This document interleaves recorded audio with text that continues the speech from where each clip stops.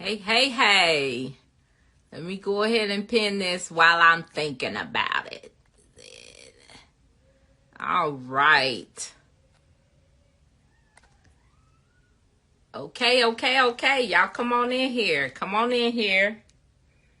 Everybody come on in here. Hey, how you guys doing? Beauty Pre. Hey, Yannick. Hey, Rochelle Home. Hey, how y'all doing? Hey, Miss K. Y'all come on in here. It is Winning Wednesday. Winning Wednesday, you guys. All right, Winning Wednesday. Blessed evening to you also. Crystal, Marcy. I'm doing okay. Yeah, I am better. I guess I can say I am better today than I was yesterday. Yeah, at least I have something to look forward to. My Wednesdays with you guys. So I feel better. I was a little sad. If y'all don't know, my mom passed away last week on the 8th. And so I have been a little sad, but, you know, like I always tell people, she loved what I did. She loves that I help people. She loves these lives. She used to watch me on Facebook and on Instagram. And so I got to keep doing what I'm doing. So, yeah, y'all come on in here and let's get to work. Let's get to work. Hey, Egypt. Yes, Booty Pre. Amen to that. Yes. All right. So, let's see. Do we have any wins? Does anybody have any wins? Hi, I am Sasha. Anybody have any wins? And just to let y'all know, if you have not subscribed to my YouTube channel, I have to make sure that I get on here and tell you guys it's pinned. Look, let me see. It's pinned in the comments. So you guys can go to that link right now. And if you were just now a brand new subscriber, go ahead and come back into this live and let me know by throwing me the deuce. No, not deuces. Trays. Throwing up threes. Plus the 3 in the comments so I can know that you are just joining, subscribing to my YouTube channel. Beauty Priest says, bless you. May he give you strength. My condolences. Thank you. I appreciate it. Don't y'all make me cry tonight now. Don't y'all do it. Because y'all know once these floodgates open, they will not stop. It will keep coming. So, I am, hey, Rare S-R-E. Thank you for the follow, Egypt. I appreciate it. Hi, I like it that way. How you doing? How are you? All right, you guys, it is Winning Wednesday. If you guys have any wins for this week, you know, since our last interaction on last Wednesday, please throw them in the comments. Throw them in the comments so I can read them out loud. We can put it out into the atmosphere. Positivity, good things, wins. Because we are winners on this call, okay? It is Winning Wednesday, and ain't nothing but winners on here. Hey, Sakotu. Hey. So if you guys want to share your wins, put them in the comments, and I will be glad to read them. I need all the positivity that I can get. I need it, and I need it right now. Hey, Tamika. Yes. I need it. Hey, ladies, sending my prayers and condolences. Thank you. I appreciate it. I do. I really appreciate it. Yes. I am, I was going to say I'm recovering. I guess I am recovering because I was a little down last week. I lost my mom, but I'm excited about tonight. I am. I live for this stuff, y'all. I do. I love the interaction. I love helping people. I love, just coming on here and spending time with you guys for, the next hour, hour and a half, however long it goes. Hey, Layla, the boss. How you guys doing? If you have any wins for last week, I know somebody, come on, somebody give me some positivity, okay? Give me some positivity. If you have a win, it could be something small. Share your win in the comments so we can get this Winning Wednesday party started. Okay? Share your wins. Layla says I miss you too. Tamika, thank you. I appreciate it. I do. Yeah, I mean, it happens. My mom was 91. She was 91. She had me very, very, she was 41 when she had me, and I just turned 50 this year. So, we had 50 good years together. Yep. I told my brothers and sisters, I'm kind of mad because they got to spend more time with her than I did. But when you think about it, we all got to spend 100% of our lives with our mom. Thank you, Tamika. Hey, Rose by any other. Hey, yeah, B. Yeah, B. Yes. Oh, thank you. Thank you, Lala. I appreciate it. Come on, y'all. Give me some wins. Stop making me sad. Give me some wins. Let's get some positive energy. I know somebody has something good happen. Because today, I mean, dealing with and then today I'm driving around and this is not a win. Big crack in my windshield. Yes, a big old rock came from out of nowhere and just right in my windshield. I was like, come on, Father, please, Lord, don't keep having stuff happen to me, man. I don't know. But what does the scripture say? He won't put more on you than you can bear. So I guess I'm strong enough to handle all this. Hey, the kingdom. All right. So if nobody has any wins, come on, you guys, we're winners. Nobody got a win. Nobody got a little bitty win. I mean, did somebody get okay, I'll be out to Cleveland to see Dwayne. He's going to work with me. Well, good. Awesome, Lala. Hey. Tamika says, can I start a group home in Connecticut? How are the laws there? Hard. You can start a group home pretty much anywhere. It's just going to be how much can you handle? Connecticut, Maine, places like that. It's a tad bit. East Coast period to me is a little harder. So it's just going to be what you want to, how much you want to deal with. Hey, Doran. Well, awesome. I mean, if it's something you want to do, I just feel like nothing is impossible.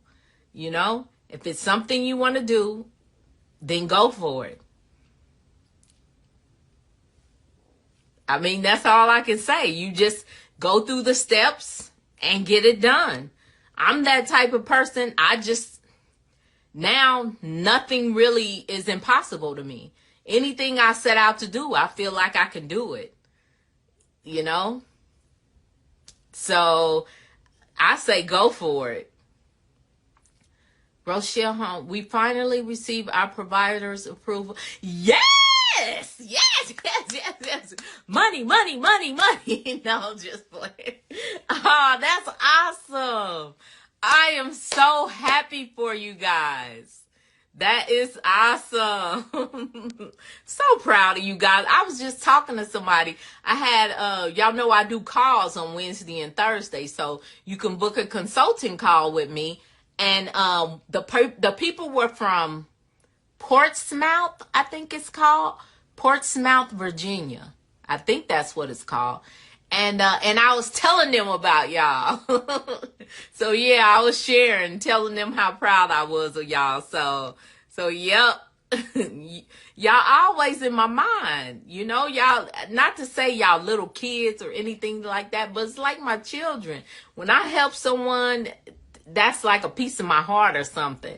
Like I internalize, when y'all reach out, because y'all are a part of me and y'all invested in things like that. When you reach out, I try to respond. Am I not right? I try to help you figure it out because I want you guys to succeed. I really do. And I don't, only to be fair, I can't do it with everybody because so many people reach out to me. But those of you that, and I'm not doing this as a pitch, I'm just being honest. Those of you that invest in me, like, you know what I'm saying? Coming to an event, doing things like that. That's my focus. Only because you gave something. You know what I'm saying? I'm all about reciprocal relationships. And I feel like, kind of like the scripture when it says you reap what you sow. You sowed into me, so I'm going to sow into you. So it's people that I talk to, like Rochelle Home, Christopher, and Tina. They are close to my heart. So when they reach out, I'm like, okay, let me see what I can do to get them to where they need to go. And that's just how it is. So I'm so proud of y'all. I'm like a proud mama. Made me feel good today. Yes. Because when that Medicaid number come in, when that Medicaid money come in, it hit different. Like they say, it hit different. Hey, PT Resilience. I'm excited, y'all. Hey, Claudette. Hey, JJ Suleiman. Hey, Roses. Yeah, they said it was near Virginia Beach, so yep. It's a couple. They talking about the premium package. Y'all know I discontinued it, but it's a few people that I talked to. Like, I opened up a slot to say I'll take so many people by the end of the year, and they were one of the couples. So I will definitely be coming to Virginia. So I will definitely be stopping by y'all house. Oh, she said, yes, you do all the time. I mean, y'all part of me now. I feel like that. Y'all family. So it's like, why wouldn't I try to help you? And that's how I feel. Hey, my favorite nurse. Hey, Krista. Hey. All right. Anybody got any wins? Nobody got any win. Well, that's a win. That's a big win, Rochelle Holmes. I'm so happy. Rochelle Holmes got their Medicaid provider. Oh my gosh. That is awesome. And Virginia don't be playing. That's some good money there. All right. So nobody else has any wins. Well, I always try to come on here and talk about a topic. You guys can ask me any questions that you want while we're on here. But today, I had a few people, well, more than a few. I'll be getting a lot of DMs, y'all. Somebody started the conversation, I guess, about, because I did a video on paperwork, and it's on YouTube. And so people were hitting me up in regards to paperwork. So I just figured I'd narrow it down a little bit and go over documentation. So tonight we're going to go over documentation. So if you guys have any questions or you have any questions on any subject for that matter. Thank you, Roses. Yeah, I told them Wednesday nights, I kind of, this is my thing. I reserve Wednesdays for my live on Instagram. So I really try to make sure that I show up. And y'all know my mom passed on the 8th. It's the 13th. I'm still, the other day my daughter came home and was like, hey, Mom, and told me something exciting. And I went to call my mom. She ain't there no more. So it's still a little... You hear the little, but this is something I enjoy doing. So I figure I'll come on here and teach y'all about something. Hey, Tariq. All right, so documentation is what we're talking about. Things you need to be documenting in your group home, because people don't know this. When you're first, starting out with your group home, people will tell you basic things, but when that insurance company, when Medicaid come and be like, hey, you need to produce this and this and this and this and this whole list, and you don't have it, you can chance losing your license. So this is a good call for you guys to be on, Rochelle Holmes, just to make sure you guys, especially with you guys, look, I'm happy getting your Medicaid provider, certification or number or whatever people call it in different areas. This is a good live for you guys to be on, because you're going to know what you actually need to be documenting, because people don't tell all of this. And I get it all the time. I got it on all my calls today. Nobody wants to help. Nobody wants to tell us this. And, that's what I'm here for. So tonight we are going to go into, hey, Shavonda. Hey, Kamo. Hey, Lewis. We're talking about documentation tonight. Thank you, Claudette. I appreciate it. I do. All right. So we're going to dive into documentation and things that you guys need to be documenting when you have a group home. So if you don't have a piece of paper or a notebook or your phone out, your notes section or whatever, hey, get it out. And the thing about it is, I don't know if y'all noticed, but my lives are not, when you go back after this live, my lives are no longer available. So you got to get it while you're on here, okay?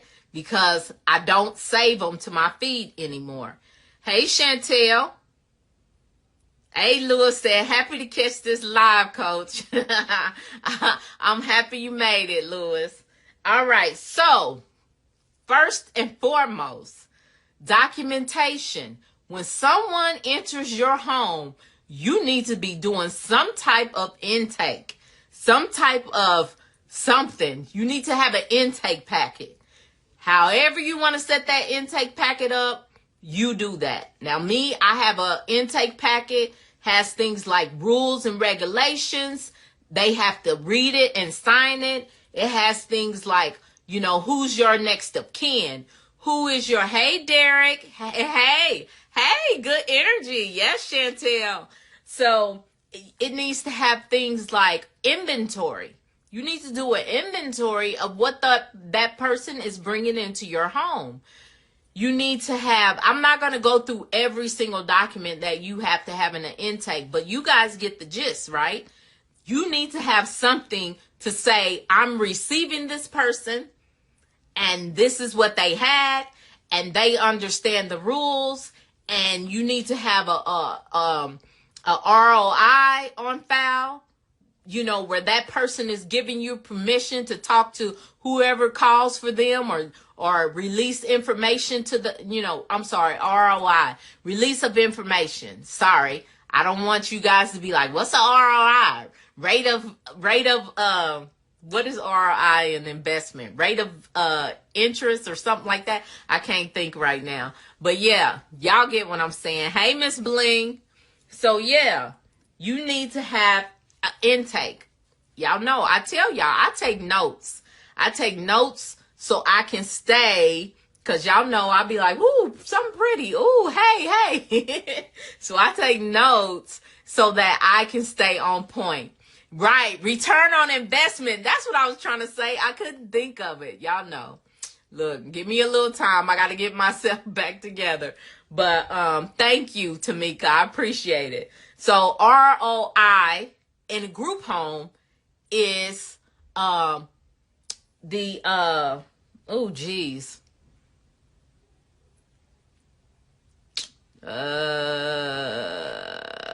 I can't even think. I said it earlier. I said it earlier, but now I can't even remember what it is.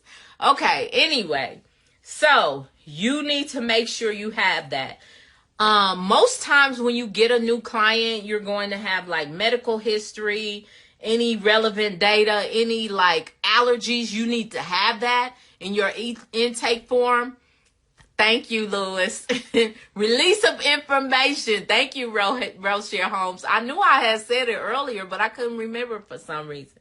So you need to make sure that you're collecting data from them, and then you're also providing them with information about your rules, schedules, things like that.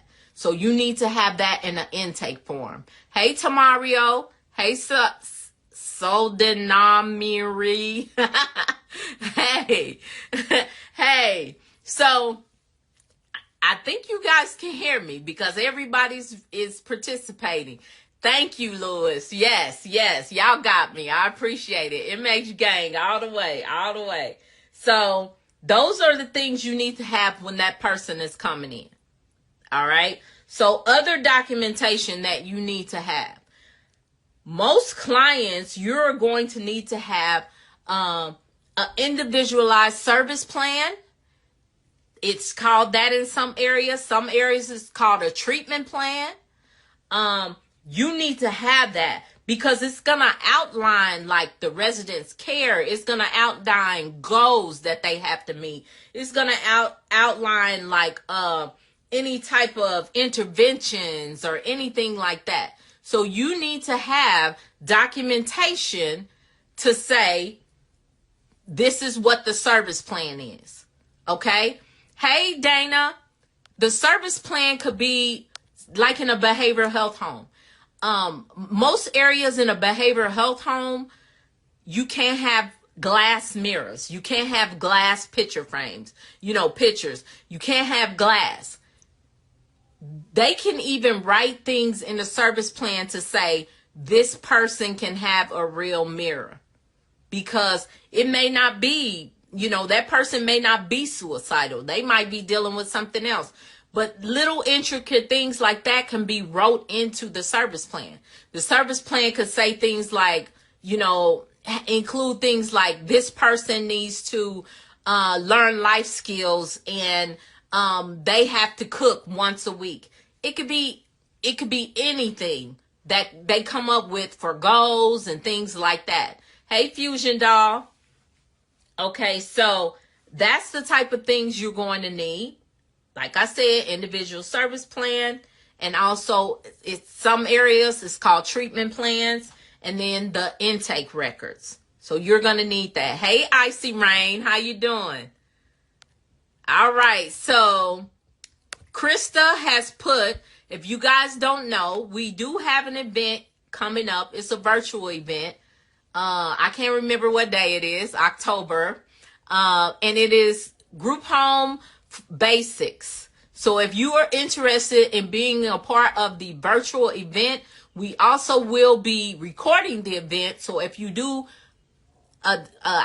purchase a ticket or purchase a seat, and you're not able to join, because I had a few people that said they were doing their residency and things like that. If you're not able to join, you can go ahead and purchase a seat, and then we will send you the recording afterwards. So that is available.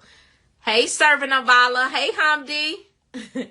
All right. So like I said, let me reiterate, because I got my MH gang coming in late. So I'm going to reiterate.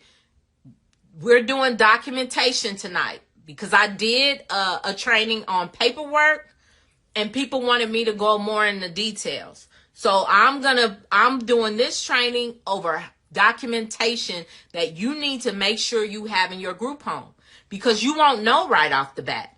But because I've been through over 100 surveys, people don't realize that I've been in over 100 surveys, 10 homes, 8 years. That's once a year, 80 surveys. Okay. And then also people that I've assisted through their surveys. So who on here can say that? Nah, I'm just playing. But yeah, so I've been through quite a bit of surveys, and sometimes you don't find out things that you need to be documenting and keeping track of until after the fact. Because this stuff they still trying to throw at us. And we've been in business 8 years. So yeah, so I know.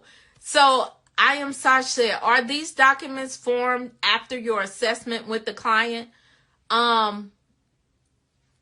You mean, are you saying your initial assessment? Because in my group homes, I do a Zoom assessment. Y'all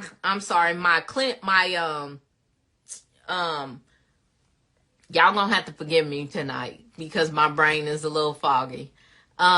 My admissions coordinator, thank you.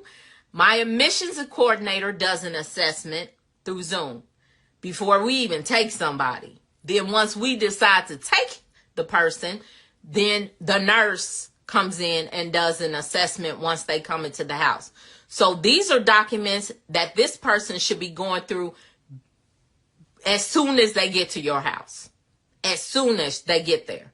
Now, everybody may not have a chance to question and assess and go through the rules with people before they actually come to the home.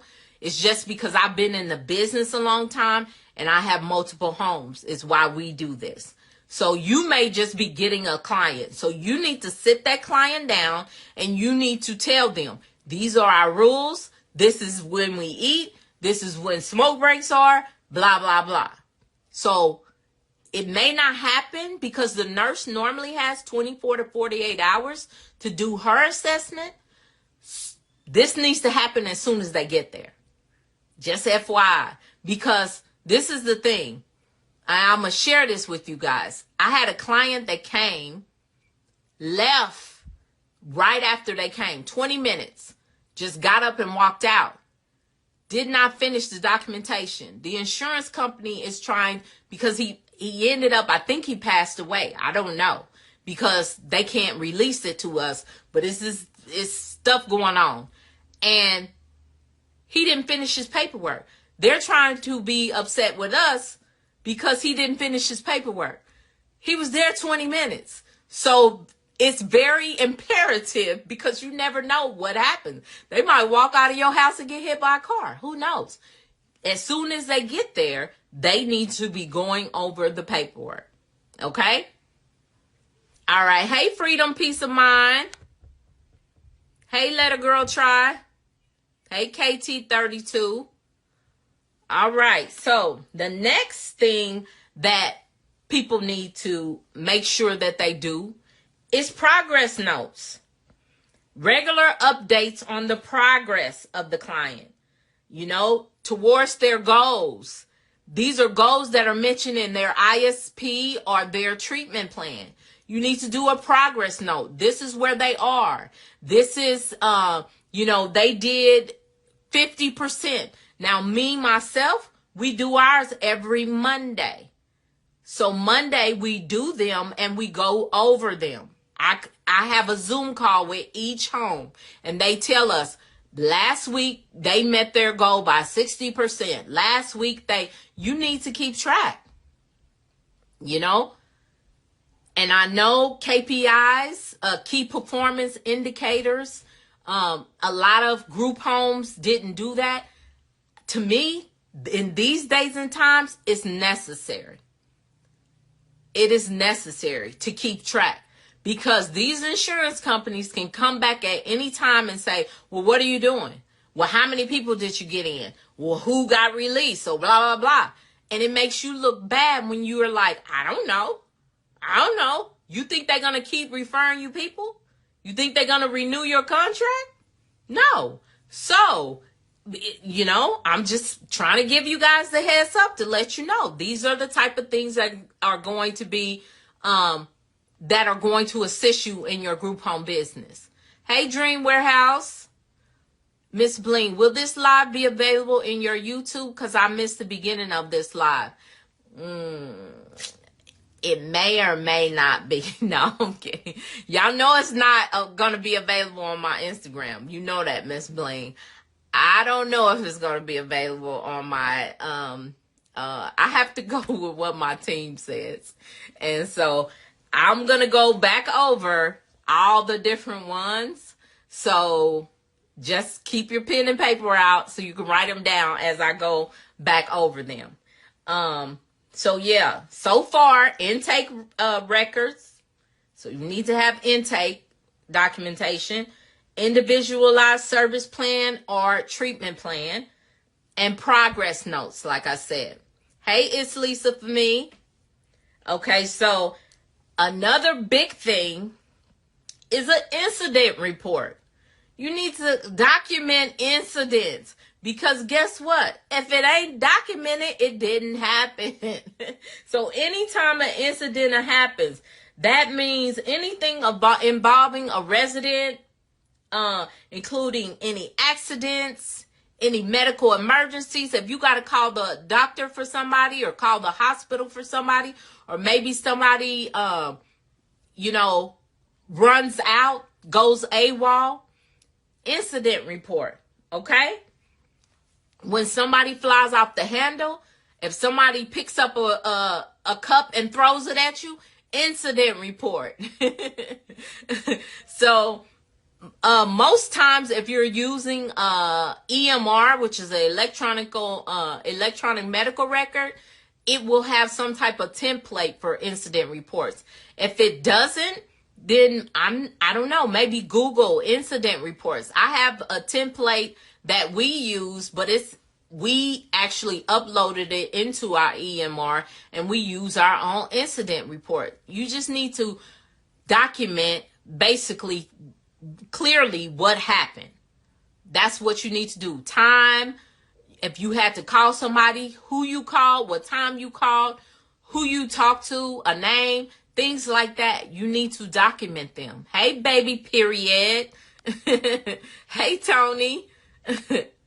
All right. So Krista posted, I do 1 hour coaching calls on Wednesdays and Thursdays. So Krista did, go ahead and post that link in Krista is my assistant, you guys. So she's always going to, do what she do. And so I think we're pretty booked up until October. I think we may have a couple, but I think we're pretty booked up. But just to let you guys know, if you need, a little help, you can book a 1 hour coaching call with us. All right. So the next thing after incident report is medication logs. You need to be documenting what medications people are taking in your home. You need to be checking medications to make sure. You need to be counting. You need to have narcotics under lock and key where everybody just can't access it. We have to do a count before the shift, after the shift. We're really before everybody's shift because we do 12-hour shifts. We have to count our narcotics just to make sure that they are all there. And if one comes up missing, it's a mess because those are regulated. And so you need to be documenting the medications. Any type of, dosage, time, staff member who administer the medication, or even if the person is administering their own medication, you still need to know what they're taking in your home. Okay. Most group homes, you cannot take meds or any type of over-the-counter unless it is documented. Just know this. So even a cough drop should be documented, because guess what? If that person takes a cough drop and it's something in that cough drop and they have allergic reaction, guess who gets in trouble? You do. So we don't let anybody take even medicated toothpaste has to be locked up and documented. Okay? I take this stuff very seriously, you guys. Very seriously. Okay? All right. Next thing. Okay. So let me go back for the people that just came in. We're going to be documenting the intake. You're going to have to do some documentation of intake. You're going to have to do treatment plans or the ISPs. You're going to have to do progress notes, which are basically you updating where they are in their goals from their ISP or treatment plan. You're going to do incident reports. When things happen, you need to document it. You also need to document medications. Okay? I think I'm all caught up. You said when. When what, Rochelle Holmes? Tell you look, you know better. You got to be detailed when you ask me a question. You said when. Icy Rain says, if your residents are arguing with each other, incident report. Yes. Incident report. If your clients start fighting, incident report. Yes, those are the type of things you need to be documenting. Okay, so Yay B says, for a residential treatment center, do you have to provide any services besides shelter? That would depend on the regulations in your state. Yeah, that's kind of a, might be, you know what I'm saying? Question, because it depends specifically on like where you're at and what the regulations say, because some you may not have to, and then some might say you have to do this, so it just depends, and what level too. It might depend on what level, if you're in a state that has level of residential treatment centers. So it's when y'all ask me questions like that, it's like, I have to go back in my mind and be like, yeah, it's going to depend though, really. Hey, Vanilla Splash. That's right. Incident report. When, what, where, how, and who. Exactly. Yes. Hey, Lena Bina. Hey, your realtor, Latoya. Hi, Tamia. Hey, Melina. All right. So moving on. All right. Appointments. You need to be documenting appointments. Okay. Any appointment that your resident goes to, including the purpose of the visit and any follow-up required, you need to be documenting that.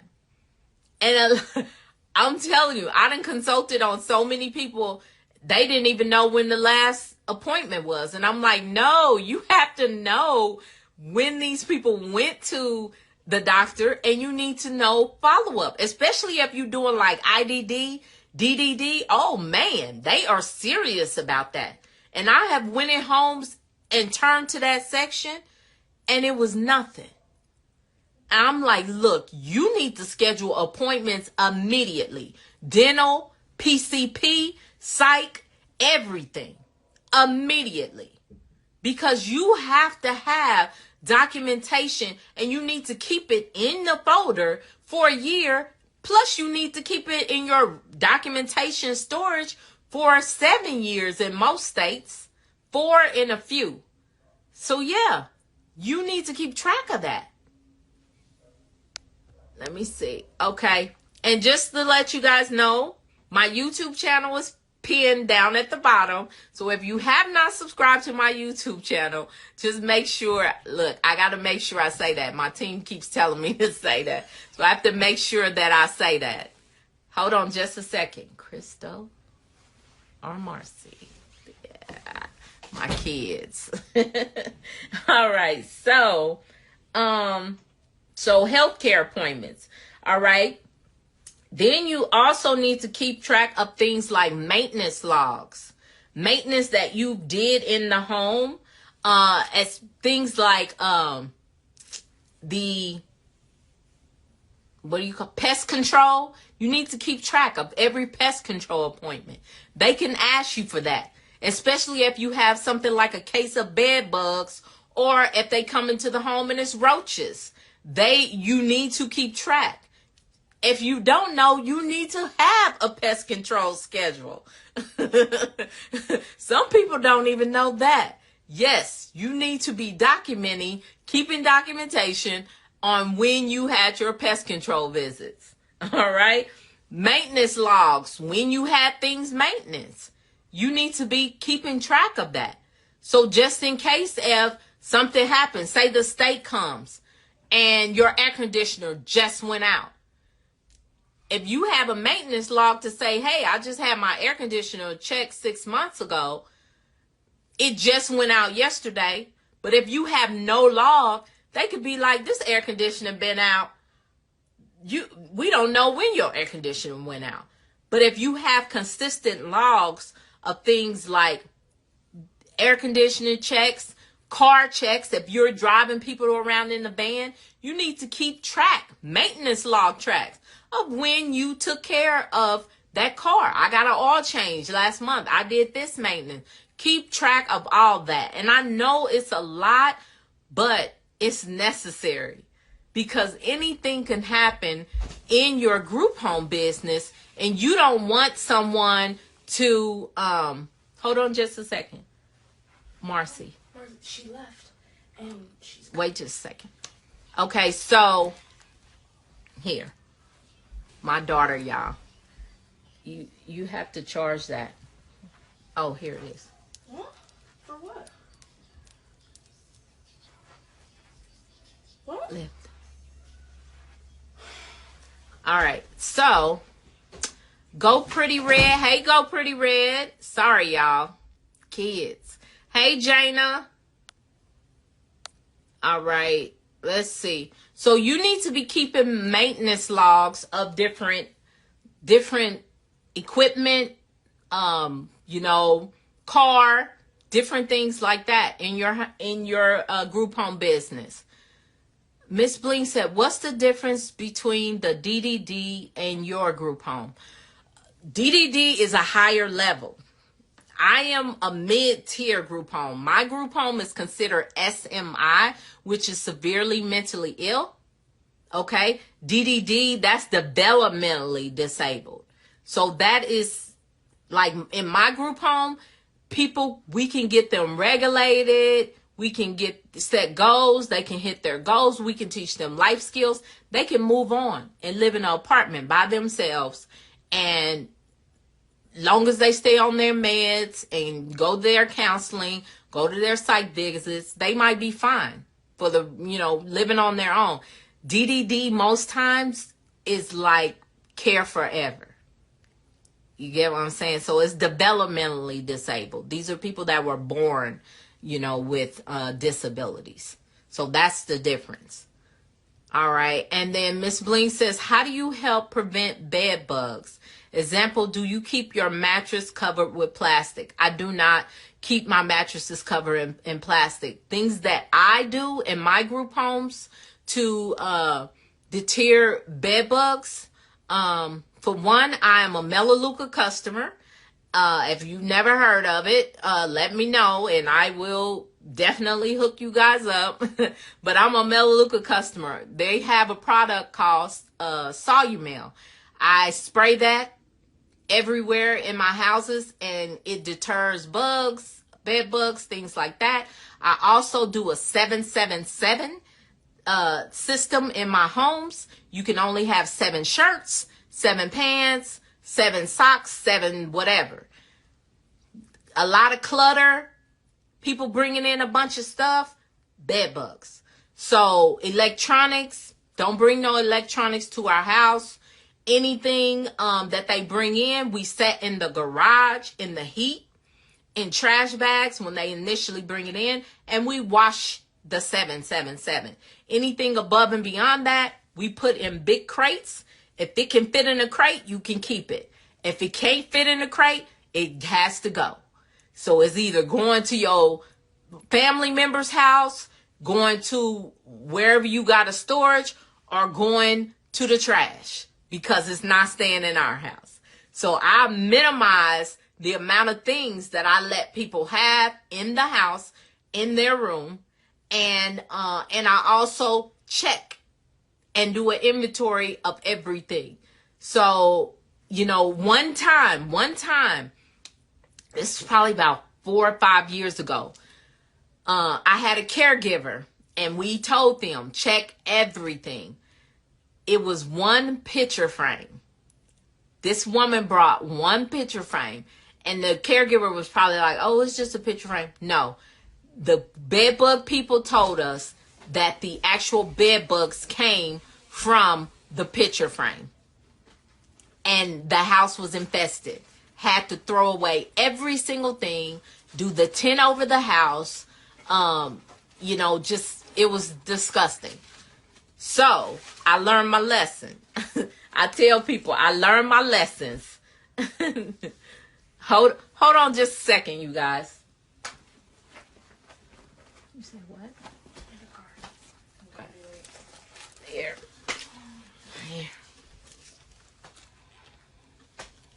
Sorry, y'all. I got kids. Where's Crystal? She's downstairs cooking. Okay. Are you taking me away? Here. She said no. Okay. So, let's see.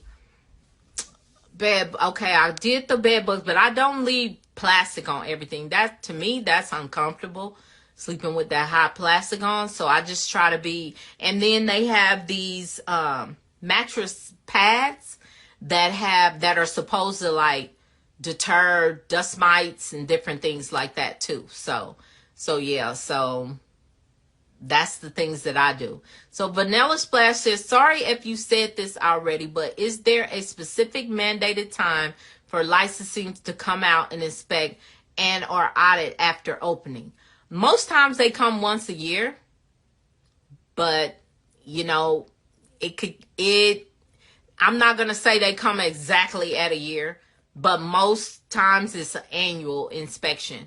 I have had a couple of homes that had no deficiencies at all, and they gave us 24 months. So they were just like, we're not going to come back for 2 years. But most times it's annually. And really, the state can come anytime. Anytime there's a complaint, anything like that, the state can come. Yeah. So Jay Suleman says, can I start a group home if I personally do not have any formal experience? I have 2 people that will be direct caregivers, but I do not have qualifications, but have the capital. I mean, anything is possible. My saying is, I never want people to be able to hold me hostage. I've heard stories in my group home journey about people that didn't have certifications and had people working in the home, and the state show up and they say, you better send me this money right now or I'm leaving. So I don't want people to hold me hostage. So I went, got my caregivers, got my, food handlers, may not ever work in my house, but I keep my stuff up to date. Yeah, so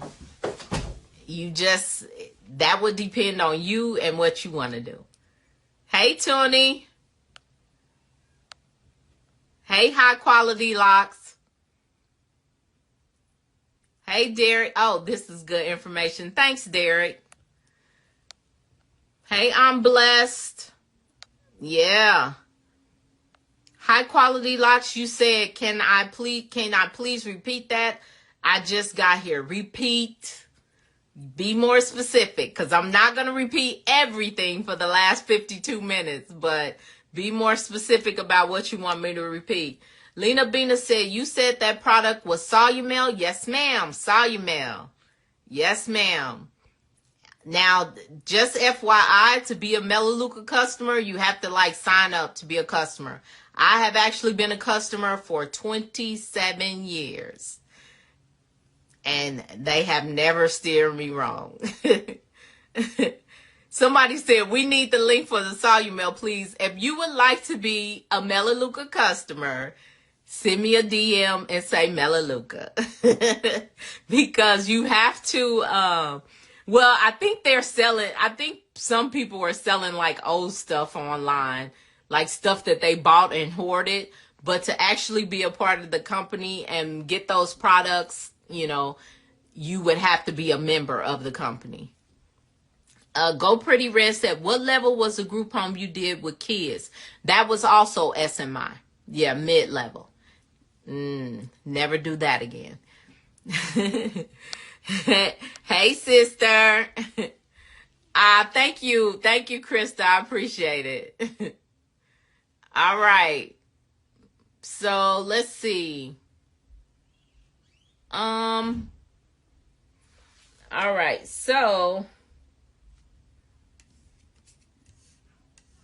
you also need to document things like fire and safety drills. You need to be doing a fire drill and a safety drill in your homes, and you need to document it. I don't know if y'all know that. You need to do one on every shift. Okay? What's the last day we can pay for the class? I'm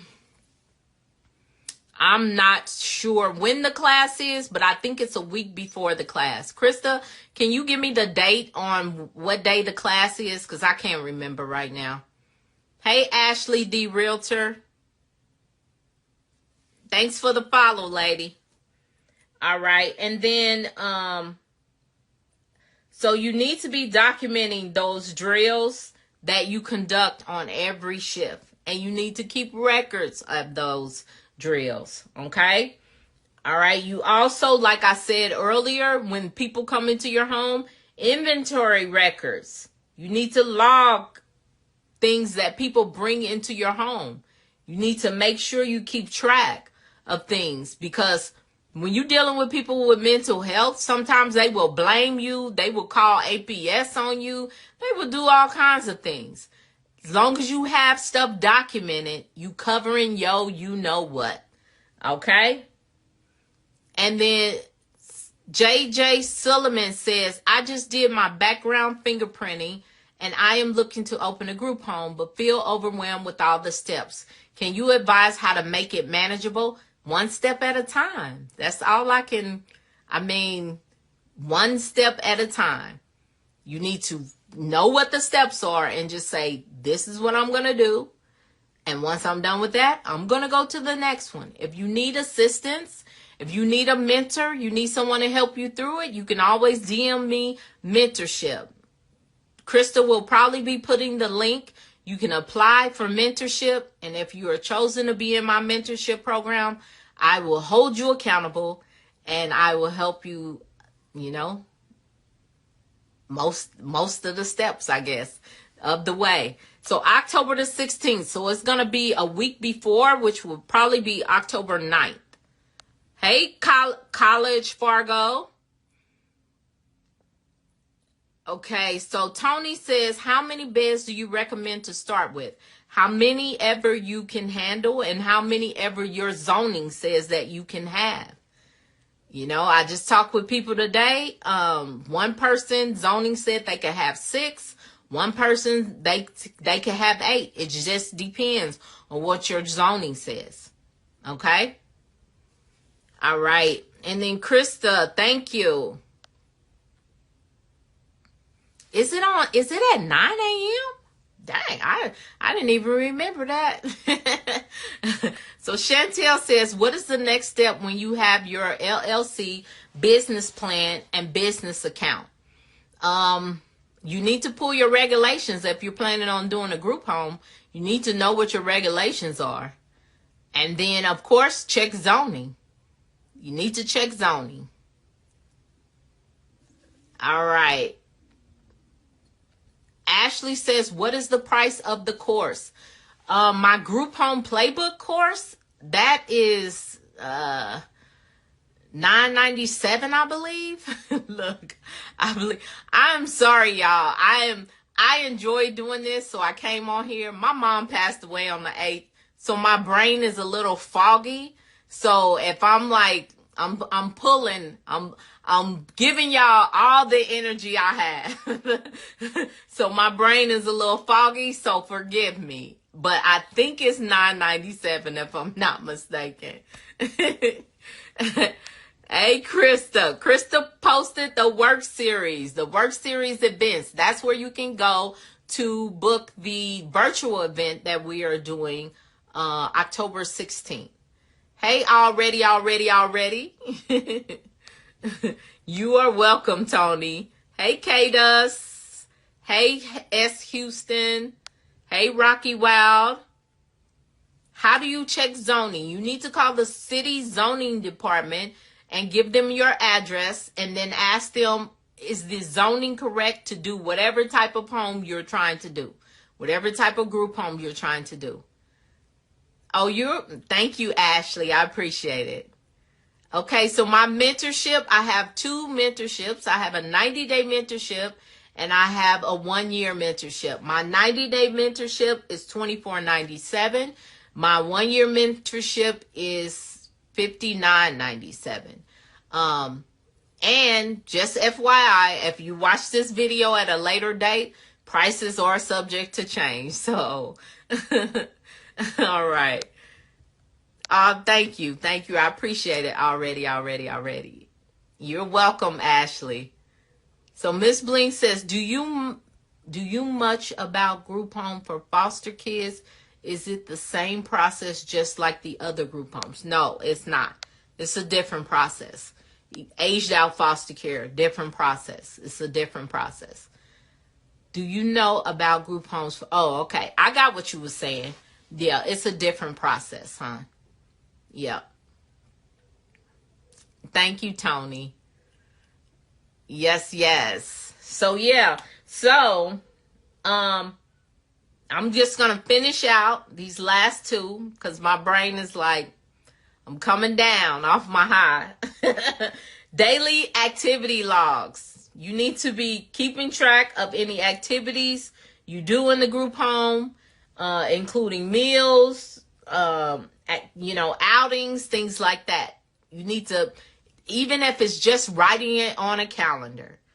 Of course, you need to post your menu, but I'm saying you need to keep track of these things. Okay? And then also visitor logs. Anyone that is coming into that group home, they need to be signing in and they need to be signing out. Okay? So make sure, and I think that was it. But all of these are very essential when having a group home. Okay?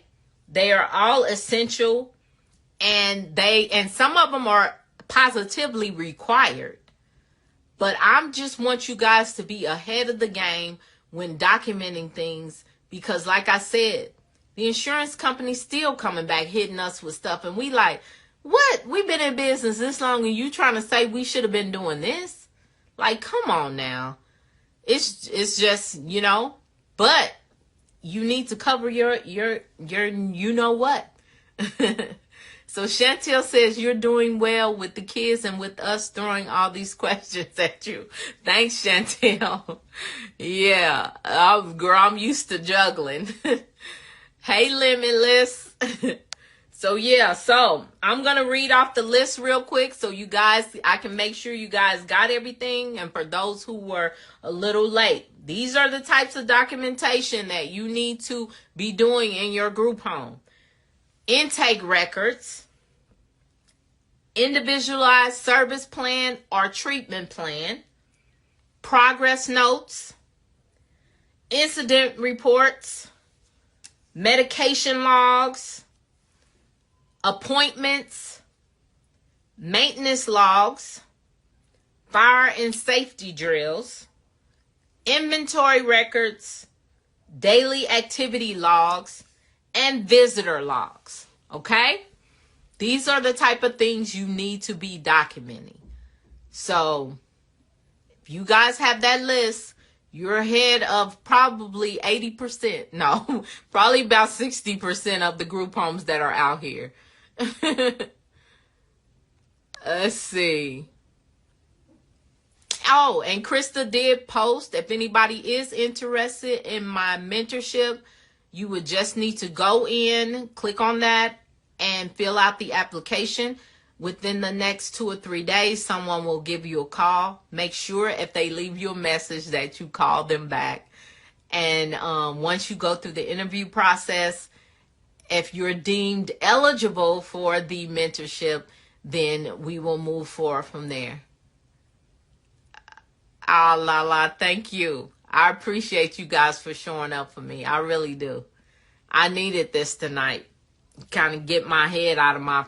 You see, it's still a little foggy, but it got my head out of a little fog. So I appreciate you guys for joining me tonight. and yep, YouTube. If you have not, look, let me put my finger. If you have not subscribed to my YouTube channel, make sure you go there and subscribe to my YouTube channel. And yeah, guys, I'm zonk right now. So I'm going to jump off before I forget something else or say something else crazy. All right. So you guys have a great night. Thank you so much for joining me. And as I always say, be a blessing to someone else. Bye. Aw, I love you guys too. I love you guys too. All right. Good night. Hey, loves. Hey, you guys. It's Wednesday. I told you guys I'm going to be trying to do my lives on Wednesday night. That's the time I set. And so I'm making an effort to be consistent. Hey, Sean. Hey, Makita. Denise. Hey, Angela. How you doing, lady? Long time no see. I like it like that. Hey, how you doing? Hey, TR Cleaning. Wait, was you guys waiting for me? Everybody jumping on all at once. Tony Vibes, how you doing? Hey. I'm so excited to spend time with you guys tonight. I am. Today was like a day of, hey, Ocean Blue. Hi, Miss Shronica. Yeah, today was just a day of relaxation. I did have a couple of consulting calls that I was able to complete. I love being on calls and people actually they took my course and they're actually in the process of doing a group home. That makes me feel like, man, that's like, if I have a bad day and somebody tells me that just makes me feel so much better. Hey, the only LaQuanta. Hey, how y'all doing? So, tonight, you guys, you know the routine. If you have a question, if you have something you want to ask me or something you want me to go over, go ahead and type it in the comments and I will be oh so happy to answer, to answer your questions or to, or have a discussion. Hey, David. So, I just been kind of, I'm planning, my event and see, this is the thing. I told everybody, I am not a planner. I am not a planner. I just kind of like to, I will give up pay on something if somebody plans the event and takes care of everything and I just show up. But I have to get out of that. So that's what I'm trying to do. I met this amazing woman. Hey, Sharonica said, go with the flow. I met this amazing woman, Sharonica, and she's such a good organized person and planner. And it makes me want to be a better organized person by being associated with her. I'm not the most organized, I'm gonna tell you. I get stuff done. I do. I fit right in. My mentor always says, get it done, figure it out later. Like, do it, figure it out later. that just went right with my spirit because that's how I am. Figure it out later, you know? And so, hey, Fabrice. And so, look, and I get tired of being this way. She gets tired of being organized. I get tired of being disorganized. That's why I am a delegator. I delegate to different people, but the only problem with that is there's a lot of people that I'm associated with, and I feel like I always tell people it's kind of like when I go to a store and then everybody, like the store be empty and then everybody comes there. Or like I used this hotel for one of my events last year, and like their business was really slow. They gave me a real good deal, and I told them, I said, everywhere I go, I am blessed. So by you guys having this event for me and treating me good, you are going to have an overflow. God was not playing when he came through on that, on me speaking that, because I kid you not, they were so packed. The next time I wanted to have an event, they couldn't even accommodate me. He said, we are so busy right now. So I know that when I connect myself with people and I speak that into them. And I know when I connect with you, you will be blessed, you know, because you have no choice but to be, because I will take a loss for people. I will give to people, and I always know you're going to reap what you sow. So I already know it's going to come back to me. And if you're connected with me, what do they say? My cup overfloweth. My cup going to overflow, and you're going to be blessed. So I know this as a fact. So I just feel like the people that I normally delegate things to, I say Fabrice, for instance. I had somebody do a job for him, and I was like, well, it was kind of miscommunication too. I thought she told me one day that it would be done, but she was saying, no, I'm going to start on it on that date. So, because she's busy now. And so I just know and I'm not saying it's me, I'm saying it's because it's the God in me. I'll say it that way. And that is like one of my consistent prayers, that anybody connected to me to be blessed. You know, so I'm constantly always praying that, because I want, everyone that's around, yes, they gonna win, you know, because that is my constant prayer. You know what I'm saying? Long as I ain't gotta have over. I just gotta have enough to fill my cup to overflow to somebody else. I'm saying I don't have to keep it. You know what I'm saying? That's what I'm saying. I don't have to keep and hoard stuff, because my dad always taught me, if your hand is like this, nothing's gonna get in and nothing's gonna get out. So he taught us to walk around like this. That way it's always flowing. It flows in, it flows out.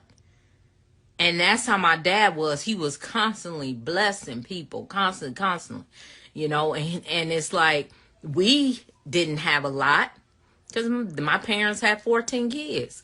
We didn't have a lot, but it was people that thought we was like rich when I was little, because we was always blessing somebody. So that just continues, you know, into my adulthood. That's my mindset. And so people that are around me that normally work with me, they busy. They got all this business coming in. Hey, IJ Bonnie, on the clock Jazz. I just like to say hi to everybody. Hey, Power Chef. Hey, Power Chef. All right. That's right. That's right. We're blessed, Fabrice. We are blessed. I try to, Shronica. I do. I just, now sometimes people push me. No. But no, I really try to. Yes, we are a winning team. Yes. And that's the thing about it. As long as you have good intentions, You know, when you're working with people, you have good intentions and you do what you say you're going to do.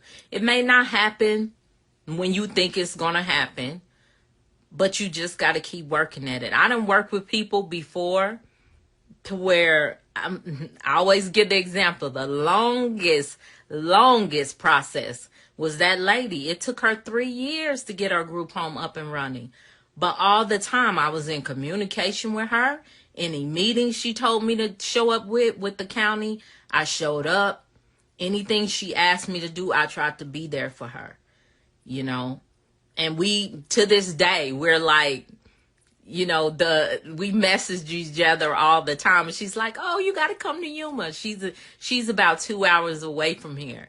And I'm like, oh, yeah, I got to get out there. But like, even when I went that way and I had to stay a few days, she made room for me in her house for me to stay. You know, so she was a blessing to me. Me and my daughter, we didn't have to get a hotel room. She was like, you're not getting a hotel room. No, you staying with me. You know, when I went that way, she at one of her houses, her and her boyfriend gave up their master bedroom and let me and my daughter stay in their master bedroom. And they slept upstairs.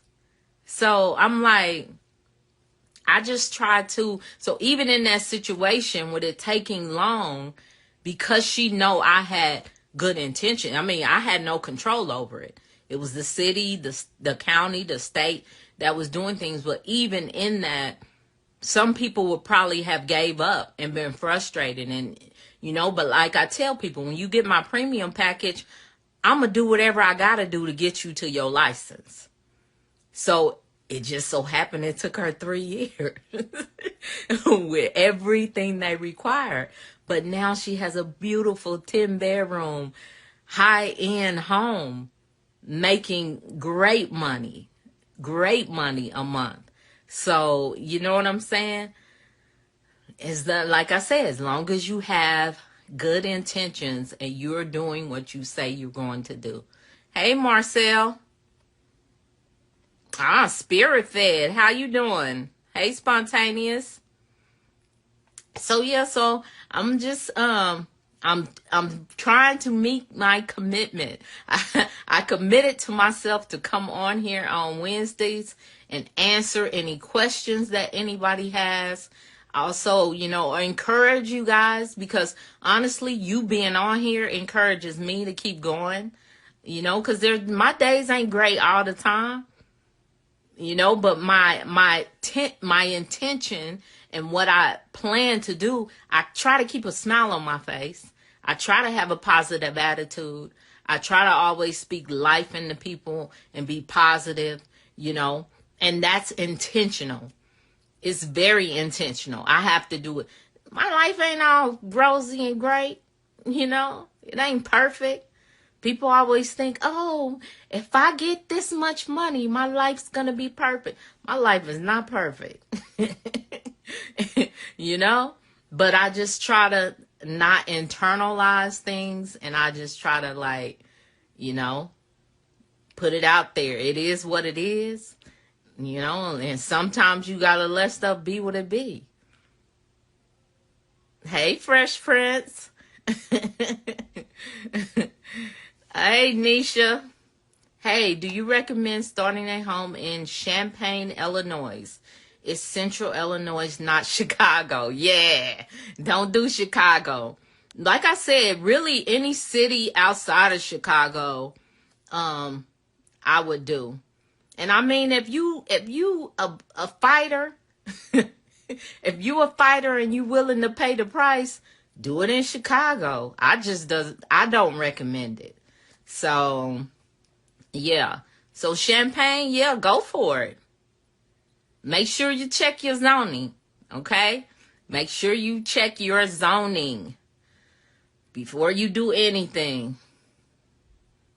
Y'all know that's key. Check your zoning, because you don't want to get into something and you can't even do a group home. Fresh Prince, what you doing on here? Oh, how do you check zoning? Good question. So you check zoning. You want to call the planning and development department for your city, for Champaign. That's the name of the city. Or you want to call zoning. It's going to be something like that. Something, it depends on what state you're in, but it's going to be like planning and development or either or zoning. And what you do, you call and you say, I'm interested in doing a group home. Tell them what type and ask them and tell them you need to know if the house that you're going to use is zoned for that. And they will either direct you to the right department or they're going to tell you the answer.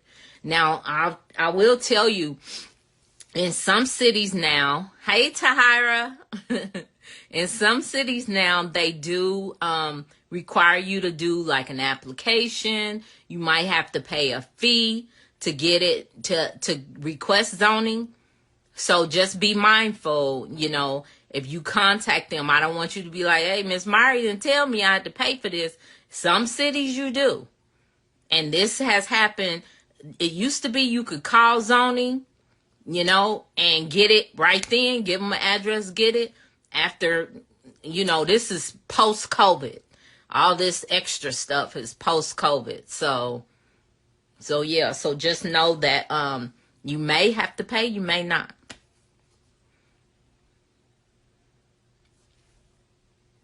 And okay, so on the clock Jazz. Hey, on the clock Jazz. Have you experienced a death of a client in your group home? Yes. Yes, I have. I have experienced really multiple. I have experienced when I had an assisted living. My sister actually came to live with me in my to live at my assisted living, and she had bladder cancer, and she actually passed away in my group home. So that was like really the first death I experienced was my sister, and it was not pretty. I couldn't handle it. So my other sister, that's a RN, she came in and she cleaned her up. And then I have a friend that's a RN. She also came. So that was the first one. And then, get a drink. And then the second one was another elderly lady. She passed away in my assisted living. And then most recently, in my behavioral health, in my men's home, one of my clients passed away. We believe he had a heart attack. So, yeah. So it does happen. And that's why, I explain to people. I know people always want to talk about with group homes, how much you get paid, how do you get referrals, things like that. Well, I teach a class on Tuesday nights, and which was last night. And that was the discussion, risk management, how to basically manage your risk. And one of the things I was talking about is having SOPs, standard operating procedures set up. So you're going to have a procedure to say, if somebody passes away, this is what you do. That way your caregivers, your BHTs, they know what to do if somebody passes away. And with me, you want to go through the process. Mateo. Sorry, my son. Marios.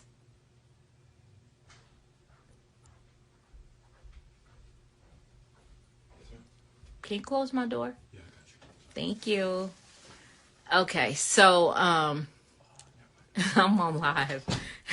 So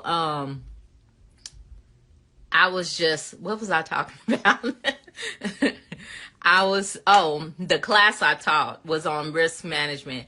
And so I was just letting them know how you should have standard operating procedures if someone passes away, or really every single thing to do with your business, you should have standard operating procedures so that if somebody walks into your business, they will know what to do.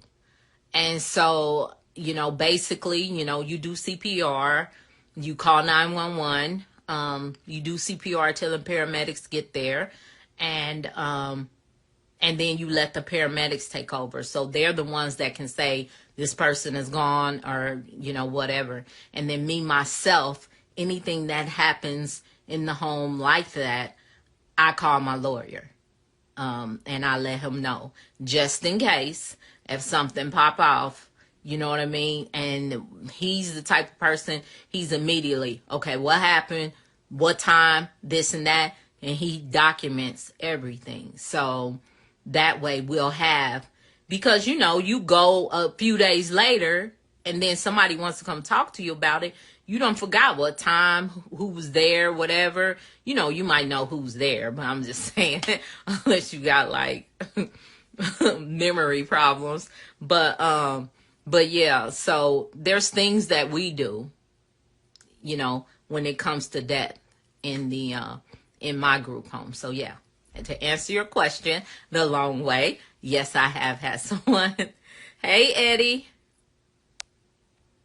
So you're saying any property before I get it, see if it's zoned. Yes. Do not buy, do not rent, do not sign anything until you check that zoning. Unless you can afford it. Like I tell you guys, I bought a house during COVID and the zoning was not right because the office was closed and they wanted you to check it yourself online. When I checked it, it looked good. I had my guy check it, it looked good. Then when the office opened, it was 25 square feet too short. So to this day, we cannot do a group home in that house. I mean, even though now it's an Airbnb, but I mean, that's a big difference. That's that's like a, what did I say? It's like a $26,000 a month difference. So that could be a big mistake for somebody starting their first home. I could kind of carry that because I had multiple homes already. But yeah, zoning's very important. Check your zoning. Tahara, look. Well, you coming to the Worc series. I know she done already secured her seat. So you gonna get all this. You gonna get all this at the Worc series. Hey, Kilolo. Oh, TR cleaning. It's okay. I mean, my sister lived a good life. So, it was sad when it happened, but, and she was my older sister, my oldest sister. It's like a 22-year difference. It's 14 of us and I'm the youngest. So I have my oldest sister. Okay. My second oldest sister passed away, year before last. She actually had, she had lung cancer, never smoked a day in her life and had lung cancer. And then my third oldest sister, she just turned 70. So, yeah. But no, I mean, she did. She lived a good life. Hey, Carolina girl. Let's see. Who else we got in here? Ivy. T. Perry. Hey, T. Perry. Miss Nickel. Hey, Daryl. Oh, yeah, T. Perry, that's a big difference. If you talking about that Airbnb and that group home, yeah. So that's why I always tell people you better check zoning because it doesn't make sense to buy something to do a group home and you expecting $35,000 a month off of this property and then you rent it out to somebody for $3,000 or whatever. That's a big disappointment. Spirit, how do we sign up for your classes on Tuesdays? It's a private class. It's a private class that I actually, I teach it and they pay me to teach it. So I can't really invite you to that class, but I do have a mentorship. So my mentorship, You need to book a call. I always tell y'all, because I want it to be clear. I want to get you on Zoom. I want to see where you're at, what you're doing, and then I want to tell you about my mentorship. Now, once you sign up for the mentorship, I had a lady sign up today. But once you sign up for the mentorship, I will take that call off at the end of your mentorship. So you'll get it back, basically, the call. But my rationalization with that is I do want to talk to you before you come under my mentorship so you can know what you're getting. And then two, if you can't make a $250 investment for a 1-hour coaching call, then you don't need a group home. And I used to give free 15-minute consultations, and I'm gonna tell you guys, when we start tracking it, it was like we were only doing 40% of the calls. 60% of the people were not showing up. 60%.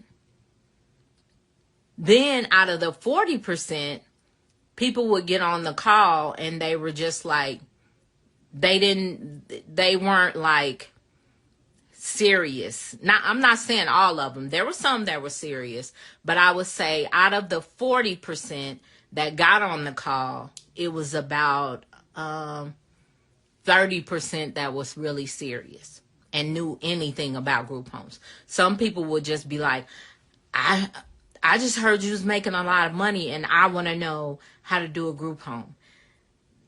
You can start there, but if you're serious about doing a group home, you're going to know something. You're going to at least watch my lives and learn, you know what I'm saying? You're going to know something. You're not going to just watch one and say, wow, she make that much money. I want to do a group home. You get what I'm saying? So I was just like, no, something's got to change. So with the advice of my coach, now my coaching calls are $250 for 1 hour. And I also require them if you want to do my mentorship. And that's only so we're clear and you understand what you're getting. I think Fabrice is on here. Fabrice is one of my premium mentorship clients. And so he knows. I mean, it's worth it. You learn. We do extra stuff for you. I'm doing some things for him, getting some things taken care of, and it is it's a great group. It's they get on there, they encourage each other, they ask questions that other people hadn't thought about, and then they're like, whoa, I didn't even think about that. So you learn while you're, and sometimes we get on there and we just have fun. but it's all good, So yeah. But that's how you can't sign up for the Tuesday class, because like I said, that's a private group.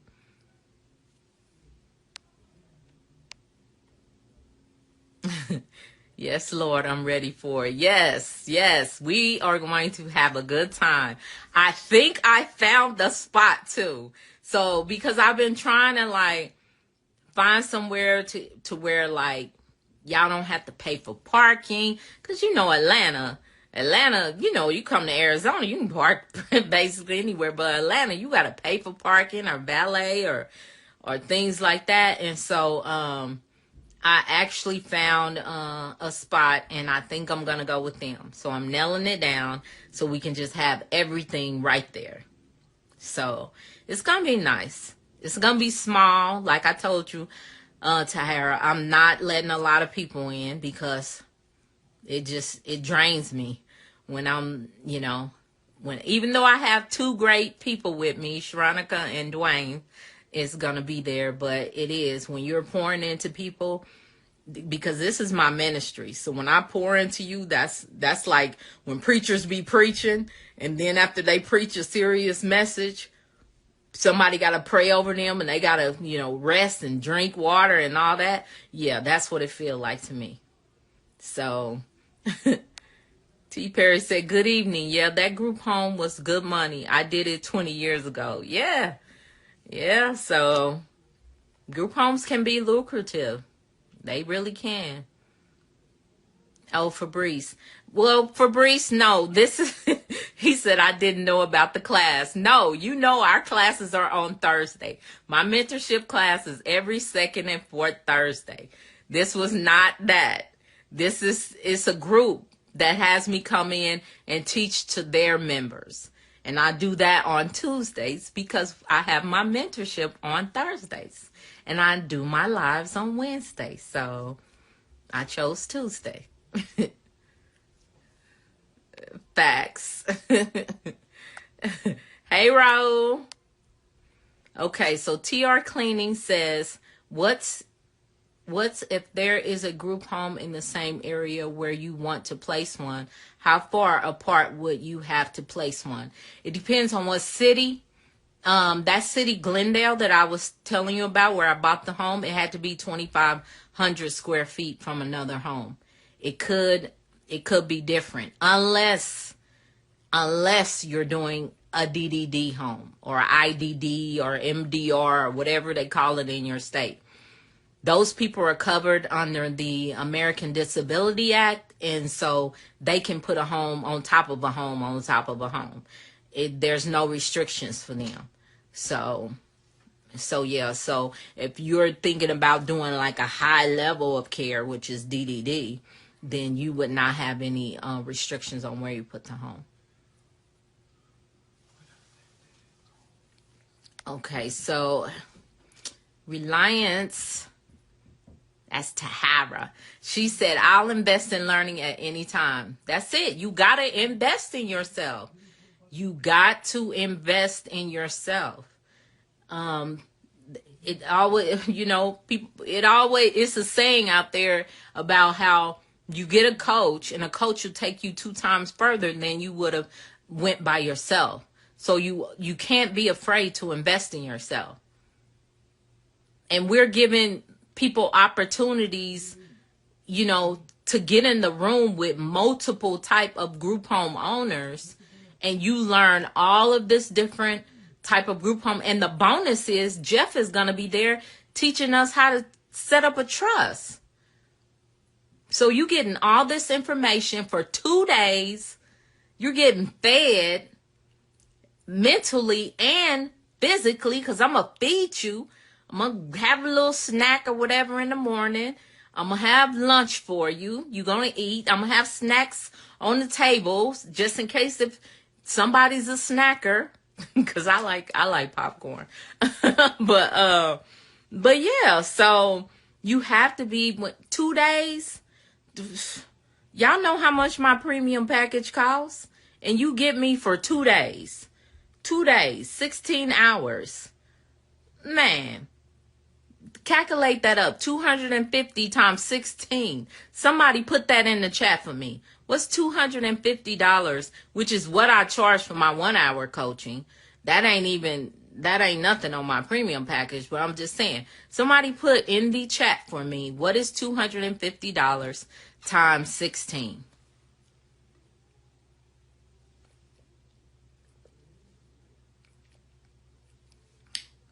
Anybody? I know what it is because I'm really, really good in math. I can count money good and fast. My son's so silly. He at the door because my son's good in math. He's at the door saying what it is. Somebody put it in the chat.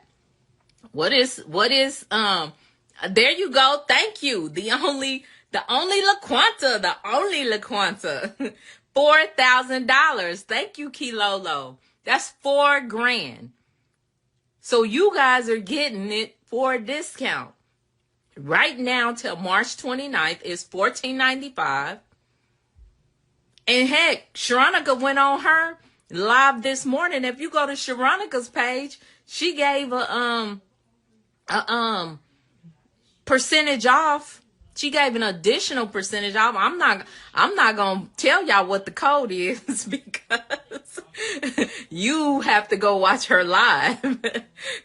But I'm not going to tell y'all what the code is. But she gave an additional amount off.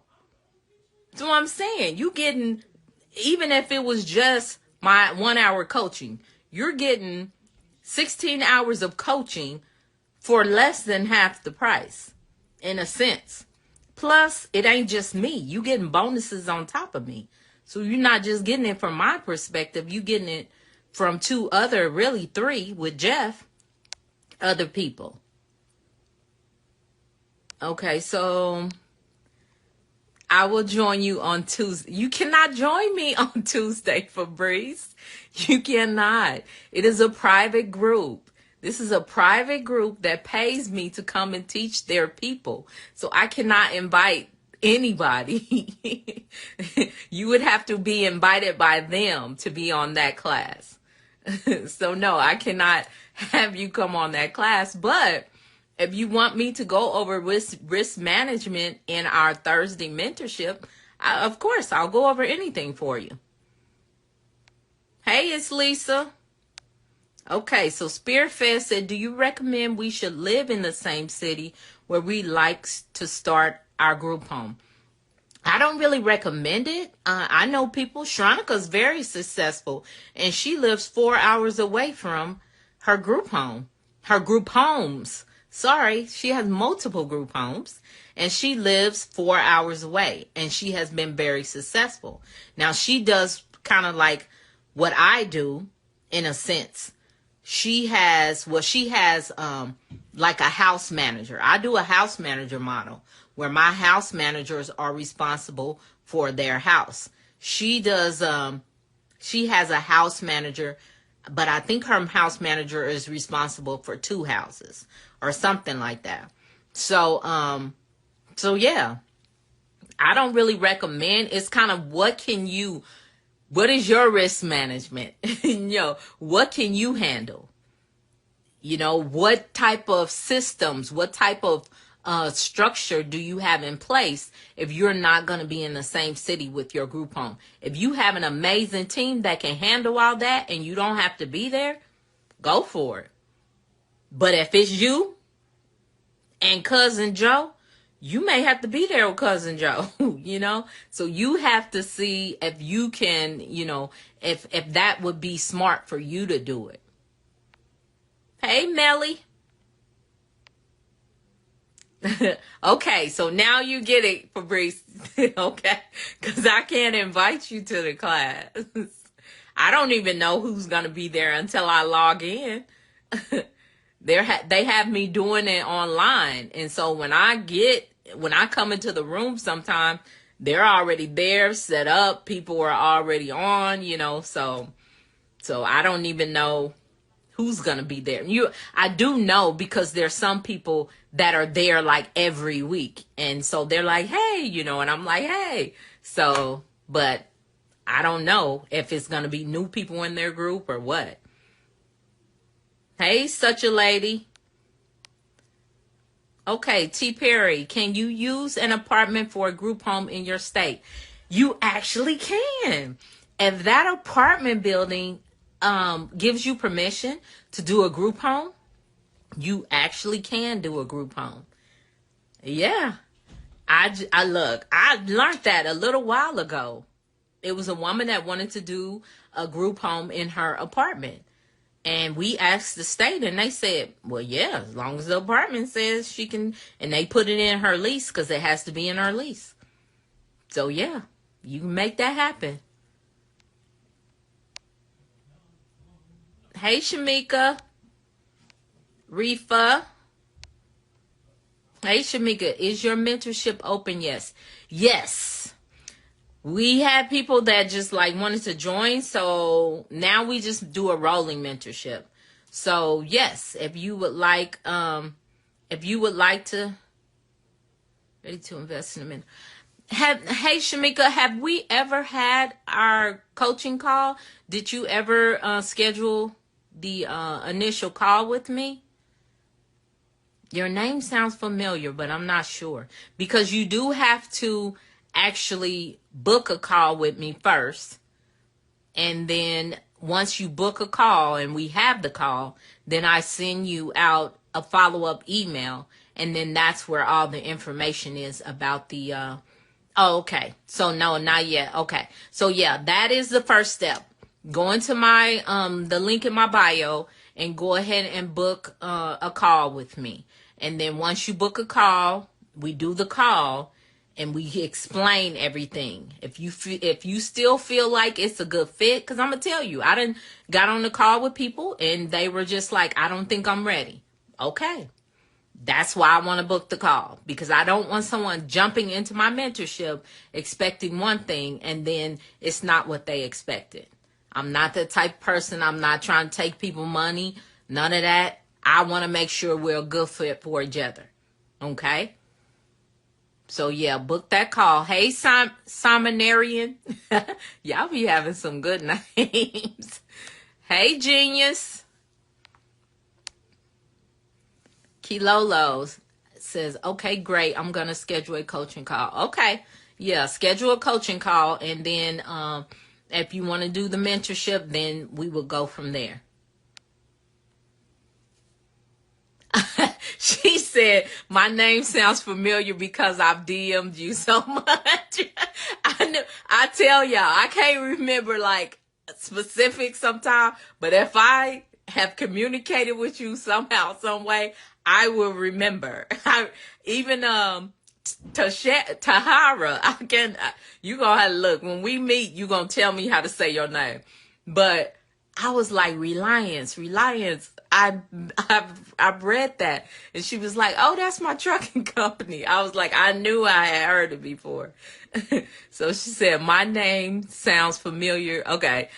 I'll do that right after this live. Cool. Okay.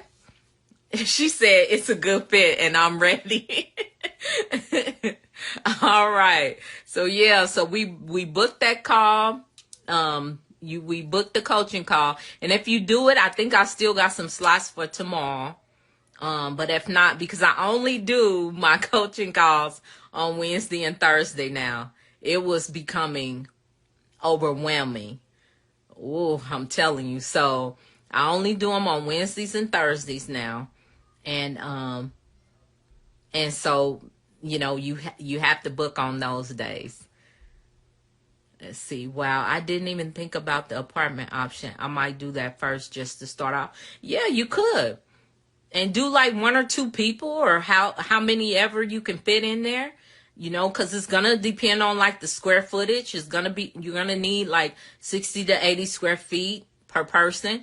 So try that. And then once you build up your money, go out and buy you a house. Yep.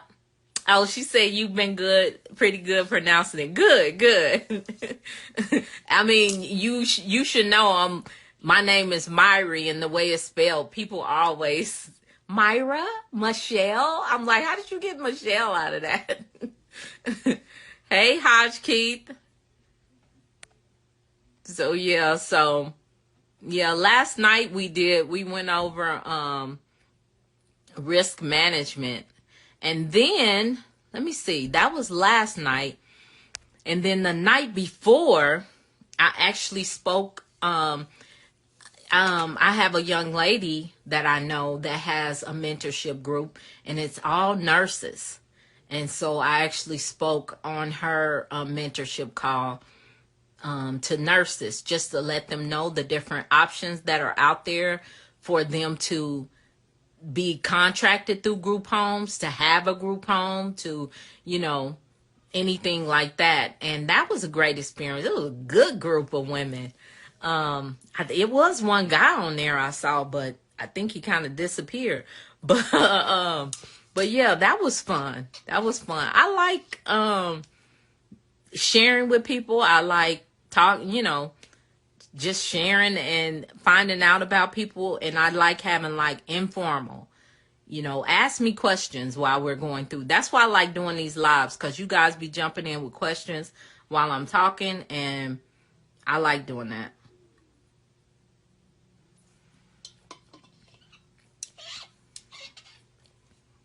So how do you determine the rate of pay for your employees? Have you ever hired friends and family? Have I?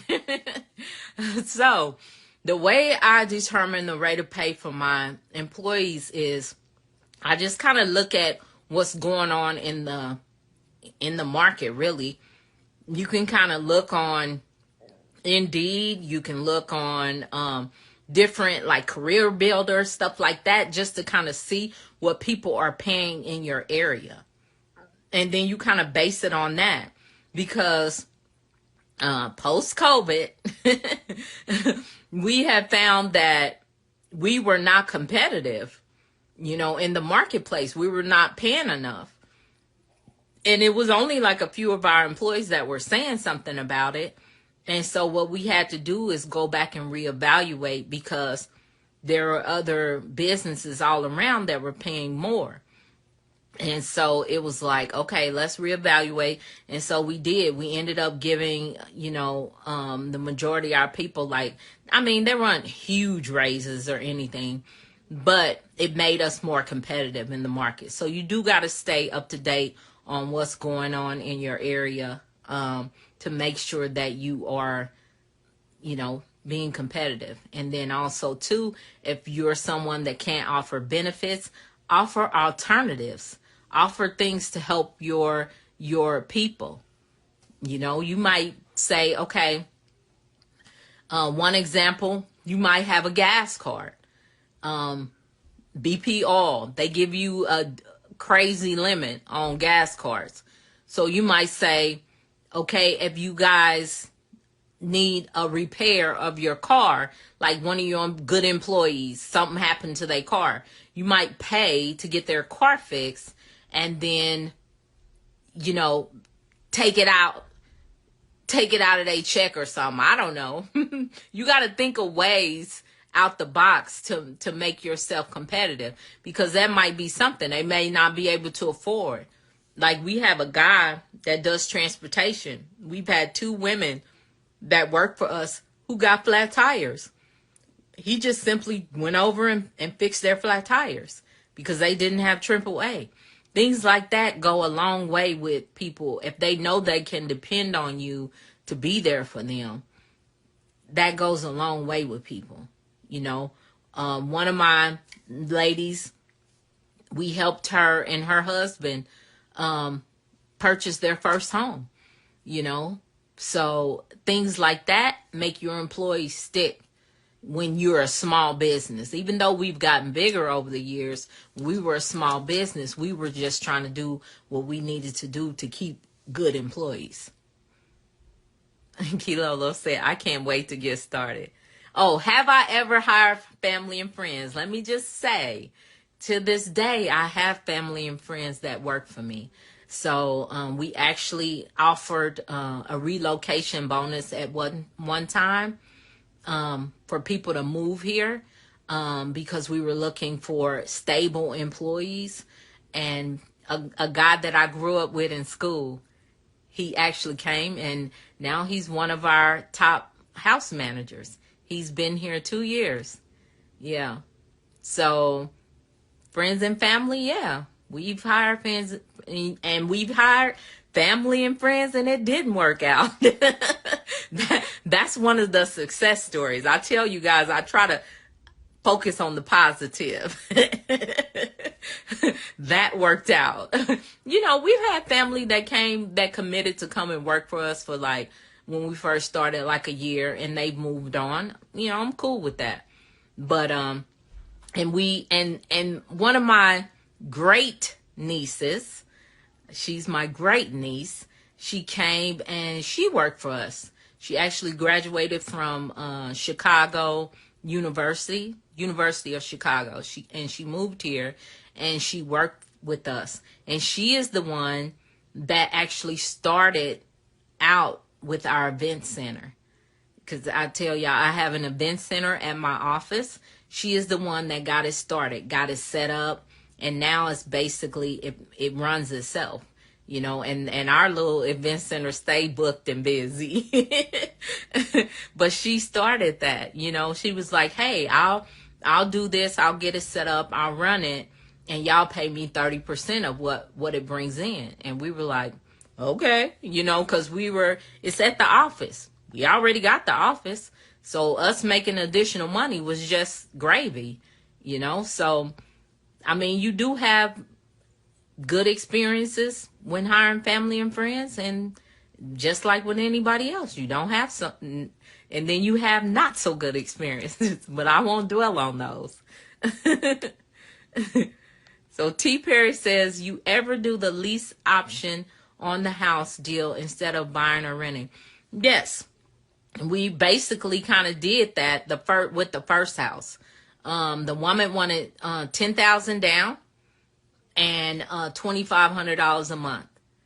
And so we paid it to her, and a year later we bought we just bought it. So yes, I've done that also. Anything you can probably think of, T. Perry, I done did it. That's business and personal. Look, I done did a lot of stuff.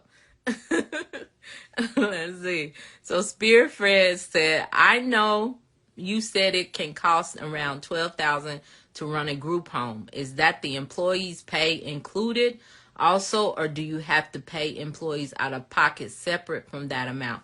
No, $12,000 is about what it takes to run it, to fund the employees. So what you want to do to know like how much you're going to pay your employees. I can't remember. You're in Illinois. Illinois cost of living is higher than Arizona. So I would just say put in $20 times 24 hours times 7.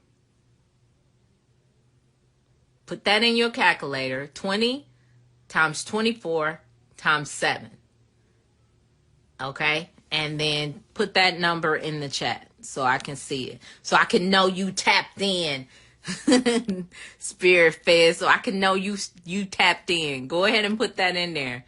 Hey, pillows, you like? Hosh Keith said, I need to start the process from A to Z. I'm about ready to start my group home. All right. Well, get it going. If you need some assistance or if you want to be a part of my mentorship, make sure you just go into my bio, link in the bio, and book a call. Okay? I do not know how to. Can I pin? Look, I don't know how to do none of this, y'all. Let me see if I can pin a comment. Pin.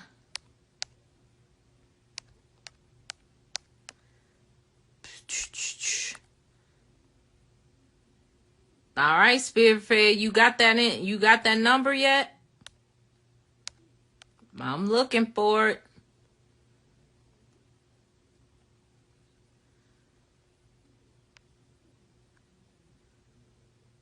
I finally learned how to pin a comment. Hey, no, I'm so. All right, so let's see. On the clock, Jet, I like that you made yourself more valuable to your employees. I did? No. Yeah, I try to. I try, because I may not, at that point, I didn't have it all. I didn't have it all figured out, but I knew that I wanted to touch the lives of my family and the people around me. And so I just try to think of things out the box to try to help them. And it's other things that I did, but those are just a few examples that I wanted to share because some of the stuff may not even be legal. No, so hey, Shamika says, have you done adult foster care homes as well? Or is this the same as group homes? I have not done adult foster care homes. Yeah, I have not. But I hear right now there is a big need with what they call host families, where you do adult foster care for like DDD. So that is a big need. Check into that in your areas if you're not like totally ready to do a group home. Because it's decent money and you can but I will say this, You have to bring the person into your home. So, yeah. And I know everybody don't want to do that. But I'm just saying, it is a big need, and it's a way to make decent money. Hey, Shavonda. Spear Fred said $3,360. So basically, if you pay an employee $20 an hour for 24 hours, 7 days a week, that's how much you're going to be paying out on a weekly basis for a $20 an hour employee. So if you take that and multiply times what, 4? Or if you want to take it and multiply times 52 to say this is how much I have to pay my employees for the year. So you're looking at about, 12,000, 13,000, a little over 13,000 for employees at $20 an hour. So then you add on your household expenses, your utilities, internet, all of that. And that's how much you'll be out of for your, and that's if you don't work in your house at all. If you're paying somebody and you're not working in your house at all, that's how you kind of have in your mind how much you're going to be out of. Okay? Hey, Nadia. 1992 pretty. Y'all be killing me with these names. So I went ahead and pinned where you guys can go. You can click on that to go if you are interested in coming to the Atlanta event. That we are going to be going over how to start a group home. We're going to be going over how to run a group home. We're going to be giving out templates on documents that you need to have. We're going to be sharing with you guys systems that we use to run our group homes. We're going to be giving you different tips and tricks that we use, ways to communicate with your families, your clients, things like, I know a question that's asked a lot, how do I get a landlord to rent me their group home?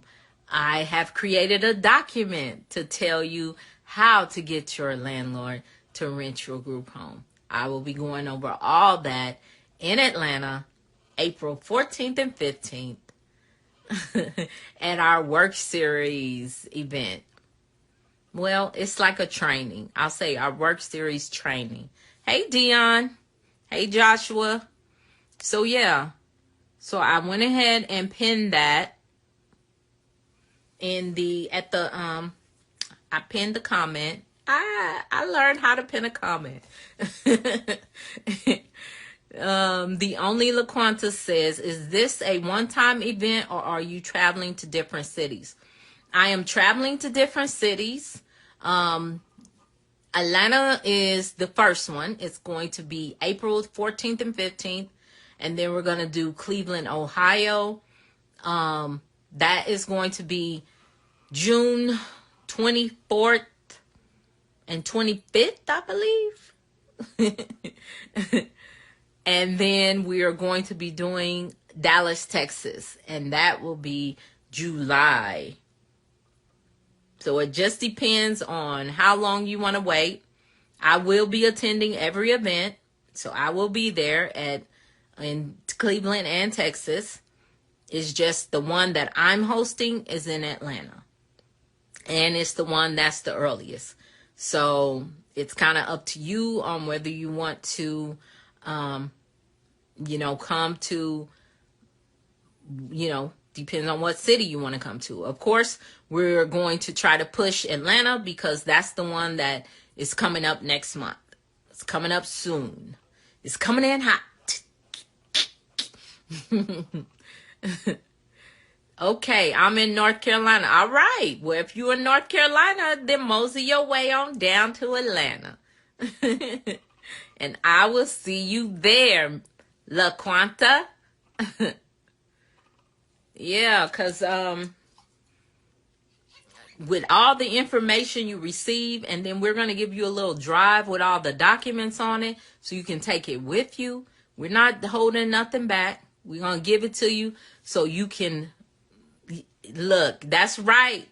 Tahara done already got her ticket. She like, I'm there. That is less than a month now. That's right. And we do take Afterpay. If you need to do Afterpay, just go ahead and DM me and put in there Worc ATL and put your email and your first and last name. I will send you an invoice and you can go ahead and use Afterpay to where you don't have to like pay it all up front. But yeah, it's gonna be nice. It's gonna be nice. Just a small group of people. Like I said, we're gonna give you a little drive with all the documents on it. So all you gotta do is go back, plug your logo on there, and use the documents. We're giving you all of that at that event. So honestly, you can go to Atlanta, and like I said, you can go to any event because I'm gonna be at all of them because we support each other. Me, Dwayne, and Shronica, we support each other. But if you come to Atlanta and get that information, you could go back home and be starting your home.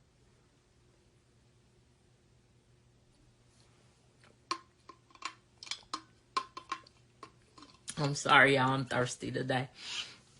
How long is the mentorship? Trying to see if I should do the mentorship or attend the event. Any advice there? The mentorship is a 90-day like cycle. And then like every 90 days, we kind of go over some information again and add information to it. Because all the information we're sharing with you is stuff that you're going to need if you're doing a group home. And then the mentees come with so many questions that it's like, it's always something new. So the mentorship, like I said, it runs 90 days. A lot of people just re-up and continue, but that would be up to you if you wanted to do it. So I'm not gonna because the thing is, I'm all about community. And if you want to stay in the community and stay connected, then you can do that. But yeah, if you look, you saying, should you do? I'm going to tell you right now, some of my mentees are coming to the event. Only because they know that it's going to be something. They want to be in the room. I was like, you coming to the event? Yes. One of my mentees is coming from California to Atlanta just to come to the event. Because she's like, no, Miss Myrrie, I want to be in the room. She is like, this little girl is, I'm telling you, she's a powerhouse. But she is coming to the thing. And then I got another one. Well, she's actually in Georgia, but she's coming to the event. So I'm saying you can do both. You can do one. You can do one or the other. It's kind of your choice. I don't really try to push people to do it, but I learned stuff. At the last event in Houston, I learned new stuff. So it's not like I know everything, and I'm not one of them people that think I know everything. I'm continuously learning. I'm continuously sitting at the feet of people trying to get more information so I can continue to learn. So yeah, but that would kind of be up to you, Shamika. Hey, Real Coach Juice. Oh, you're welcome. You're welcome. No problem. Y'all know I like answering y'all questions. I enjoy spending time with you guys. I really do. So yeah, it just keeps my mind, keeps my mind going. So yeah, does anybody else have anything? Y'all let me know. I like that y'all will have y'all calculators out tonight.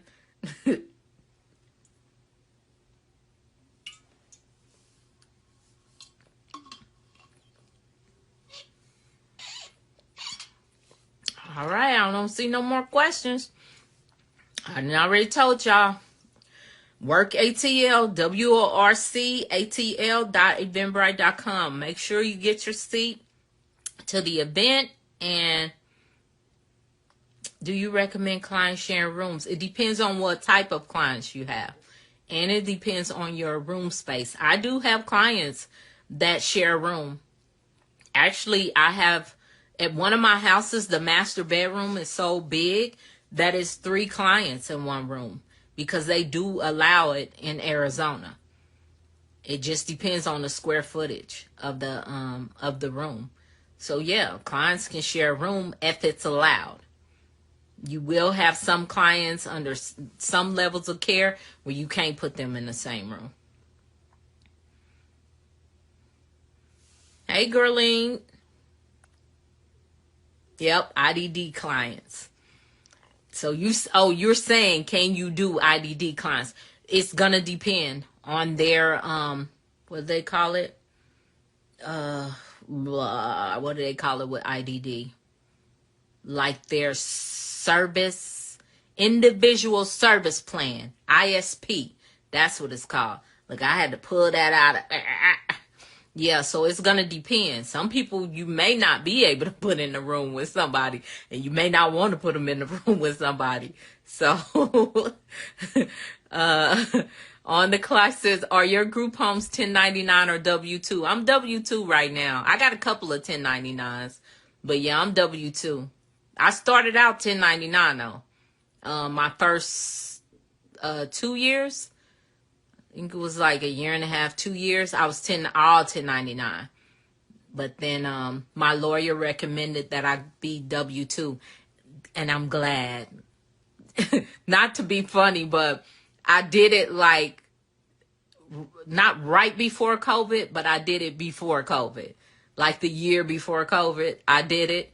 And y'all know you get that ERC credit or whatever for COVID. And they had like some grants for people that had W-2 employees. So God be looking out for me because I ended up being able to receive money by having W-2 employees. So that was awesome. Hey, Strickland. Hey, Ray Bay. Hey, Andre. Same for PA. Regulation states as long as each client has the amount of square footage. Yeah. So they got to have a certain square footage. But like I said, some ISPs, when you're dealing with IDD, you can't put them in the same room with somebody. So you got to make sure that you know, if that's a possibility with the type of client that you have. Hey, King. Let's see. Hey, Rexford. I'm just speaking to everybody. Yeah, we were wrapping up. If anybody have any questions, go ahead and throw them in the comments. And just remember, I'll go over it again. We got the Worc series going on in Atlanta. I will be in Atlanta from like the 9th. Let me see. I go to Kansas City on the 6th. I'll be in Kansas City. And then I go to Atlanta on the 9th. And I will be in Atlanta until the 21st. So my mentor is having his mastermind. And then I'm having my event in Atlanta the 14th and 15th, which is the Worc series. So I will be teaching on group homes. I will have Shronica Holmes and Dwayne, Mr. Group Homes, with me. And also Jeff, Cashflow Jeff, will be there teaching on rooming houses and also trust, how to set your trust up. So it's going to be information packed. That's why we call it the Worc series, because we going to be working. Yeah, so I will be there. And then, as y'all know, I'm doing my countdown to my 50th birthday. I turned 50 on May 3rd. So y'all can give me some shout outs. Y'all can send me some gifts. Send me some. Nah. My daughter said, Mama, why you don't do an Amazon thing? I said, you gonna set it up for me? She was like, yeah. So if she set it up for me, I'll have an Amazon gift list. If she don't, I won't. because I ain't worried about it. But yeah. But as y'all probably noticed on my thing, I'm doing a countdown because I'm trying to come to the realization that I will be 50 on May 3rd. That's crazy to me, y'all. I didn't even think I would be alive this long. I'm just being for real. I lived a hard childhood. So it's a blessing.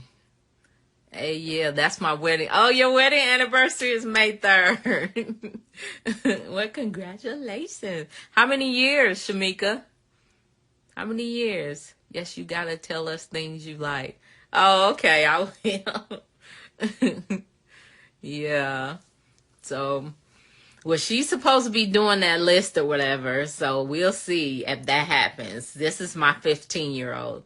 So she's one of them people, she'll be like, okay, I'm gonna do it. Then she'll be like, Mom, I don't want to do it. I don't look a day over 30. Well, thank you. I appreciate that. Yeah, I'll be 50. 9 years. That's awesome. Congratulations. I'm excited for you. That's wonderful. Man, they said if you get over the 7-year hump, you good, so you good. Do you recommend renting first over just buying? I don't give a recommendation, but I will say it's okay to do either. It's okay. Don't feel like you have to buy. It's okay. I did both. I started with, like I said, the lease option. I bought, then I rented again. So I did both, and they're both okay. I know people these days are just like, own the property. If you're making money off of a property and the bills is paid, then it's okay. Now, don't put yourself in, don't put yourself in a bind trying to rent, because I done heard horror stories. Somebody came into our Facebook group and somebody rented from them and they were charging them like $4,500 a month or something crazy. And yeah, so don't put yourself in a bind to where if you don't get reimbursement for a while, you're suffering. But if you got to rent it. We can't all, and people say stuff bad about renting houses, but think about it. A lot of people that have businesses, do they own the building? No. But they still there paying their rent and making money. So just think of it that way. You just buying something to house your business in. Yep. You're welcome, Shamika. Hey, Windblow. So how long did it take you to open your first home, and how many do you have today? It took me over a year. Yeah, it took me over a year. Well, actually, it took longer than that, but to get reimbursement, it took me a year. It took a long time, and now we have 10 homes. So, yeah. God is good. Hey, Real Estate Shark.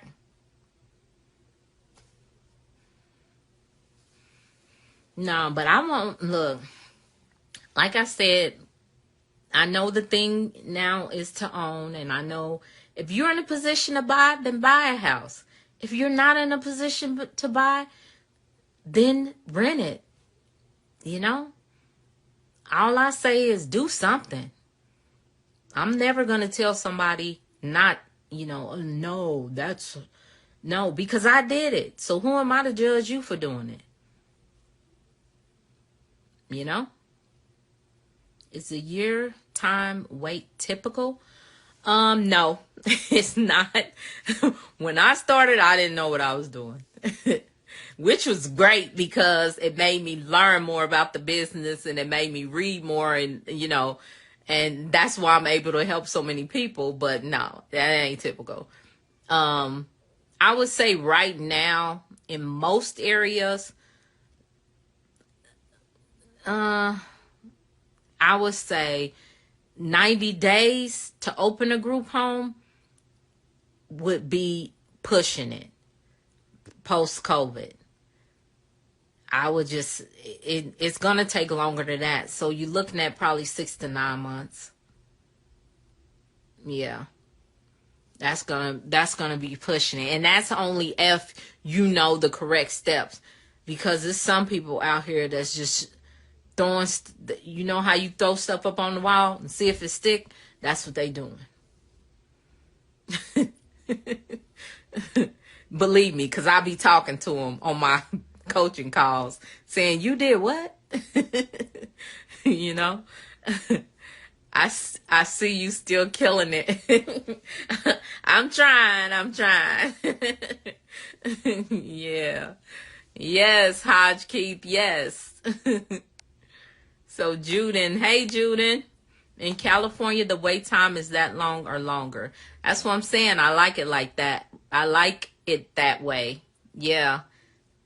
And that's what I'm saying. Like on average, about 6 to 9 months. But yeah, I know I'm working with a young lady in California right now.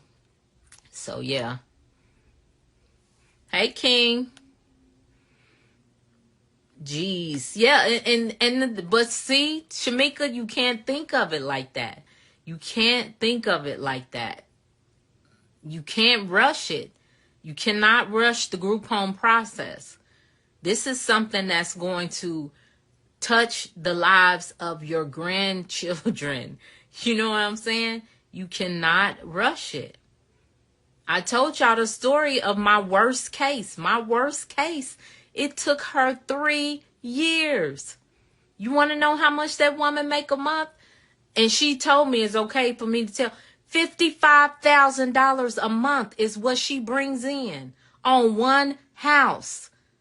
Her and her man now, they done bought land and they building a 20-bed facility because she waited 3 years for that house. She's building relationships where she know when she open that 20 bed gonna be full too.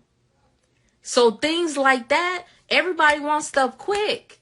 Things like that, you gotta wait your time. 55 grand a month.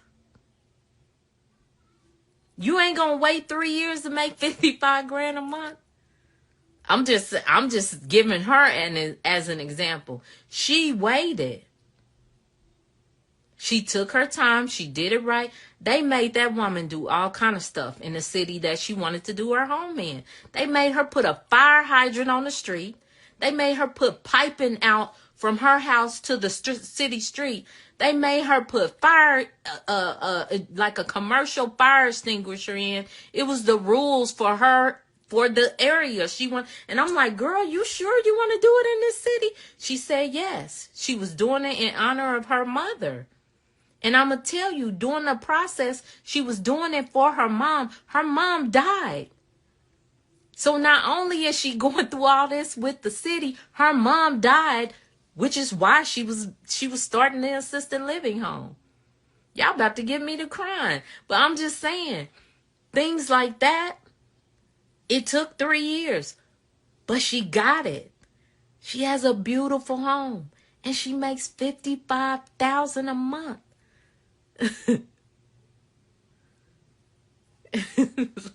Somebody said it's worth the wait. The rewards are wonderful. They are. Somebody said I'm staying on your page. Well, thank you. How long is a typical wait in Florida? Have you assisted any Floridians? I started the process with somebody in Florida, but they flaked on me.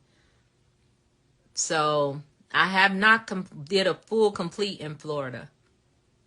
But yeah, I'm just telling y'all, it's going to run you about 6 to 9 months, if not more. And it depends too, because I'll say this, like he was talking about IDD. Somebody wanted to do what they call a DDD. They did a memorandum or moratorium or something. I can't even pronounce it, to where they stopped taking applications until March of 2024. Now they said you can complete it, you can turn it in, but we're not reviewing it until March of 2024. And they actually did something like that in Louisiana. I was working with somebody in Louisiana to start a home. They told me we not taking no applications till 2025. So yeah. So stuff like that happens in some states. And you just got to be prepared for it. And am I going to tell you, oh, no, stop the process? No, I told that woman, I said, how bad do you want it? That's the thing. If you want it bad enough, you going to do what you got to do to get to that March of 2024. If you don't, then let's go another way and do something else. And she's in my mentorship group. She's like, well, I'm going to do the mentorship group and learn about group homes until I can get my house. I said, okay, well, let's do that. So you have to say what, how bad do you want it? Do you really want it? Or are you just doing this to make a quick dollar? If you're doing a group home to make a quick dollar, then don't do a licensed group home. Go out and do some flyers and post and say, hey, I got beds over here for $500 a bed. And you can make that type of money. You can put some people in the house and make $500 a bed. But I make $7,100 a bed. So you got to choose which way you want to go. Do you want it quick, fast? Or do you want the real money? Let's see. Yes, worth the wait. Yes, ma'am. I've just been spending so much time and money investing in the wrong places. So that's why I'm like that. Oh, but I'll wait for 55. I know that's right. Well, that's the thing. You just be mindful, on how you're investing your money. What does the Bible say? Don't throw your pearls before the swine. So you need to vet people. I like it that way. Said, trust the process. That's right, because it's a process. It is truly a process. Because I'm telling you, if I would have gave up 7 years ago, I don't even know where my life would be right now. I probably would be at that point. I was in a call center, working for Wells Fargo when I first started. I probably would still be at Wells Fargo. I mean, which is okay. It's okay if that's the type of life that you want. Because I have friends that I still hang out with that are still at Wells Fargo. But that's what they want. And they're happy with that. I wanted to do something different. And so I invested the time and the energy.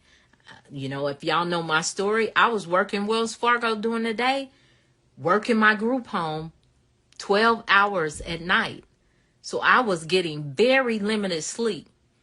And this went on for months. But I really wanted it. And every dime I got from Wells Fargo, I put it into that group home because I really wanted it, So you just have to know where you're at and what you're willing to do. And there's no judgment for me because you got to live your life. Just like I got to live mine, People look at me like I'm crazy. Why you always talking about group homes? Why you keep opening group homes? Why you helping all these people? My lawyers say that all the time. Stop helping people. That's what my lawyer be telling me. Stick to the contract. Stop doing extras for people. And I'm like, but I want to help them. And so you got to know where you at and what you willing to do and what you not willing to do. And you got to take the risk with whatever you willing to do.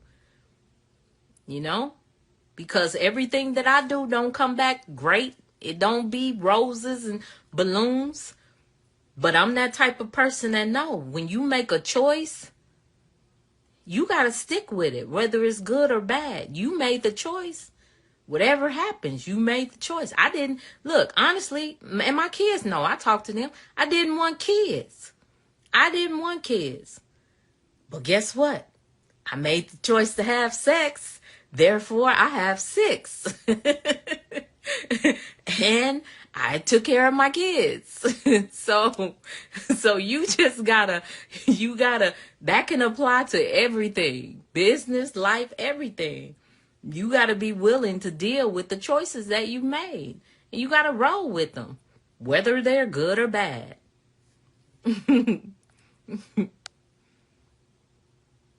Hey, Chanel.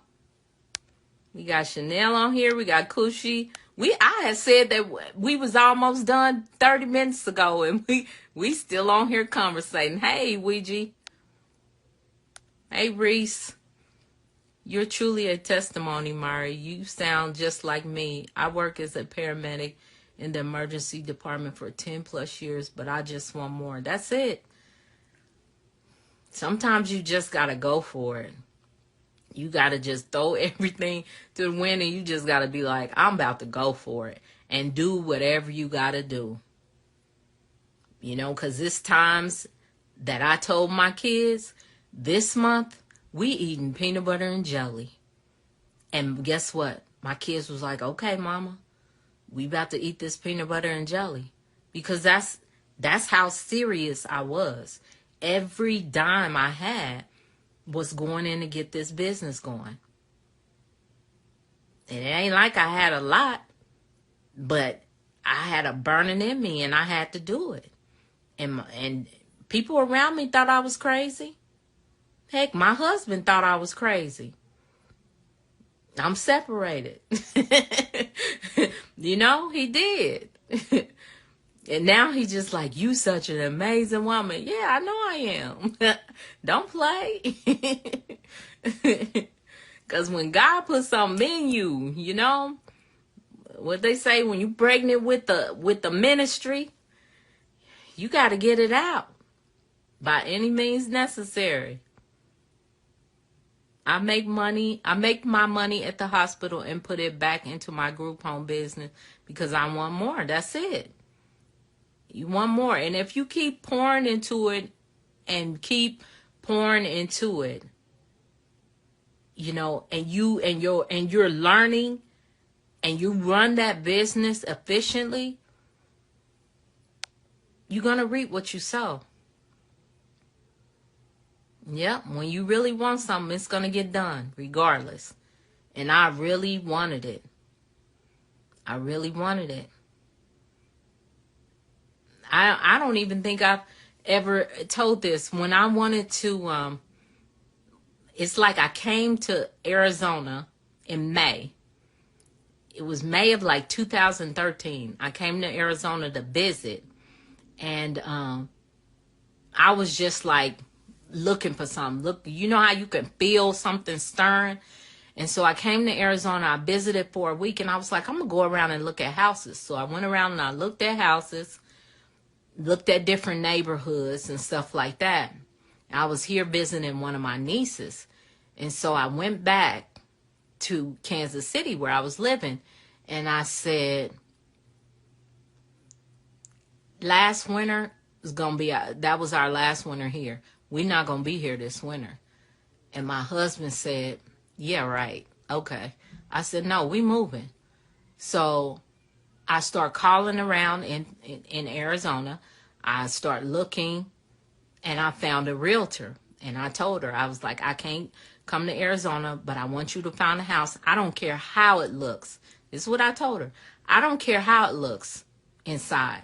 It just has to be enough room for my kids, and the outside has to be nice. And that realtor went around. She was looking at houses for me. She was sending me videos. She was doing, and she called me one day and she said, Myrrie, I found the perfect house. She was like, there's enough room for you and your kids. It's nice out. It had a pool. It was nice. She said, but the inside, she said, I don't know what these people was thinking, but it's every color on the rainbow. And so she did a video. I was like, okay, the outside looks nice.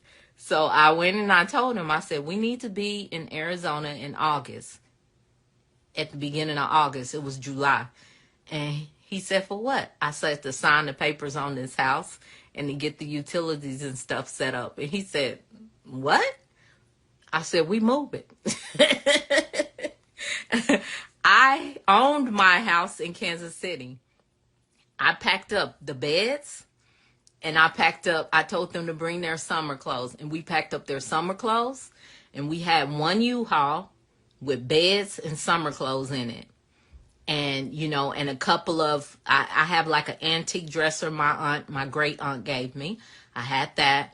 And I put my car, I had a Jetta at the time. I put it on the back of the U-Haul, and I drove his pickup truck with the stuff in the back of his pickup truck. And we moved. And I left everything else in that house that I own. I called my sisters and I told them, you can sell it, you can give it away, you can take it, I don't care. And I moved. And I've been in Arizona ever since. So when you want to do something, you can do it. It's just, do you want to do it? And how bad do you want it? That's another one of my testimonies. Let me see what y'all done wrote on here. Pretty Mocha said, amen. When you really want something, it gets done. Yes. Are you allowed to implement any religious practices in your home, like daily prayer or Bible study or even prayer? Yes, you are, if your clients comply. I'm going to tell you, my men's home, my sex offenders home, the guy there does Bible study every morning with the guys, and they enjoy it. Yeah, and I asked him to move to another group home, to run another group home for me. He told me, I don't want to leave my guys because they agreed to do Bible study with me and I don't want to leave them. So yeah, you can. As long as you're not pushing it on the clients and they agree to do it, you can. I mean, and that's in my group home. I don't know about other people's group homes, but that's in mine. I allow it because I'm a believer, On the clock, Jazz. Do you have a day program? No, I do not. I don't have a day program. And actually, in my group homes, we are not allowed to take our people to day programs. Yeah, we have to provide their services within the home. So I do not take my people to day programs and drop them off all day. Hey, Unique Vision Studios. Hey, Strickland Tasha. Wow. Wow about what? Wow about what I just said? Yeah, I got some wild stories on just like, my life has been like, crazy. But I've learned, if you want something bad enough, you can make it happen. And now I have the mind, you said the move. Yeah, it was crazy. But now I have the mindset that, it took me probably about, first I rented my house out back there because I have a nephew that's a realtor. So he, after they got it cleaned out and painted and everything, he actually handled me renting it out. And I did that for probably close to 2 years. But I was just like, I'm not a landlord like that. That woman was driving me crazy. So I ended up just selling it. Some investors, they bought it. But I love my little house. But I did not let it get in the way. Just think about what it still been in Kansas City. I wouldn't have the group home business. I probably wouldn't, because I been focused on what I was doing there. But coming here and seeing everything that I saw, and my sister coming here, passing away, you never know how something's going to change the trajectory of your life. Hey, Danny. Would I be allowed to take my clients to a day program with another company, or it would have to be owned by me? In Illinois, I'm not sure what the regulations are when it comes to that, or what type of group homes specifically can take people to the daycare, to the day program. Like here in Arizona, the type of home I have, if you take them to the day program, they said it's double dipping. So it's kind of like Medicaid fraud. So I can't do it. It might be different in Illinois with the type of home you're doing. So you would have to definitely ask and check on that. But people do it. People take people to day programs here. It's just the type of home I have, I can't. And there's other homes that can't. And there are some homes that aren't supposed to and they do it. And I know of homes that have gotten shut down because they were doing it. So make sure you check your regulations to see. This is Divine. My brother lives near Phoenix, I think in Mesa. And we've been talking about opening a home there. You are a godsend. Oh, awesome. Awesome. So you may be opening one in Phoenix. Well, in the Phoenix area. That's awesome. But yeah, you guys, I got crazy stories. But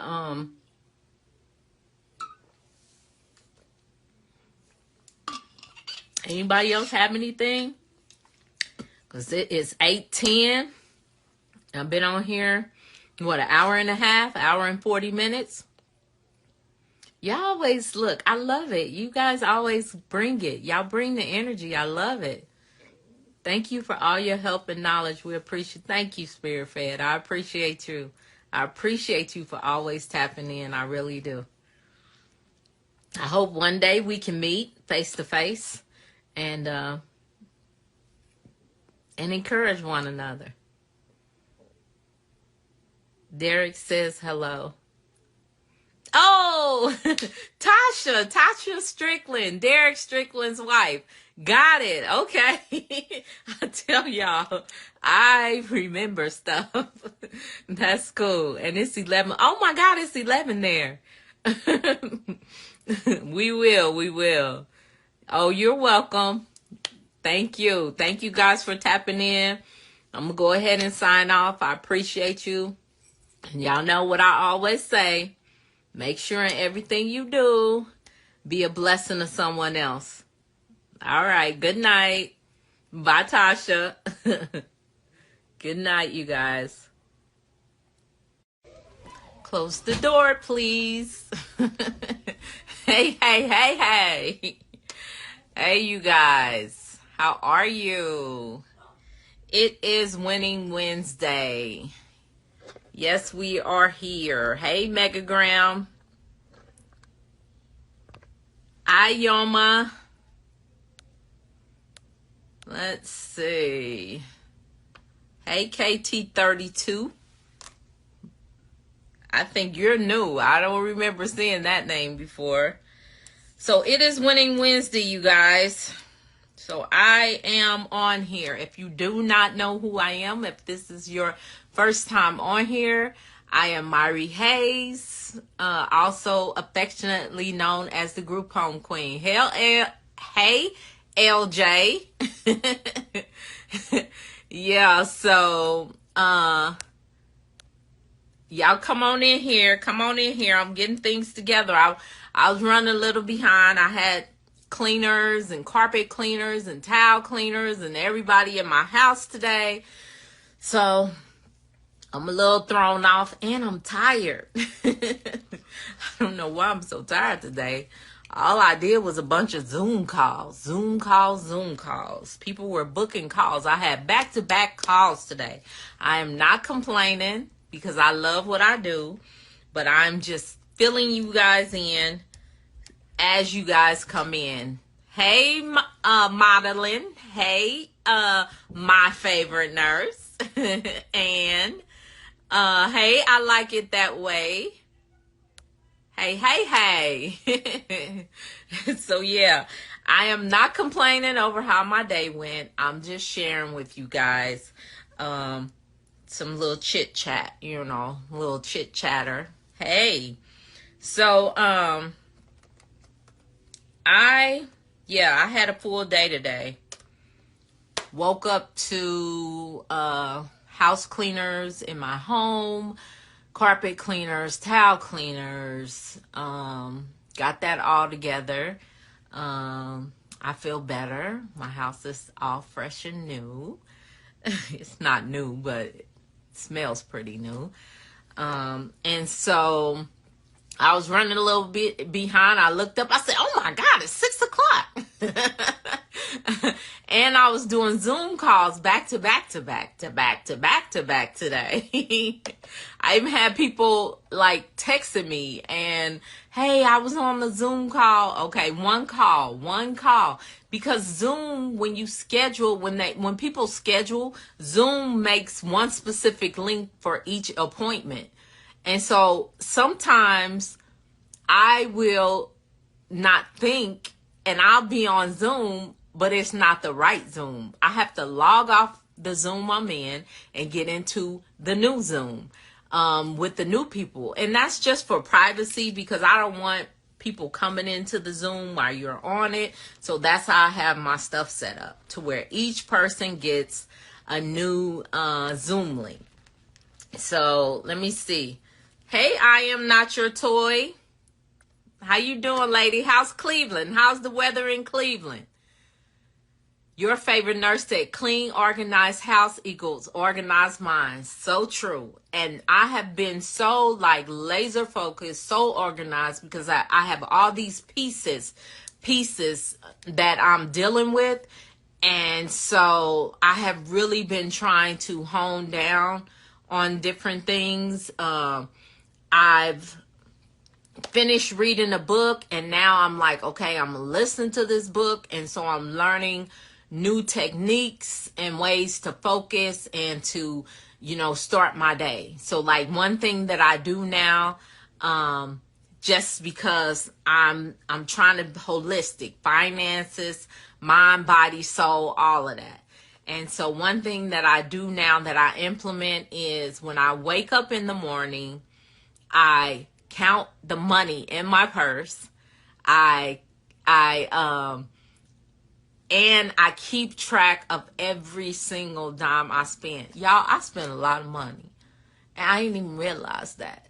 I have to keep track of everything. Even when I give people money on the street, I'm supposed to keep track of it. It's a lot. I didn't even realize. And a lot of my stuff is automatic. And so I didn't realize. Like when I go to charge my car or whatever, like if I'm not at home and I'm driving or whatever and I charge my car, it just comes out. I just plug my car in and it does what it does. Well, I went back and looked and I'm like, wow, that's how much it costs to charge my car. So I'm learning things about myself, you guys. I learned today too. I've been paying for this insurance policy, a term insurance policy that I thought I had canceled. So it's all these things that I am finding out by being more focused and more like in tune with what's going on, because it's easy to go about life with automatic payments. You don't really know what you're paying on your bills. But when you sit down and you look at that, you can kind of realize. And I know people say you can't save your way to wealth. I'm not trying to cut costs your way to wealth. And I'm not trying to do that. What I'm trying to do is to have a holistic, focused life. And that's what I'm doing. So in that, I have to stop being so nonchalant about things just like this. And I have a new insurance policy that I set up over a year ago. And I thought I canceled this other policy, but they've been charging me for both.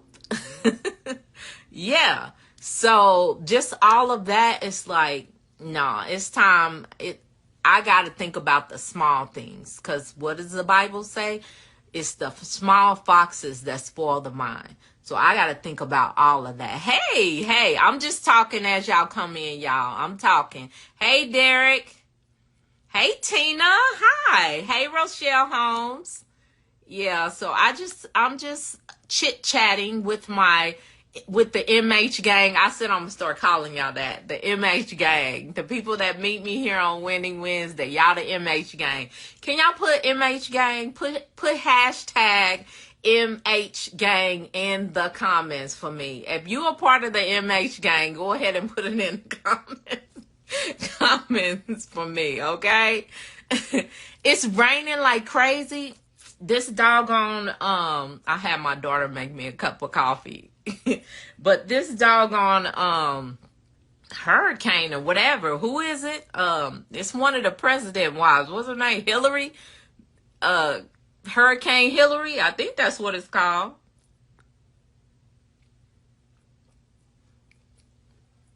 So Hurricane Hillary cutting up all over. It was cloudy in Arizona the last couple of days, but today when I got up, it was sunny again.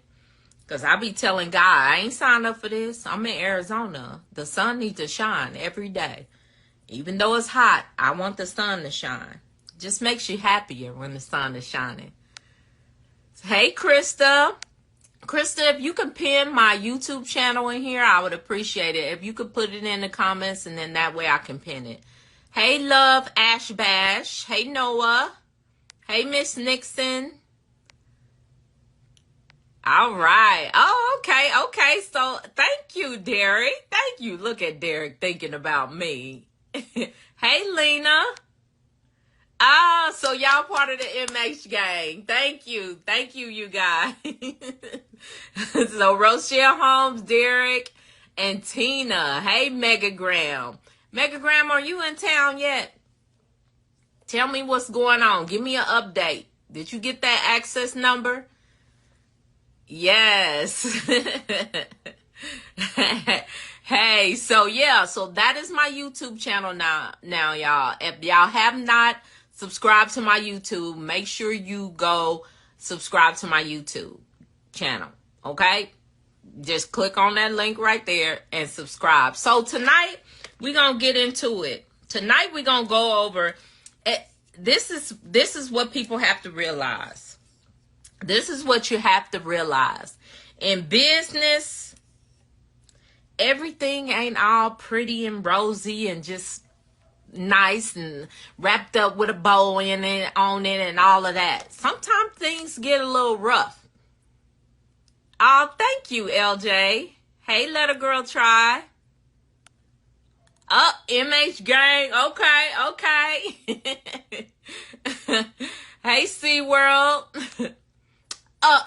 Megagram, he said, I am in Cancun, still waiting for access. I hear you. Go ahead and travel. Travel while you got a chance.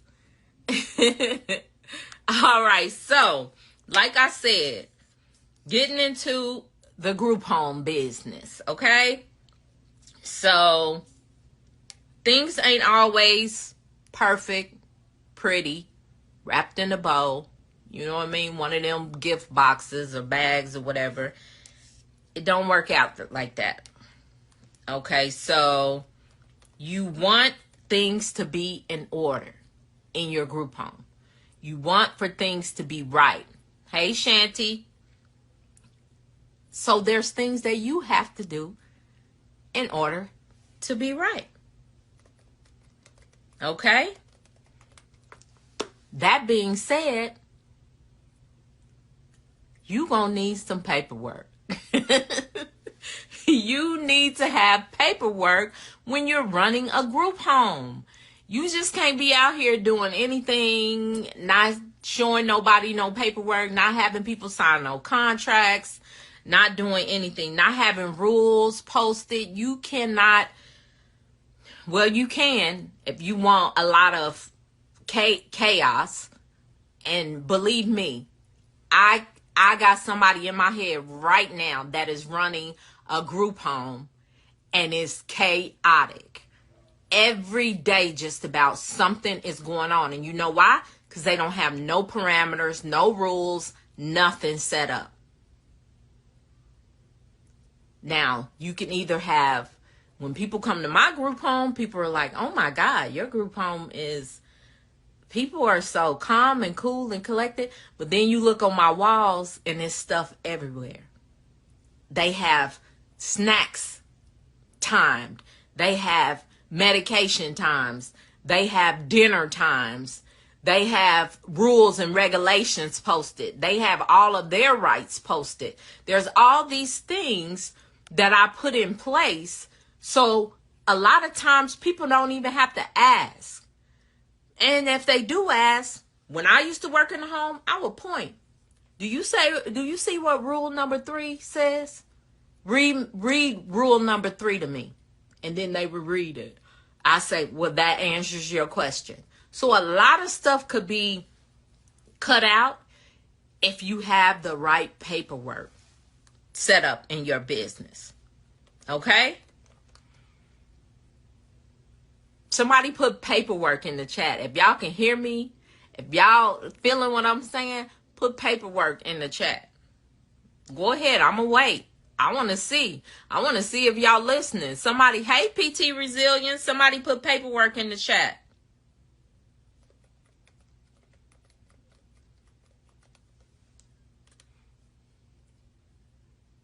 All right, Krista's listening. Krista said paperwork.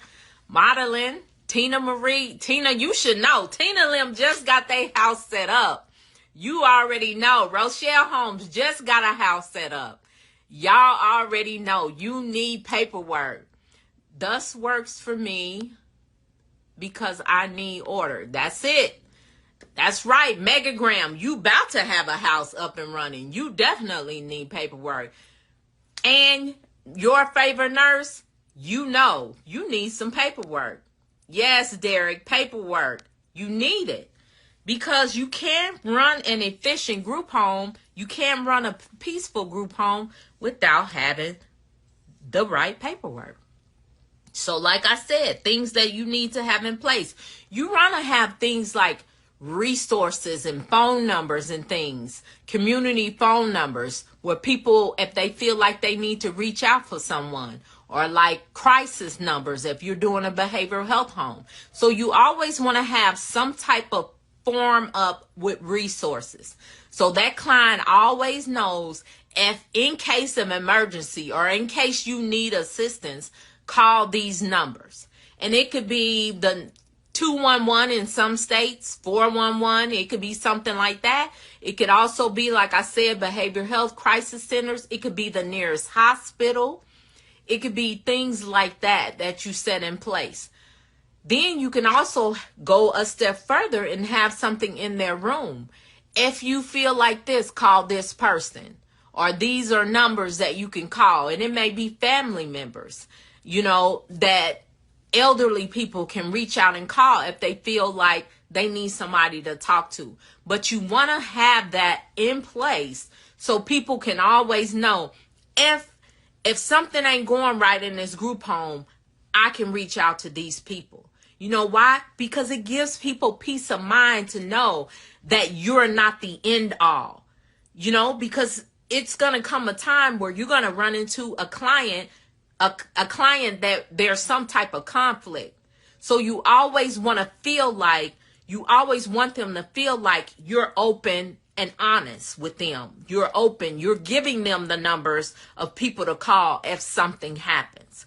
So set that in place so you don't have to be, hey, if you need this, this is who you call. Put it up on the wall. That way they already know this is who they can call. Okay? Let me go back. Oh, Miss Mixon says, absolutely, paperwork in effect. Yes, yes. LJ said paperwork. Hey, Giovanni. So Derek says, is that something you help with in your mentorship program? Yes, I do. I do help with things like that. I tell you guys, specific things to set up. I also, I think Rochelle Holmes can attest to this. I also will share, with people in my mentorship, I share paperwork, the actual paperwork that I have. I share the documents. So all you got to do is plug and play, put your logo in there, and bam, you have the same documents that I have in my home. And you don't have to use everything that I use, but if you want to use it, you have that opportunity to use it. So yeah, so the mentorship, good question, Derek. The mentorship does open you up to my resources, to ask me any questions, to get suggestions, depending on what type of home you're doing, because I have people in my mentorship that are doing different types of home. It's not just one type of home. So yeah, so good question. Thank you. So, hey, Mooding. Hey, YDC. Oh, Rochelle Holmes said definitely, and thank you. Yeah, because that is the type of things that I do share with people, because I want you to be set up right. All right, so things that you want to have posted too is, if you're a licensed home, you need to have paperwork saying you're a licensed home. I mean, that in most states, that's a requirement. That paperwork needs to be posted up on the wall. You need to let people know that you are a licensed home, which means you are regulated. Okay. If you're an unlicensed home, you want to have things like your permit to function, you know, to let people know I'm legal, because people will come in a licensed group home. I'll say I've experienced it before. Not all licensed homes. So I wouldn't say like a licensed home, like a senior home or something like that. But if you're doing something where you're just like renting beds, sometimes people will say stuff like, I'm going to tell on you, or I'm going to do this. You post that paperwork, they already know you legit. You going to tell on who? My stuff is, I've got, I've checked zoning. I have my certificate of occupancy. I have everything that I need. And you post it so they know. Put it in a little, what they call them, those little page protectors, but post it. Okay, so things like that. Let me see. Hey, group home boss. Y'all know my eyes, I gotta focus. Krista said, also you can click the link in her bio and go. Oh, okay. Krista's letting people know. Krista is my assistant, y'all. So she's posting links. She's telling you guys you can go on the bio and book a call. She's telling you different things. So sorry, I'm reading her stuff too. So also things that you want to make sure that you have as far as paperwork. You need to have some type of admission packet. You just can't have people coming into the home and it's all willy-nilly. Like I said, I know somebody experiencing that right now, where they have a group home and it's running crazy. Because when they came in, did you sit down and have an admissions packet to have them sign anything to say this is your month to month, or this is, whatever type of lease that you're going to have? Did you have any paperwork to say these are the rules and have them sign off on the rules? Did you have any paperwork to say this is how I want to get paid?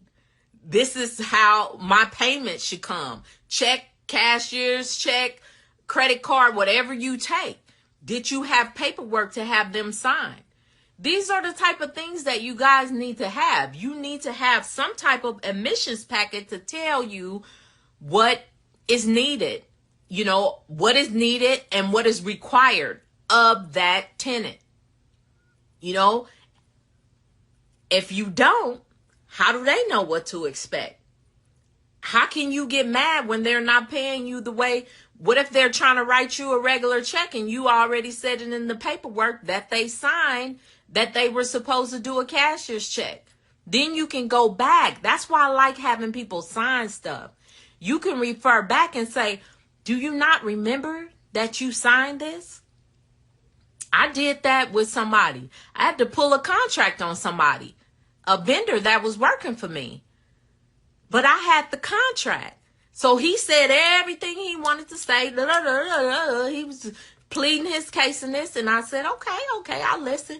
And he said, okay, so we're going to do it my way. I'm just ad-libbing because I don't want to tell y'all. And I said, well, no. According to this contract you signed, you're going to do it my way. So you got to let people know you got things to refer back to. That's another thing I do with my clients when they come into the house. They know, even though the state is paying for my services, you have to pay me up to 30% of your income. Now, I do a cap on it. I do a cap at $300. So it's not a lot, but I don't want somebody, because we do an assessment in my home. We do an assessment before they come. We get on Zoom. We go over the rules with them. We get them to say, okay to the rules. We tell them how much they're going to pay. And then when they come to the house, some people have amnesia. Well, guess what? A mission packet. So when they come, we sit them down again and go over basically everything we went over on that Zoom call. Because we don't want me in my house. I don't know how other people run their house, but I don't want confusion in my homes. I want people to know what is expected of them, and I want them to know what we are going to do. Okay? So that's why you have that paperwork, that documentation, and you have them sign it. Now, sometimes in my business, because it's behavioral health, they may have a guardian.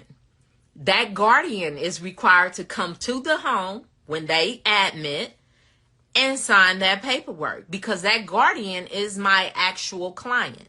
Not a power of attorney, none of that, not a payee. The guardian is my client. So understand this. Understand who needs to be signing the paperwork too, okay? So let's see. Let me go back. So Giovanni says, when starting a group home business, what's the best business structure to have? I can't really advise you on that. I listen to my lawyer. I can't give legal advice. All I can tell you is my experience. My businesses were set up as LLCs. We are registered with the IRS as an S Corp. That's just what I did in my business. You're not trying to get me in trouble, Giovanni, because sometimes my lawyer jump on these Zooms. And I'm trying to keep it. I'm trying to do things correctly, decently in order. Hey, Windblow. Hey, Twan. Hey, Eminence. All right. So Derek says, what if they are mentally challenged? It is harder to come up to an understanding. And that's where the guardianship comes in.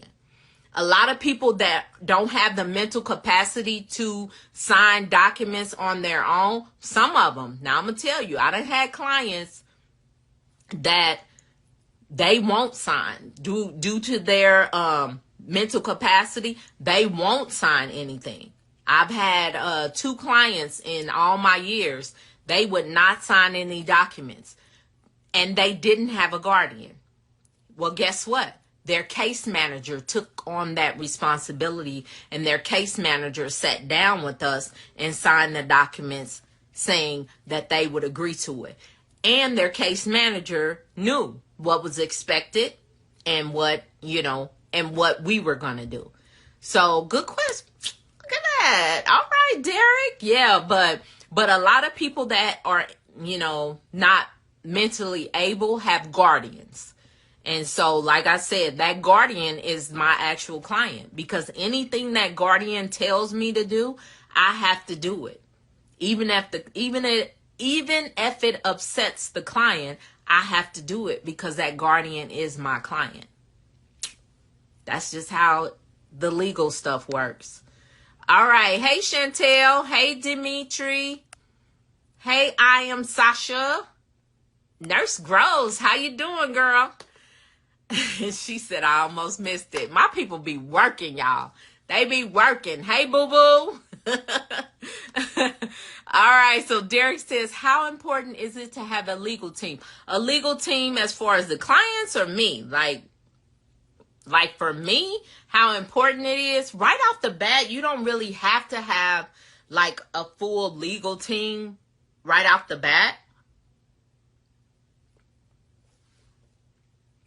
You should have someone in that capacity that you can turn to if you need advice or if you need to book like a 1 hour call, because lawyers are expensive.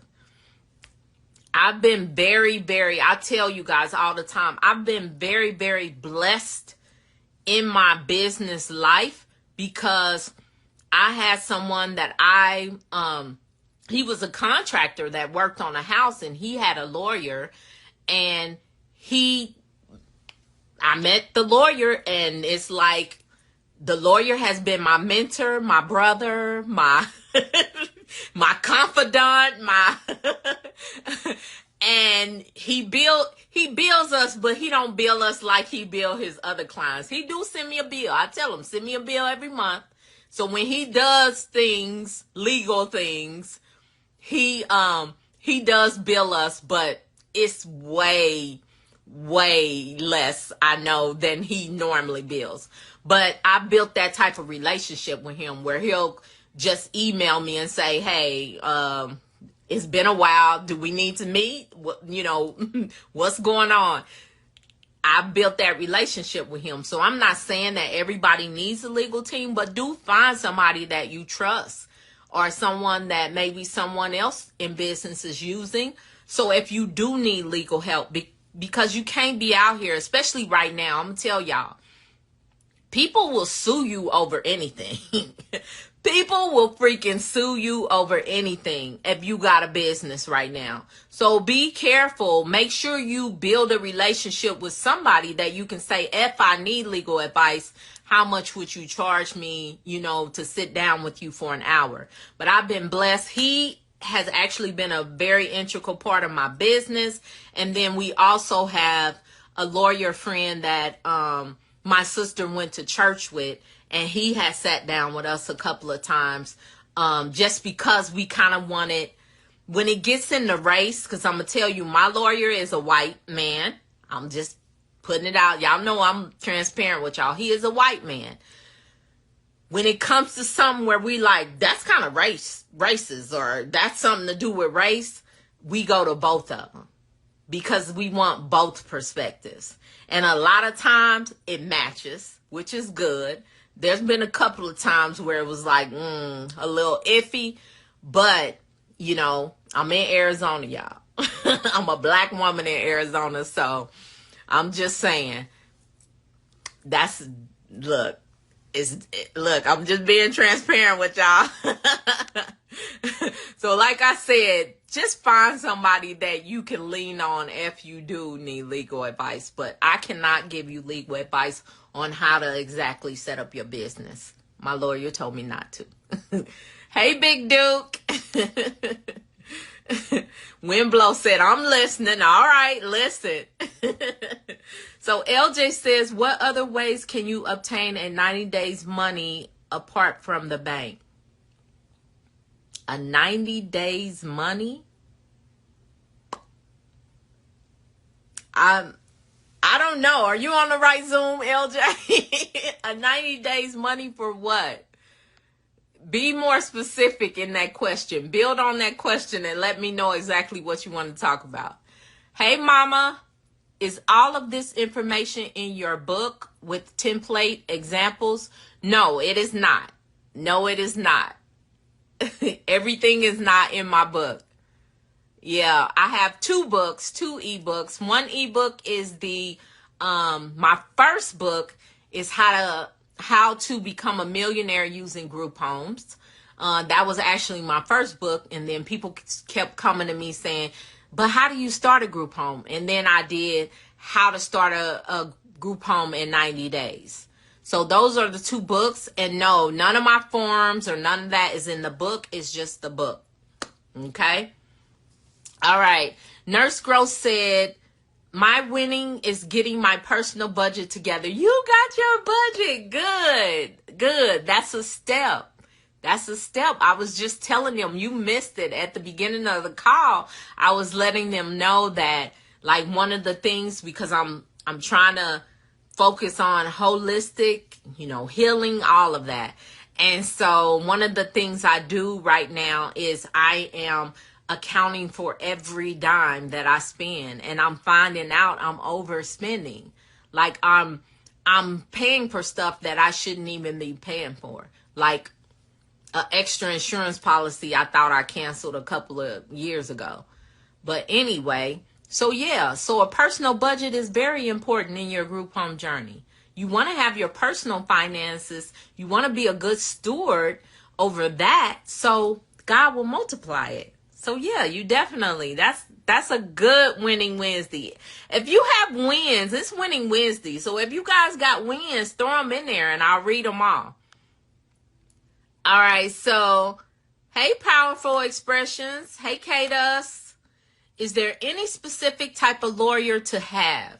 You definitely want to be dealing with somebody that deals with business. If you're thinking about doing a business, you may find in some states there might be a lawyer that may be very versed in group homes.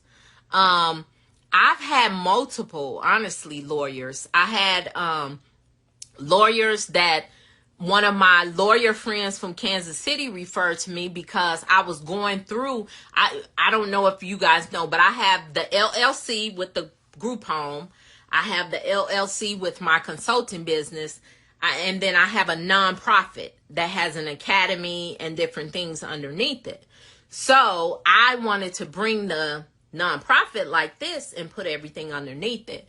So, my friend referred me to lawyers that dealt with that type of thing. And their advice, once they looked at all the pieces in play, their advice was that I had to leave it separate. Okay, so in that case, I had to seek another lawyer because the lawyer that I dealt with did not deal with nonprofits. Then also, too, the lawyer here that I deal with all the time, when I was going through a labor dispute, he doesn't specialize in labor disputes, but he found me the best lawyer in Arizona that does. So I was able to give a retainer to him and use him. So he's like my lawyer, mentor, friend, brother, like I said. So if it's something, and he told me from the get-go, if it's something that I am not great in, I'm going to get you somebody else. And that's what he's done. So he stuck to his word. So, yeah. All right. So, Modeling says, what are the best ways to get clients and how often do you follow up with sending emails to case managers? Best ways is building relationships. That's the best way. You're going to have to build relationships. You're going to have to BOYBB. Somebody put BOYBB in the comments, okay? BOYBB. Come on, y'all. What does BOYBB mean? I think Modeling is a little new. So somebody tell her what BOYBB means. Let me scroll down and see if anybody knows.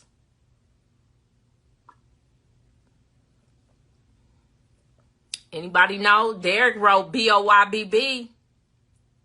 Anybody else?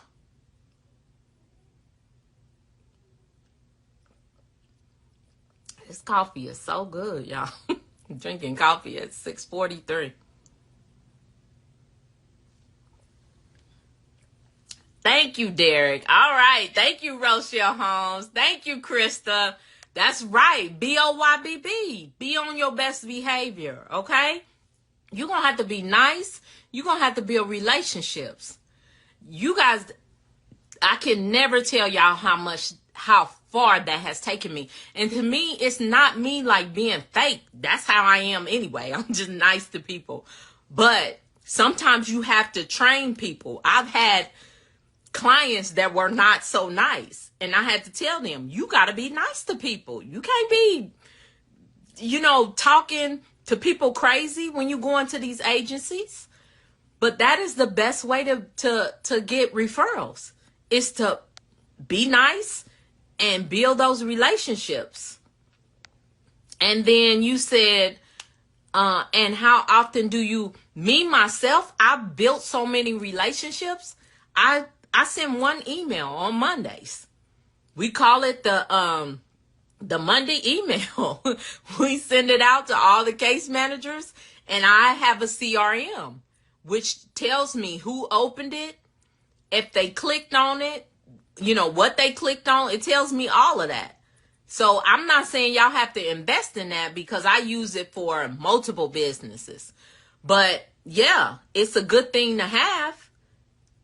Or you can keep track yourself. The only thing is it's not going to tell you what is being receptive. We find that if we use little what do you call it? Kind of little puns or whatever.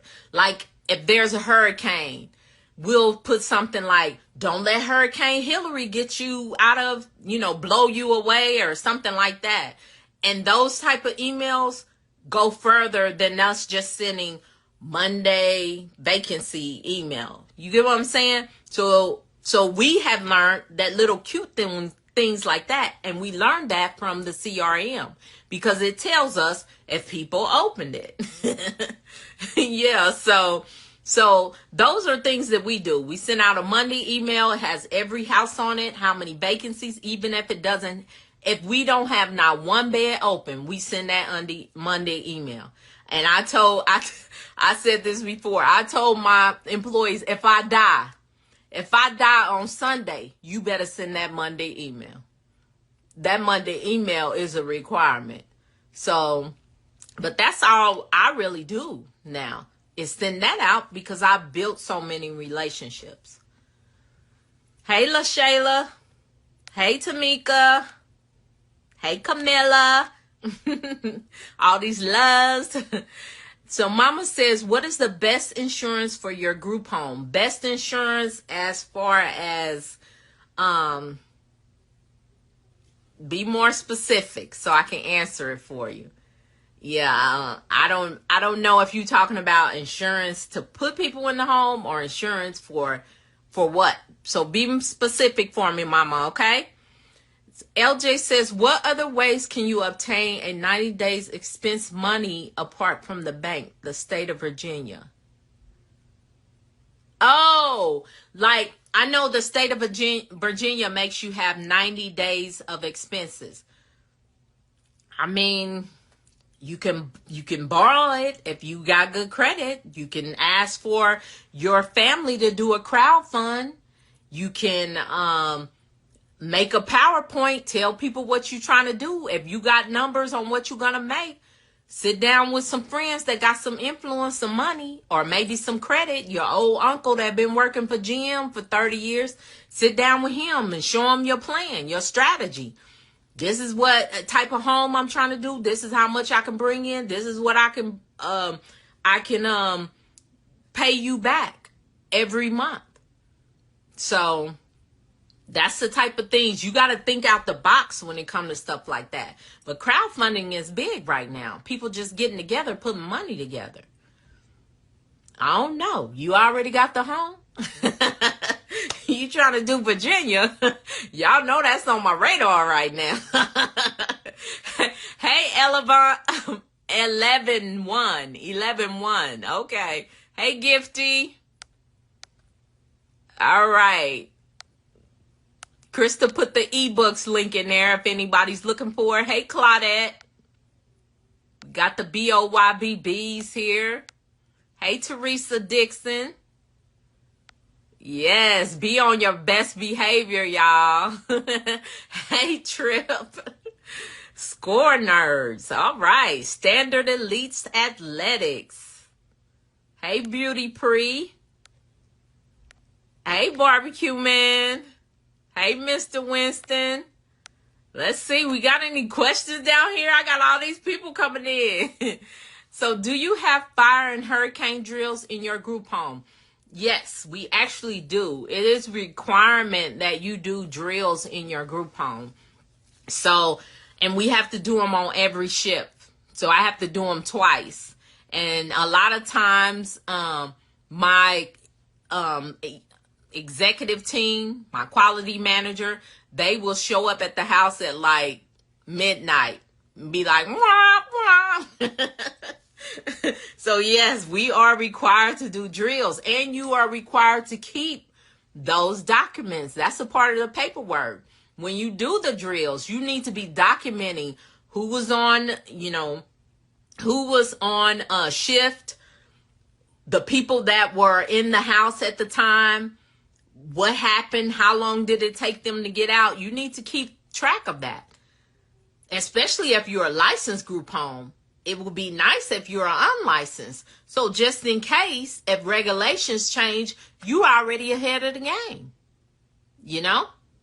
So yeah, those are the type of things you do need to do in your group home, and you need to keep records. A lot of times you're supposed to save that paperwork 5 to 7 years, depending on where you're located. So you want to have good, like a good filing system set up to keep track of all of that. Get you some binders and then have them filed away in different places. I mean, it's as simple as getting like a crate, and each crate has something different in it. Okay? KT32 says, why did you decide to step away from youth group homes? Whew. Here you go, about to get me to talking about these kids. Watch me start sweating.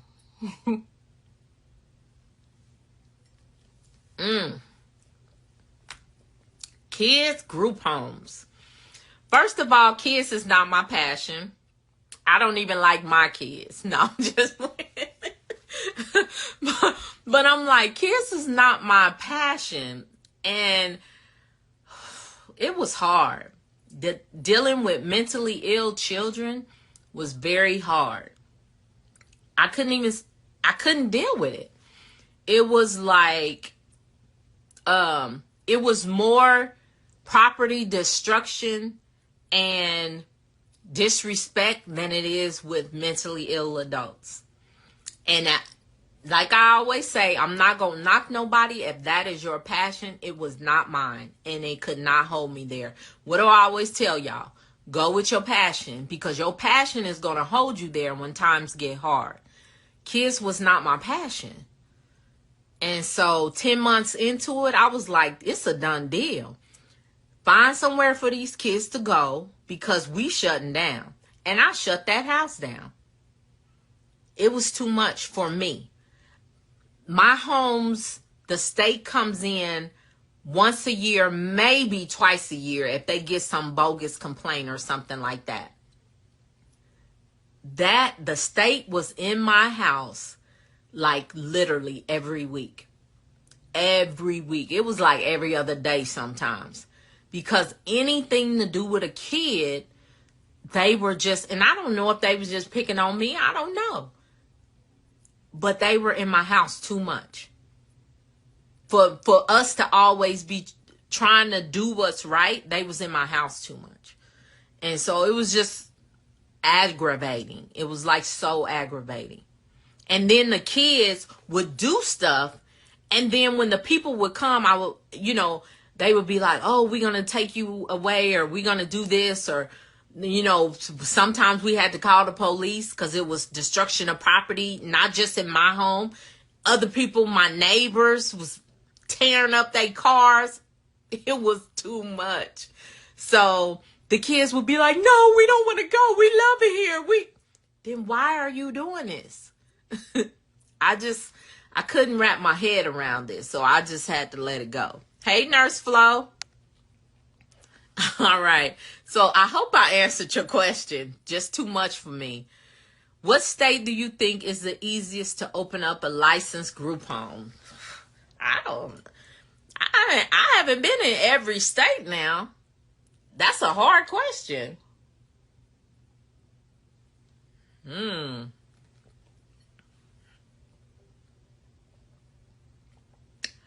I would say probably Texas. Texas is pretty easy to me. Those states that I've been in. I have not been in every state, y'all. So don't think I'm like, don't be like, well, what about this state? And what about this? That's how people do me when I say something about a state. They'll start naming off states. Don't do that. In my experience, Texas was the easiest. Okay.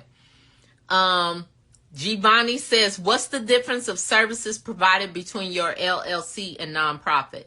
My LLC is my behavioral health group home. That's where I do my residential homes. My nonprofit is educational, training, education. So, that's the differences.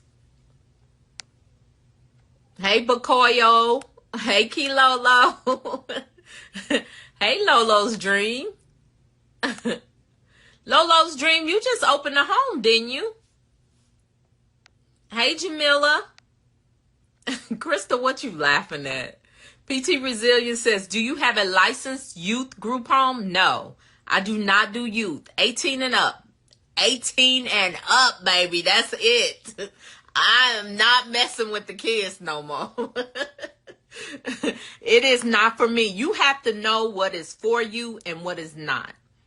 And the only reason why I considered doing a group home for kids is because case managers who have kids was like, oh my God, we hear such great things about you. We would love it if you would do a kids home. Please do a kids home. We have such a big need for kids. And so we were like, oh, we got this. Let's do a kids home. Shouldn't have never did it. Shouldn't have never did it. Don't let people take you out of what you know you good at. That's why I tell people now, like people will be like, do you know how to set up an IOP? Do you know how to do this? There's a lot of things I know how to do. There's a lot of things I probably done did. Will I do it for somebody else? No, because I'm staying in my lane. I do group homes. I'm staying in my lane now. People have taken me out of my lane. I've let people, ooh, pretty things, ooh, shiny. And I've lost money getting out of my lane. So guess where Myrrie stand? In her lane. All right. Hey, beauty. Oh, my goodness. Nurse Gross says, you and the kids are funny. I need that laugh tonight. Girl, I cannot explain to y'all how much I just, in my heart, when people say kids, I'll be like, oh, I cannot do a kids group home. No, I can't do it. Powerful expression. I'm interested in opening a resident home for seniors. Well, great. Just make sure you do your research. Make sure you pull your regulations in your state. And, of course, make sure you check zoning. Let's see. I am Chris. I'm laughing at you and the kids. Every time that question comes up, I crack up. Like, here she go, about to cut up. Man, it's like every live, Krista, somebody asks me about kids. Like, why you don't do kids? Or why you say you don't do kids? Or I saw on the video that you said you don't do kids. I don't do kids, y'all. Just know that. Hey, Freeland sister. All right, y'all ain't got no questions? Y'all want me to pull up some more information, things, paperwork? We on paperwork tonight. Paperwork, things you need to have, things you should have. It was a good question that came up in our Facebook group. Also, if you have not joined our Facebook group, our private Facebook group just hit 5,000 members last week. I think it was last week. I was in Kansas City. And we're very excited about that. But a question came up. I just lost the question. The question came up, do you do a background check on your clients before they come? I do not do a background check on my clients. A lot of time clients come with like a history, like a breakdown. My clients come with like a history. So you can actually read things that they've done, if they've been incarcerated, what they were incarcerated for, or, their medical conditions or things that they've experienced, their different behaviors. It's up to you to read that. We read those files because I want to know. It might be one line in there that says, if you pull out a pencil on this person, they will take it and stab you. What if you didn't read that? You pull out a pencil and you trying to figure out why you got stabbed. That's why you read the history on people. But as far as like a background check where I go into the system, I do background checks on my employees. I do background checks on my contractors, but I don't do paid background checks on my employees. I thought that was a good question because people don't know. If you've never worked in a group home or deal with a group home, you don't know that. So yeah, so no, I don't do background checks on my actual clients. I just read their history and make sure if you get clients that there's some type of paperwork that you require so you can know what's going on. You don't want to just be, you don't just want to accept people just because you're excited about getting a client. You actually want to, even if you accept every client, I'm not saying turn people away. I'm to the point now where I can be a little choosy at who I take and things like that because I have different types of home. So when I'm trying to fill a vacancy, if I know I have someone that is has been to jail for sexual assault, then I'm gonna send them to my sexual assault home. I know if this client has a calm personality, I'm gonna send them to my calm home. So I can kind of be a little choosy, or I can say this person is out of our league, or this person is needs a higher level of care than we can give, and I can turn them down. When you're first getting started, you may not be able to do that, but what you want to do is equip yourself. You don't want to go into things blind. You want to make sure. You might get a client that got bed sores all over their body and worms and maggots is coming out of them. Well, if you don't ask the question, or if you don't get any type of history, do you want maggots all over your bed and bed sores or whatever? No. So you tell them, no, that's a higher level of care. They need to go to a hospital or a nursing home or something. So always equip yourself by reading the file. Okay? And then, let's see. What's the Facebook group name? Krista posted the Facebook link. So if y'all look at the comments, the link is in the comments. You can click on that link. A lot of times now I just pin my YouTube channel because I really want people to tune into the YouTube channel because there's a lot of information out there and it's easy to search. Rochelle Holmes says, what system do you use for billing? For billing, I use, look, I got to go in here and see. That's why I keep my laptop, because understand this, you guys. I'm kind of at a point where I don't work I have worked my house. Don't get me wrong. I don't put in the work now. I put in the work, but I'm not in my house all the time. And I'm not doing billing anymore. So when y'all ask me questions, it's not that I don't know. I just got to refresh my memory. but let me go in here and see, because I can't remember right off the bat. What billing system? What is it called? Blah, blah, blah, blah. What is that called?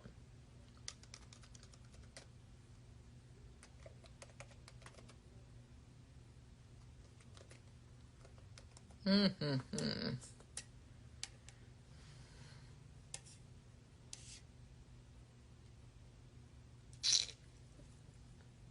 cannot remember. Why is my look? It'll tell you how long it's been since I billed, because it's not even coming up in my computer. But guess what? I'm gonna phone a friend. And ask what's the billing system. No, that's not it. I was about to say. Y'all hold on a second so I can get this question answered, okay? I'm going to phone a friend and find out what the billing system is, if she answers.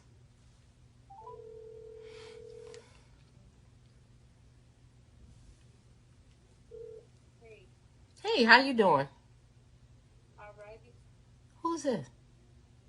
Scary. Oh, you sounded different. I thought maybe it was one of your kids. Hey, what billing? I don't have my chicken. Hey, I'm on live right now, and And somebody asked what billing system do we use, and I couldn't remember the name. We use revenue performance. That's what it is. Revenue performance. Yeah, Change healthcare. Change healthcare, the revenue performance. Okay, thank you. I appreciate you. All right. Bye-bye. Phone a friend. Yes. So we use, that's my biller. Y'all see I'm the same way with everybody. But we use Change Healthcare System. That's what we use for our billing. Let's see. Group Home Millionaires. Oh, yeah.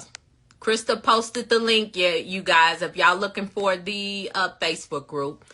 So Derek says, how important is the questioning on incident report? It's very important.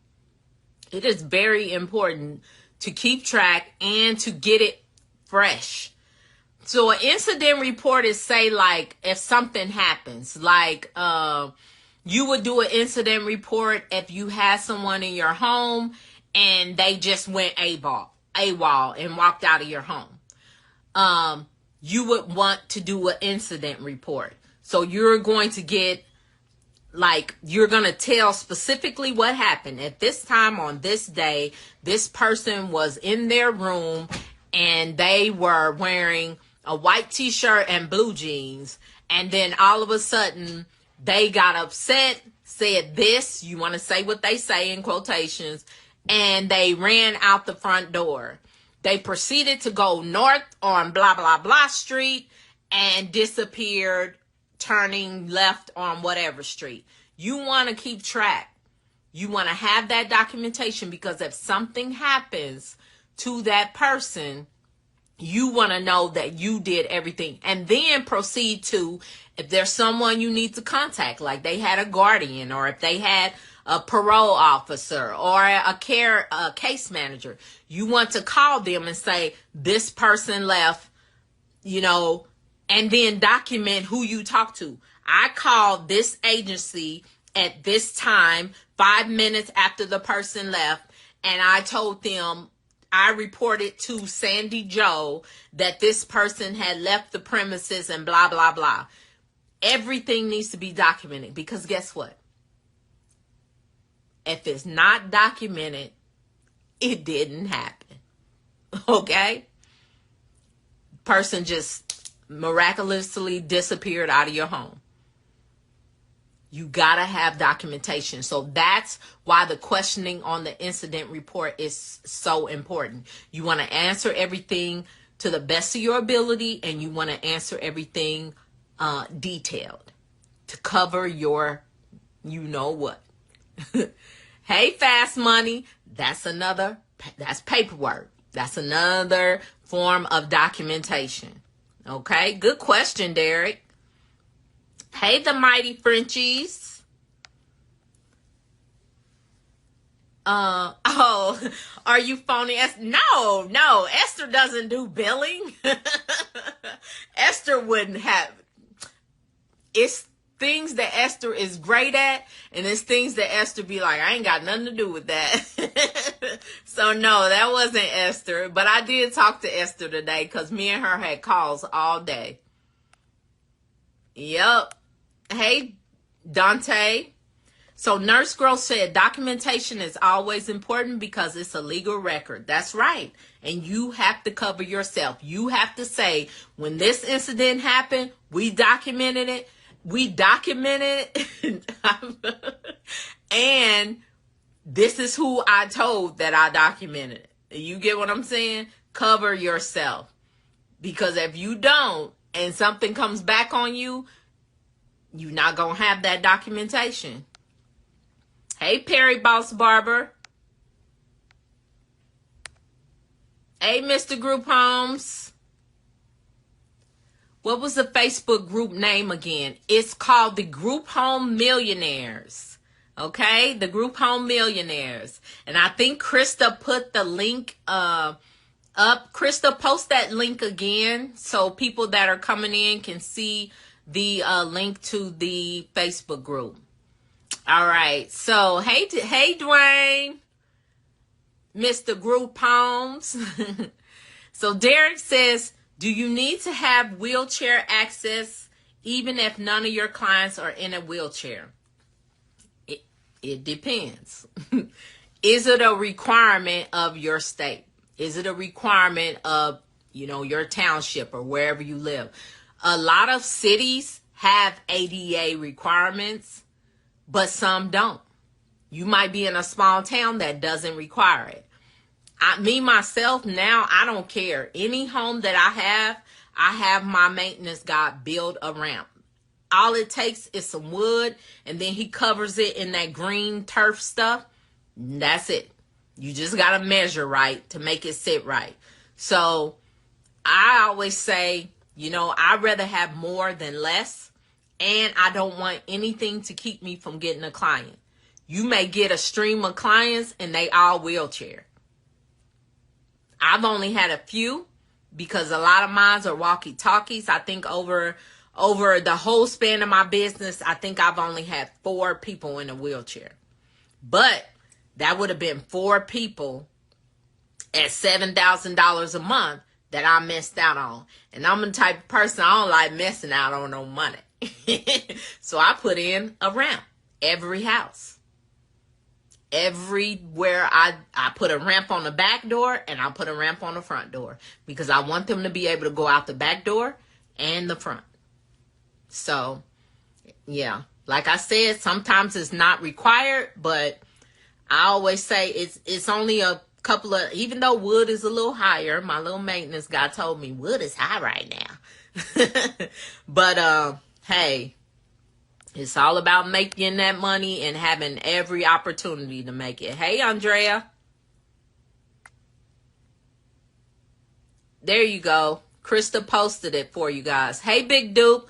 Are there templates for all these things that need to be documented, or do you have to create your own? I do have templates.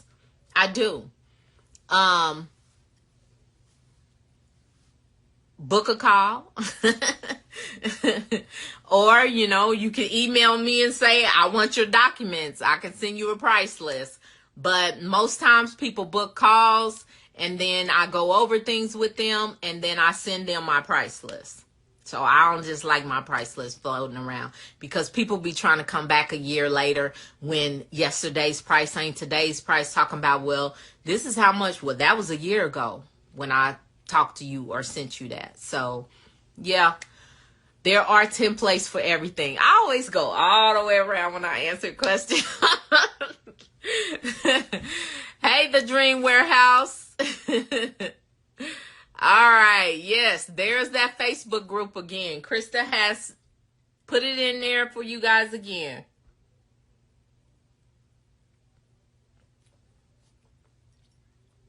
All right. So Rochelle Holmes says, do your houses do a daily count on all prescriptions or just controlled substances?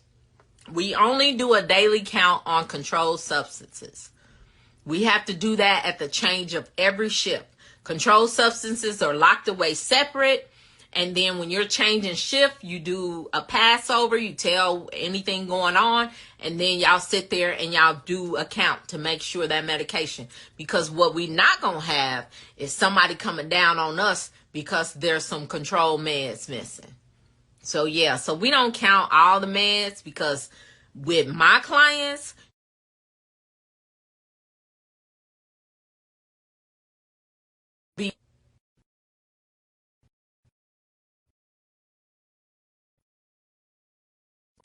somebody called me. I hope y'all can hear me. Put a 1 in the chat, please, if y'all can hear me. I hope it didn't cut my sound off. They didn't call me from like a phone number, because my phone is on Do Not Disturb. They called me from like Instagram or something.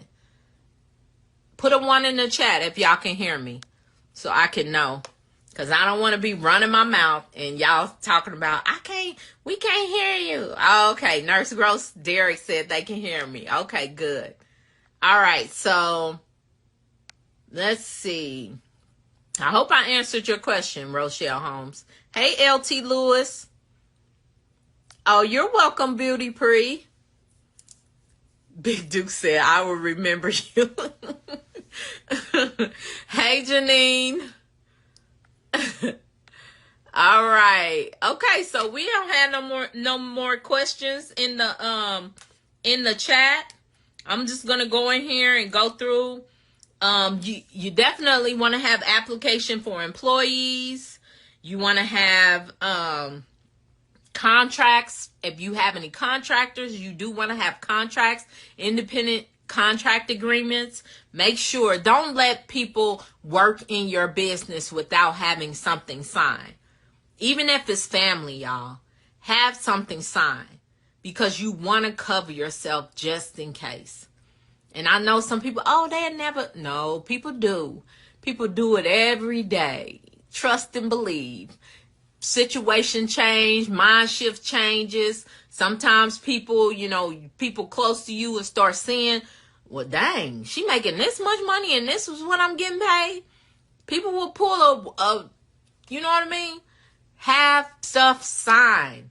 Make your family members sign a contract. Make them sign do an application, because you should have that on file anyway, especially if you're a regulated home.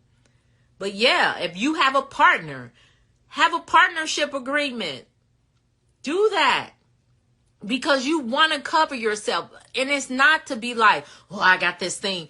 It's to say we respect each other enough to where when we sign this agreement, this is what we're going to abide to. And things might change over the years.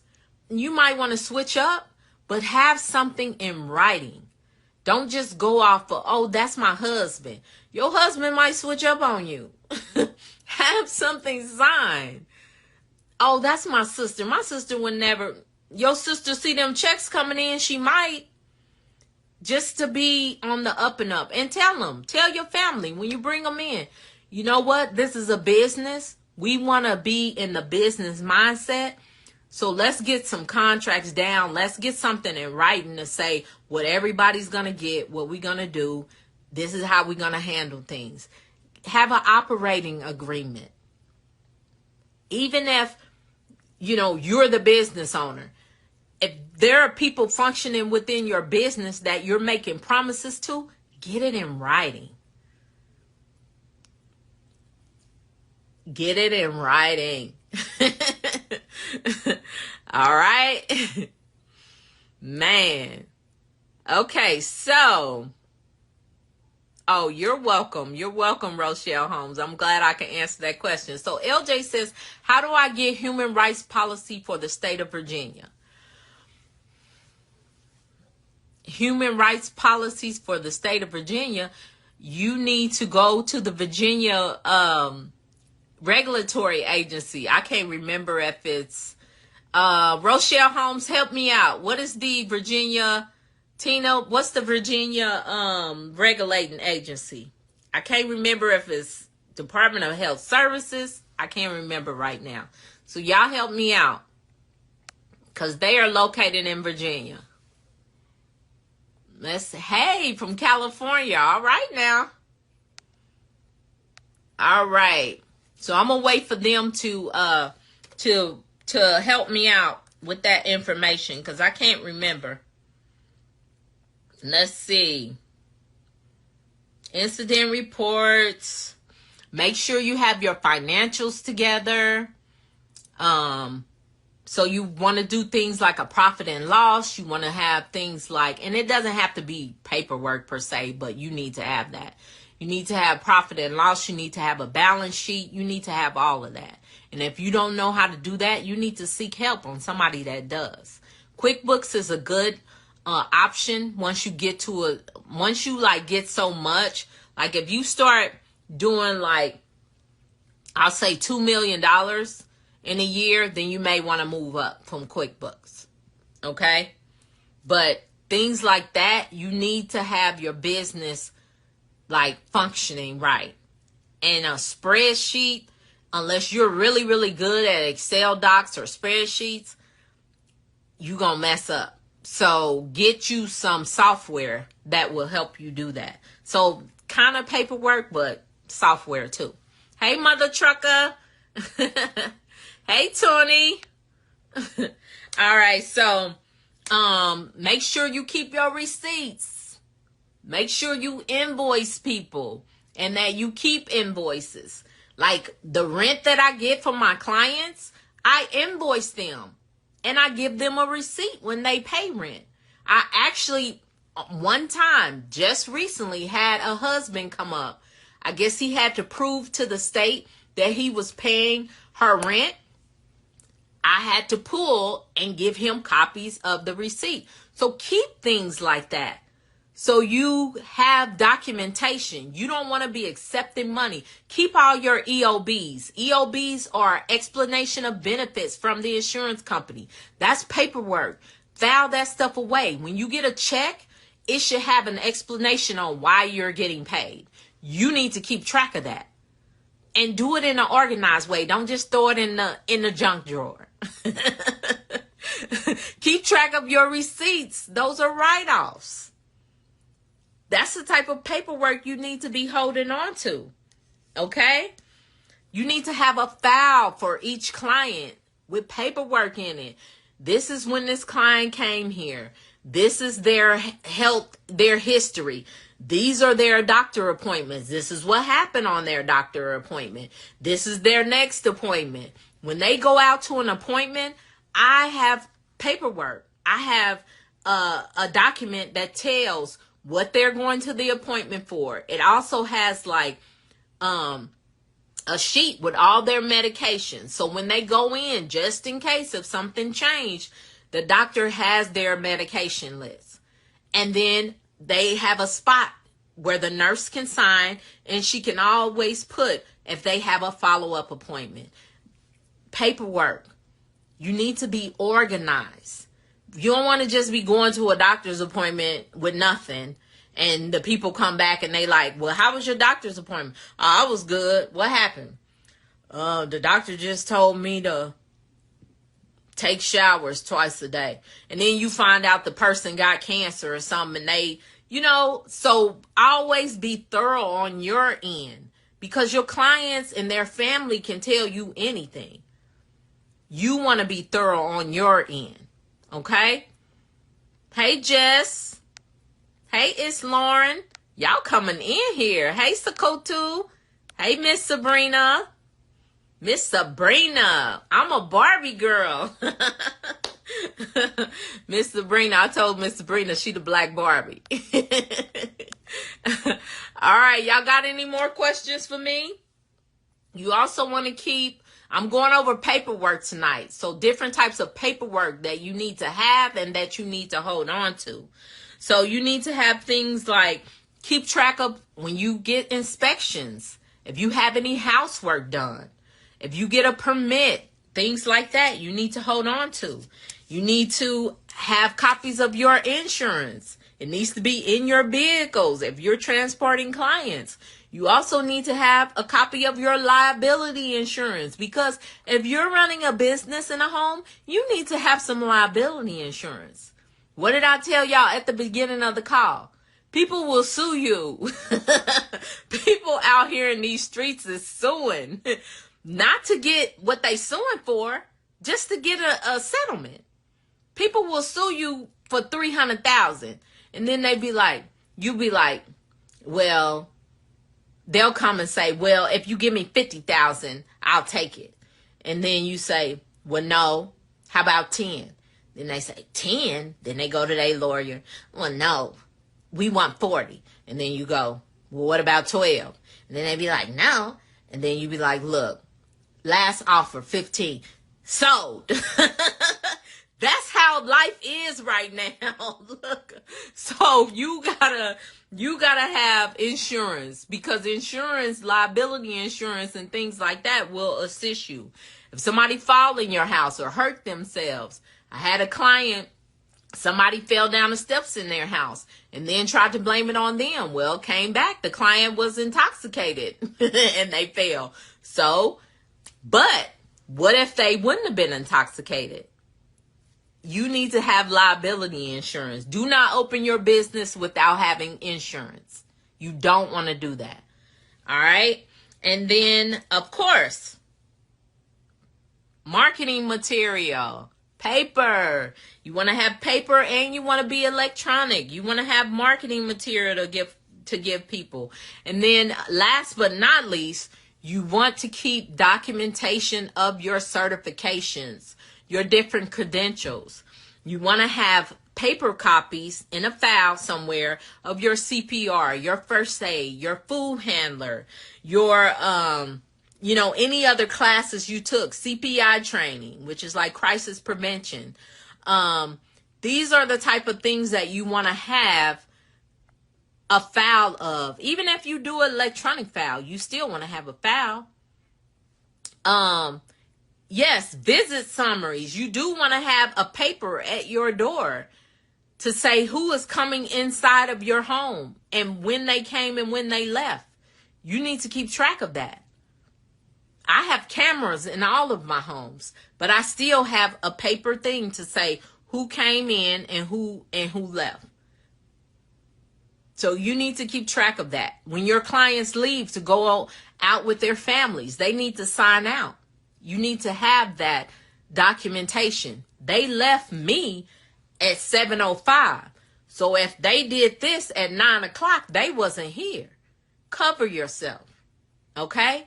Lewis says, do you have to pay taxes on the payments that you receive for each client? Yeah. It's income. So of course I do. Yeah. So yeah, any money that comes in, I have to pay. I mean, not to say I have to pay each time, but it is a part of income for my business. So yes, ultimately, in some shape, form, or fashion, I gotta pay. And Derek says, is there paperwork for taking clients on a field trip? Yes, you actually want them to sign a release when they first come in to say, we go on field trips. You don't want to have to make them do it every time, but we go on field trips and agree to it. And it covers you. So yeah, so you do want to have something in your initial packet, your admission packet. Okay? Roman Kasinger, how you doing? That's a new name. It's Lauren says, is getting the state to pay for their stay is the best way? I mean, it's the best way for me. Some people do private pay. I'm not going to say it's the best way. It's the best way for me. It's just going to depend on what type of home you do and where you're located. I do behavioral health, so I don't want to be chasing mentally ill clients for money. If you were doing a senior home, it may be easier just to get the money from the client because the state is not going to pay you as much as that client's family or them are going to pay you. Okay, so it depends. There's no really best way for, in whole. It's the best way for you and what type of home you're doing. Hey, Braids by Zuri. Hey, Rashawn.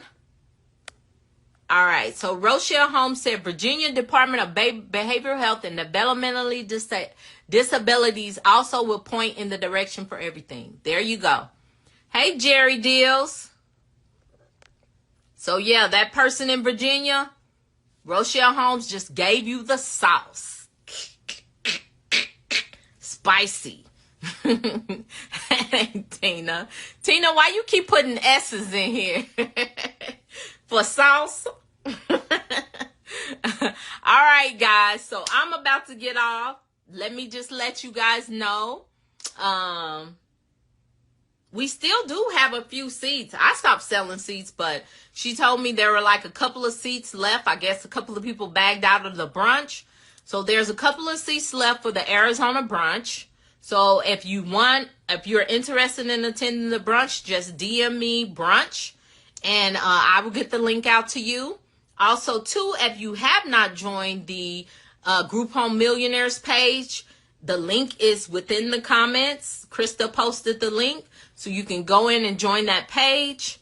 And then also, too, make sure if you have not subscribed to my YouTube channel, it is right down there at the bottom. You can click on that link and you can subscribe to my YouTube channel. And that way you guys can get all the secret sauce. I'm on sauce tonight. Sauce. All right, so let me look. Tina says, do you stack services with community hab? Not in Arizona. I do not. In some states, you can do that. In Arizona, you cannot. They call it double dipping. People try to do it, but a lot of people have gotten caught. I know y'all may have heard in the news, there's a lot of Medicaid fraud in Arizona going on. Stacking and doing things you're not supposed to. So I don't stack anything. I only do what I'm supposed to do because I want to stay in business. All right. All right. And then, Tina said it was her keypad. I was like, why do you keep typing S's? She want me to do this. Sauce. Nah. Hey, Tristan. Let's see. Oh, and Krista posted the link to the brunch. So like I said, if you're interested in attending the brunch, which is this Saturday, yeah, you can click on that link.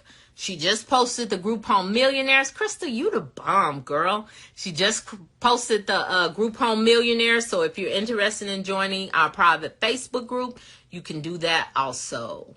All right, you guys, I enjoyed my time with you. Make sure you remember your wins for this week. So when we come back next Wednesday, we can review our wins for the week. And then, y'all know what I always say at the end of everything. Be a blessing to someone else. Bye. This lady was trying to teach that, so that is good to know. Okay. All right. All right, you guys. Have a good night. Woo. Hello.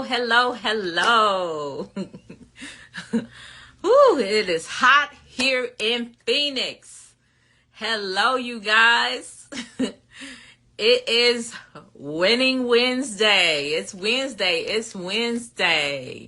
Hey. All right. So how are you guys? Hi, Rochelle Holmes. Hey, what's the tea? Hey, CEO Mrs. B. Hey, Kilolo. I got to say my highs. Give me a few minutes so I can say my highs to everybody. I miss you guys. Haven't talked to you guys since last week. Hey, everybody loves Chris. That's funny. Hey, Sweet Tree. Hi, Lost in the Sauce. Ooh, I'm lost in the sauce. That's saucy. Hey. Hey, Nurse Grows. Hi, Nia Rose. Hey, we winning over here. We winning. It's Winning Wednesday, you guys. Thank you, Let a Girl Try. I will let you try. Thank you. I appreciate it. Hey, Axe Outreach. Okay. Let's see. That's right. Winning Wednesday. Hey, MBSG Kmo. Hi, Tamika. How y'all doing? Hey, anybody got any wins? Thank you, Derek. Come on. If y'all got some wins, it's Winning Wednesday. Before I get into what I'm going to talk about tonight. What is my win? Let me see. My win this week. Let's see. Let me think about that for a minute. I had challenges this week. Since the last time I talked to y'all, I have had challenges on top of challenges. I'm gonna tell y'all. But you know what? I woke up this morning. That's my win. Because when I woke up and I got on my knees to pray, that is one of the things that I thank God for. Because there are some people that did not win today. They did not wake up. So I guess that's my win. I woke up this morning. And my win is I got on here and my favorite people came on here to join me. That's a win. Oh my gosh. You guys are so diligent. I had people messaging me before I got on here. What time what time you gonna be on? I appreciate that. I do. I love that you guys hold me accountable for my Winning Wednesday. And I want to show up for you. Yes. Yes, Sonara. All right. Hello. Hey, Sunflowers, you must have been working. I ain't saw you. I didn't see you last week. I don't think so. How's Texas? How is Texas working out for you? Hey, you making it through though. That's right. I'm making it through. That is right. Hey, Powered for Purpose. Yes, because I am powered for purpose. A win is a win. That's right. Hey, Megagram. Are you back in town yet? So Nurse Girl says her win is she got her website up. Wording in Facebook, Instagram, and LinkedIn started by... That's good. Look at you. You got all that accomplished since last week. That is amazing. I'm so proud of you. I am. She said, yeah, I'm at work right now. My people work. My people be working, y'all. I ain't mad at them. They be working. But yes. Oh, Texas is hot right now? Well, girl, I bet it ain't got nothing on Arizona. Ooh, Lord. I about passed out today. So Nurse Girl said it was supposed to say working on you're working on Facebook and Instagram. That's okay. You got your website. That's awesome. Now you link your website to your social medias. So when people visit your website, if they don't know about your social medias, then they'll have links to go there. So make sure you do that. Yes. Axe Outreach said they started their LLC. Yes. I'm so proud of you guys. Yes, because we winning over here. We winning over here. All right. So if it is someone on here that hasn't yet went to my YouTube channel and subscribe to my YouTube channel, make sure you guys click that link. Click that link. You see my finger? There's a pinned link. You can go off right now and come back. Go off, subscribe, share it, do whatever. But make sure you subscribe to the YouTube channel because we are coming out with content and I want you guys to be able to partake of it. Because I'm just being honest. There will become a time that I will not be doing Winning Wednesdays on Instagram. I will be doing Winning Wednesdays in my own platform. So that is what I am working on right now. And so eventually you guys will move to my platform and we will be doing Winning Wednesdays over there. Okay? All right. So yeah, so Nurse Girl says thank you. Hey, Kitty Stallion. Hey, Prissy Life. How you doing tonight? You been watching? Nurse Girl says, I love your new videos and interviews. Thank you. Axe Outreach said, I subscribe. Thank you, guys. I'm telling you, I appreciate everything. I like it that way. How you doing tonight? Let's see. I'm subscribed, but let me hit that alarm. There you go. Hit the alarm. That way, if you hit the alarm whenever something new comes out, because I think I had a video premiere this morning. And so you were able to go in and watch the premiere. I'm so excited about YouTube. I'm so excited about the person that's helping me with the YouTube. I'm so appreciative of him and his wife, who are family now. Y'all know I take people into the fold. They be family after I start working with them, and not that bad family you don't want to be around, that good family. Hey, for Badul. Hey, hi, I am Rikisa. Ooh, I'm messing up, y'all. Hey, So the subject tonight is, I said my hellos. The subject tonight is, I ain't signed up for that. I couldn't type it that way, but that's what I wanted to say. I ain't signed up for that. Y'all know I'm country, okay? Let a Girl Try says, about the premiere, I don't think you could see my comments, but I watched all 57 minutes. Aw, thank you. I appreciate it. I haven't looked at the comments yet, but I appreciate it. I really do. Hey, fam. So the subject that I'm going over today, I ain't signed up for that, is to go over like issues, challenges, things that come up in your group home journey that you like, I didn't really know about that, or I'm not supposed to be doing this, but it happens. And so I just wanted to take the time, and I'm going to tell y'all the backstory on why the Holy Spirit gave me this subject. And I know I believe in the Holy Spirit, and so I was trying to think of what I wanted to talk about tonight, because I don't want to just come on and just be, I want to teach you guys something. I want to go over something with you guys. I want to add value. That's what I want to do. And so I was just like, and the person that helps me out, they called and we talked a little bit, and I was like, I don't know if I want to, what subject?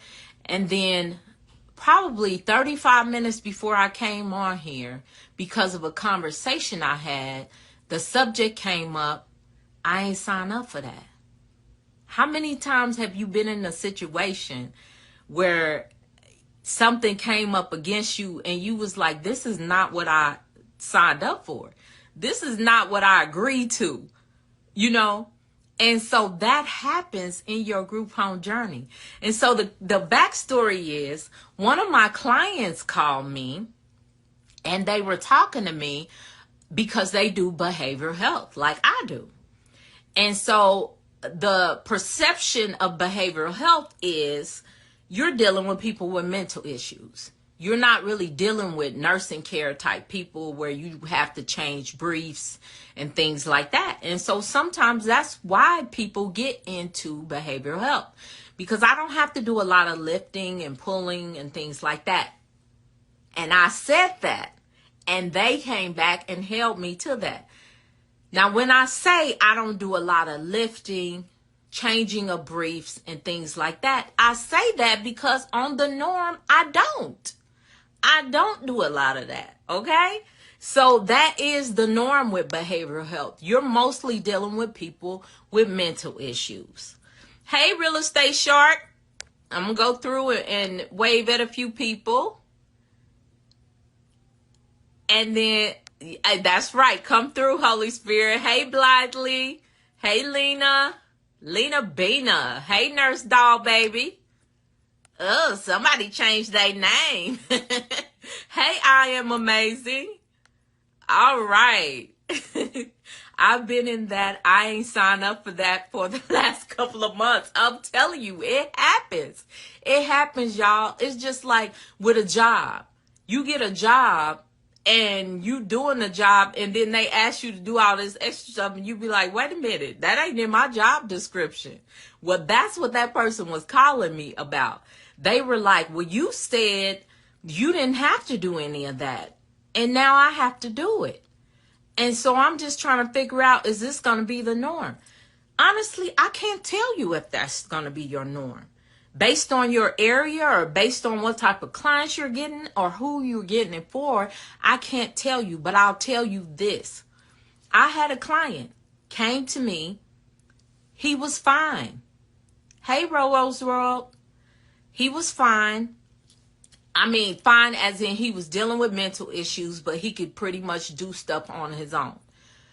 Okay, fast forward 3 years. Now he's incontinent. He's nonverbal. He can't, basically he can stand up, but you have to guide him on where to walk. You have to shower him. You have to wipe his butt when he poops because he can't do it himself, or he does it and gets it everywhere. So initially he wasn't like that, but now he is. So yeah, I didn't sign up for it, but this is my client, somebody that I have grown to care about, who has been in my home multiple years. So am I just supposed to throw him out? So when you say I didn't sign up for it, did you? I mean, that's kind of like in sickness and in health. When you initially sign up to be with somebody, you know, unless they start out that way, you don't know they're going to get sick. You don't know what's, you know, they are going through cancer or chemotherapy. You don't know. So when they change, when they no longer can go out with you every day and go, you know what I mean, skateboarding or whatever y'all do, jumping out of airplanes, do you just say, hey, I didn't sign up for this, and you leave? Yeah, some people do, but the real ones don't. You know? So I could not just throw my client away. I had to go through a process because, yes, he needed a higher level of care. But what you guys don't, well, some people understand, but some don't. When people need a higher level of care, there are things that have to be put in place. First of all, it depends on how much access they have. It depends on how much income they have. It also depends on what they can do for themselves. So someone that's dealing with mental illness, in order for them to go to a nursing home, they have to meet requirements. In Arizona, it's called an all-text assessment. You have to get an all-text assessment. Guess what? His first all-text assessment, he failed. You know why? Because they felt like he could still do stuff on his own, even though it was more work for us. So guess what? I continued to care for him. Then he came up again for all-text. At this point in time, he was actually worse. Well, finally, after they told me he has to do a spin down. Do y'all know what a spin down is?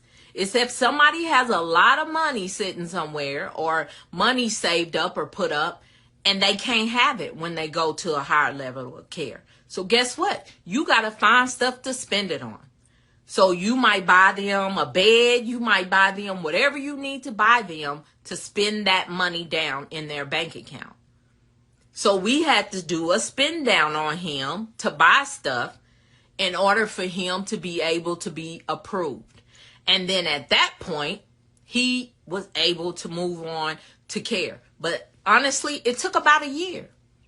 I still have a woman in my home that has failed all text assessment 6 times.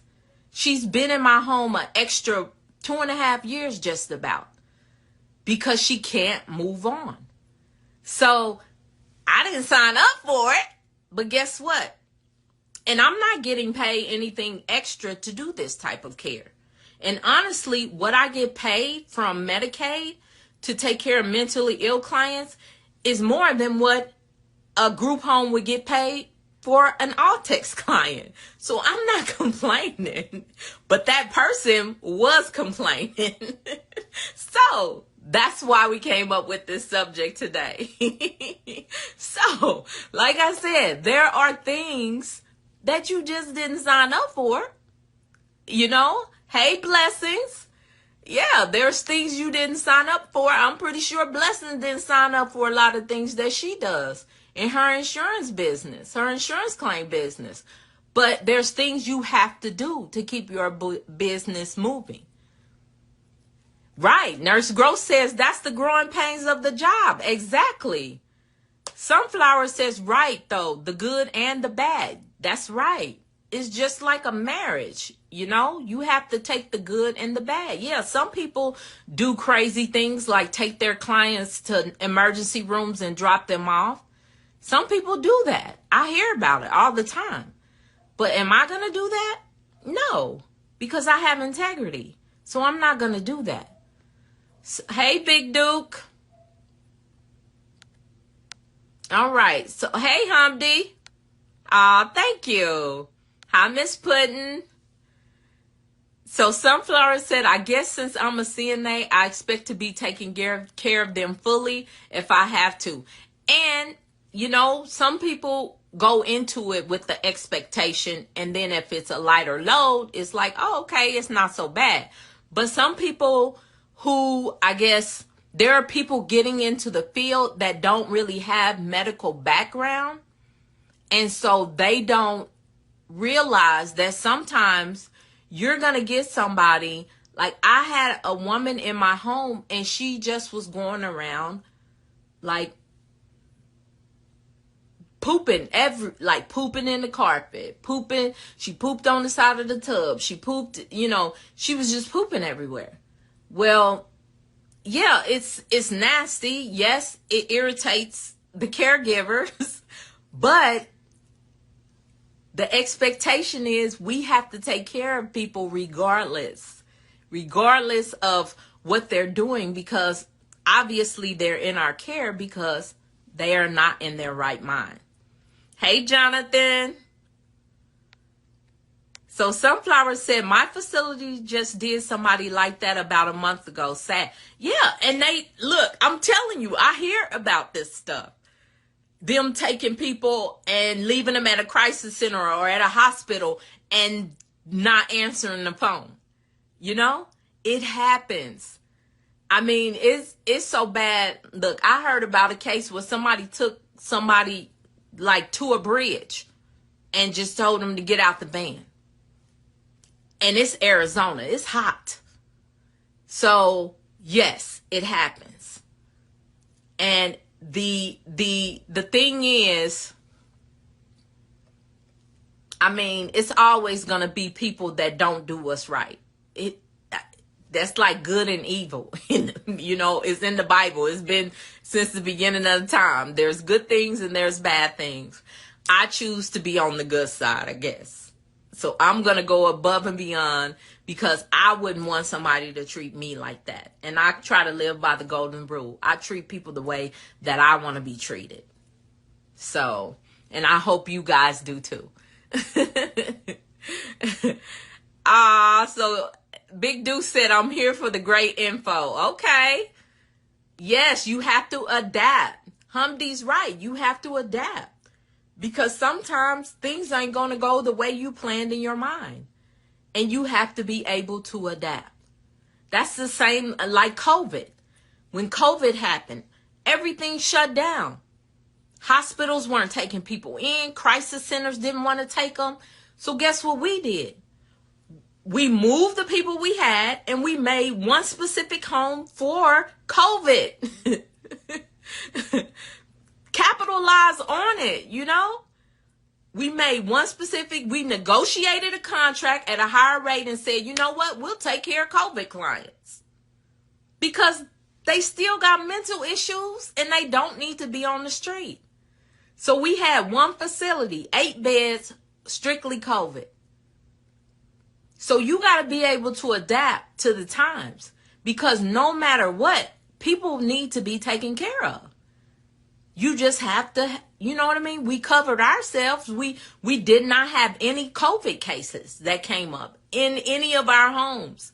So we had no new COVID cases because we cut off the outside. We didn't let visitors come. People would come to the gate, to the fences at our houses or to the front yard, and they would have to talk to their family members if they wanted to lay eyes on them. Don't come in this house. No. So there's things you have to do to protect yourself, but you always got to be willing to adapt, especially when you're a business owner. You got to keep your business going. Sunflower says, made it like he was having mental issues and needed to be reevaluated. That man was fine. I'm telling you, people will come up with all kind of excuses. Hey, Krista. So the subject tonight, you guys, is I ain't signed up for that. Because there's things that you're going to come up against in your group home journey that you didn't know about. And it's funny because the person that called me to go over it, it's like they were mad at me because I didn't tell them that this was going to happen. And I was talking to a friend. I said, do people realize I don't know every single thing that's going to come up in your business? I'm training you on the specifics, the guidelines, the basics, things like that. You know what I mean? Not just the basics, but for you to have a successful business. But I'm not going to know every single thing that's going to come up. And that, me not telling you that you may have to change a brief or to me, I'm like, if that person's in your care, you do whatever you gotta do. I just thought that was like self-explanatory. But I mean, you know me, I'm gonna put it in the training and I'm gonna go over it now.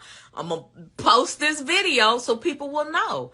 Sometimes you're gonna have to do things you didn't sign up for.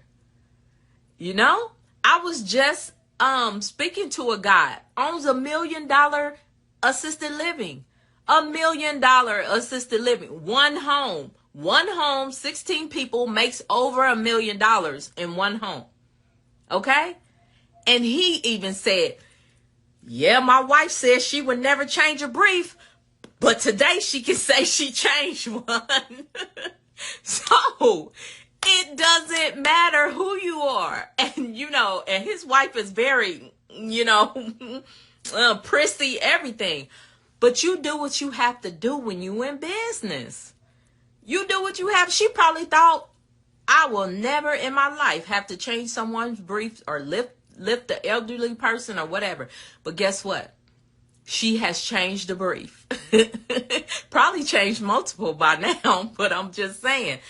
She didn't sign up for this, but you do what you got to do in business.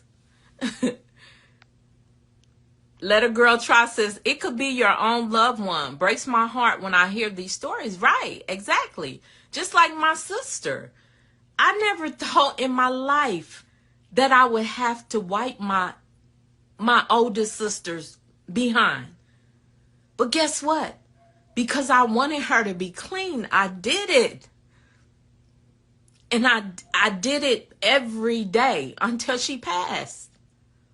Because it's what I had to do.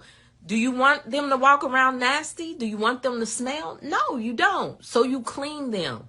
That's just respect. So, Let a Girl Try says, y'all know I get emotional when I talk about my sister. But then again, with 15 years in healthcare, I have seen it all. But I always expect the unexpected. And that's what you need to do as a business owner. If you're talking about owning a group home, you have to always expect the unexpected because you never know.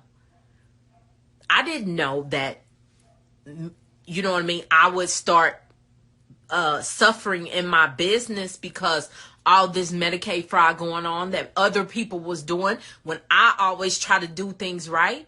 Now they coming down on my homes because other people doing stuff wrong. I never expected that because we always try to do things right. But guess what? Now I gotta conform. Now I have to deal with it because other people did the fraud. Now I'm suffering. I never expected that. But guess what? That's a part of business. So I deal with it. Hey, Color of Africa. Hey, Miss Sheree. Hey, Yolanda. I'm just trying to scroll down and see if I got any questions. Hey, Miss Janetta. Hey, baby, period. Hey, Go Pretty Red. Let a Girl Try says, you can't know everything. We are working with humans. You are not God. People need to extend grace. Exactly. I'd be like, I can't know it all. You know, I try to put a lot of information in this big old head of mine, but I can't know it all. Hey, I am Mr. Hill. So Sunflower says, life will humble them. I would never roll with the punches. That's it. Never say never. Ain't that the saying? Never say never. Humdy says adaptation is a skill one must learn. Yes. You gotta be able to adapt. You gotta be able to bob and weave. Okay? So Baby Period says, I want to get started in the group home industry, but not sure where to start. Hey, just check out my videos. Check out my videos, Baby Period. You can go through my feed. You can go on my YouTube channel. It will tell you where to start. And depending on what state you are, if you DM me your state, I will actually send you a link to the regulatory board in your area, so you can start looking at your regulations. So Nurse Girl says you have to take care of your clients like they're your family member, because you have these people's lives in your hands and you're taking care of them. That's why they are in your home. That's true. That is so true. And the thing about it is, I know a lot of times people say, why do you still work in your business? If you are real, and people throw this boss word around. I don't consider myself a boss. I do consider myself to be a leader. I have leadership skills. So I consider myself to be a leader. And I feel like people can be, what am I trying to say? People follow me. So people can be content in following me. Okay? So that's why I consider myself a leader. A boss, I am not. I am not a boss. So when people say things like, well, if you was a boss, you wouldn't work in your business. I'm dealing with people's lives. These are not t-shirts. These are not cups. These are not cars or whatever you sell, watches. These are people. So why am I in my business? Because I'm dealing with people that are dealing with people, which is very unpredictable. I've had times in my business where I saw something on camera and I rolled up at the house and said, you gotta leave. Because you dealing with people, and I take it like these is my people. You know what I'm saying? I talk to even though I love my employees, but when you come in new, we gotta learn you. And if you up in there, my seasoned employees, I don't worry about. It's the new ones that come in that I worry about. And then some work out and they stay, but some don't. And I'm telling y'all, I've saw disrespect on a camera and rolled up. You can leave. Your shift is over. But no, your shift is over and you ain't got to worry about coming back. So when people say that, why do you still work in your business? Because I can go to jail for stuff that happens in my home. If something goes awry, they're not going to they might take my my caregiver or my BHT's fingerprint card or something like that. But the liability is on me. So that's why I still work in my business, because I've been asked that. If you was a real boss, why you still work in your business? Because it's my license. Even though it's a license on the house, I'm responsible. So that's why I still work in my business. That's why I still monitor cameras. That's why I still show up. Because what I tell y'all, what that sign say? Freedom. I like my freedom. And I ain't got time to be going to jail over some stupid stuff somebody else did. It falls on my shoulders. So that's why I take it very seriously. And that's why I show up here and there. Yes, I travel and I do pretty much what I want to do, but I still do go and show up and work in my business. And I suggest if you own a group home that you still have you know what I mean?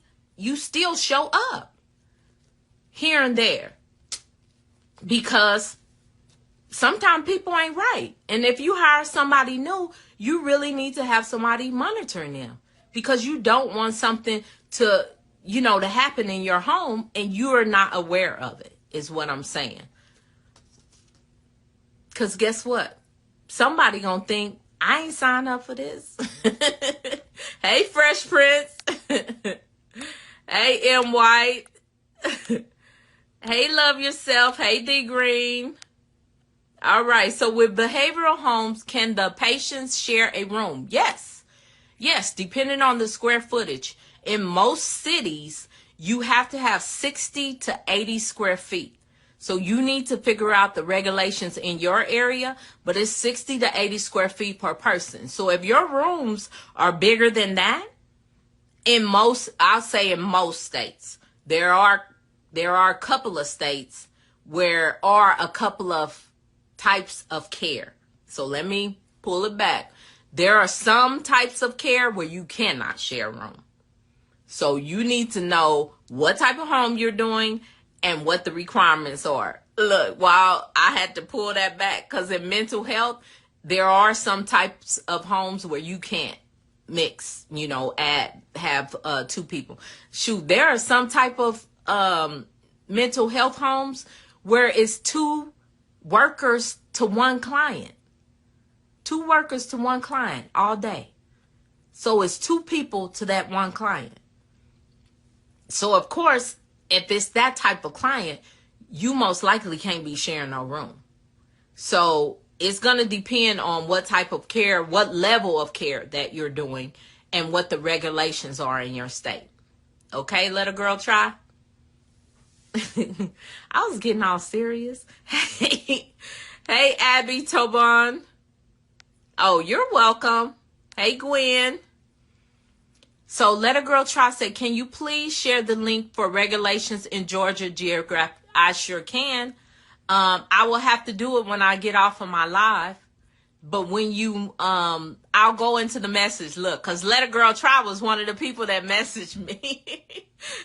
So I'll go into your message and I'll send you the link. Hey, love yourself. Yes, I will share it with you. Make sure you DM me, love yourself. Because Let a Girl Try, she already DM me. But you need to DM me and just put regulations. And then I'll send you the link. Yep, that's the mentality. Hey, Jonathan. All right, so Derek says, is it possible to start a group home business in 90 days? Yes, depending on what type of group home you start. But yes, you can start some types of group homes in 90 days. So you would have to kind of be more specific, because I would say most licensed homes right now, like behavioral health licensed homes, it would probably be more closer to 120 days or really longer than that, about 180 days. But yeah, there are some types of group home that you can start and have that group home up and running in 90 days. Yes. All right, so Beauty is Tiana. Hey. All right, let's see. Oh, thank you, Krista. Krista's putting links to all my stuff. If you have not booked the brunch in Arizona, if you're going to be in Arizona August 26th, make sure you book the brunch so you can have brunch with me. It's going to be a whole event, and the speaker is amazing. So yeah, if you're going to be in Arizona, make sure you book the brunch. All right. And then also too, I am going to be in a devotional book, you guys, and the pre-sale is already starting. It's going to be a 365-day devotional book, and it will be coming out this fall. So if you are interested in that, Krista is my assistant, you guys. So she's always on her job. Oh, you're welcome. Love yourself. So Yolanda says, does respite care similar to a group home in terms of setup? Yes, it would be. Respite care is kind of more like care for, say if someone was, say if a family was going out of town on vacation, and they needed somebody to care for their elderly person or the person dealing with mental illness, they would put them in respite care. Respite care is only like short-term stays, kind of like Airbnb for people that need care. I never thought about it like that, but it is actually for kind of like Airbnb, because they go and they stay in the home for a certain period of time. I mean, it could be 3 days, it could be 3 months. It just kind of depends. But it would be set up, yes, like a group home. Yes, ma'am. Yep. So a Let a Girl Try says, how do you determine how much state will pay per patient?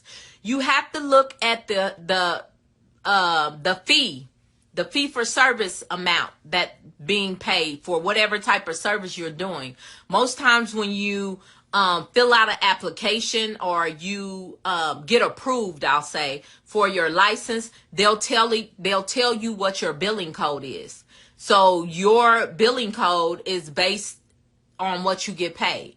So like mine, I know my billing code is H0018. And that's what I bill for residential care for SMI client. And then I can use a modifier depending on the client.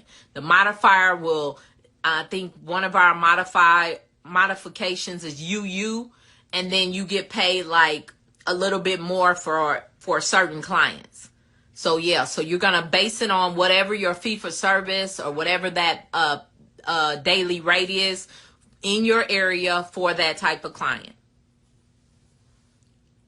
I hope I answered your question. Hey, Audette. Pop the Creative. Hey, Pop. Hey, Quizzy. Quizzy, you at work?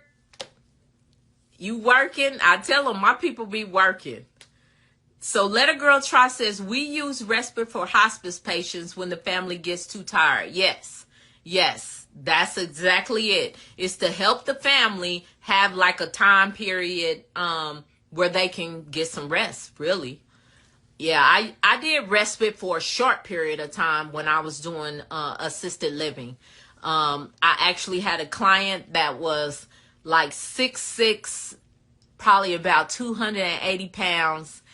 And after having him, I was like, I'm not doing respite no more because that man was running me ragged. But his wife was so young. He had a young wife and he was older. And his wife was just like, I'm just tired. And I felt so bad for her. So I would bring him in and take care of him. But it was just too much. So I stopped doing respite. Hello, everyone listening from the B. What's the B? What's the B, Audette? Is it Brooklyn? What's the B? Tell me.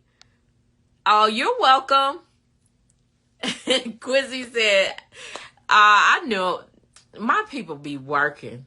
That's wonderful.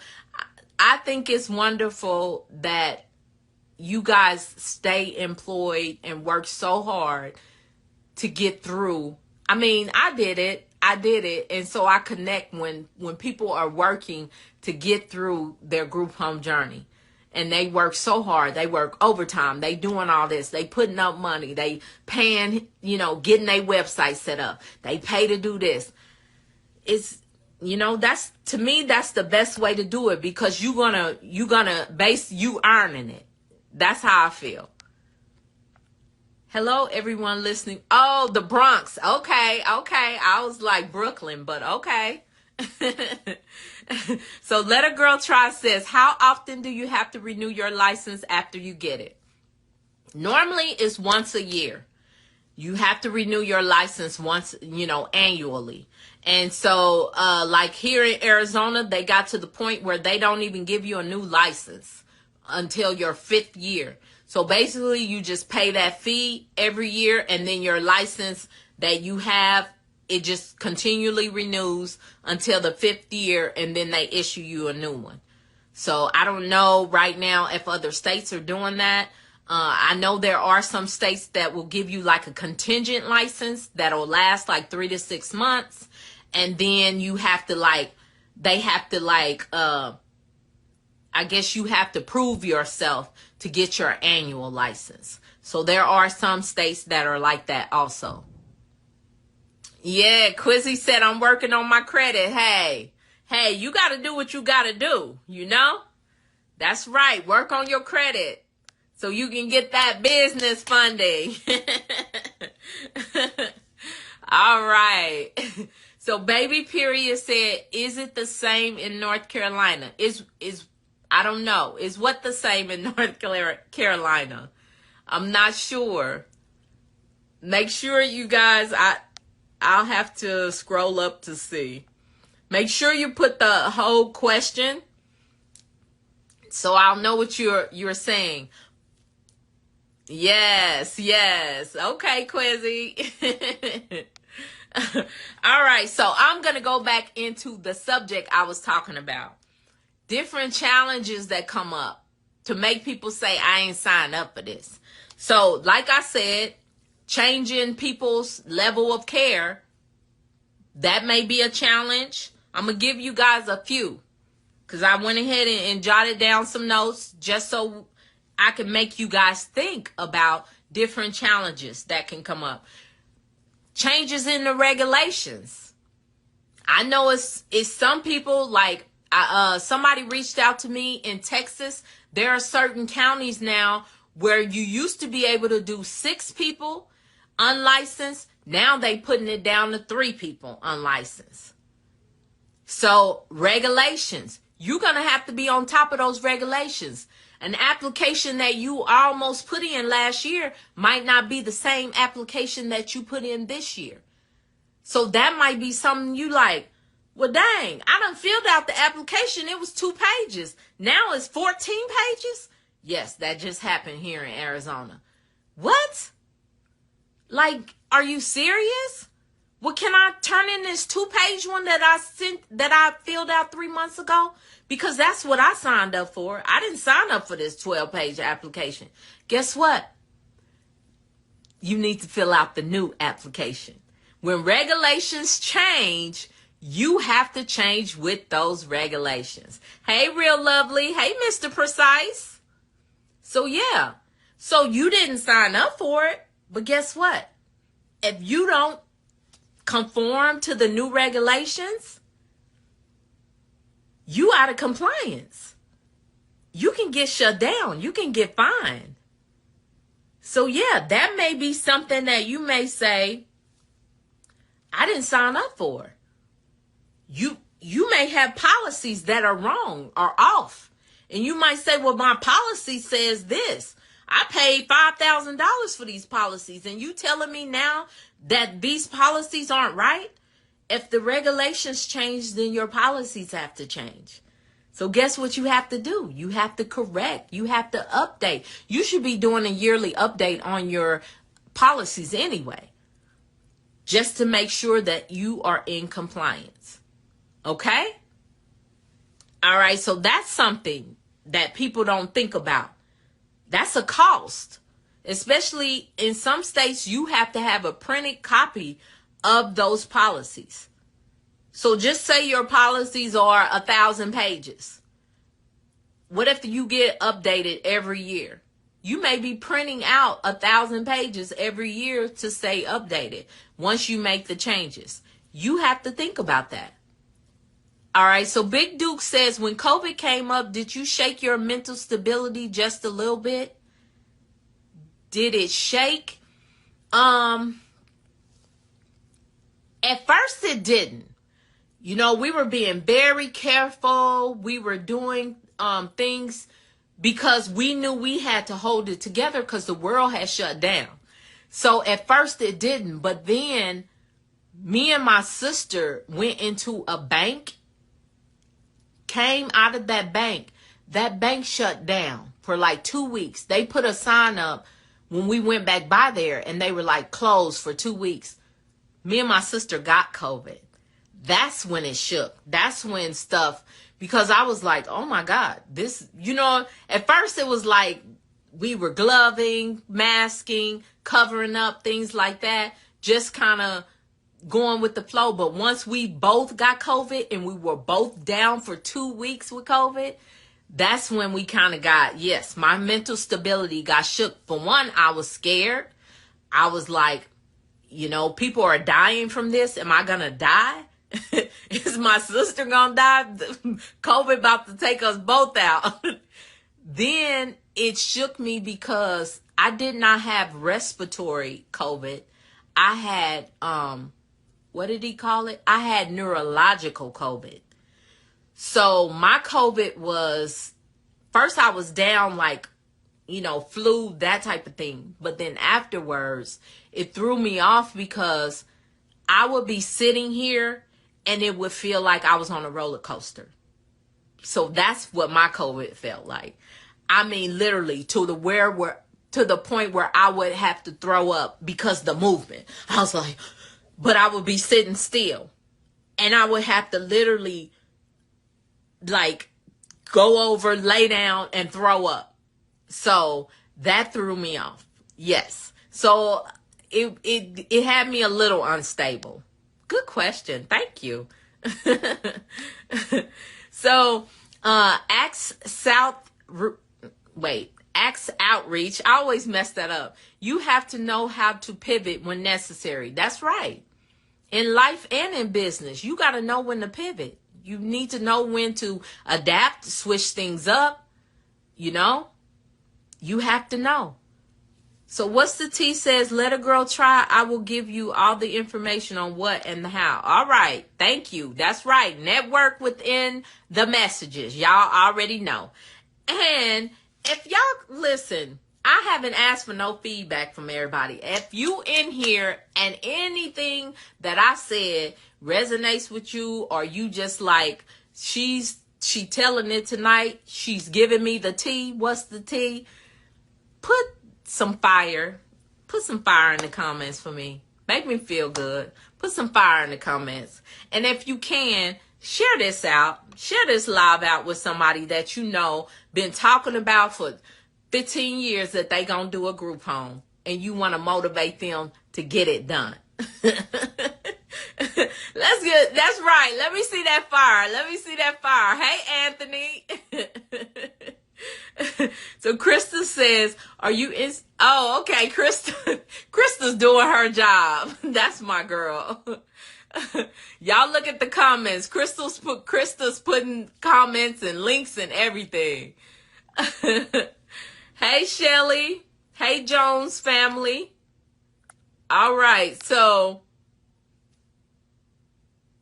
ask Myrrie. Oh yeah. What's the tea is very helpful. She is very helpful. She's always looking out. She's one of my mentees. She's in my mentorship program. And she be in the mentorship program taking care of all of us. So yeah, when you know, you know. Hey, Christy, the realtor. Man, yes. Krista said, what's the tea is a sweetheart for sure. She is. And she's going to have a successful group home. I'm going to make sure of it. But I know she is. Because she is a wealth of knowledge. She's always out seeking, connecting with people. And that, y'all know, that's the main thing I preach. You gotta build relationships. You're gonna have to give to get. You have to. It's a reciprocal thing, So yeah, thank you, Nurse Gross, for the fire. Thank you, I like it that way. Thank you, Sunflowers. Hey, Chrissy. What's the tea with the fire? Hey, Krista with the fire. Prizzy life sending fire. So Baby Pierce says, I have been talking about starting a group home for 7. See? 7 years. It's your time. 7 is the number of completion, girl. You get your group home. You get it started. Now, you should be sharing this out. Share this out with all the people. Go into the video and share it with all the people you've been telling you going to do a group home. And you tell them, I'm about to do a group home because Miss Myrrie going to lead the way. All right. Hey, Simply. Yes. Fire. Axe Outreach. Fire. Hey, that a girl. Fire. Oh, let a girl try. I said that a girl. Thank you so much. I'm interested in starting a group home for teen moms and don't know where to start. So any help you can give is greatly appreciated. Yes, she is a resource. Hey, Miss Quisha. Sunflower said, anybody need a CNA for their group home in the Houston area since we networking? I tell y'all all the time, network up in these messages. Y'all need to be meeting and connecting with each other. Yes. Sunflowers came out. I had a meet and greet in was that in Texas? Yeah, that was in Houston. And Sunflowers came out and had drinks, and we had some hors d'oeuvres and stuff, and we hung out and made a connection. It doesn't matter how you do it, when you do it, you got to meet people. You're going to have to network. You're going to have to connect. So if y'all networking within my comments, if y'all in my comments networking, so be it. Just do it. Okay? Oh, you're welcome. Hey, Roa, love it. Yes. Hey, gas puppy. What is that? Gassed up. Oh, gassed up pythons. Got it. Okay. Hey, healthcare babe. Yes, Houston. Yes, that's where we met.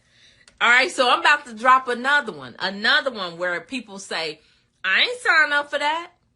I did not sign up for that. I've been hearing a lot of people complaining over staffing. People having issues with high turnover rates, difficulty finding qualified staff. You know what I'm saying? Things that maintaining that staff, keeping them on. So guess what? Like I just told y'all about that guy. This guy has over $1 million group home, 16 people, assisted living. And his wife was like, I will never change a brief. I will never change or clean up anybody. Guess who just had to clean up somebody? His wife. And she was probably saying, I didn't sign up for this.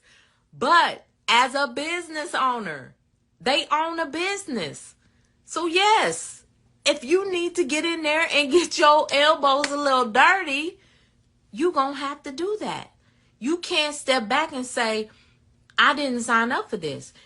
My thing about it is, I always tell my people, I'm not going to make you do anything that I would not do. So guess what? When I had that client that couldn't wipe his butt, that couldn't shower himself, that couldn't do those things, guess what I did as a leader? See, I don't want to be a boss.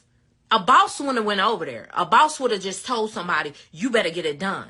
A leader, a servant leader at that, which is what I consider myself to be, I went over there and I took that man a shower and I cleaned his behind, because that's what leaders do. I'm not going to make my people do anything that I wouldn't do, because I don't think that's fair. How can I say that I live by the golden rule? How can I say that I'm treating people the way I want to be treated, and then I'm telling my staff, I'm not doing that. That's what I pay you for. Some people do that. If that's how you want to run your business, if that's how you want to deal with people, that's on you. I'm telling you me. I'm talking about me. This is my platform, so I'm sharing about me. I won't make my people do anything that I wouldn't do. And maybe that's why my people stay. Because I'm not going to make them, you know what I'm saying? I'm not going to make them do things. If I don't mop the floor, why am I going to make somebody else mop the floor? Like I said, you guys can run the business the way you want. And you might be out there saying, I didn't sign up for this. I don't want to, you know what I mean? I don't want to take care of people like that. You may be saying that. But guess what? As a business owner, as a leader, as a human being that respects other human beings, if your client is dirty, then clean them up. You know? So you gotta, people say, I ain't signed up for that. But maybe that's why you having staffing issues, because your staff don't see you doing the stuff you expect them to do. I don't know. So that's another thing that people be like, I ain't signed up for that. If y'all don't know, the subject today is, I ain't signed up for that. I just like saying that. Oh my gosh. Let me go back and read. All right. So Nurse Girl says, yes, staffing is huge. When I was the director of nursing, I had to run the facility and work on the floor as a nurse. Yes. Because there's some things you're as a leader, you're going to have to get in there and you're going to have to get in there. Now, I'm not going to say every single day I'm going in doing this, but I am the type of leader that will go in and work in my house. I'm the type of leader that will go in to a good employee and be like, you know what? It's Thanksgiving. Go be with your family. Because my family can be with me anywhere.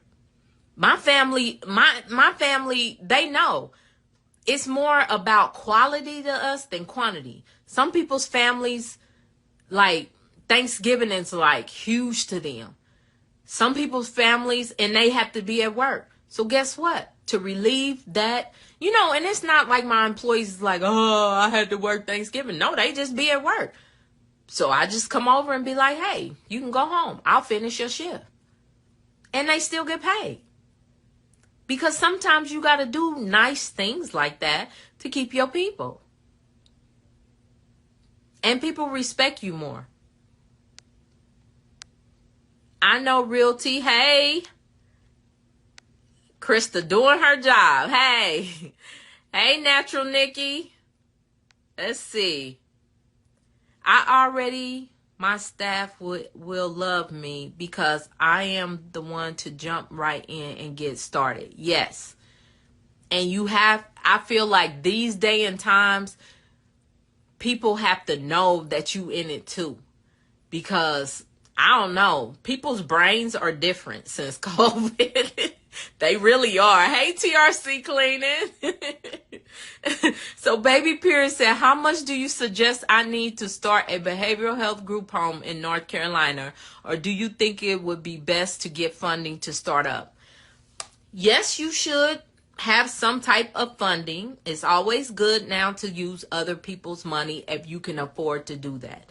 I don't want to preach the message and people go out and get funding and you aren't able to make payments. So if you can afford to get funding, yes, get funding.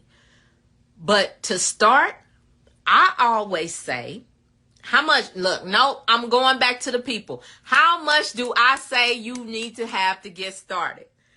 How much do I say you need to have access to? I'll rephrase it, to get started.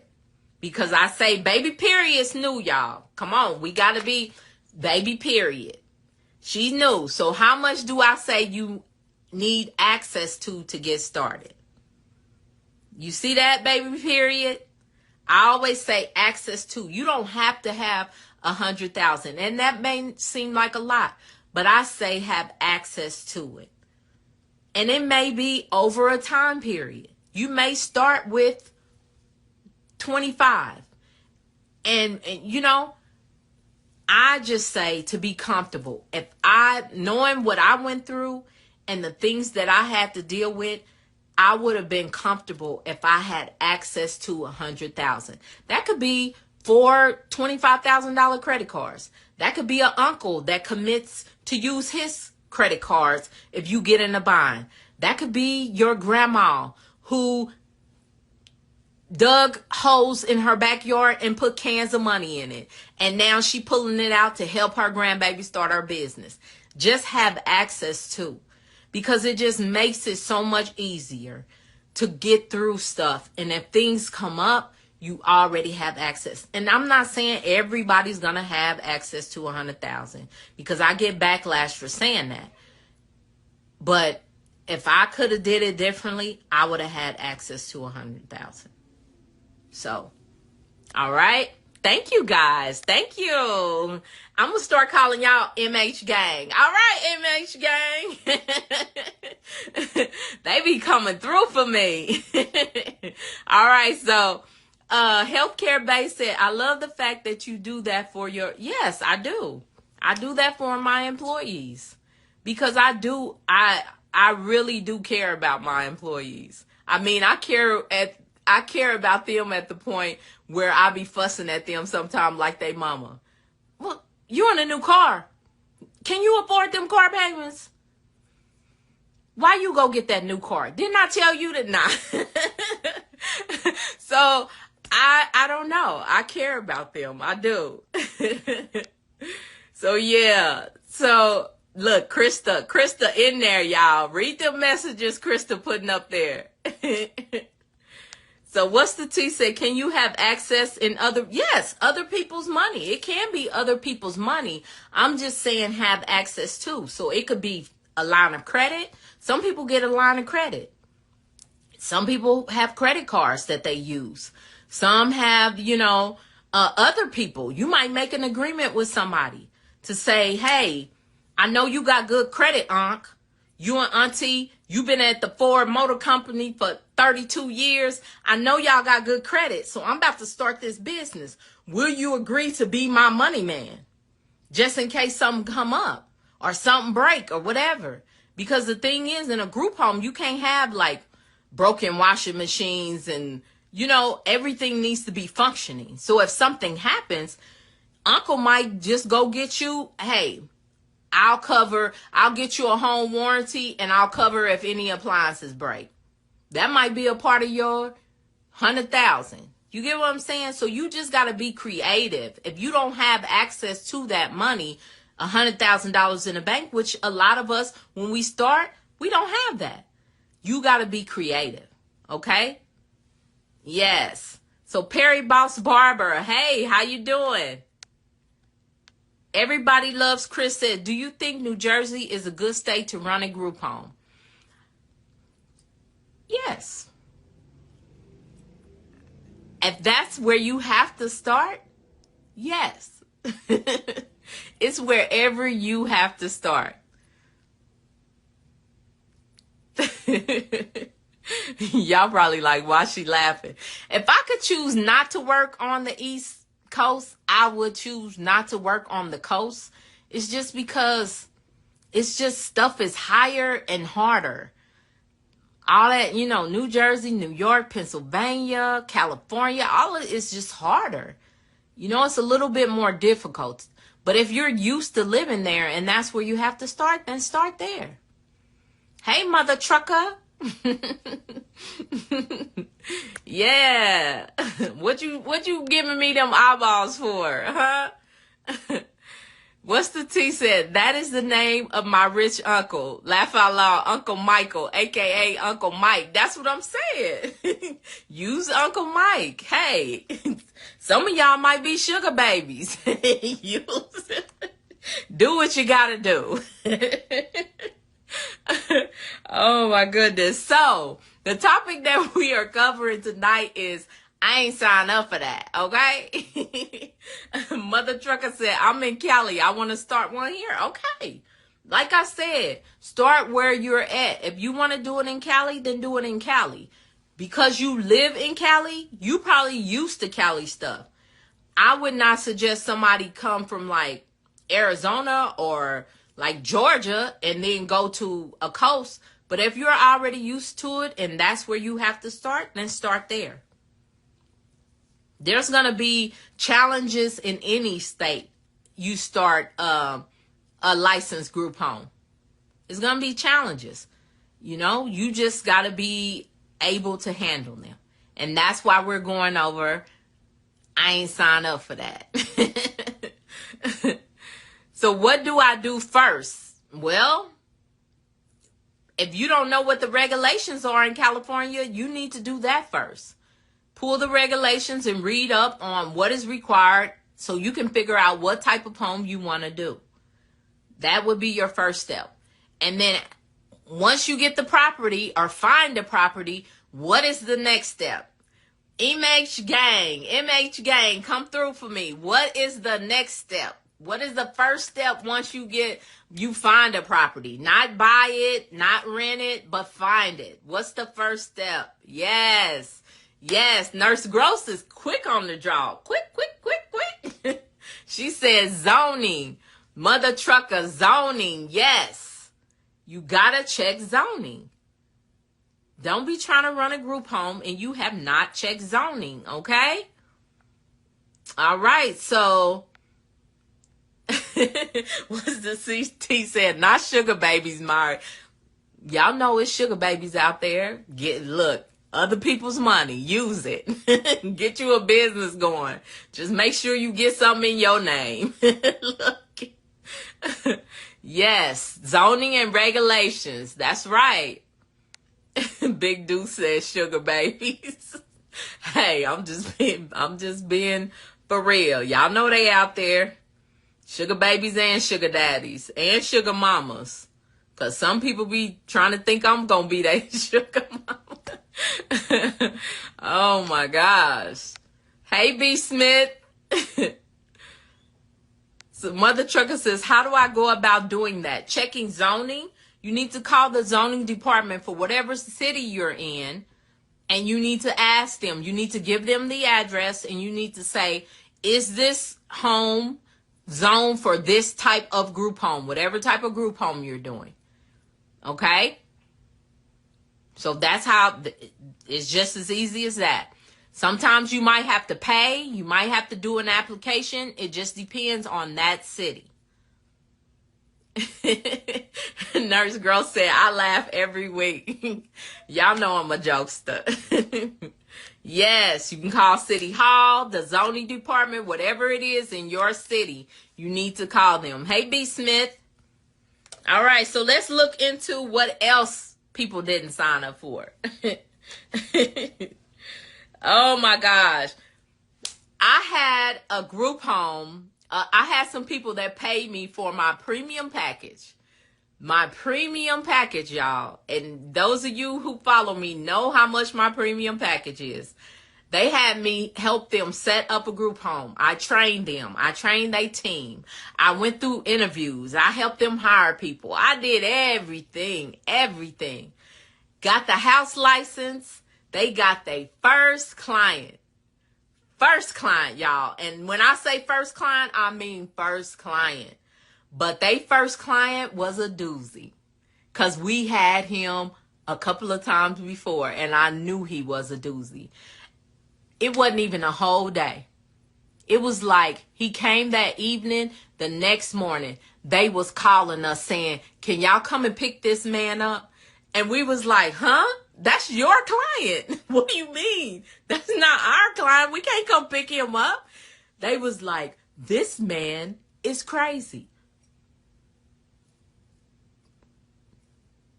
It was a SMI, severely mentally ill, group home. What type of clients did you think you was getting? So basically, they called me and said, we ain't signed up for this. Their client in a mental home. I'm not even making this up, y'all. I can't make this stuff up. Their client in a mental home, they called us and said, can y'all come and pick this client up? Cause he crazy. Oh my God. Their first client. They sent that client back and they shut their home down. And I am not joking. I'm not joking. So basically, they told me, I ain't signed up for this. That was hilarious. But you know what? Our relationship is still great. I see them around. I see them at events. And our relationship is wonderful because guess what? I did everything I was supposed to do. I set up their home. I did their policies. I did their employee manuals. I put them through training. I brought their staff in. I trained their staff. I did Zooms. I showed them how to bill. I did everything I was supposed to do. But they didn't sign up for what they thought they signed up for. And I'm okay with that because they paid me and they paid me on time. I'm okay with that. I did a job. I got paid for it. But just know with mental ill clients, they will experience crisis situations where they may be out of control at some point. Like literally, I've had people get up on the dining room table and take a dump. Guess what? You get some Lysol, some good cleaning. You clean it up. You make sure they clean. You call crisis. You have crisis come out and talk to them. They may go with crisis so their medication can be regulated, because something might be off. So they might be under observation for about 24 to 48 hours. Or crisis may say, there's nothing we can do, and leave them there. And you deal with it because that is what you signed up for. Oh my God. So just know, it may not be. Your houses may not be, because they would come into my house and they're like, gosh, your houses are so calm. They thought that this client was going to be like the people in my house. It don't work that way sometimes, because when people come into my house, I set the tone with them. But I'm going to tell y'all, that guy was in one of my houses. He actually was in two of my houses. He went to one house twice, and then another house he went to one time. And all three times, out of control. I mean, we had him to a point where he was okay for about 90 days. Then after that, he had a big blow up. He had to go in a mental health hospital. So I'm saying, things like that, you got to be ready and prepared to deal with. Because if you dealing with a mental health client, you going to be dealing with some mental issues. And you can't be calling your mentor saying, can you come pick this person up? You get what I'm saying? They basically was saying, we didn't sign up for this. Somebody said, wait, let me go back. Let a girl try is cracking up. Yes, I am being dead serious. So always shocks me when people don't know what that means. And my thing is, this didn't happen quick. Like, we went over months of training with them. And they still had it in their mind, like, oh, our clients are going to be like Myrrie's clients. No, not always. Yes. Nurse Girl said they were just looking into the money aspect. That's why it didn't work. Exactly. And that's why, I mean, don't get me wrong. I got premium clients, and I think one of them's on here. So don't get me wrong. It's okay to pay for stuff. But then I have like people that don't want to be involved at all. They just want they want like my team to do everything. And they don't want to be involved. They're just like, okay, train my people, do this. And they don't want to be involved. And that's why I opened up my mentorship to the premium clients, because I'm like, I kind of want you to come into my mentorship and learn about this business you about to get into, because I don't want a bunch of incidents to where I help people get through this process and they don't have a home. And people are like, well, didn't Myrrie help you get a home? Oh, yeah, we closed it. That don't make sense. So I opened up now, like when you're a premium client, you get everything. So you can have my books, you can have my ebooks, you can have my course, you can come into the mentorship, and I suggest people come. So you get to have all of that. And so I love it when people actually do that. One of my premium clients, she even signed up. She's in California. She signed up to be a caregiver so she could learn the business while she's going through the process. Stuff like that, I love, because I'm like, you all in. So yeah, so I think they were just thinking about the money, and it can't really be that in this type of business. Let a Girl Try says, also the beginning of working with a mental client is hard because of all the changes, and they are already unstable, medication and attention. Yes, you have to win their trust. You have to be consistent. You have to win their trust. And it might take a couple of days. It might take a couple of weeks. It might take a couple of months. But once they trust you and they know that you really out for their good, they tend to calm down. Because it's that trust thing. You know what I'm saying? It's that respect thing. they don't want to, you know what I mean? They don't want to, like, they're like, this person, when my family don't want to be around me, this person actually comes into work every day, you know, like my caregivers and my BHTs. They actually take us, you know, to work out. They actually do this. They take us to the show. So then that trust starts to build, and then they start to calm down because it's respect. Yeah, but you can't get that the first day, the first day or two. You gotta win them over. So yeah. So a baby period said, which package would I have to get if I need help with policies and procedures in North Carolina? We do a la carte also, so you can just do policies and procedures. You would have to book a call, and then you know, we go over how that works, and then we actually have a person that you meet with. We meet together because she needs to know, she writes your policies, but she needs to know like your mission. She writes your policies from your tone. You get what I'm saying? And like what you want to do. So it ain't just no generic. I don't do no generic stuff. I'm sorry. If you want like a press and play type, I don't do that. I actually customize the policies. And, you know, people are like, girl, why you? Because I want the policies to fit who they're for. I don't want you to get in your survey and they like, well, who is this person? Whose home is this about? Which some of these people selling policies, that's what happens. So yeah, I do customized policies just for you and your home. All right. So that would just be a conversation, baby period. You just need to book a call and we could just have a conversation on that. And the thing is, when you move on to another service, that call is taken off. So you end up getting a discount of whatever service of that call that you book. So just understand that. Okay. Hey, Audette, teacher, you're so delightful. You're welcome. Hey, King Roosevelt.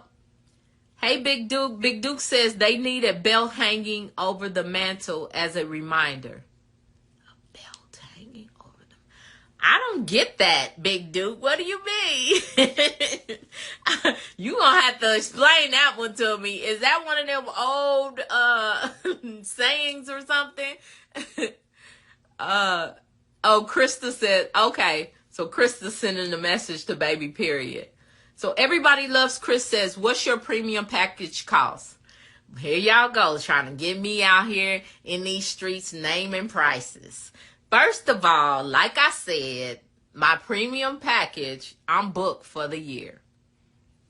But,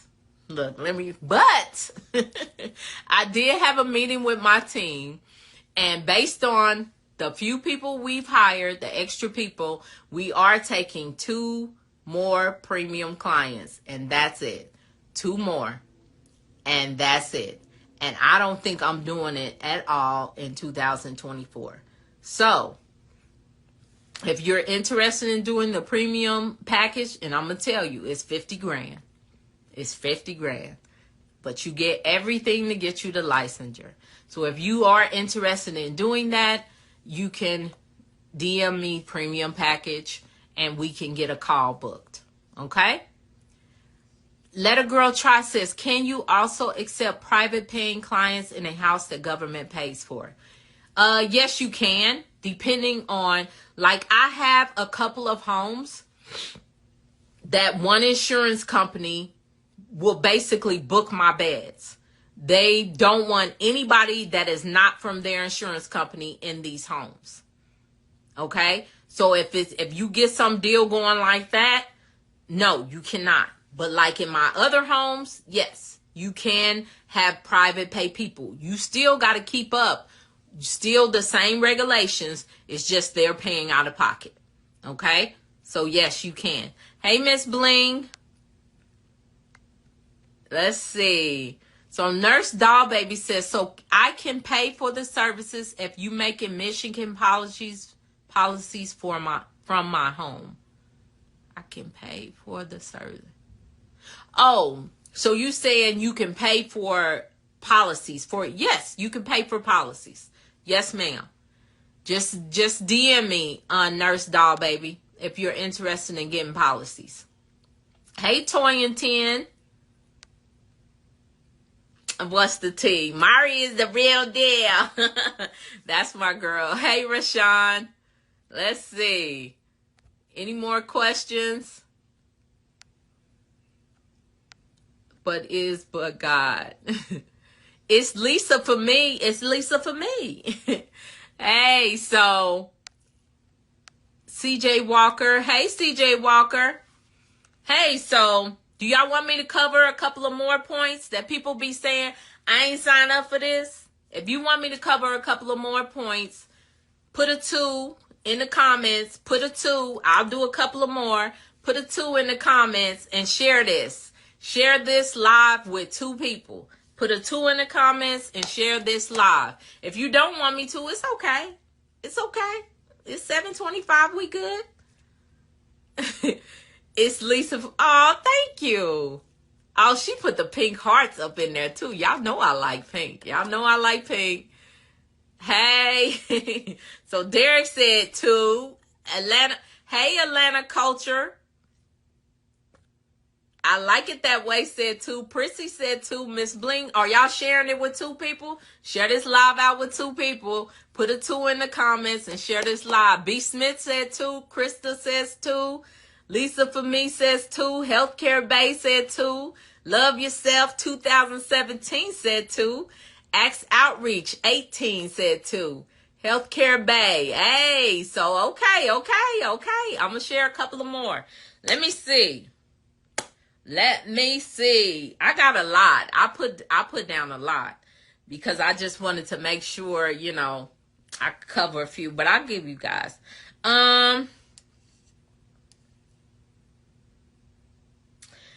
So, I'm gonna bring up a soft spot. Somebody, so I'll say it and then I'll give an example. Communication with families. That's a touchy one right there. Communication with families. It's a lot of people that be saying, I ain't signed up for this. But you got to deal with people's families. And I'm going to tell you guys, even like in assisted living and in mental health or whatever type of home you're doing, some of these people are going to have family members. And a lot of times in mental health, if those people are dealing with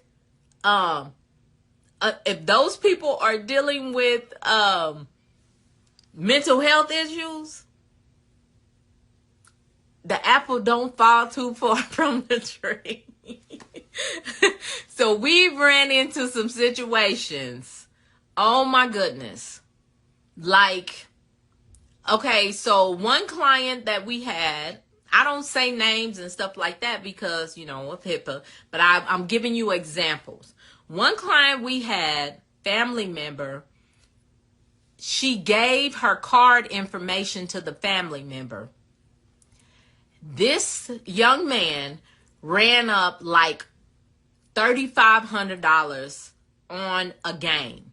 What game was that? Was it, what's the game box? What's the game box, y'all? I can't even think of the name right now. Where you can buy games on the, I can't even think of the doggone game. Oh my gosh. Yes. What's the tea? The apple. You know what I'm saying.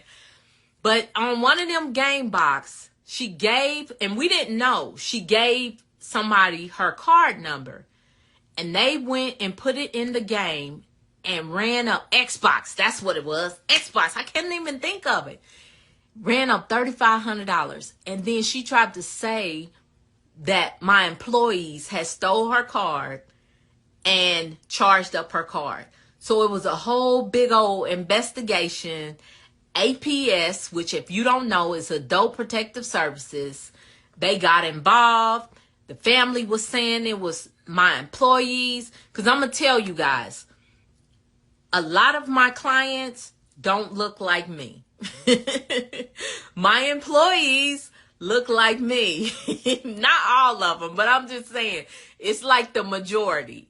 The majority of my clients don't look like me. The majority of my employees do look like me, if you know what I'm saying. Which is, it's okay. But I'm saying, you know, sometimes when you're dealing with families that aren't used to being around people that look like me, they be trying to find something or trying to find a reason. Oh, they doing all this stuff. Investigation happens. Come to find out, she had gave her number to somebody and they ran up a bill. But all this, the family members was attacking us, doing all this.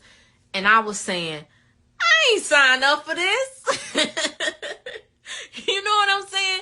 You bringing all this unnecessary attention to my business. And it wasn't even us. Because my employees don't get down like that. So you may get in situations, legal situations, because that could have been some horrible. $3,500, that's, I believe, is a felony. You get into situations like that because you dealing with families that are, you know, and that don't happen all the time. A lot of the families like buy into it. They are very communicative with us. They, you know, everything works out. But then you get these other family members that be trying to start stuff. So you don't sign up for it. That family member is not your client. Well, I'll say this. If the person has a guardian and the guardian is a family member, that guardian is your client. So you have to deal with that guardian. I didn't say a power of attorney. I said a guardian. If that person has a guardian, that is your client. The person in the home is not your client. The guardian is your client. Do you get what I'm saying? So a lot of times you dealing with those situations where it's difficult, privacy concerns. We had family members call us and cuss us out because we would not give them information on their family member. But according to HIPAA, if you're not on their documentation, we cannot give you information on this client. So things like this happen. You didn't sign up for it, but you're going to have to deal with it. Do you understand what I'm saying? Do y'all, look, like Coach Kelly say, are you picking up what I'm putting down? Do you understand?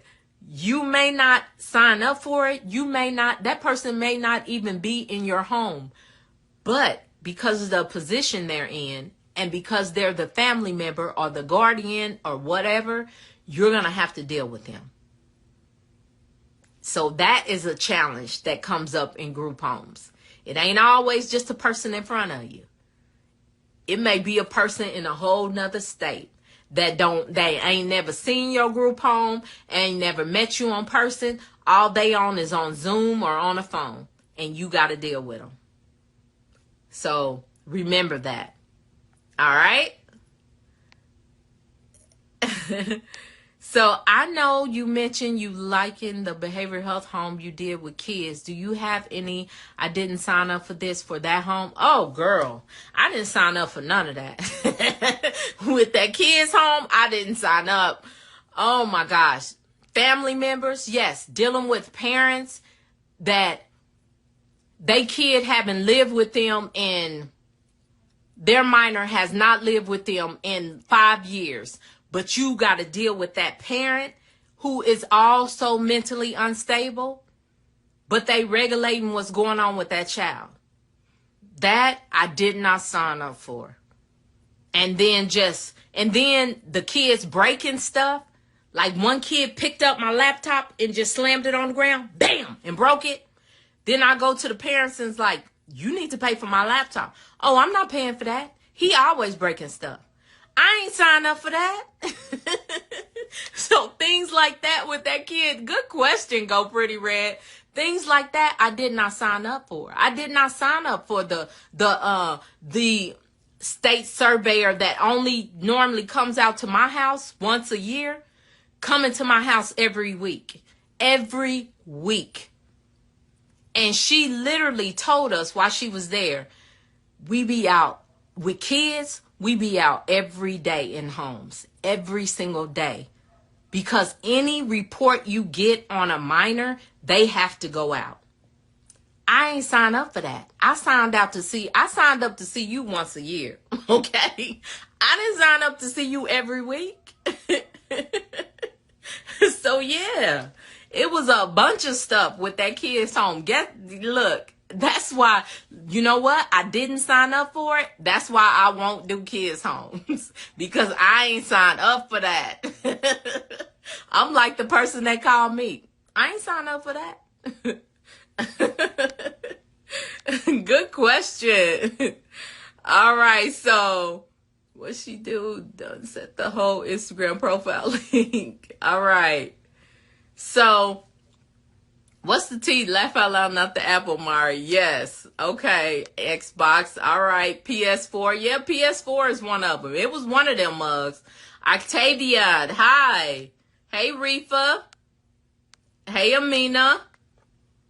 Man. Freedom, peace of mind. Yes, that's what I'm talking about. Y'all see that? Freedom. Oh, I'm a believer in freedom, honey. Hey, Keon. Let's see. What's the T say? We get what you said, Miss Myrrie. Man, I ain't doing no kids' homes. No, not for me. Ask Outreach. If you are a guardian for your family, can the family member stay in the group home? No, they cannot.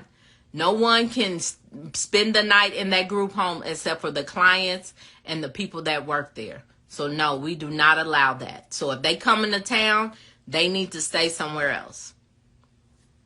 Yeah, that's a whole nother thing. Hey, it's Britain. All right. So I am at the bottom. Oh, I owe you guys. No, that was two. I gave y'all the crisis, and I gave y'all the family after the two. And then let me see. I can't remember her name, but she gave me the second one, which was the kids home. So that was two. Hey, Miss Bling, does some of the clients go to work? Yes, we have had clients that were able to go to work. Yep. We've had clients that were like traders, very intelligent. We've had all kinds of clients. We've had wealthy clients that didn't have to work. We've had all kinds of clients. Hey, Kay. It's Britain. Hey, hello. So yeah. But hey, if y'all want me to give y'all one more, I'll give y'all one more.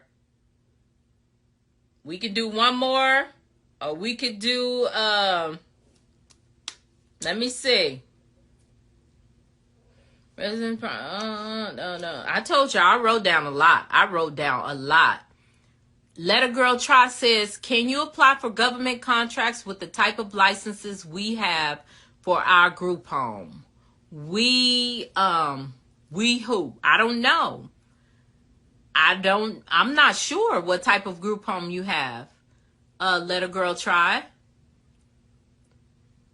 But you know that like Access or Medicaid, that's technically a contract with the government.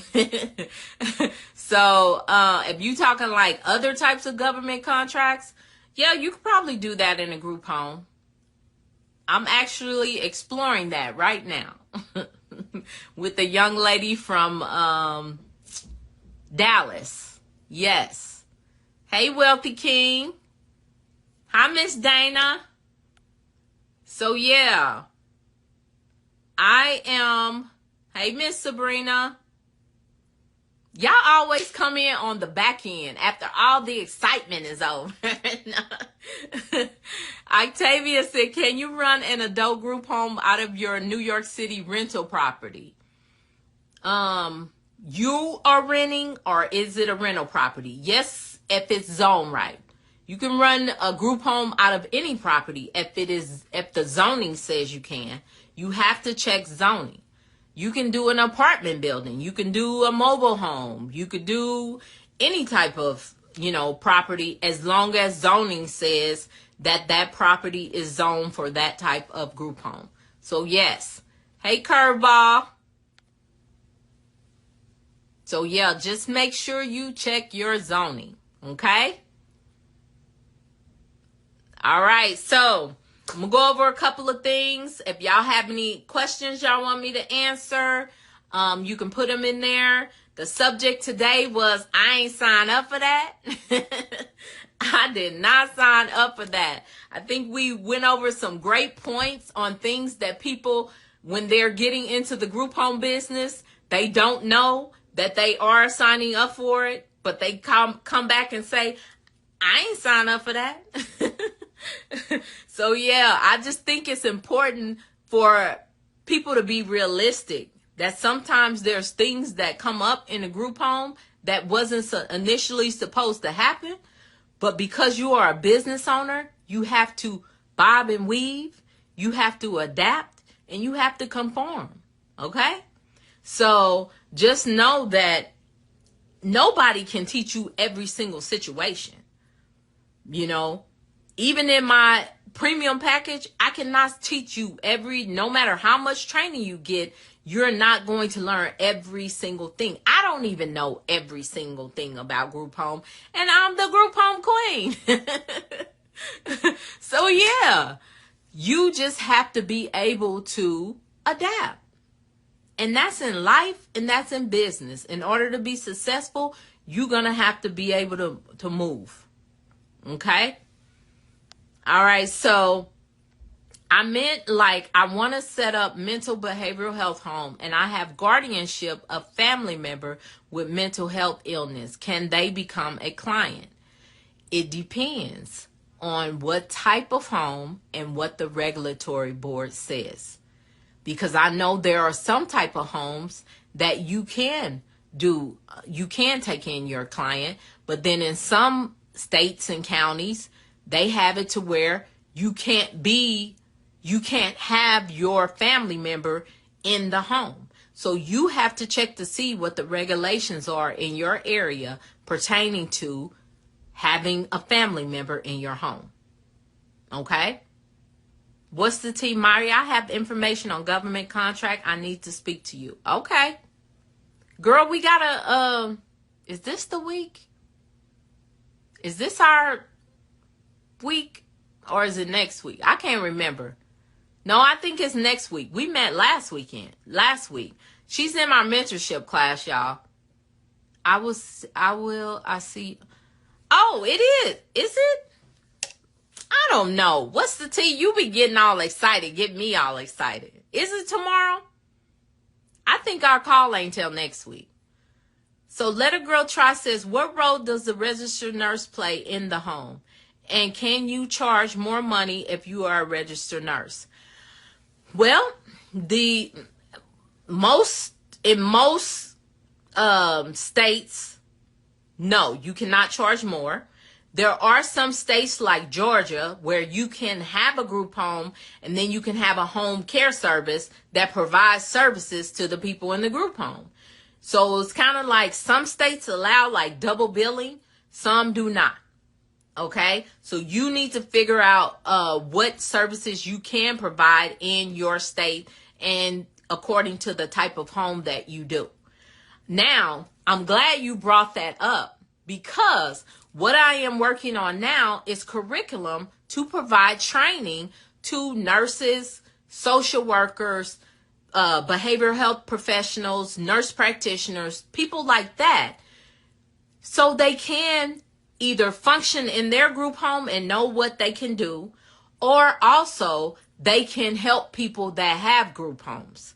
Because people that have group homes need what they call professionals, which are the nurse practitioners, RNs, stuff like that, in their home, depending on what city or state you're in.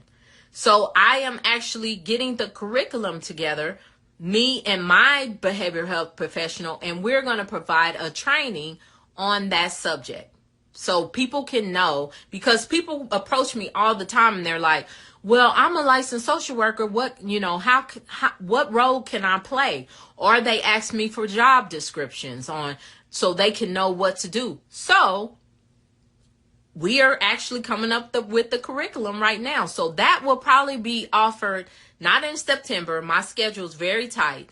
I believe it's the second Tuesday in October. I haven't even started marketing for it, but I'm glad you brought that question up.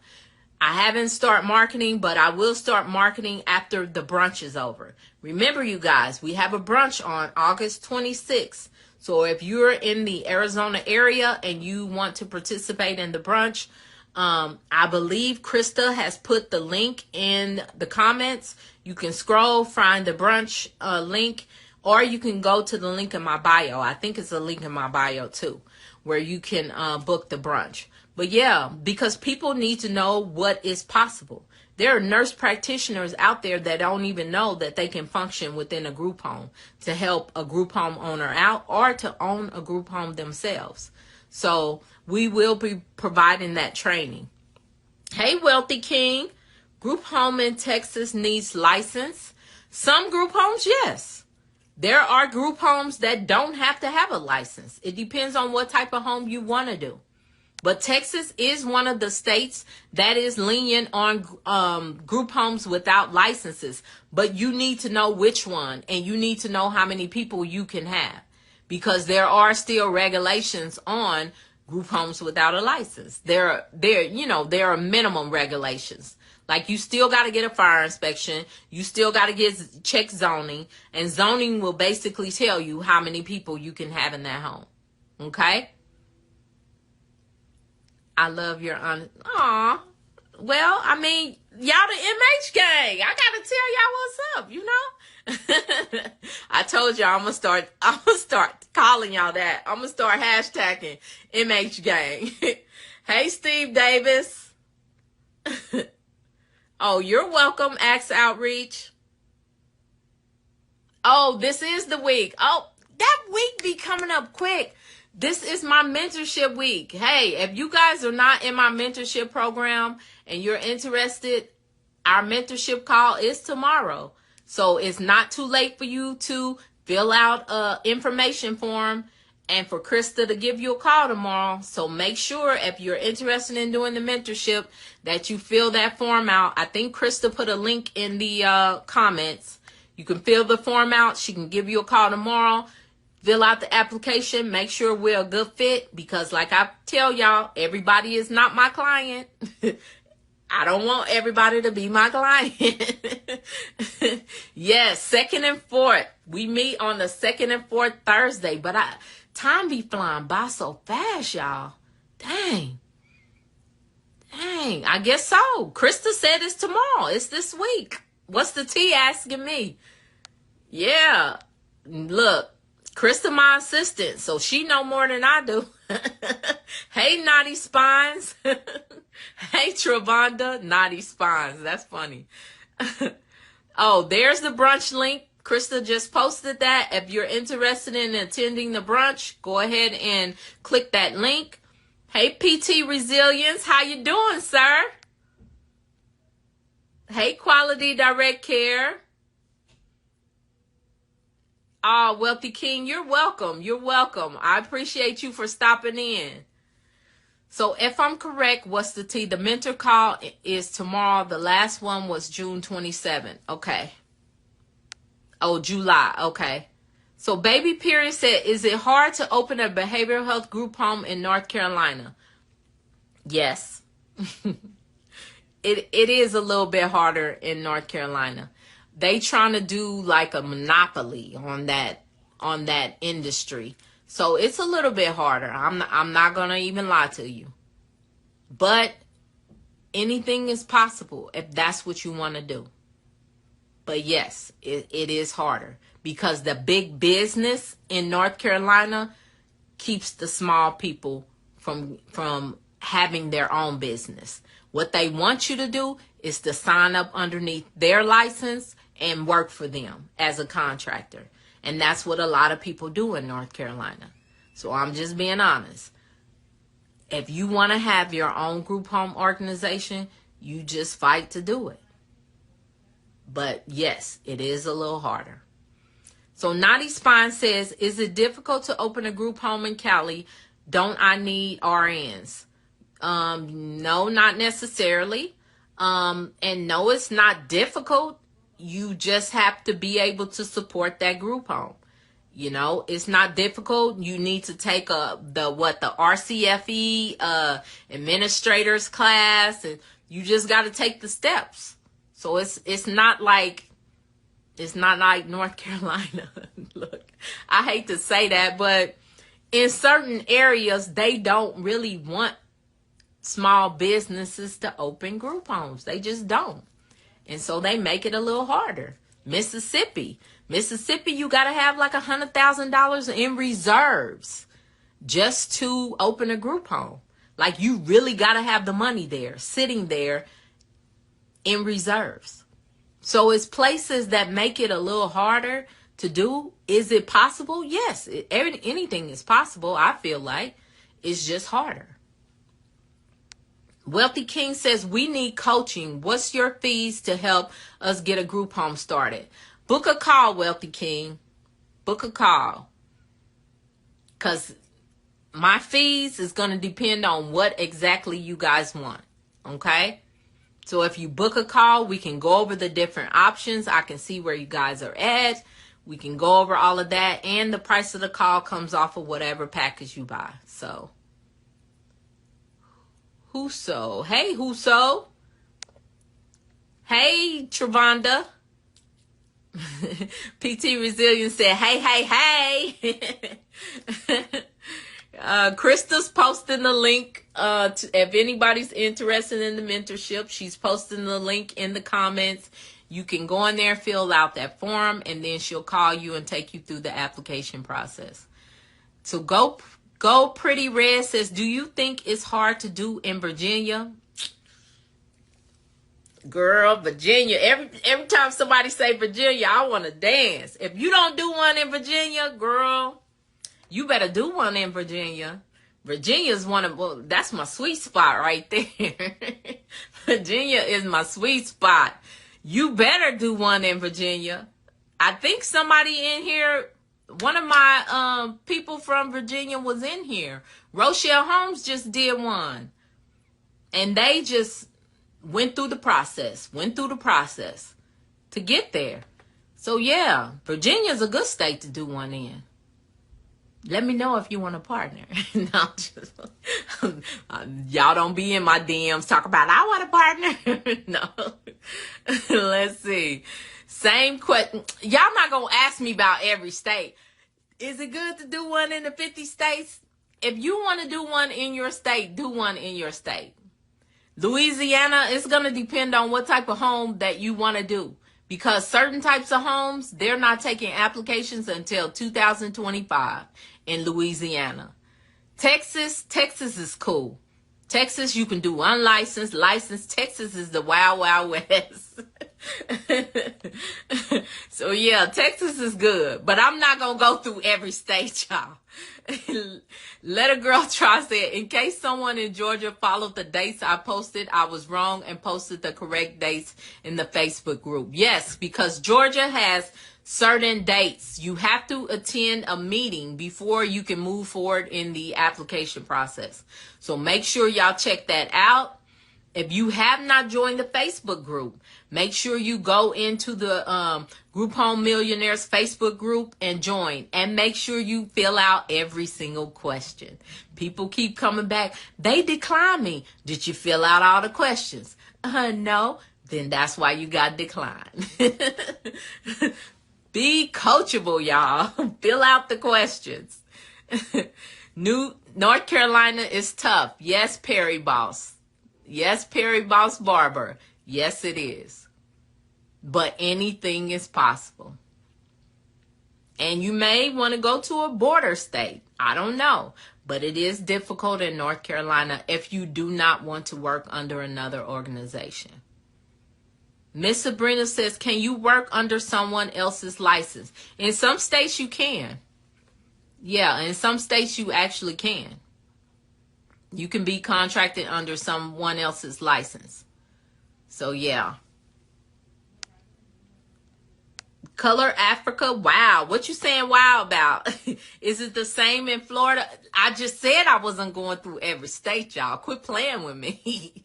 Florida is fine. It depends on what type of group home you do. Florida is fine. Hey, Hank Moody. Hey, Kima. Y'all just need to pull the regulations in your state, figure out what type of home you want to do, and run with it. Okay? The program you offer, does it walk us through all the way until we get our license?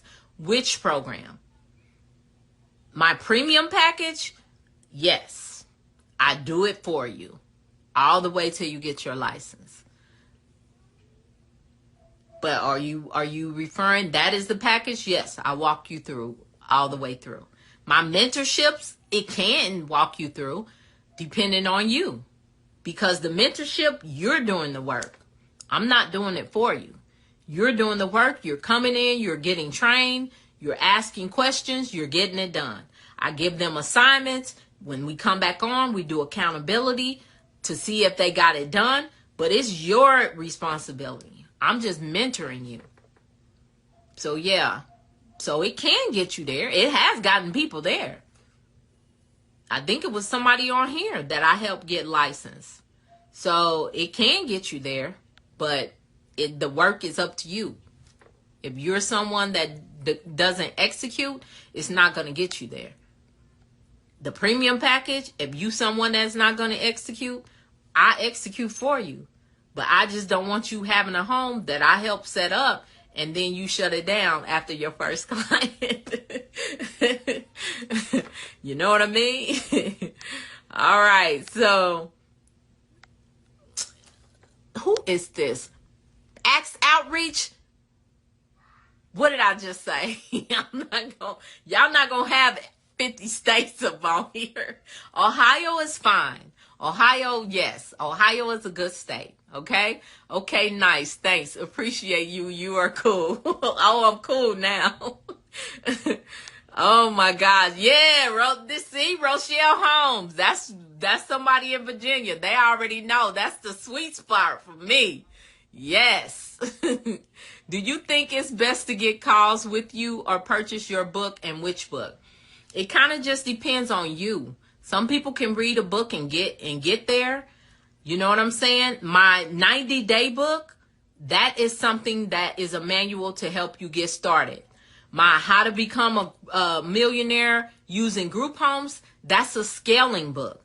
So that's after you've already had the group home. I just wrote them. I wrote that one first because that's where I was at. I was scaling and I wanted to share with other people on how to scale. And then people kept coming up saying, but dang, you telling us how to get all this money, tell us how to start. So then I went back and wrote How to Get Started Within 90 Days. So those are my two books. A call is going to answer specific questions, and then we're going to go over the packages at the end. So that's basically what the call is. So it depends on you. And then I do have a course that is for, it basically is videos telling people what to do to get started. So you can go either way. It's up to you. Or you can join the mentorship. The mentorship also, it trains you on stuff, and then you're able to ask any questions that you want to get you there. So, Shelly, it would depend on you. But I do have a plethora of things to help you. So, PT Resilience, stop playing, y'all. Oh, he didn't give me a state. He gave me a city. Houston is good. Miss Bling said, what's the pros in Virginia? Is the reimbursement more? The reimbursement is very good, and the process is pretty seamless. Virginia is a very friendly state. They actually have people that are creating legislature because I guess it's near and dear to their hearts. The people that are policymakers and things like that have people in their family that, you know what I mean, need mental health services. So it just makes it very good. Now I'm going to have the doggone gold rush to Virginia. Everybody gonna be running. I said I wasn't in Rochelle Holmes. We ain't sharing on no more lives. The secret of Virginia. Okay? Pennsylvania is rough, Hank Moody, okay? But you can get it done. Pennsylvania, their problem, to me, their issue is zoning. Their zoning is crazy. Like people going to court over zoning and all kind of stuff. It's just too much. But it's possible. It just takes more work. You know? If that's where you want to do it, you gotta deal with the hand that you're dealt. You know? In some states, you don't even need a license. Texas, you can open an unlicensed. I could say, dang, it was hard in Arizona because I had to apply for a license for every single home I have. I had to go through the process for every single home. Was it hard? Yes, but it's possible. So, yeah, you can do it. Shelly says, I'm in Arizona. Where would I get basic info about the legal processes? What legal processes? Like to get licensed? You need to go to Arizona Department of Health Services. And that'll give you all the regulations and all of that on how to get licensed. All right. So Melina, hey, Coach Woodson. Let's see. The Coach Woodson said, can't wait to get started with your mentorship. Had a great call with your team. Awesome. Good. Yes, it's important to book calls because you get the information that you're looking for, and then also you get to know about you get to ask all the questions about our packages and learn what we're about. You know, as soon as you said that, they all said, what about me? Yes, I know.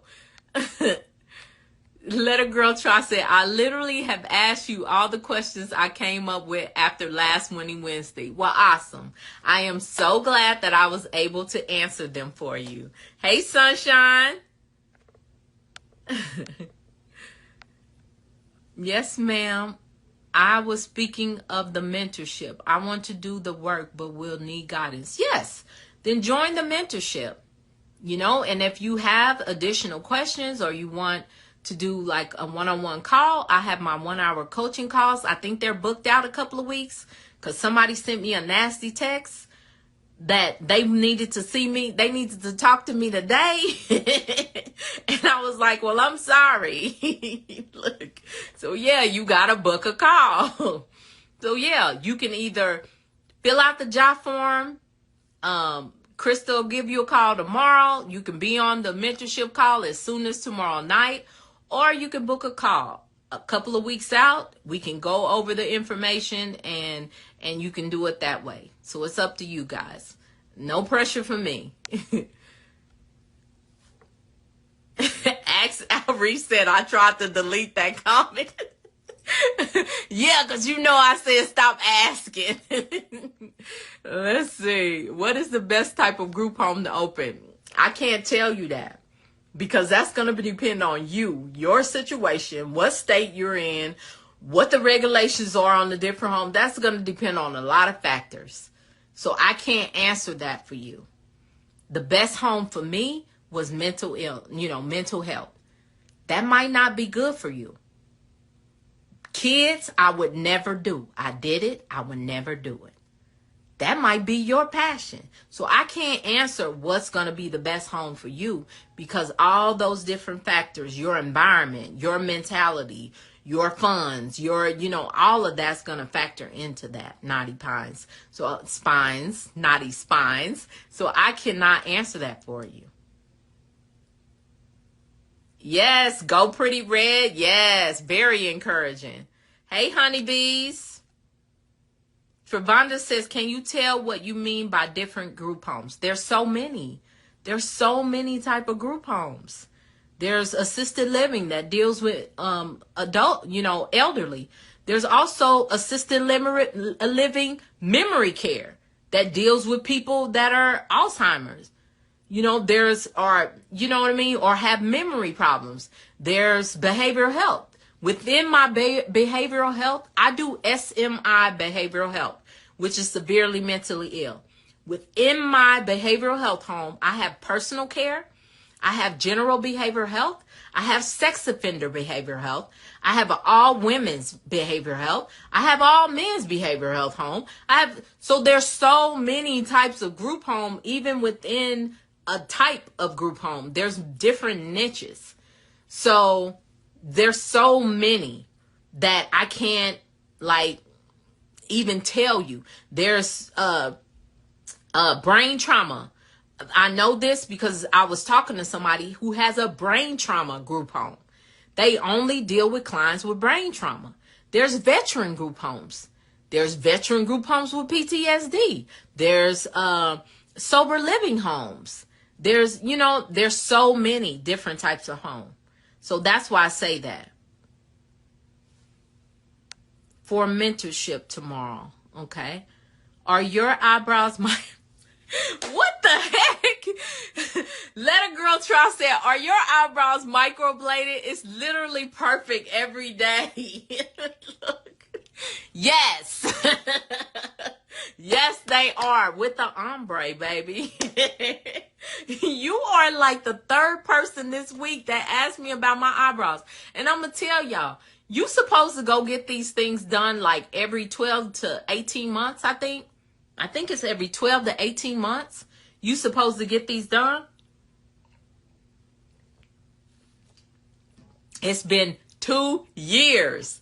I'm too scared to go back because they're so dark when I do them that I got to stay in the house for like a couple of weeks. So yeah, they are microbladed. That's funny that you noticed that because they're old. Hey, dear. Hey, A-Line. Virginia, here I come. Perry Boss Barber said, Virginia, here I come. Y'all don't be doing the gold rush to Virginia. People gonna be running to Virginia to open a group home like they was doing Arizona. I mean the zoning I'm in Chandler. You would have to check the zoning on your specific property. So you have to call Chandler zoning department or city hall or whatever handles it. I can't even remember in Chandler. You need to call them and ask them, is whatever property, give them the address and ask them, is it zoned for that type of home, whatever type of home you're trying to do. Oh my God, it's after 8 o'clock, y'all. I've been on here 2 hours. Start with LLC or nonprofit. It's up to you. You have to, that's up to you and your tax preparer. I do not give legal advice. So it just depends on how you want to go. Okay? My personal business is an LLC. But I also do have a nonprofit that has nothing to do with my group homes. Okay? So that's going to be up to you. Thank you. You're welcome. Hey, Shelly. So how do you get the adults to pay that much monthly? What adults? Are you trying to do an assisted living or what are you trying to do? Because you would just tell people what your price is and they would pay it. Now me, I go through Medicaid. So I actually am, whatever the fee for service rate is, that's what I get paid. And so it ends up being about $7,100 a bed. Hey, Boat the Goat.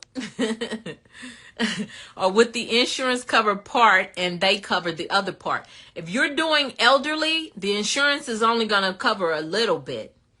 Me, I do mental health. And so the insurance covers all of my residential service and the client pays the room and board, which is up to 30% of their income. So, hey, the Christopher Williams. Naughty Spine said, do you require medical staff? I do have a couple of nurses on staff. You may need a nurse to come in and do assessments. They don't have to be on staff. They can be contracted. And then also you may have have to have a nurse to do injections, or they can go to the clinic and get it done. But yeah, I actually have a quality management nurse because I have multiple homes, and I have another nurse. Somebody, she's still on the eyebrows. They look good. Healthcare Bay done joined in now. Now you're going to have everybody looking at my eyebrows. Chelsea, hey Chelsea. Hey TJ Mickens. All right, guys, I'm about to get out of here. People still coming in. Shelly says the mentally ill adults. I was in a group home before, and I would love to get back. Yeah, the mentally ill adults. That is what I do. I do 18 and up, just adults, and make a difference. And it's a good income, you know. Hey, Scat Daddle. So Trevonda says, where do you market to get clients? All right. Where do you market to get clients? You need to market to social workers. You need to market to discharge coordinators at hospitals, at crisis centers. You need to market everywhere. I've had clients come to me round the way, nobody to even do with healthcare, and ended up referring me a client, and the client ended up being in my home. So you just need to market your home. But specifically, like mental health hospitals, if you're doing mental health clients, if you're doing elderly, market to nursing homes. You may think that's kind of weird because you think you're not their competition. You need to actually show up to open houses and stuff like that in nursing homes and let people know what you do. Okay? And don't be nice. BOYBB. Be on your best behavior. And just be nice to people. Get on the list at hospitals so you can be in their lunch and learns. You can network with other people in the healthcare business. So you need to do all of that. I'm located in Arizona. Miss Bling says, do they pay room and board every month? Yes. Yes, they do. If they have an income, they are required to pay room and board because the insurances they don't cover that. And so whoever has an income, regardless of what that income is, we can charge up to 30% of their income for room and board. So Shelly says, does your 90-day book be able to help me open a mental health group home with adults, same as you in Arizona, and do mental health adults? It's really for any group home. It's generalized. It does go over different types of group home in that book, but yes, it can assist you. Hey, Sokoto. What's the T says, I will have my makeup done tomorrow on Zoom in honor for Myrrie Brows. Y'all get on my nerves. What's the T? You a fool. She talking about she gonna have her makeup done. So you gonna be off tomorrow? You gonna be off? My people be working, y'all. Get it through Medicaid. Get it through Medicaid. I missed it. No, we don't get the room and board through Medicaid. We get the room and board from the actual clients. Medicaid pays for the residential services, which is the bulk of it. And then the client pays room and board. All right. Okay, y'all. It is 8:12. All right. We had a good night. This was a really good discussion. Very good questions. I really enjoyed myself. Just to let you guys know, the brunch is August 26th. If you are, I think somebody here said they were in Chandler. If you're in the Arizona area or you plan to come to Arizona, make sure you come out and attend the brunch. Anybody that does book VIP, you do get time with me after the brunch. So just know you do get some one-on-one time with me. And then we also have links in the comments. If you guys are interested in booking a call, go to my bio. Also, my mentorship, the next class is tomorrow night. And I think that's it, you guys. But this was a great discussion about, I ain't signed up for that. All right. It was fun. So fun. Great questions. Great fun. Talking about my eyebrows. Oh my gosh. I enjoyed you guys, MH Gang. I really enjoyed you guys tonight. You guys showed out, showed up. Hey, Snow Child. I'm about to leave out now. But you know, look, y'all know what I always say. What do I always say when I end the call? Come on, type it in there. Give me one more. Give me one more, MH Gang. What do I always say? Ooh, Miss Bling gave me a pink heart. Y'all know I like pink. Y'all know I like pink. Oh, you're welcome. Love yourself. You are so welcome. Go Pretty Red. Miss Bling said BOYBB. Yes, be on your best behavior. Let a girl try gave me pink hearts too. I'm glad you guys enjoyed it. Healthcare Bay. All right, you guys. Y'all have a good night. Until next Wednesday. As I always say, be a blessing to someone else. Good night.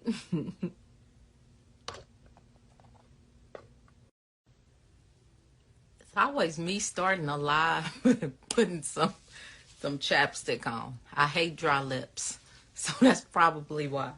But hello, everybody. It is Wednesday. Winning Wednesday, you guys. Hey, everybody. I apologize. I was stuck in traffic, and so, I got to do what I got to do. I had to get somewhere sedentary so I could do my Winning Wednesday. Hey, baby, period. Hi, Derek. Hey, Megagram. Hey, Arabella Beauty. Roman Kanger. All right. Hey, Savi Boutique. Hey, Nurse Gross. Nobody should be late today because I'm late. So all of y'all should be on time. Hey, Miss Nixon. Hey, Great Towing Services. Everybody should be on time. Okay? Hey, Naomi from Phoenix. What's up? Hey, Claudette. Hey, King 85. Yes. Y'all come on in here. All right. So let's start off Winning Wednesday right. What's the tea? What's the tea?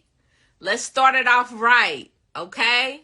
So, if you have any wins for the week since the last time I saw you guys, go ahead and put them in the comments. Put your wins in the comments. Thank you so much, Derek. I appreciate you.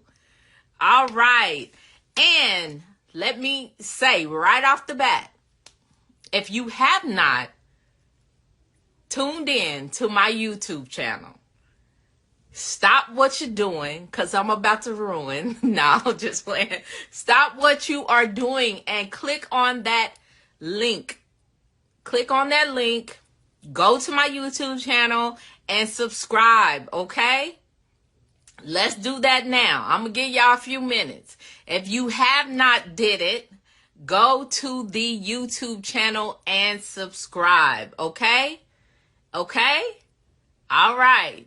I'm going to give y'all a few minutes to do that. So if you haven't did it, I like it that way.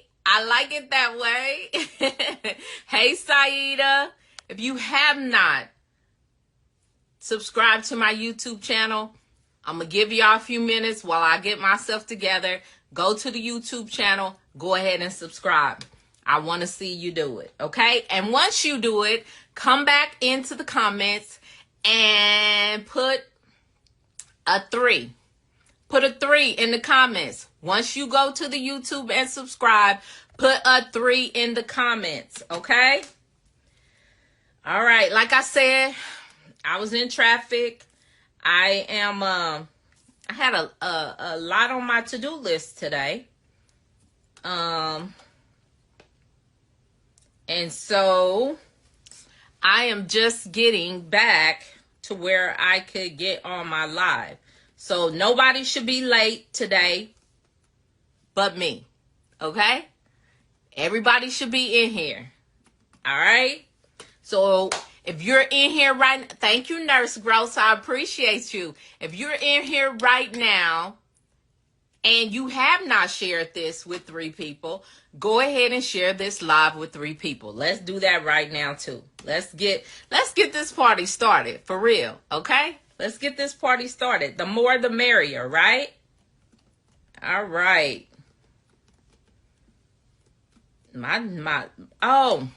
I'm like, my laptop trying to lock me out. No, it's because I'm typing in my freaking password with all caps.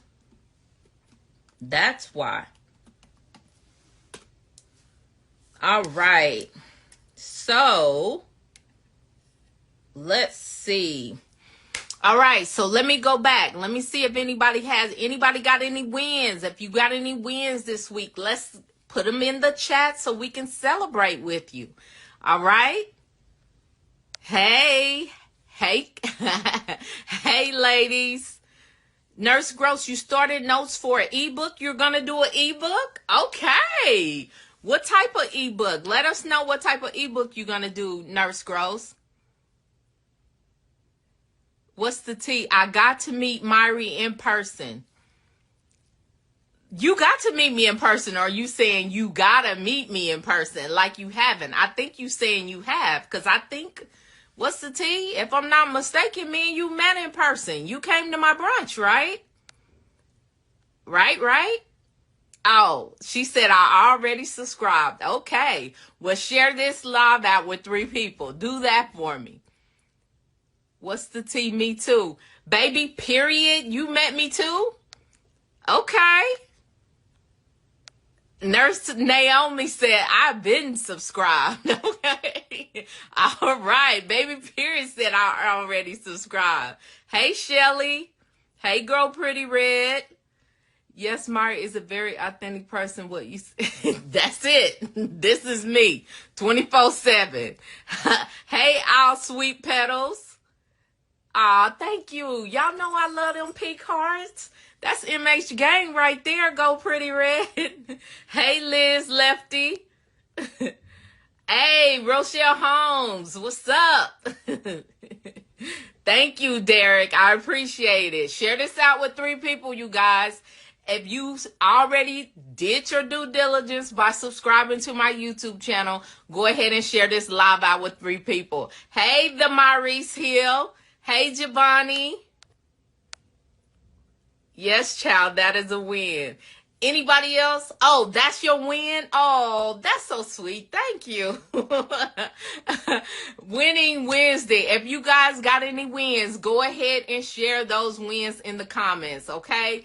I did not realize that you guys were sharing that as a win, that you got to meet me. So I so appreciate that. I really do. Thank you. Hey, Rick Rules. Look, I don't know how to say some of these names.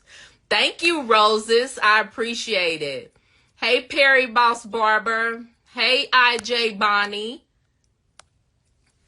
I would love to meet you in person one day. Of course. Yeah, look. I'm a person just like you. And look, I want to meet you in person too. Hey, Krista. Let's see. Off the wall mounting. Hey, Exodus movement. All right, so y'all, let's get started. If anybody has any questions or if you guys have any wins that you want to share, go ahead and do that with me, okay? Go ahead and do that. Share them in the comments. Now, I'm going to tell y'all, I'm going to be honest with y'all. I do not have a subject to go over today. Normally, I jot down some notes and I do different things so I can have like some information to give you guys. I am here to answer questions, but I'm going to tell y'all the truth. I'm not going to say I'm not in a good mood. I just have a heavy heart today. I am happy because I tell y'all, I love to spend time with you guys on Wednesdays, but I do have a heavy heart. My mom is in ICU right now, and it's taking everything in me to keep a smile on my face. But my mom, honestly, she loves what I do. She loves to see me on Facebook. She loves to see me on social media. She loves to see me smile. She loves to hear when I help people because I tell her about it. And so, you know, like I told my family, you know, when we all are getting together and things like that, because they don't know how long she has. And I told my family, me and my mom already discussed it. And she told me to keep doing what you're doing, Myrrie. And so that's why I'm here. It's Wednesday. I do have a heavy heart. I got a little crackle in my throat. But I'm here. And I'm happy to spend time with you guys. Thank you. Thank you, IJ Bonnie. Thank you. I appreciate that. What's the T said? I love your family. That's right, because you got to meet my sisters. You got to meet all my sisters at the event. And so, you know, it is what it is. I am here. If you guys have any wins that you want to share. One win that I have, I was going back looking through some videos of me and my mom. And one thing that I can say is when I asked her, and I'll probably post the video at some point, but I asked her, was there anything, no, what is the thing that I did to make her the most, like, what was the best thing I've ever did for her? And she sat there for a long time, quiet. And I said, well, dang, mama, did I do anything? And she said, you did so many good things for me. She was like, I don't know which one to choose. So my job is done. My mama said I did a lot of good things for her. And that's what I felt like my mission was with my mom, was to make her happy. Because I was such a bad child. I was such a bad child. And so once I became an adult, my mission was to give her everything she wanted. And so I worked hard to do that, to give her anything that she asked me for. And so, you know, that's the thought I'm going to keep in my mind, is that I did a lot of things to make her happy. I'm just killing time until y'all give me some questions, or until y'all, you know, give me some wins. So that's what I'm doing. What's the T said? I loved Arizona. I want to come back. Well, come back. Come on back then. Servant of Allah. Hi. Nurse Girl said the ebook, The Importance of Goal Setting. Many people lack the motivation and mindset. I just want to inform people. That's a good subject. That is a good subject, because people do lack that setting a goal and then hitting the goal, you know, or surpassing the goal. Like, I set goals daily. I do. They might be simple goals, but I do set goals daily. And then I work toward reaching that goal. You know, I'm a list maker, so I'm constantly making lists of things that I want to accomplish. And I shoot to do that on a daily basis. There's a book about, I can't remember the name of it right off, but it was saying that make your bed. Just setting the goal to make your bed every morning. You know what I'm saying? That's like a win right off the bat. Just get up and make your bed. And so I try to do that every morning. It could be something as simple as that, or something big that you can set a goal to reach. You know, but set goals and shoot to reach them. And Servant of Allah said, oh my God, that is hard. Oh, what's heartbreaking? What is heartbreaking, Servant of God? Hey, Miss Dana. Nurse Nail, I'm praying for you and your mom. Thank you. I appreciate the prayers, you guys. I really do. Thank you. I appreciate it. So Rochelle Holmes says, in Arizona, do y'all have community living waivers? So sorry to hear about your mom. Thank you. I appreciate it. We don't have waivers like that, like other states. I know Texas is one that has like waivers. We don't really have waivers. We just have like what are they? RPIs or something like that. I forget what they call it. But we have different things like that. And then we have, the regular contracted licensed group home, that type of thing. But we don't really have waivers. Y'all know about Section 8? Arizona just opened Section 8, or they're about to open Section 8 for like 15 days in September, where people can get a Section 8 voucher. They haven't had it open in I don't know how long. So Arizona's a little different. Hey, Ace Bougie. Servant of Allah said, I am dealing with rejection for opportunity. You making me smile. I also have heavy heart too today. Well, hey, look, do like me. I try to keep a smile on my face. I just do. It just makes me feel better. Even when I'm sad, when I'm mad, I still try to smile because it just makes you feel better. It just does. Thank you. I like it that way. Thank you, baby, period. Don't forget about your beautiful children, and you know what I mean. So, yeah, my kids are a mess. Thank you, all sweet petals. Thank you. Nurse Nuff said, I'm not crying, you are. You silly. Hey, Tina Marie. You were just misunderstood. Oh, as a child, I was in Bad Roses. I was just misunderstood. Nah, I think I was bad. I was a bad kid. Well, I think I was going through a lot, and so it came out like I was a bad kid. So you probably right. I was misunderstood. I'm a good mom, or my mom's a good mom. So Go Pretty Red says, question, is it possible for zoning approvals to change? Like if I were to buy a house now that is property zone, but don't start my group home for another year or two, could it be changes? Yes, it could. Because say if you're in an area like in Arizona, you have to be in one city like Glendale, you have to be 2,500 square feet from another group home. So what if you don't open the home and then another group home behind you opens the home, and then you're no longer 2,500 square feet from another home? It could change. So in 2 years, definitely it could change. Thank you, Krista. Krista has posted the Worc series event that we're having. So if you're interested in doing our virtual event, you can click on that link right there that Krista has posted. Hey, Bill Deck. Bill Deck. I guess that's how you say it. All Sweet Petals said, I know she is proud of you, and I know she has always been proud of you. Keep up the good work. Thank you. I appreciate that.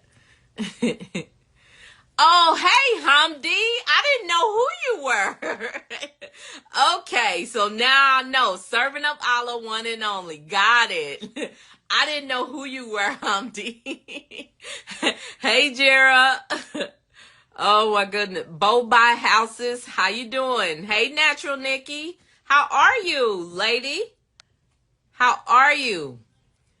Keeping your family. Thank you. I appreciate it, you guys. I do. Hey, Drea the Queen. Hey, I Am China. Hey, Freelance Sister. So Nurse Growth says, in Arizona, do you have to be licensed to open all group homes? Yes, you do. As of 2019, you have to have a license for any type of group home in Arizona. I see that Shronica will be having an information webinar for her type of group homes. Yes, Shronica's having a information session because she has opened up her mentorship. Shronica does unlicensed senior homes in Texas. So if you were interested in working with Shronica and you are in Texas and you want to do an unlicensed senior home, she has opened up her mentorship, and I think she's having an information session Sunday, if I'm not mistaken. I think it's Sunday. So what's the T says, but both you and your mom, the apple don't fall far from the tree. I know your mom was praying all those, oh my God, my mom was praying like crazy. My mom and my dad were praying for us.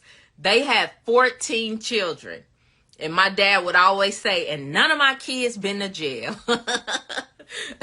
So I know they was praying for us because, I mean, some of us was kind of bad. Some of us got into a little bit of trouble, but none of us went to prison.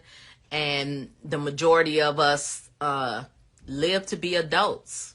Yeah. Yeah. All of us. I'm the youngest, and everybody did live to be adult. I think the one that died the earliest, my brother, he died in Vietnam, and he was 19, if I'm not mistaken. But we all made it to, adulthood, I guess you would say. So Nurse Girl said, and I know she operates on, yes, she operates on licensed homes. So Tina Marie says, are you planning to do another steps to set up a group home on Facebook again? No, we're going to actually post a poll in the group, and then people will vote on about 10 different subjects that, that they want us to go over. So it may not be how to set up a group home. It may be something else. Everyone in the group will just have to vote. So if you haven't joined the Group Home Millionaires Facebook group, make sure you do that. There's plenty of information about group homes. They're sharing different things like that. And then we have planned to do a training once a month. So it won't always be me. It's going to depend on what the subject is that people vote on. So yeah. Hey there, Drea the Queen. Hey, Tony Palmer. You missed it, Tina. I'm sorry. And yeah, and honest to God, y'all, I was trying to post it in Facebook. Like I was trying to stream it to Facebook off of the Zoom, and it would not let me because I don't own that group. Like Dwayne started the group. So if Dwayne would have came, he could have streamed it, but it wouldn't let me stream. And then we were talking and I forgot to record it. So shame on me, but it is what it is. Drea the Queen says, to open a licensed home, does a fire inspection come out to your home? Yes. Yes, they do. A fire inspector does come out to your home to inspect your home. Tony Palmer says, what are the different types of group homes that you recommend? Do you set it up as a nonprofit? And what's the pros and cons of a nonprofit? Okay, so first of all, what are the different types of group homes that you recommend? There's so many different type of group homes. I don't really recommend. It's going to depend on what your passion is. My passion, due to my sister being mentally ill, was behavioral health. Because behavioral health, SMI, deals with bipolar, schizophrenic, things like that. And my sister was bipolar schizophrenic. So that's why I do it. So I don't recommend a certain type of home. It's just going to depend on, your environment, what you want to do, what your passion is, what you want to work with. I would recommend not doing something don't do something like I did kids. I would never do kids again. Never. I'm going to tell you that. I would never. I would help somebody do a kid's home, but I would not do a kid's home. I would do seniors. I would do seniors again. So there's like a whole slew of different types of home. It's just going to depend on you and what you're willing to do and what you're not willing to do. And then, do you set it up as a nonprofit? You don't have to. It can be a nonprofit. It doesn't have to be a nonprofit. My actual behavioral health home business is not a nonprofit.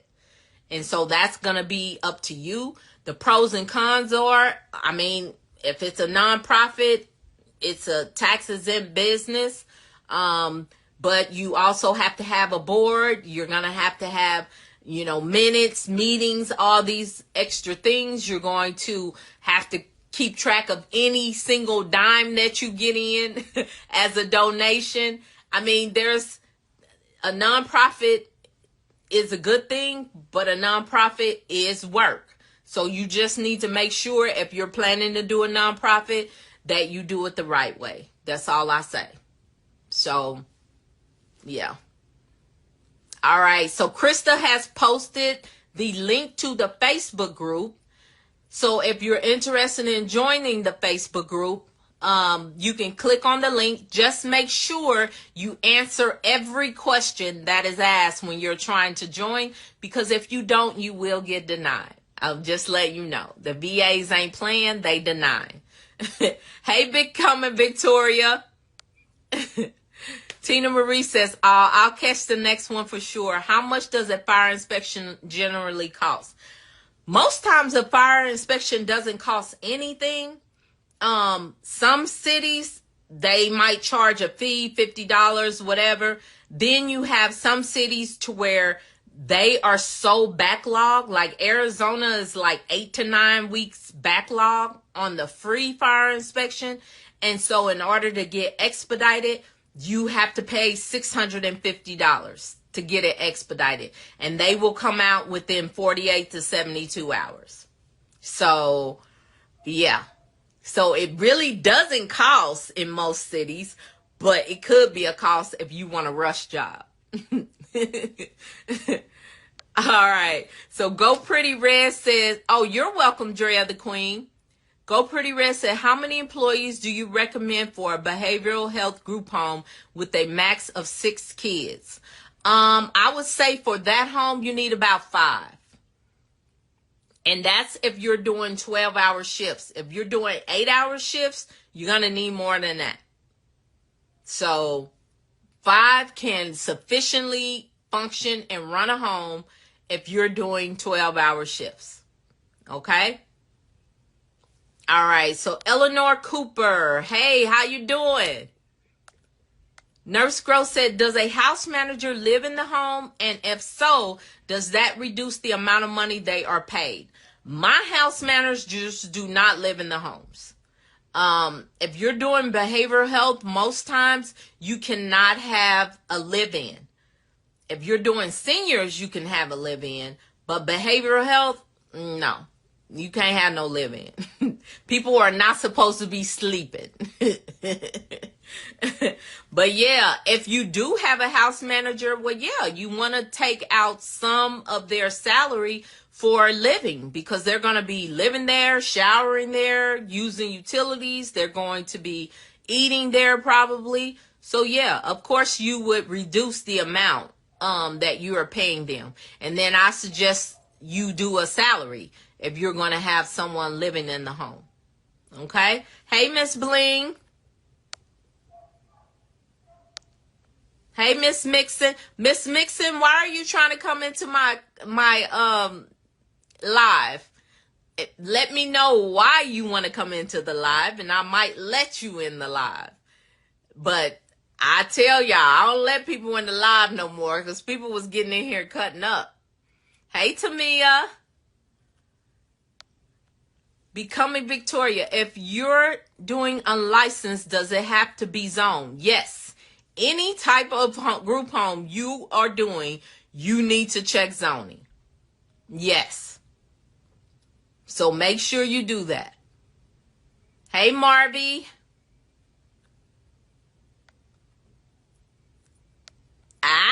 Thank you, Miss Bling. Miss Mixon, tell me why you're trying to join my live, and I might let you in. Oh, she said, oops, I'm sorry. That was an accident. No worries. Not a big deal. I didn't have people get on my live when I first started doing live, and they were going ham. So, no, I don't let people get in. What's the T? You said zoning and R. What's zoning and R? Hey, yeah, B. Oh, zoning and regulations. Yes, you definitely need to check zoning and you need to pull your regulations from your state so you can know what is expected of you for whatever type of group home you are doing. Okay? Y'all being kind of quiet tonight. I ain't getting a lot of questions. Does anybody want me to talk on a specific subject? Any specific subject? Y'all know I can pull something out the hat real quick. No, but I won't be before you guys long because I came on here late. It was about 6:35. I was actually stuck in traffic. And so, but I wanted to make sure I told y'all I'm making a diligent effort to be on here on Wednesdays. Okay? Hey, Millie Sack. Miss Mixon says, quick question. Is the administrative certification hard to get? What state are you in? Every state does not have to do administrative certification. Are you in California or something like that? What state are you in? Yeah, B. What do you prefer, a nonprofit or LLC? I have both. So, I mean, there's no preference. My behavioral health business is a LLC. I'll tell you that. But I cannot tell you my preference. I cannot tell you which way to go. And I'm saying this because my attorney told me not to tell you. So I do have a nonprofit, but it is not a part of my group home. My group home business is a LLC, and I am registered with the IRS as an S corp. And that's really all I can tell you guys. I cannot give you advice on which way to go. I'm just doing what I'm told legally. Y'all don't know. People be suing over all kind of stuff now. Look.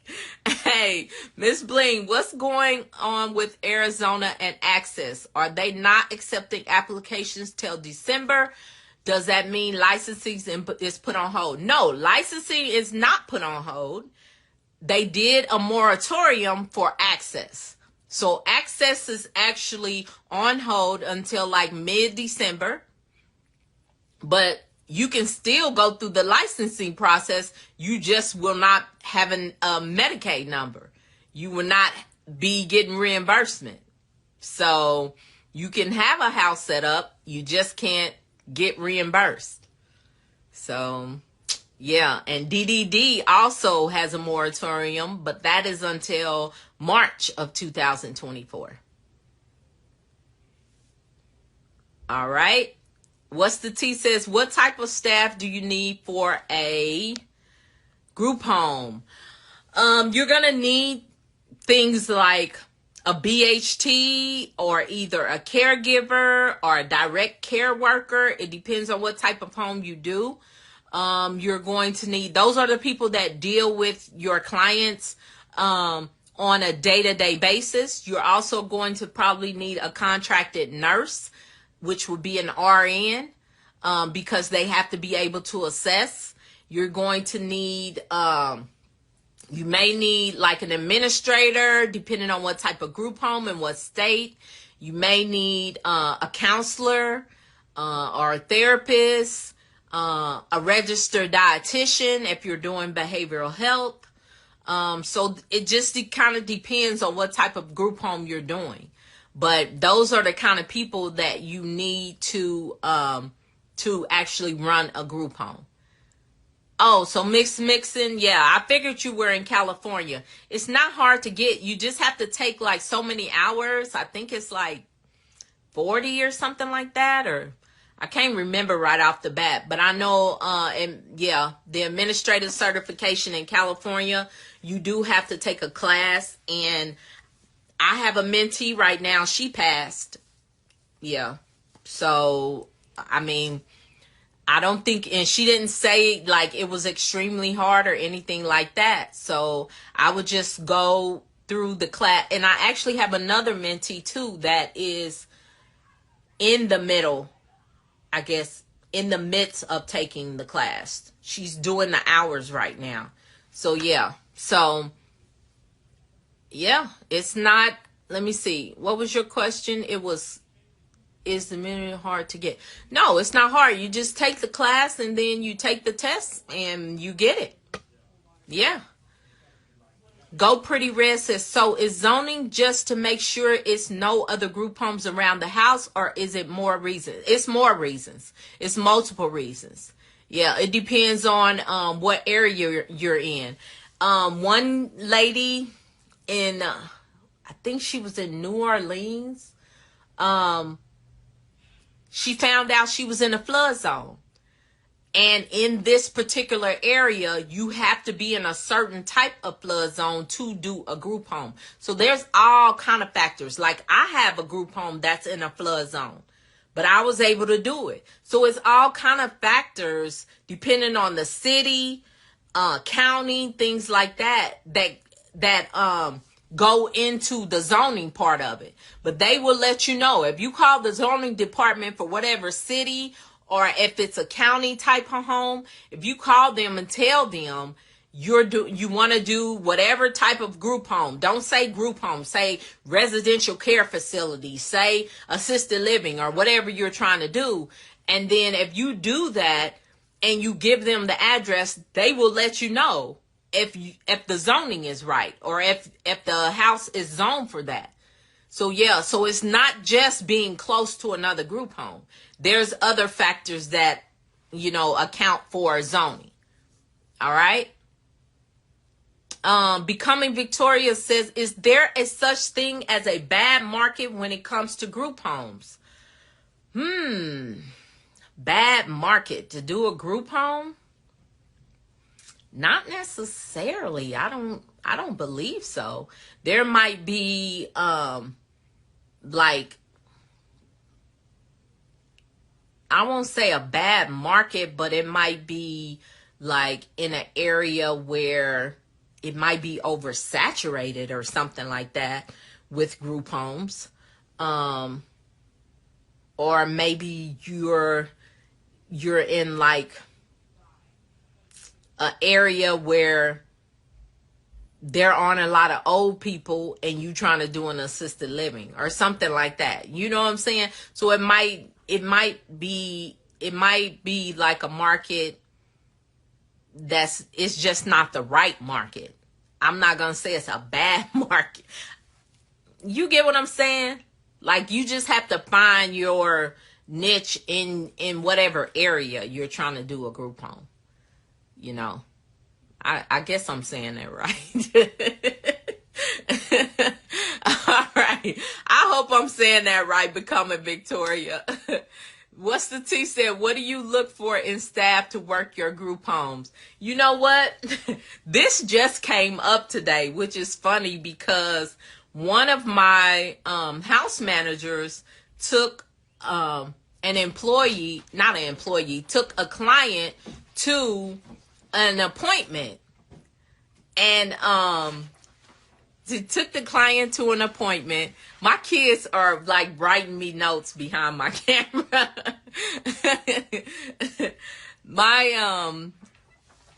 Here, use that. So anyway, what was I saying? You just made me lose my train of thought. What do you look for? Okay. This is what I was about to say. One of my managers took a client to a doctor's appointment, and the woman there said, how do I find people that are like you? Like, how do I find people that are like you? Because he is very, like, he really cares about the clients. Like, he's going to act. That's why I like for him to take them to appointments, because he's going to ask the right questions. He's going to stay on the medical assistant. He's going to be on the doctor. He going to get it right. You know what I'm saying? He's not just going to go in there and let them tell him anything. And this particular client has been with us a long time, and is probably going to be with us a long time. And so we take special care of him. He's like family, he is really family right now, and so, they asked him, like, how do we find, and he was like, I don't know what to tell you. So when he came back, he called me and he was telling me what they said. And he was like, I mean, I didn't know what to tell him. And I said, you know what you tell them? You tell them that you ain't going nowhere. So don't be trying to give you compliments so they can take my employees. So my thing is, I look on Indeed. My thing with him, we actually recruited him from out of state. He was somebody that we knew, and we asked him, would you like to relocate? We will pay for you to relocate. So we paid him a relocation reimbursement for him to move here. He was somebody whose kids was grown. He was, single. And so we paid for him to move here. And he has been working with us for 2 years now. And so we recruited him from out of state. So sometimes you're going to have to do things out the norm to get good people, because we knew him from like when we were young, and we found out he was working in this type of industry. So we said, you know what? You working for somebody else. You come out here. We will, we will help you do whatever you got to do, get a place, whatever, and we will help you. And he's been with us 2 years, and he's one of our best employees. When we need somebody, like when people call in, because he's a house manager, he goes in, he works shifts, he does everything. And he really cares for the clients. So what do you do? How do you look for them? You're just going to have to, you do the normal, Indeed, things like that, but then you build relationships with people. And then when you tell people you're going to do something, you do it. And that's what we did. We told him we will help you. We will do this. You know what I'm saying? We'll let you go home twice a year, see your family, things like that. And we have did it. So that's what we do. So Derek says, what type of mistakes do most people make when trying to get paid from the state? Not billing the right units, like trying to do billing when you don't understand billing, trying to do billing, trying to put in the wrong code, trying to bill for the wrong units. So things like that. So those are the type of mistakes, or not getting the right documentation needed to even bill. Like now, a lot of insurance companies are requiring you to have like a prior authorization or things like that. Well, if you bring in a client and you don't get that, and then you trying to get reimbursed, guess what? They're going to deny it. So those are the type of mistakes people make when trying to get reimbursement. And then some people just be snatching people up thinking they're going to get reimbursed. And it's like, it don't work like that. You know, you got to do your due diligence. You got to do things right in order to get paid from the state. And you got to be credentialed. You have to get contracted.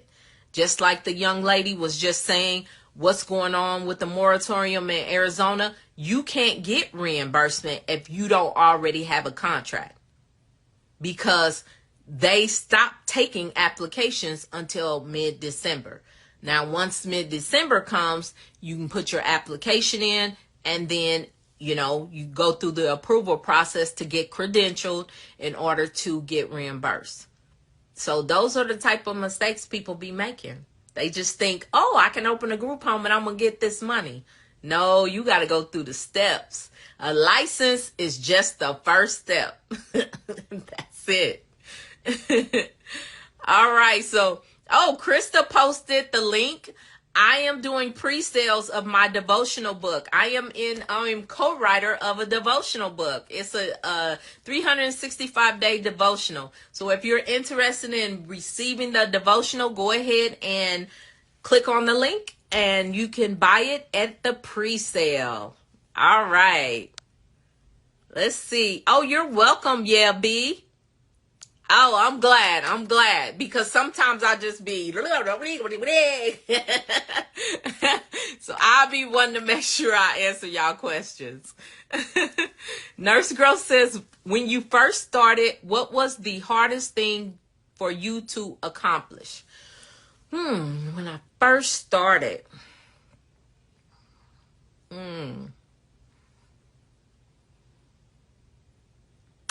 let me think. I would say I would go back to billing. Because understand this, like he said, mistakes, I was the biller. I'm a self-taught biller. So the hardest thing to accomplish was us getting that first doggone check.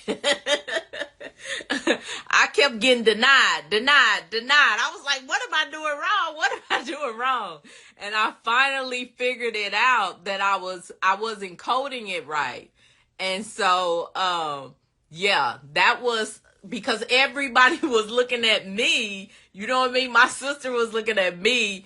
Everybody around me looking at me like, what's going on? Why you keep getting denied? Why you just don't hire a biller? But we couldn't afford to hire a biller, y'all. We couldn't afford it. So I had to sit up some nights, 3:00 in the morning. I'm trying to figure out how to freaking bill, you know? And so I think that was like the hardest. Pretty much everything else was just kind of, I think it was hard too because I'm competitive in a sense and I am most times an overachiever. And so for me to get denied was like rejection, like, and back then I was such a people pleaser. So I wanted everybody to be pleased with me. So it was really hard for me. So yeah, so that was a big accomplishment when we got that first check-in, like, yes, finally I got it. Let's see. Yeah, B says, I came on a little late, but did you say something about you wouldn't deal with kids? Yes. What did I tell y'all? Every live I do, somebody mentions kids. No, I will not do kids. I will not do kids again. Ever. Ever. You know how people just say, don't say never? I ain't say ever. I mean never. I said ever. I will never, ever, ever. No. Nurse Gross. I also started on the process of getting my nursing license transferred to Arizona. Yes. Good. Yes. Let's do some things together, Nurse Gross. Get that nursing license here in Arizona. Hey, Madeline Joseph. How you doing? Miss Mixon says, okay, thank you for that. I plan to do it first week of December. Awesome. Yes. You're talking about getting your access number, right? Yes. You need to do that. Definitely. Hey, did April find a home? April, remind me. You said, did April find a home? I don't remember who April is right off the bat. Yep. Recession proof, baby. Yes. Group homes are pretty recession proof, you guys. You know, because somebody's going to have to do it and they're going to have to pay you to do it. So it is recession proof. Hey, Adora Maria. Awesome. I'm glad you understand, Victoria. So yeah, B says, who actually pays for the client's living? So in my group home, Medicaid pays either through Access or through other insurances like Mercy Care, Health Choice, different insurances I'm contracted with. And then the client pays room and board. So if the client has income, then they can pay up to 30% of their income on room and board. Okay? So that's who pays for care in my home. And then if you're doing like an assisted living or something like that, then it's going to be mostly private pay. Medicare can pay some, but it's going to depend on that person. A lot of assisted living is private pay. Hey, Lost in the Sauce. Krista's posting a link. If you want access for a 1-hour coaching call, you can click on that link and you can book a 1-hour coaching call with me. Is who still... I just caught that. Yes, he is still single. You are funny, what's the tea? Kelly Renee, she done, what's the tea done? Her, everything I said about that employee, she done came back. Is he still single? You want me to make a love connection? Hey, Kelly Renee. She funny, ain't she, Nurse Gross? Oh my God. She talking about to move to Arizona.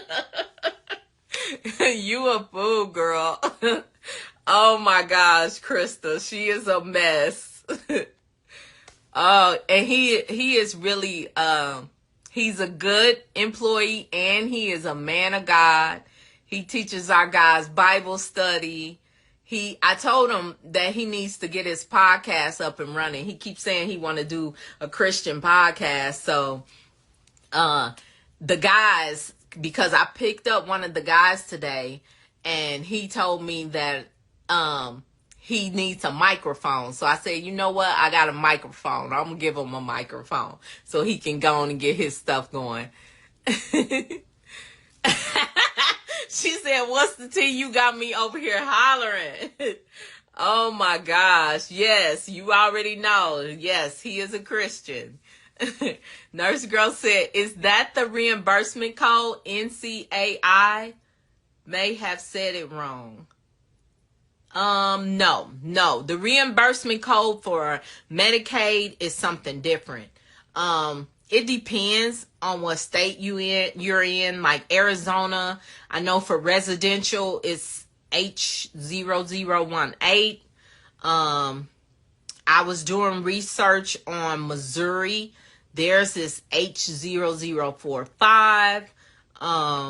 So yeah, it's going to depend on what type of group home, what state, what you're getting reimbursed for it like that. Would you stop it? What's the tea? Stop it. He alright.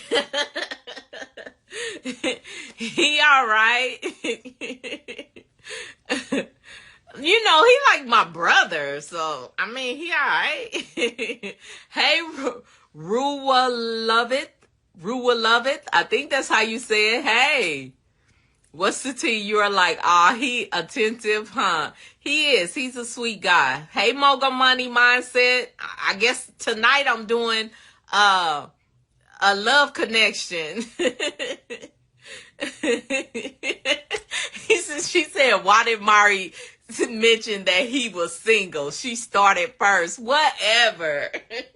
I was just saying it made it easy for him to move. That's all I was saying. Molin Joseph said, good evening, Myrrie. I have my first tour tomorrow morning. How to seal the contract? Any nuggets? Tour of who's touring? Are you doing, you're doing assisted living? What type of group home are you doing? Let me know. Y'all are a mess. Hey, Flawless Mammy. Hey, Paprika Pappy. Mammy and Pappy. Melly Sack said, I would love to learn mental health from you. Awesome.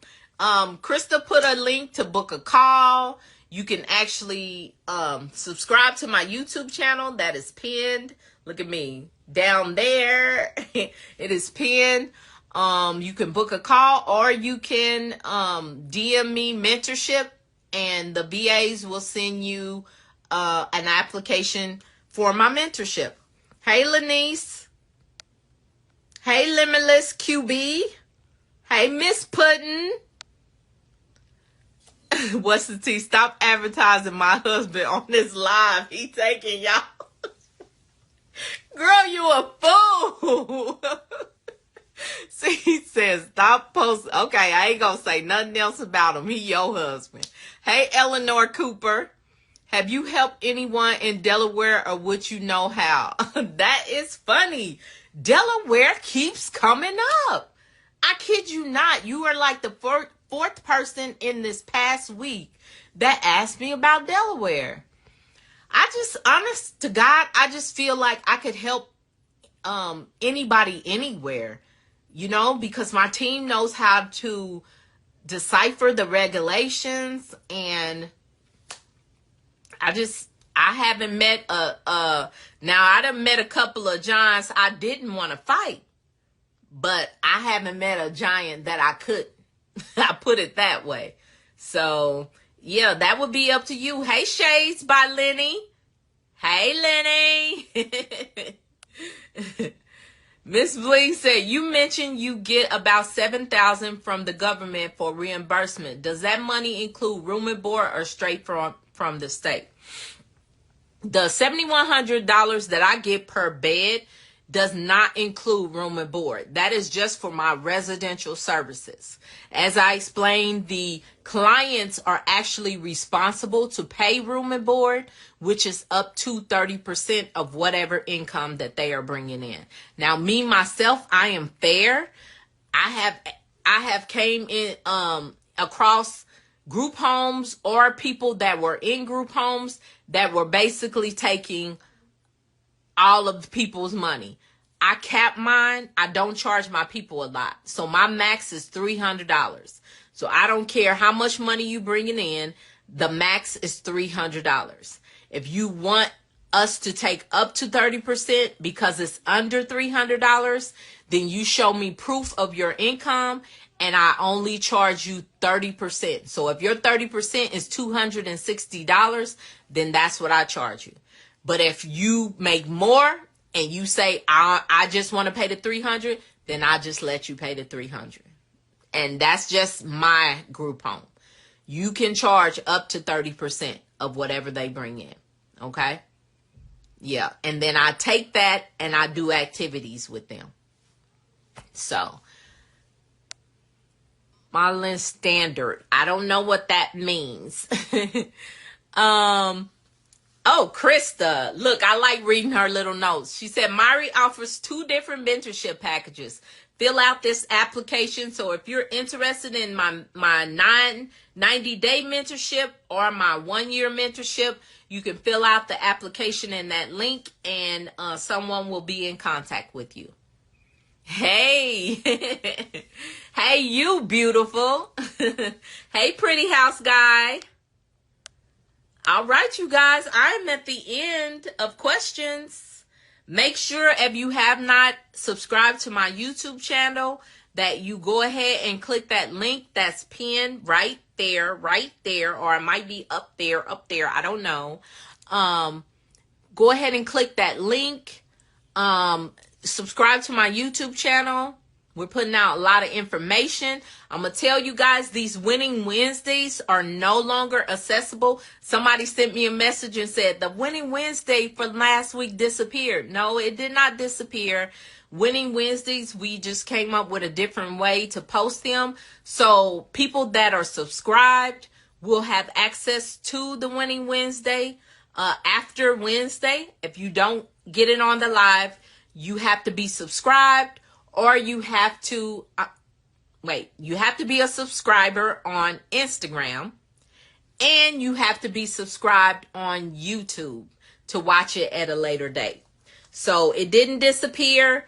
We're just coming up with different ways, doing things a little different. So, yes. All right. So anybody have any more wins or any more questions?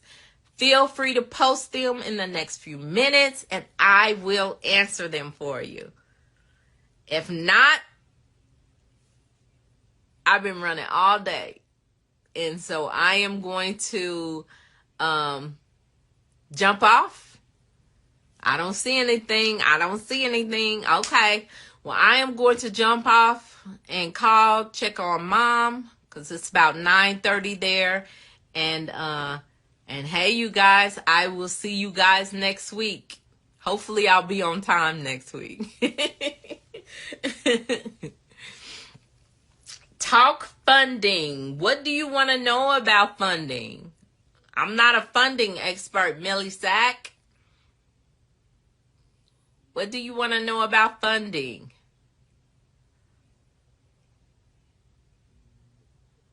Baby, period. Thank you. I appreciate you. You have a blessed night also. Thank you, What's the Tea? I will. Yes, I will. Oh, you have a great evening too. And I appreciate all the prayers, you guys. I really do. I appreciate all the prayers. Y'all keep praying for my mama. Hey, Gama. All right, you guys. Well, I'm going to go ahead and jump off. And as I always say, oh, Miss Billing came in. I already answered this, but where can I find the rates for different states in Arizona? You have to research to find rates. So you basically have to go into Department of Health Services, or you need to go into Human Services or .govs or whatever city or state that you're looking for, and then you have to research and find those rates. When I find out about rates, I normally have to dig sometimes whole days just to find rates in some states. But yeah, so it's not something that, I have a few rates that we keep if we work with people or if we work in different states. I keep like a log of different rates, but it's not just out there like, it is public information, don't get me wrong, but it ain't just gonna jump out at you. You gonna have to search for it. What's the tea? You a mess. Tell my husband I said hello. Oh my gosh. And then in Arizona, you said in Arizona, it depends on what type of home you do. So it could be anywhere from $212 a day all the way up to, you know what I mean? DDD might be $450 a day. It just kind of depends on what type of home you do. Next live. Okay. Hey, Miss Jeanette. That's right, Nurse Girls. Hey, Blithely. That's right. So I'm going to jump off, you guys. Thank you so much for tapping in to Winning Wednesdays. Make sure you guys come back next week with your wins and your questions. And I'll have a subject to speak on next week. And y'all know, hey, Arzola, as I always say, you guys, be a blessing to someone else. Good night. Bye. All right. Hey, Tay. Oh, my favorite people coming up on in here. Hey, Nurse Gross. Hey, Derek. Hello. Hey, I like it that way. Oh, Miss Bling, I haven't saw you in a minute. How you doing, lady? How are you doing? Yeah, it's been a while. You must be working. Hey, Amir. Hey, Megagram. Are you back in town yet? Huh? Me and you supposed to have a meeting soon. Are you coming back? Let's go. Yeah, I'm ready tonight. I had a nice day. As you guys know, I was at the podcast summit in Miami I got there Friday. I was there until yesterday. I had such a good time. I had such an awesome time. I met such great people. It was just fun times and a lot of information, and I learned a lot, and I also got a download from God while I was there on how to go in a certain direction for something. And so, yeah, I'm feeling pretty good today. And today I just got to spend I got to take my daughter. She's a cheerleader. I got to take her to school today. I also got to pick her up, which is very rare. Me being able to take her and pick her up, because y'all know I be everywhere. But today I was like, no, I want to be able to be there for her. I want to be able to experience this, taking her to school on her first day of school and also picking her up. And so, yeah. I mean, I know people be like, well, you your own boss, but I be having stuff going on and my kids know it. So they really try not to bug me, but I enjoy doing it every once in a while. I'm not a, what do you call it? A carpool line mom. I'm not that type of mom, but I do enjoy it ever so often. All right. So anyway, that's my shenanigans. Hey, Foxy the Goddess. How you doing? Nia Rose. Hey, I haven't seen you in here in a minute, Nia. Hey, Rochelle Holmes. Hey, Freelance Sister. Hey, you guys. All right, Lexi. I'm just saying my hellos. Hey, Sadie. Hey, God first. That's right. God is first. Somebody said my favorite. Hey, Tay. My favorite glasses. I am doing great. I had a good day. I'm feeling really good this evening. I am ready to answer you guys' questions. I did everything that my coach told me to do to get ready tonight. And so I'm feeling really good. Let me just do one more thing. I always forget this. I forgot to pin. Somebody put in my YouTube. Somebody out there, y'all know y'all be helping me out. Put my YouTube link. Go to my YouTube. Get the share link and put it in the comments. And once you put it in the comments, I'm going to pin it. Because, you guys, we are getting new videos made. Informational videos. Not just motivational. Informational videos. We're getting made. And so I have somebody working on that to get new content out to you guys. And so we will be getting those put on YouTube throughout August. And I'm really excited about that because people send me comments all the time on my YouTube. Is like, if I put out one little short video, they be like, oh, yay, good, more content, new content, because my content is like really old, but it's still relevant. It's just old. So I do have someone working on that. And so if someone can, I'm going to scroll down and see if somebody put it in here for me. I know y'all like to help me out. Y'all know I'm challenged. There you go. Somebody did it. Thank you, Derek. Derek did it for me. There you go. So that is my YouTube link, you guys. So make sure if you have not subscribed to my YouTube that you go ahead and subscribe to that. Watch a couple of videos, make some comments, share them. Thank you. Thank you in advance. And I would really appreciate it. Hey, Truly Blessed Homes. Hey, Doran. Yeah, hey, Queen. This is a blast from the past. I pulled these back out. I've been trying to tame down my glasses a little bit. You know, people be making comments. I used to wear a lot of big flashy glasses and I calmed it down a little bit and went a little, try to be a little professional, But yeah, I like these too. I pulled them out at the podcast summit. And so I just grabbed them really out my purse because they was in there. Hey, Myrrie. Hey, Spirit Fed. Hey, Nay. Nay. Hey, Nay. Hey, Love Yourself.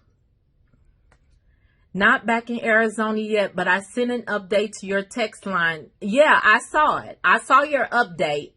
But I couldn't remember if you had said you were going to be back in town. Mega has a home here in Arizona, so hopefully we'll get that access number soon. That's what we're hoping for. And once he gets his access number and he comes back from traveling, then I will go make a video and I'll be able to share with you guys his beautiful home. So you can see that. Hey, KK. Hey, Cold Creamy. Aurora's Meditations. Miss Blee said, I missed you. It's been, I told y'all I'll be recognizing y'all when y'all not in here. I miss y'all. Y'all think I'll be playing. I know who be coming and who don't. I know. We all got a lot going on. It's okay. It's just when I see names I ain't seen in a minute, I point it out because I do. I miss y'all. Y'all know I feed off of y'all energy. Hey, Solo. You watching from Pennsylvania. Okay, we got Pennsylvania in the house. Thank you. I appreciate it. Yeah, I did a little something different. I was going to the podcast summit, so I wanted to just, spring a little something new on them. Good evening to you, Goddess, Miss Lexi. All right, you guys, if y'all got questions, make sure y'all bring it on. I can talk on the subject if y'all want to, because I've been getting a lot of questions. Look, I got my other camera over here, so that's why I keep looking like. So yeah. Hey, let a girl try. Okay, let a girl try. All right. I think I just saw a friend request from you. I think so. Y'all, I'm telling y'all, my mind be going 100 miles a minute. But I think I did see a friend request from her. Henderson Academy. Hey, Henderson Academy. Oh, HC Academy. There you go. Nurse Gross said, I seen the post from the Worc series and it said to market your business even before you have your house.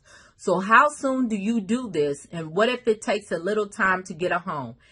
It doesn't matter. Once it's a thought in your mind, you should be marketing your business. And when we say marketing your business, that might just be like, put up your Instagram and your Facebook page or your Pinterest page or whatever pages you're going to use.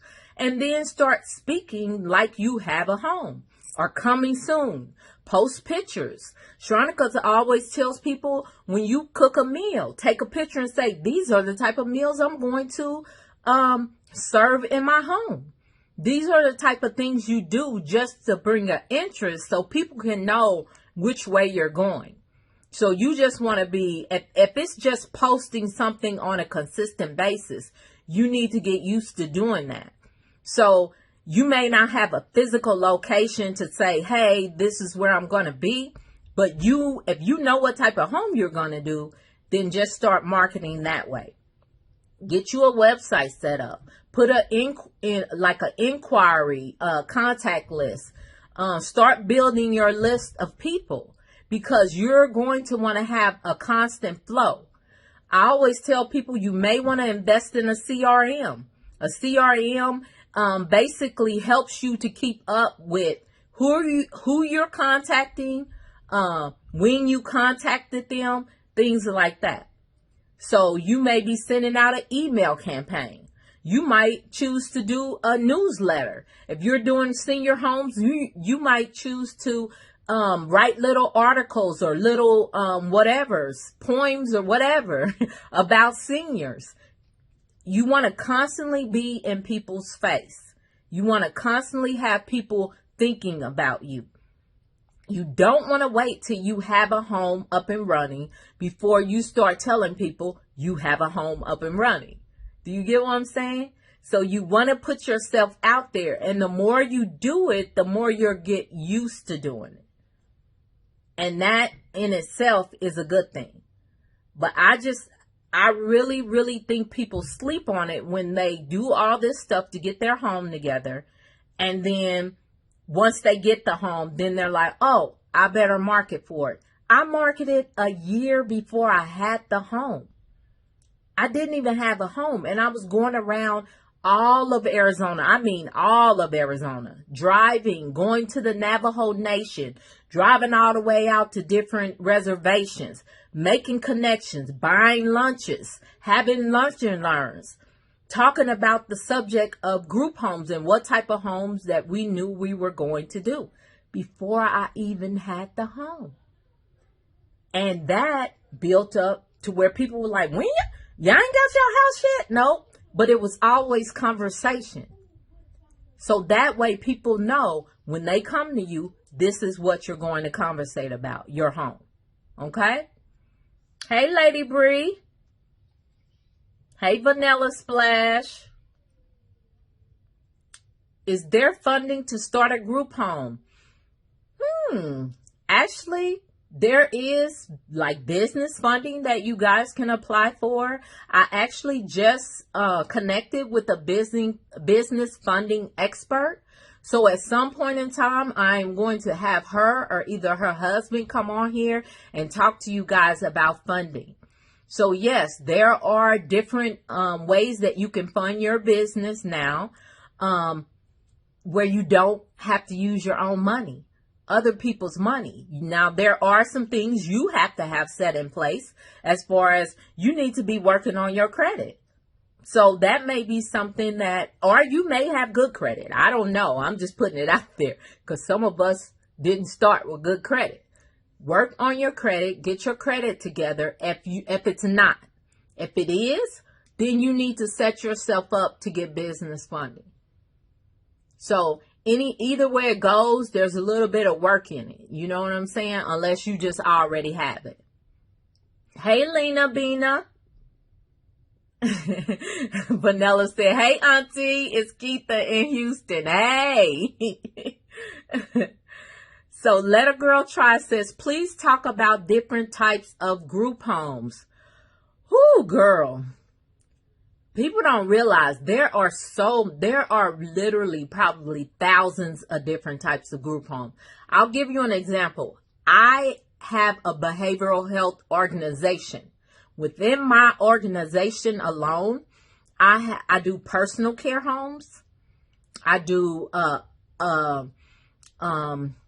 y'all know, sexual offender homes. I do just a woman's home. I do a men's home. I do co-ed, which these are different types. I do memory care. I do, let me think. I have more of a senior behavioral health where I do older adults. I spoke to a woman. I did a consultation with a woman. She only wanted to do people between the ages of 30 and 65. That's a type of home. It's a niche. I do a group home for younger adults, 18 to 25, because guess what? It takes a different type of person to deal with 18 to 25 than it does from 30 to 65. I also have autism. That could be a type of home. There are homes that are just for people with brain trauma. There are so many different types of home. Like literally, I can't even name all the different types of home. You just got to kind of find what type of passion. Do you want to work with elderly? Do you want to work with elderly that are just declining in health? Do you want to work with elderly that are mentally ill? Or do you want, so you just need to figure out what type of home you want to do and then find that, group home niche within that. I knew I wanted to do behavioral health because my sister was mentally ill. And I knew I didn't want to do kids, even though I tried it, but it's not for me. So I do adults 18 and up. And then I have different, because I have multiple homes, I have different types of homes that I do. Now, if you're just working on one home right now, you need to figure out what type of home. Because at first I just did mentally ill adults from 18 on up. Then the more homes I opened, I niched them down. Because I felt like when I brought a young person in with my older people, it was all kind of confusion. So I did things in my business to bring peace. So you got to figure that out for, your business. Yes, ma'am. Don't be calling me ma'am. I ain't that. No, I am that old. Hey, the pretty house guy. So Tay says, do you have to have a sponsor to open a home? No, you do not have to have a sponsor in every type of home. There may be a type of home where you have to have a sponsor. I know there is one type of home, a DDD home, where if you become a host, you have to have a sponsor group home. The sponsor group home will make you a host home, and then you can take two, I think in some areas it's 3 clients, but you're functioning under that group home's license, but you're just hosting people. So in that case, yeah, you would have to have a sponsor. But the majority of the types of group home, you don't really have to have a sponsor. But good question. That's the first time I've been asked that. You so smart. Hey, New York Light. Hey, this chick flips. How the Reverend doing? How's the Reverend doing tonight? Tell the Reverend I said hello. Hey, Krista. Krista, I'm about to put you to work on here. Hey, on the clock, Jazz. Oh, you said that's a bar, Derek? That's a bar? Look, I'm looking at I try to be coachable, y'all. My coach be telling me what to do. I be trying to be coachable. Thank you, Krista. Thank you. Hey, Rush.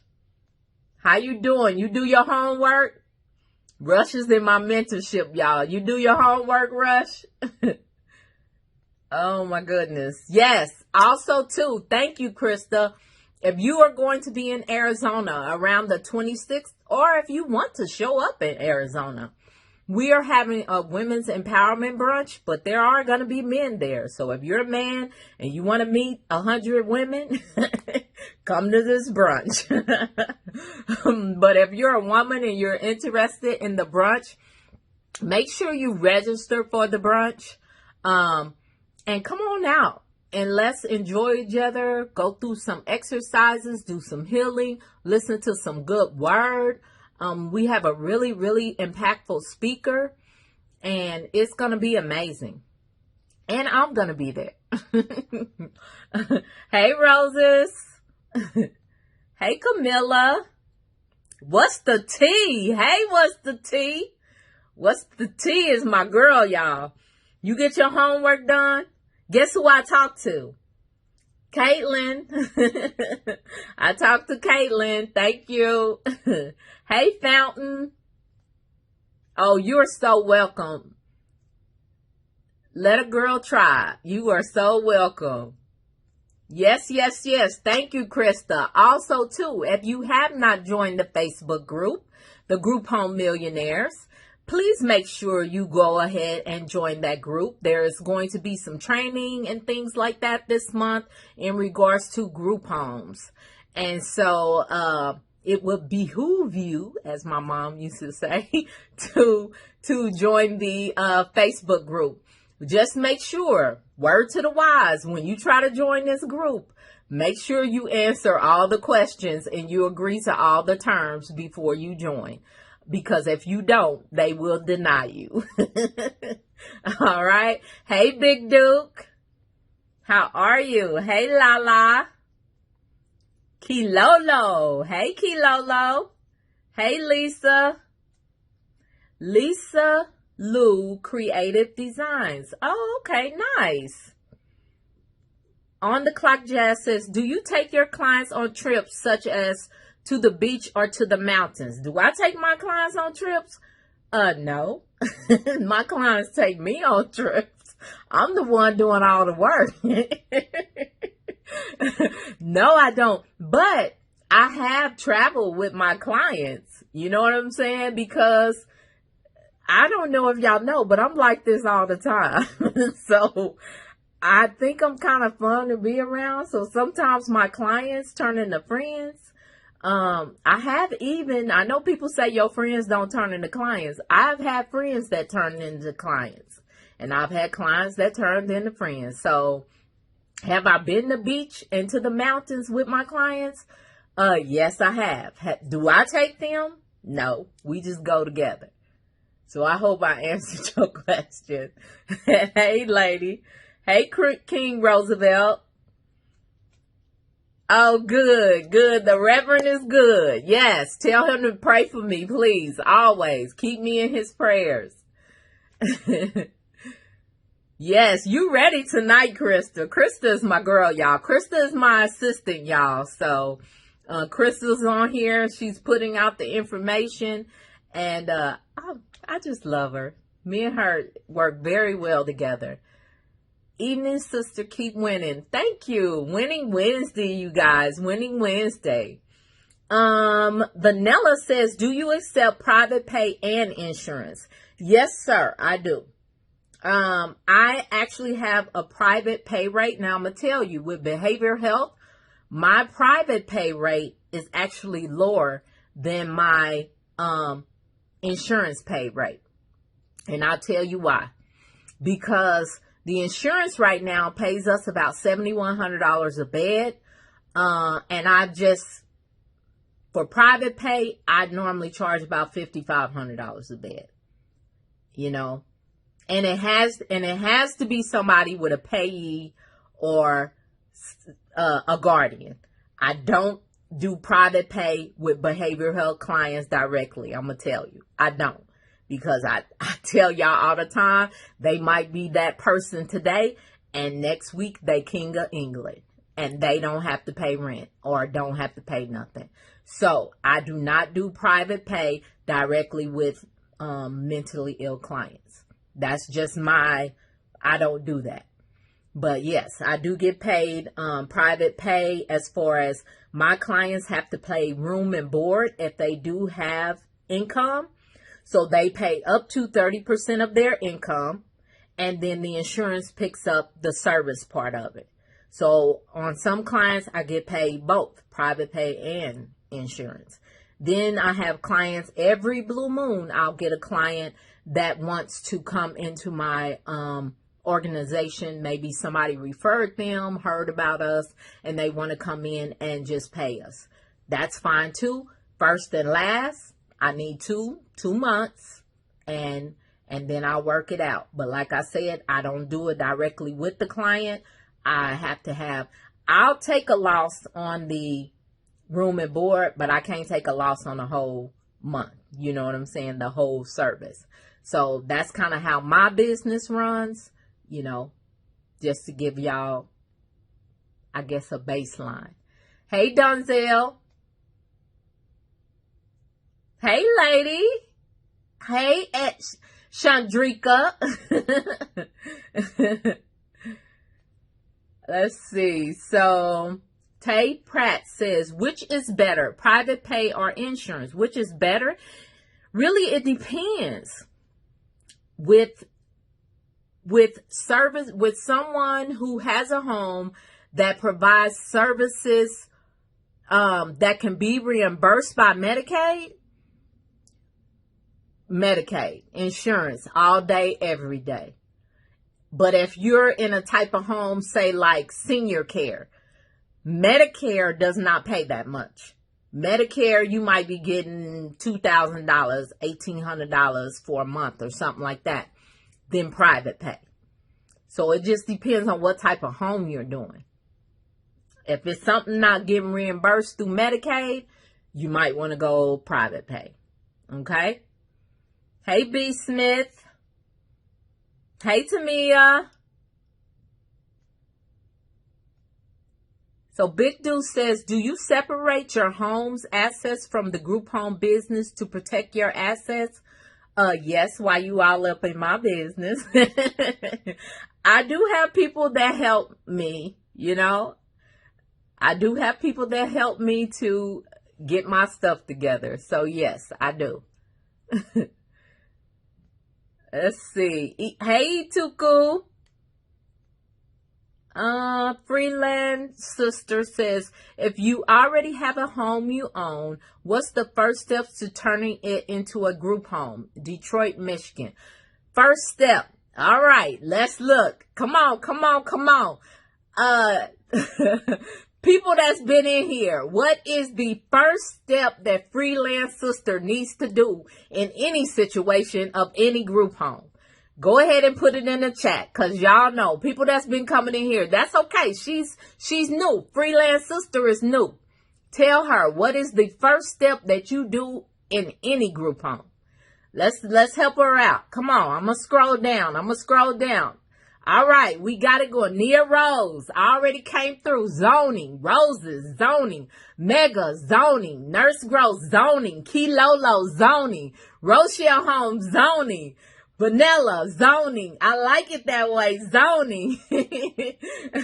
Fountain. We gonna have to work on that. You said get the home inspected. We gonna have to work on that, okay? If you already own the home, hey, Relax at Home Residential says zoning. Lisa Lou Creatives call zoning. Everybody. Chandrika, girl, you've been around me enough. You know better. Identify what population you want to serve. Well, yeah, you right. Okay, you right. Okay, I'm gonna give you that one. I'm gonna let that one slide.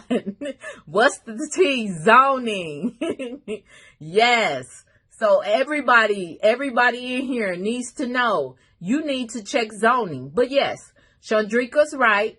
Chandrika has been around. You do need to identify what type of home you want to do.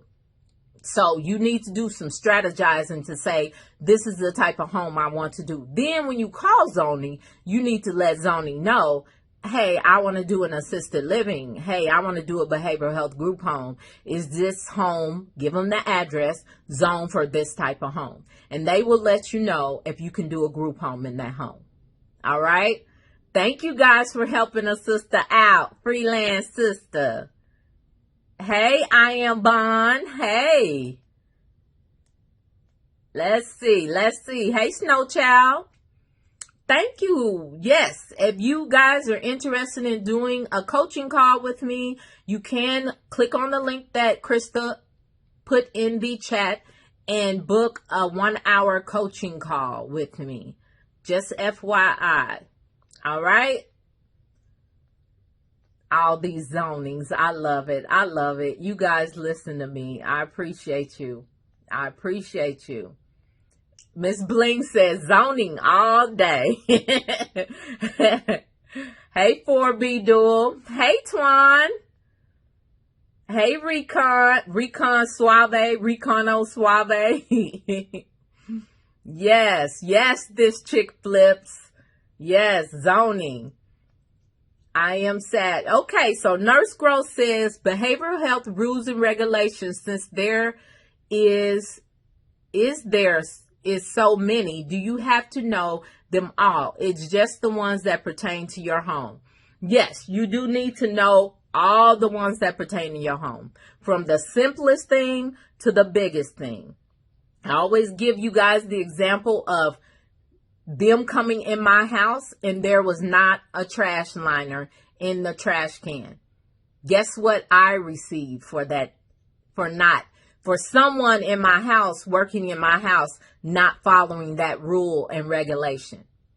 A $500 fine for not having a trash liner in one trash pail. So yes, you need to know from the smallest things like having paper towels and toilet paper and soap available in your bathroom, to the biggest, which is, not forgetting for your BHP, which is your behavioral health professional, to do their treatment plan or to do an admissions within 48 hours or whatever the requirement is in your state.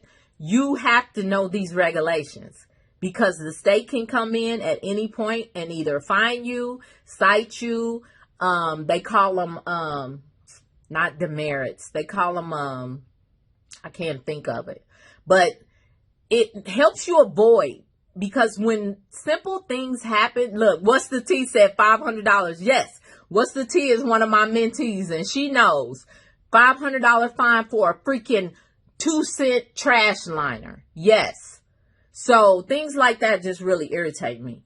But anyway, you have to know. You have to know those regulations, and you have to relay those regulations to the people that work for you so they can know. So you don't get a $500 fine for not having a trash liner in the trash pail.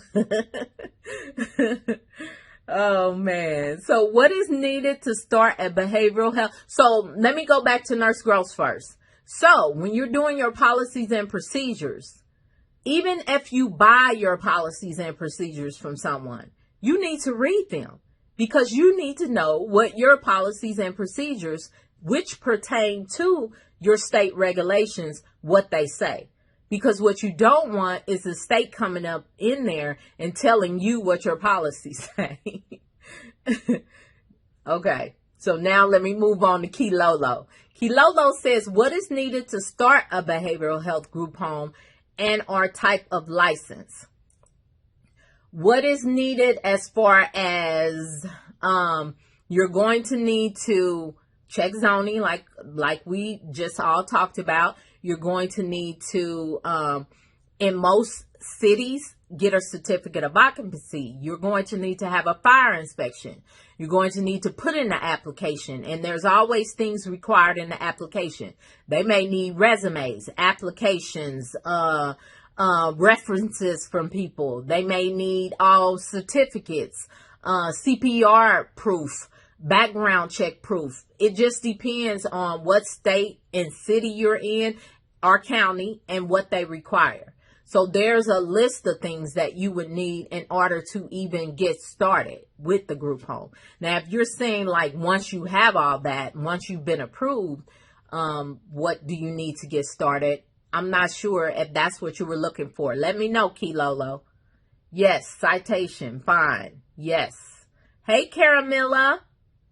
Hey, Madison. Yes.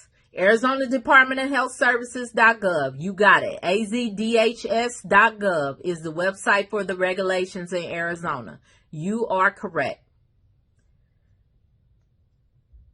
Miss Bling says, how do you know all of those requirements? Are they listed? Oh, yeah, they listed. If the state is requiring you to have it, there are some type of articles, regulations, requirements. There is something on their website that's telling you exactly what they need. They're not going to just throw stuff at you. You're going to know what's required of you. So yes, ma'am, whatever state you're in, if you want me to send you a link to the state or the that you're in, make sure, Miss Bling, that you DM me and I'll send you a link to the state. I think the only state I don't have is Louisiana, I think. I may have it now, who knows? But I think it was Louisiana. Hey, I am China. Oh, you're welcome, Nurse Gross. You know, girl, I got you. Kilolo says the state is Georgia. Kilolo, let me go back to what you were saying. Okay, so in Georgia, I'm going to tell you, before you start any group home, not only do you need to check zoning, you also need to go on their website and find out when their next Zoom. They have a meeting that everybody that's going to open a group home has to attend. And I think they only have it once a quarter.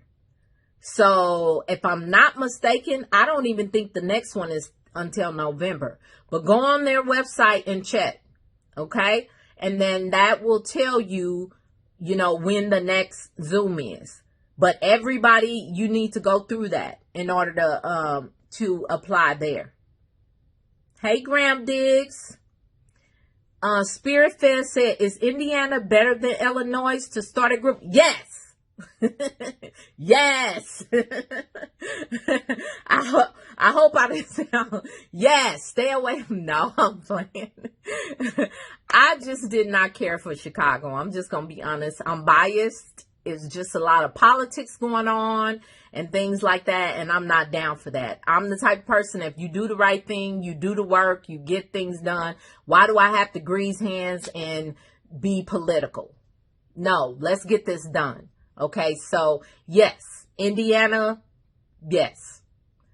All right. So Miss Bling says, thank you. I'll DM you. I'm in Arizona. Oh, if you're in Arizona, it's Arizona Department of Health Services. Nurse Gross just posted it.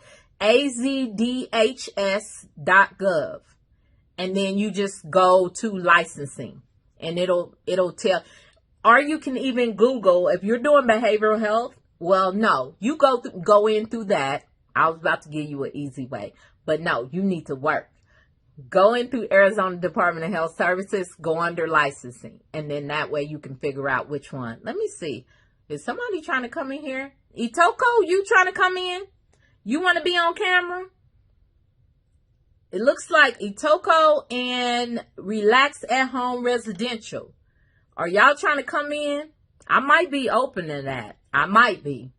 But you going to have to tell me what you want to talk about. Because I told y'all, I let somebody come in and they was doing some crazy stuff. So I'm not trying to be scaring nobody tonight. Let a Girl Try said it's August 9th. August 9th? What's August 9th, sweetheart? My brunch? No, my brunch is August 26th. I don't know what's August 9th. Let a Girl Try. Tell me what you have down for August 9th, because I don't have anything on that day. I Am Vaughn says, I might have missed this. How do behavioral health group homes get paid? Is it through the government, private pay, or both? Also, do they have severe mental health challenges? Some do.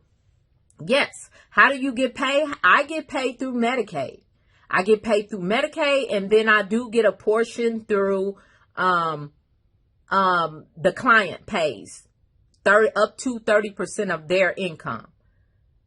Okay, and that is for room and board, because the Medicaid does not pay room and board for them. All right, and then private pay, yes, I have had people come and they wanted to do private pay. But like I said, I do not accept it if it's coming directly from the client, because I don't have time to be trying to figure out how to get my money. Okay, so yeah, so I did answer it, but it's okay. I Am Vaughn. I'm pretty sure everybody's on here is patient and they don't mind me telling you again. Oh, you're welcome, Kilolo.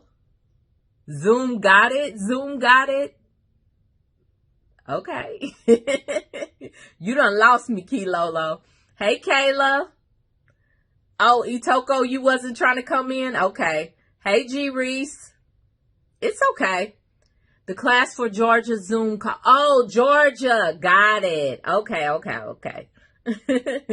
Yes, Zoom. Thank you. Kilolo says, is it required to be a nurse for behavioral health? No, ma'am. No, ma'am. I know I tell the story. I flunked out of nursing school. So I never became a nurse. I actually ended up getting my degree in, I got a master's degree. I got an MBA. So I got all my stuff in business. But once I was going to start a group home, I went and got my caregiver certificate. But no, I actually, I was in an accelerated, RN education program, and I ended up accelerating myself up on out of there. Yep. Let's see. So you do not have to be a nurse. You will have to have like a contracted nurse. But you don't have to be a nurse. No, ma'am. Let a Girl Try. Where do you go to find the class? Okay. All right. So yes, network in them, messages, y'all. So B Smith says, I'm new as well. Is there a website to check zoning, or do you have to call in to verify addresses? I always suggest calling in. The only place I know that has an organized zoning, thing that you can search online is Texas. If you're in Texas, theirs is very organized. Everybody else that I done came across, call. It's just easier, because what I don't want you to do is, y'all know I'm very transparent with y'all. We ended up buying a home, going online in Arizona, checking zoning in Arizona, and bought a home. And guess what? 25 feet too short. we had to be a certain distance away from another home, 25 feet too short. Guess what? Could not make that home into a group home. And we already bought it. So that's why I say zoning is so important when I talk to you guys, because I don't want y'all to be in that situation. Even though me, it was like I think it was my 6th home. So I just flipped it, made it into an Airbnb. It's all good. You know what I'm saying?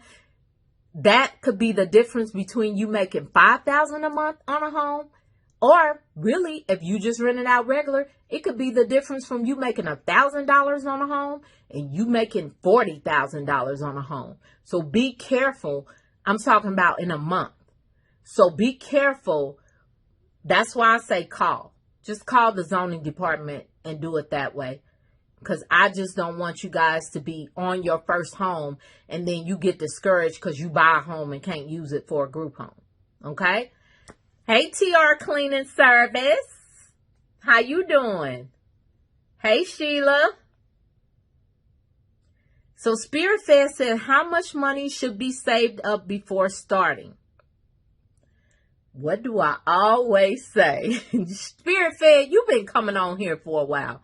You know what I tell people. And this is just Myrrie Hayes. This ain't no, this is what you got to have required by the state. Y'all put in the comments what I recommend you have access to. What do I recommend you have access to? Come on. All my old, Miss Bling, Miss Bling coming back with a fury. She like, I ain't playing no games with y'all tonight. I'm back in the house. I'm putting up all the answers. I know what Myrrie say. Miss Bling, 100,000. I always say have access to. Because the thing is, you got to get your house. You got to bring your house up to compliance. You got to get your house up and running. You may not want to work your house yourself. So you're going to have to pay your employees. You're going to have to do all of this until you get reimbursed. So I'm not saying you got to have 100,000 in the bank. I'm saying have access to. Yes, Derek, 100,000. Nurse Gross, 100,000. Hey, TR, great to see you too. I haven't seen you in a minute. It's good to see you. I tell y'all, I be missing y'all. 100 bands. Vanilla said 100 bands.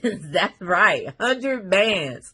Have access to. So whether that's credit cards, whether that's a line of credit, whether that's your grandma cookie jar, whether that's your auntie that buried cans in the backyard. My grandma used to bury cans in the backyard, y'all. So yeah, we got them all. Don't go looking for them. We got them all. So I'm saying access to, okay? I Am Yvonne says, how did you determine if there was a need for a behavioral health group home in your county? How do you get referrals for clients? Okay.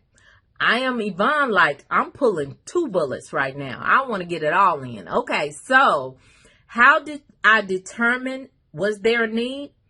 I'm going to tell you guys. I did a little bit of research at first, and then I met my secret weapon. I met a social worker who gave me the inside on it, and she told me there was a big need. And I was like, okay, we called in to, I've never told this story. We called in to one of the mental health hospitals and asked them about behavioral health group homes. And the man told us, oh, no, we don't need no more of those homes. We don't need no more. And we were like, huh? This woman just told us there's such a dire need. She was, working at the crisis center. She was working at the mental health hospital. Oh, there's such a big need. Why is he telling us this? Because he didn't want us to open a home.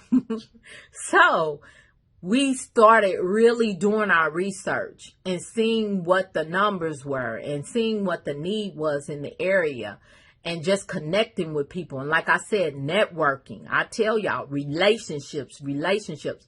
Everybody's telling us. Then we met another lady that worked for the insurance company that funded the crisis center, the mental health, all the behavioral health home, all of that. And she was like, oh yeah, there's a big need. So I say all this to say, sometimes people will tell you there's not a need for anything. But if we wasn't diligent about building relationships, networking, getting out, meeting people, talking to people about what we were trying to do, we would have been left way back at the beginning with him telling us we don't need no more of them homes. If we would have trusted that guy. And then how many houses later we open and we done help people open and they still don't have enough homes for people. So I'm saying, do your research and make connections and build relationships, because that is going to be so important in your group home journey. I tell y'all that all the time, but I'm being so serious. Relationships have got me in rooms that my face, my money, my, you know what I'm saying, my education didn't get me in. Relationships. Y'all need to network. And don't think, y'all look at me now and y'all be like, oh, she's so outgoing. She's so, no. I am the type of person that wants to just stay in my room and, and read a book. But I have to be this way to get to where I'm going. I have to talk to people to help my mentees and my clients. I have to do it. So I pull this up and I pray to God. I pray to God for favor all the time. I have people pray for me. Not everybody. I don't let everybody touch me and pray for me. There's only certain people that I ask to pray for me, because I have to feel that calling on your life. Because I don't want anybody just praying for me. Look, I don't want to go there, but I'm saying I have to make myself be this way.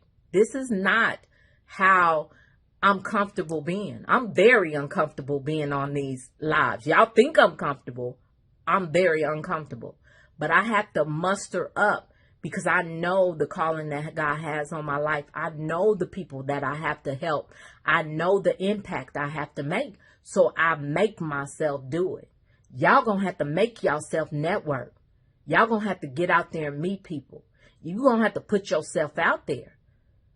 I'm not comfortable doing none of this. When I go to big events, if y'all see me at big events, I'm normally by myself sitting quiet until somebody comes and talks to me, because I'm not this, but I make myself. I know people expect me to be here on Wednesdays. So I put a smile on my face and I show up, because I want to help you guys. All right. So just build those relationships and connect with people, because that's where your referrals are going to come from. And then build your list. Don't just always feel like I open this home. You know how they say, if you build it, they will come. No, they not. You're going to have to go out there and find them. You're going to have to hunt them down, put a stake in it, and make it your own. I'm just saying. So yeah, so you really gonna have to network. I truly know a part of me being successful is because we networked a lot.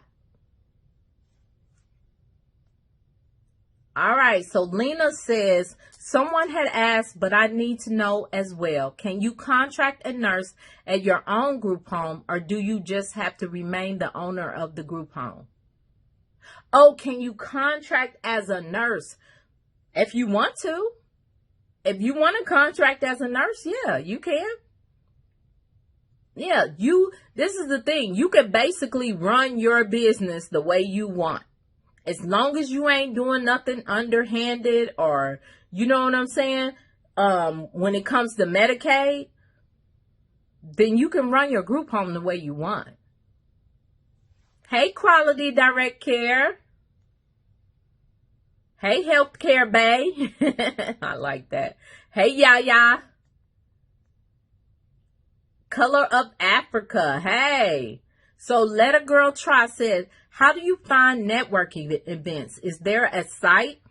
Do things like search Eventbrite. Search Eventbrite. I ended up getting on the mailing list, which is funny. There's a big mental health hospital here in Arizona. I was looking through Eventbrite, searching for events.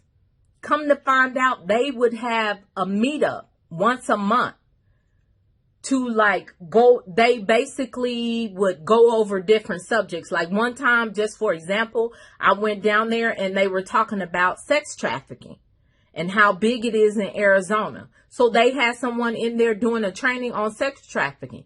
Guess what? I went in there, I listened to that presentation, and I learned a lot. But guess what else? I networked while I was there. So you gotta find different ways. Look on things like Craigslist. Look on Eventbrite. Look on different event Facebook groups. Things like that. And just put yourself out there. Keep yourself safe now. You don't want to be showing up nowhere and it's you and one person. You know what I'm saying? But if it's an event at a public place, or like a library. I've been to events at libraries where they were teaching on the subject. I went to events that the insurance company were hosting trainings. And I was like, I'm going to go to this event and see who's there. Ended up meeting some social workers there. So you got to just be thinking, what type of people do I need to connect with? And where are they going? And then just show up. If they're having a carnival to celebrate Nurses Week, go there. Meet some nurses. Guess what? You may meet some social workers or some case managers or whatever. So just try to put yourself out there as much as you possibly can. Just commit. Even if it's 2 events a month, just commit to do, or 1 event a month. Just commit to do something to keep yourself out there. And also connecting with people. I don't know if, I know some of you know the story. I went into a bank. Didn't even mean to be networking. But I was just cordial to the teller. Told her my story. Because I tell y'all, tell your story to everybody. Tell people what you're doing. Tell them till people get tired of it. People probably tired of hearing my story. I don't care. Because guess what? It's my why. And I want everybody in the world to know my why. So I went into a bank and I'm talking to a teller. So what are you doing? I told her, Best Care Behavior Homes. Told her about it. Told her why I started it. She was like, oh my God, I love your story. I want to introduce you to the president of the bank. I didn't know that woman was going to do that. I get introduced to the president of this small bank in this small town where I own 1 group home. And he's like, wow, I love your story. Guess what? My friend is actually the president and CEO of the Crisis Center for Northern Arizona. Now, how did I know being nice to a teller was going to get me a seat at the table with the CEO that's got billions of dollars to give me? How did I know that? I didn't know that. It's because I'm always connecting with people. It doesn't matter where I go. You at McDonald's, be nice to somebody. Who knows? You might think it's somebody taking the order. That person's daddy might be somebody. You know what I'm saying? You don't know. That's why I always say BOYBB. Be on your best behavior. You never know who you're coming in contact with. And that is a way to network. Just coming in contact with regular, everyday people. Because you just never know. But as far as networking events, yeah. Things like churches. When churches have those days where they do blood pressures and all of that, go. Because it might be some case managers and social workers there. Better yet, volunteer. Do you know how many events I done volunteered? I'm telling y'all, I don't even put half the stuff I do on social media. Because for one, I tell y'all, I got to make myself do this. So a lot of times when I do stuff, when I go volunteer, when I pass out food, when I go to community centers, when I'm doing this stuff, a lot of times I don't even make videos of it. But These are the type of things you need to do. You should be working in the community. You should be volunteering. That is a networking event. Let me get off my soapbox. I always tell y'all that. Hey, the Dream Warehouse. Hey, CEO First Lady, how you doing? Hi, Mike Anthony. All right, so let's see. Oh, you're welcome, Color of Africa. So what is the required employee structure for group homes? Really, there's, I would say the requirement is, it depends really on what state you're in and what it's called. I'll use my homes as an example. The requirement in my group homes is for me to have one BHT, which is a behavioral health tech, in my general behavioral health homes, and then or either one caregiver, which is a certified caregiver, in my personal care homes. Okay, that's 1 to 8. Most of my homes, I tell y'all, are 5. I got a few that are 8. I don't go no higher than that, just because I don't feel comfortable doing that, and I don't have to. So that's it per shift. And I do 12-hour shifts. That is the requirement. But let me tell you what I have. I have a house manager, because I like the house manager model. I hire a house manager. I give them a salary. And then I tell them, this is your home. So guess what? You run the home the way you want to run it, as long as you stay within regulations and you don't be having a lot of overtime. So if they have people work for them, they have people work for them, but they better not have no overtime, and their house needs to run, So that's the type of model I have. And I have a 7A to 7P and a 7P to 7A. And that's basically it. I also have a contracted nurse that comes in a few hours a month. I have a counselor that goes in, I think right now they're doing 3 hours a week in each house. And then I have a what they call an admissions coordinator. That's because I have multiple homes. So I'm telling y'all, I have an admissions coordinator that works in my headquarters. I have an office manager. I have an administrator, and I have a quality management nurse. So that's me. But like I said, what's required in Arizona is for you to have one, because my policies say I can have 1 to 8. So all I need is one person in that home doing the first 12 hours and one overnight. And they cannot sleep in a behavioral health home. So that's how I run my homes. And normally that's about how, now they might call it something different in different states, but it's going to depend on what that regulation is. And in Arizona, I can have up to 8. And I did write that in my policies. So I can have 1 to 8. So I hope I answered your question. And so I have my executive team, which is the people I said that work in the office. I have my house managers, and then I have the caregiver or BHTs that work for the house managers. And that's how the hierarchy goes.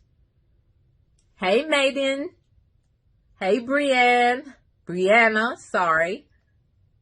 So I Am Yvonne says, I hope this question is not too personal. What is the cost per client per day, and what services are included? You mean, you said cost, or like, what am I getting paid? My rate right now, all I know is it works out to be about $7,100. So take $7,100 and divide it by 30. And that, I think it's $270, something like that. I don't know. I don't do billing no more. I think it's around $270. Somebody do that calculation for me. $7,100 divided by 30 and tell me what that is. And then what services are included? They get 3 meals a day. I don't provide snacks. They have to provide their own snacks. They get residential services. And what's included in that is they get counseling, like a group therapy within the home. And then say if someone needs one-on-one, we may do a half an hour here or a half an hour there. So they get that within the home. And also too, I do provide transportation to most appointments, but I am also registered as a non-emergency medical transportation entity too. So I get reimbursed. My transportation part of my business gets reimbursed too. So I guess that wouldn't be included in that daily rate. So, but trips to like Walmart, and then they do an outing, maybe like bowling, a movie or something like that, that is included. So that's basically what's included in that daily rate. Let's see. So Nia Rose said shaking hands and kissing babies. That's it. That's it, girl. Woo! My lips tired. I've been kissing a lot of babies and shaking a lot of hands. Hey, Carol Miller says, I feel as if there's a high need for day rehabilitation centers as well. A lot of families have no place to place their adult child during the day after they graduate high school. Yeah, that may be a big need. Yeah, they do have a need for like day programs. I know that's a big thing where you can take people and, I don't want to say daycare, but it's like they give them activities and things to do throughout the day. So, yeah. So you may want to check into that. Nurse Gross, I actually started, like, registered a business, actually went through the inspection, and then I was like, do I really want to do a day program? Like, nah, I'm doing too much. And I left it. So if anybody wants to buy a day program, no, I'm just playing. I'm just joking. So Nurse Gross says, I can see the great energy that you have tonight. I do. I'm feeling good. I had a good time in Miami. Feeling pretty good tonight. Here for the gems. Okay, I hope I'm dropping some. Am I dropping some gems? Y'all drop some gems in the comments. If anybody has a little thought in their mind that I'm dropping a gem, go ahead and drop some gems in the comments since Miss Here for the Gems came in the house. Hey, so corporate rental coach. Hey, corporate rental coach. So Color of Africa says, I am looking into recovery community. I am in Florida. What do you think? That's a big thing in Florida. Yeah, it is. It's a big thing.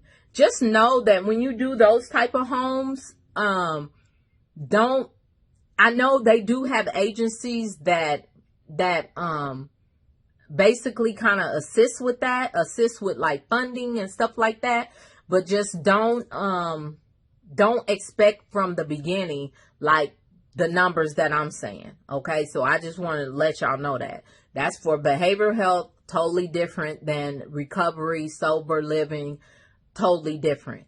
What we're doing, just to let you guys know, I know Krista was in here and she put in my, if y'all look through the comments, she put in my link to my 1 hour, my 1 hour consultation. She put in the link to my YouTube, which is pinned. So if you have not joined my YouTube channel, make sure you join. I got new content coming out, new informational content coming out this month in August. So make sure you guys go ahead and subscribe. I would appreciate it. And so then too, don't forget, I am having a brunch here in Arizona. So if you're in Arizona or if you plan to come to have brunch with me, we're going to have brunch. Okay. And make sure you wear your white because it's a white brunch. But, so that'll be August 26th. But then also too, I have plans to have like a speed dating type of thing to where you guys can come into Zoom and you'll go into different rooms and talk to people that have different types of group homes. So be looking out for that because it's in the plan. It's in the mix. We're getting the graphics and stuff together. So I'll start marketing for that. I'm planning it around mid-October maybe.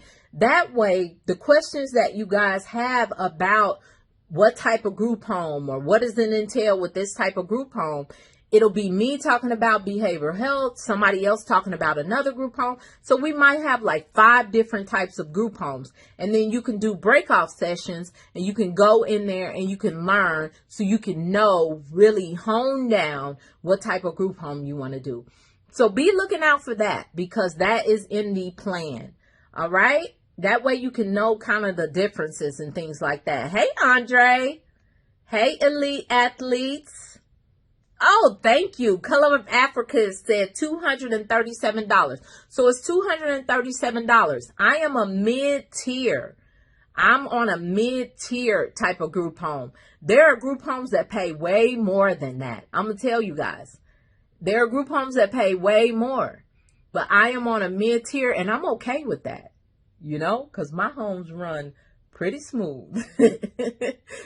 So I am Yvonne says, so they need 24-hour monitoring. They can't go out alone. It depends.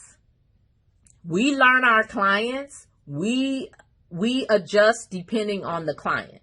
So if this is somebody who, like, I'll give you an example. I had one guy in my sex offenders home that actually would go out and expose himself. Can he go out by himself? No. No, he cannot. But then I have clients that are pretty much okay and they can jump in a lift, go to an appointment, you know, go out to a store, go shopping. Some of them go walking. So it just kind of depends on that client. But if they can't, if they're not someone that we feel comfortable, we basically just let them know, hey, we don't want you going out by yourself. We don't even want you going to the store by yourself. If you want to go to the store, we'll take you to the store. So it's going to depend.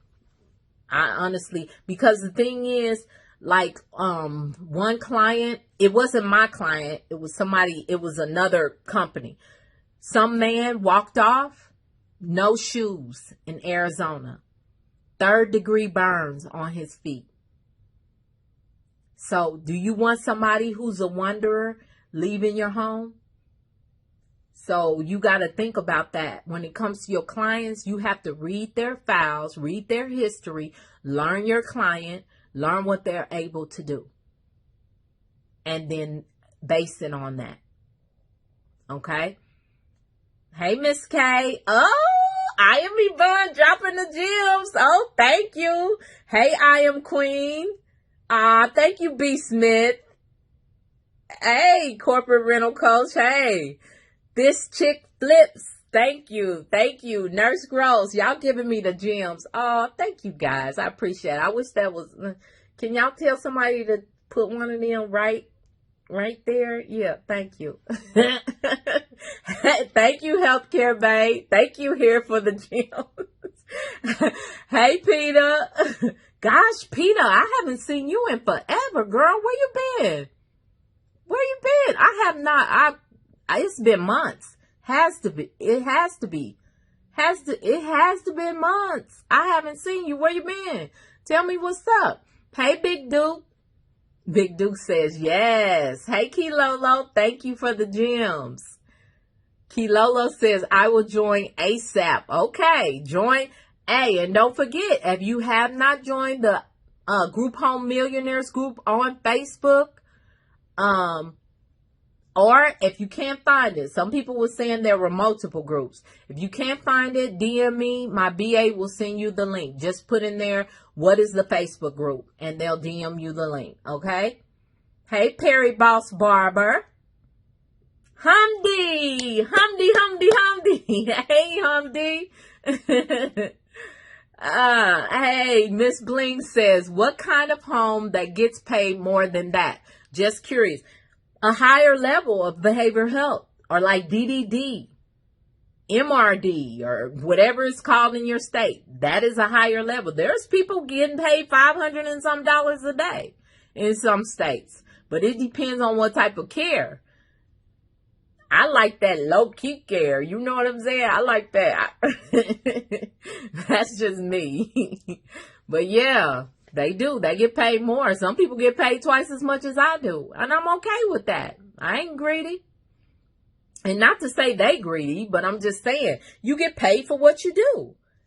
You know, I have a lower level of care, so that's what I get paid. And I'm okay with that.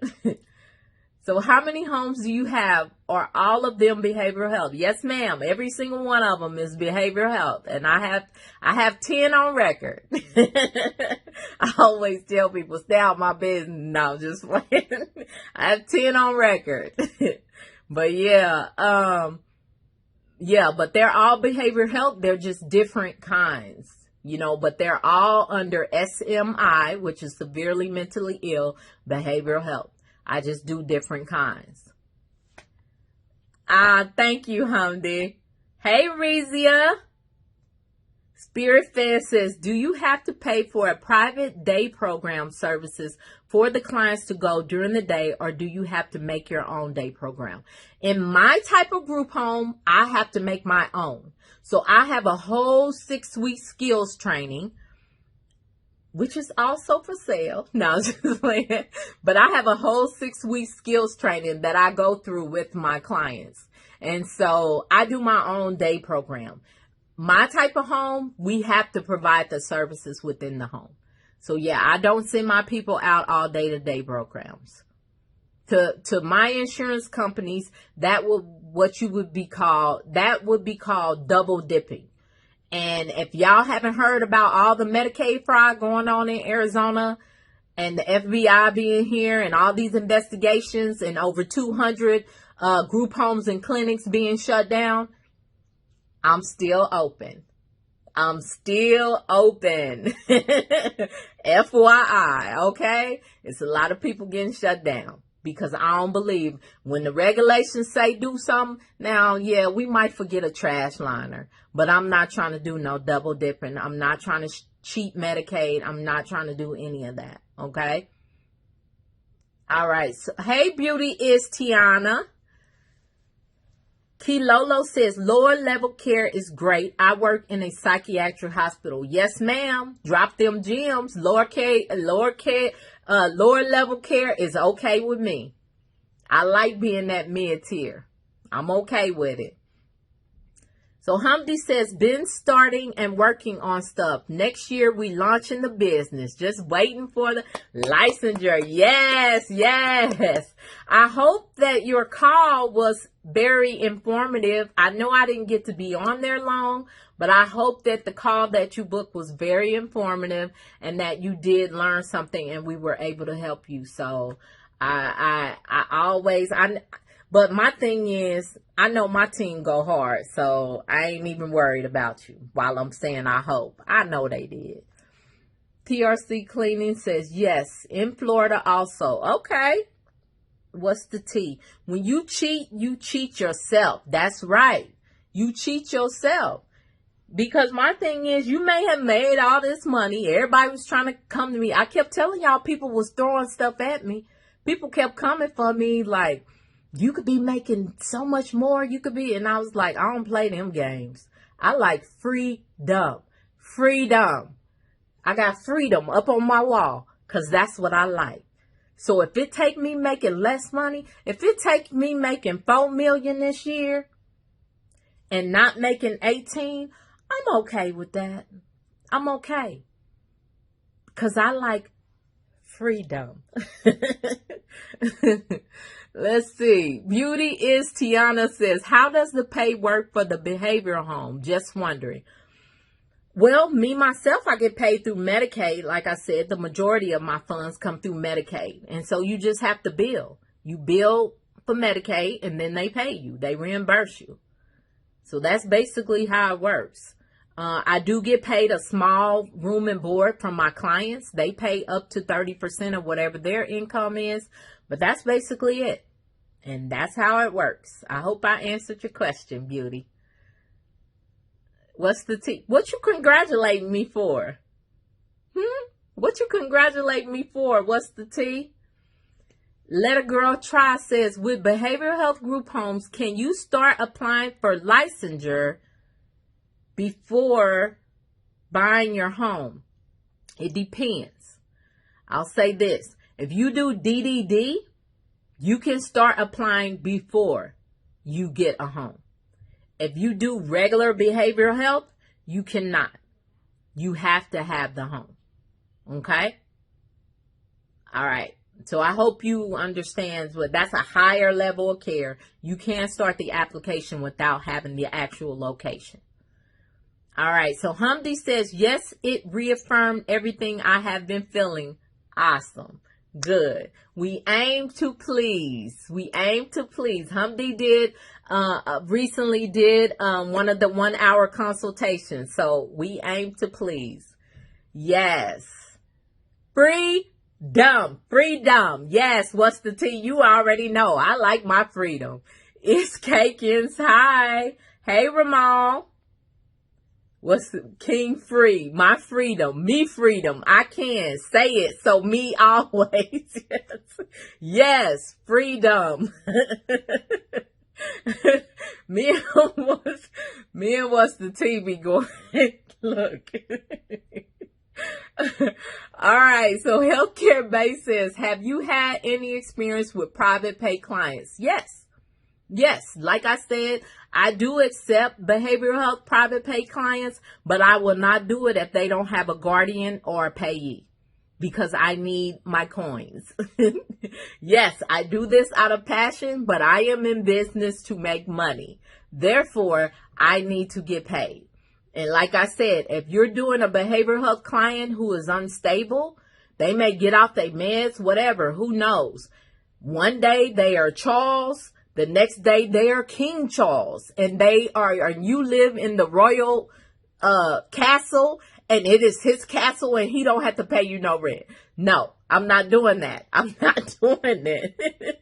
So yeah, so you want to make sure you get paid, okay? Freeland Sister said, what's DDD? DDD is Department of Developmentally Department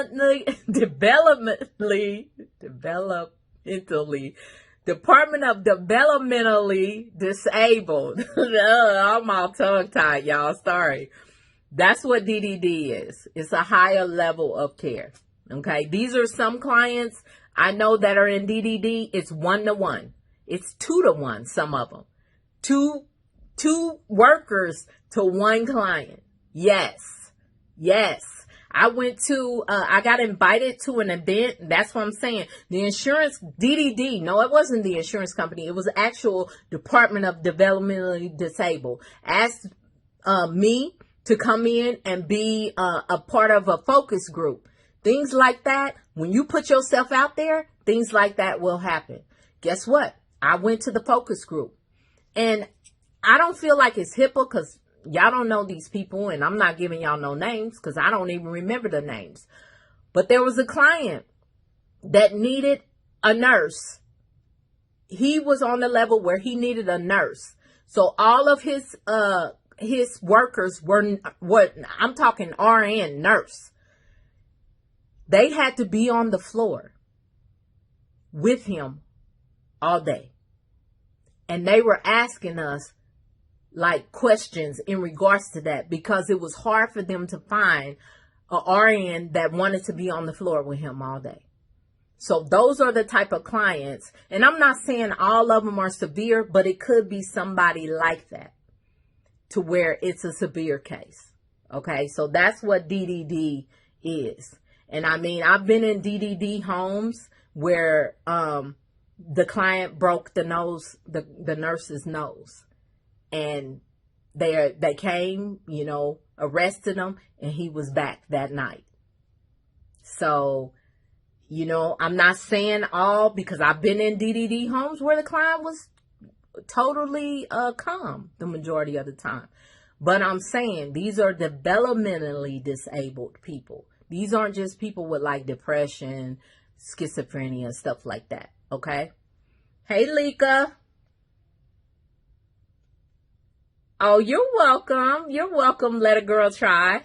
What's the T said? I was congrats to that guys on his group. Oh, okay. Okay. So you was telling him congratulations. I forget y'all be networking all up in these messages. Yes. Miss Bling says you started with a partner. Would you say it's doable to do this business by yourself? It's doable. You can do it. But was it better with a partner? Yes, definitely.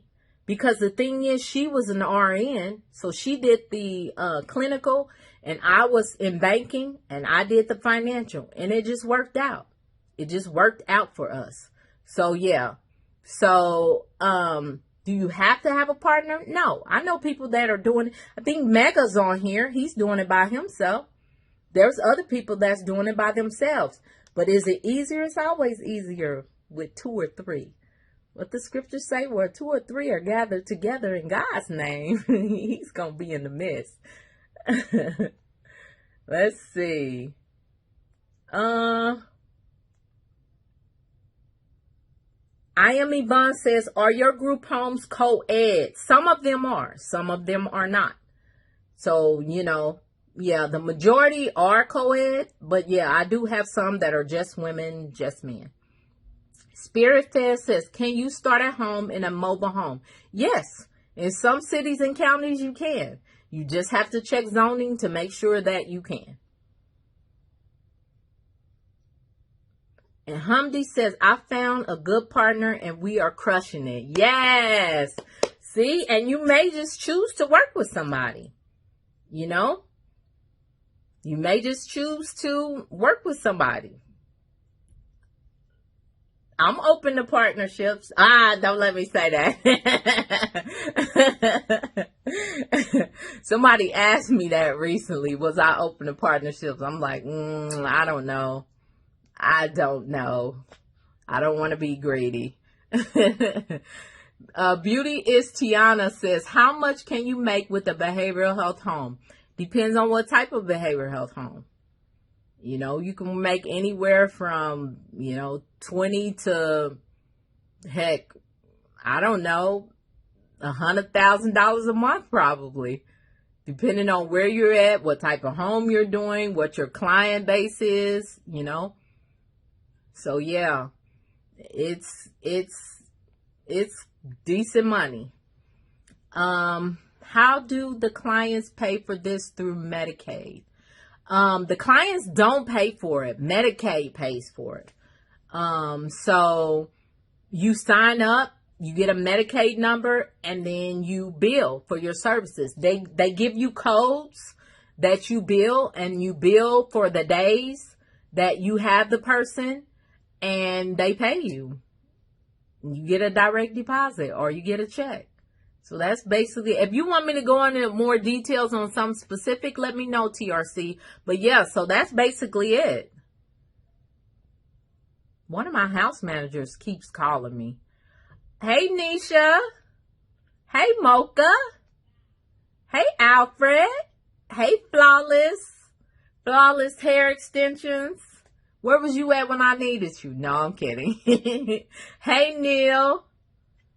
Hey, Manny. Hey, Manny. Let's see. What else y'all got for me? Spearfest says, I know you said you're ending the premium package soon. I'm booked for the rest of the year, man.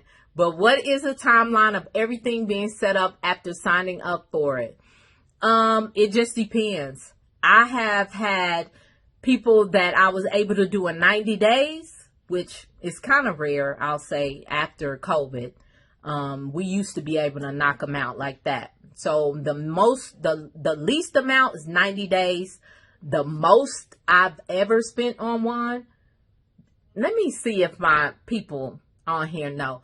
What is the longest I ever spent setting somebody up? I like asking questions because then I know if y'all really love me or not. Nah. What is the longest amount of time that I spent working on somebody's house? Somebody answer that for me. I'm going to scroll down and see if anybody knows. Does anybody know what is the longest period of time that I spent working on some? Bam! Color of Africa. Got it right off the bat.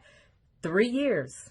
Took me 3 years. So I've been from 90 days all the way to 3 years setting up somebody's house. But guess what? She signed up for my premium package, and I had to get her there. And that county she was in was taking her through hell. And I was getting pissed off. But I had to have county meetings. I had to have meeting with fire marshals. I had to have, because she had to put in sprinklers. She wanted to put in sprinklers. She wanted a 10-bed home. She bought a beautiful home. She wanted 10 beds, which in her county requires sprinklers. Guess what?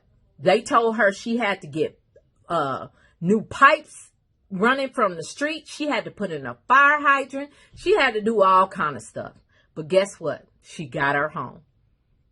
She has her home. It is successful. She makes $55,000 a month. So it could be anywhere from 90 days, which is really, really on the low end right now.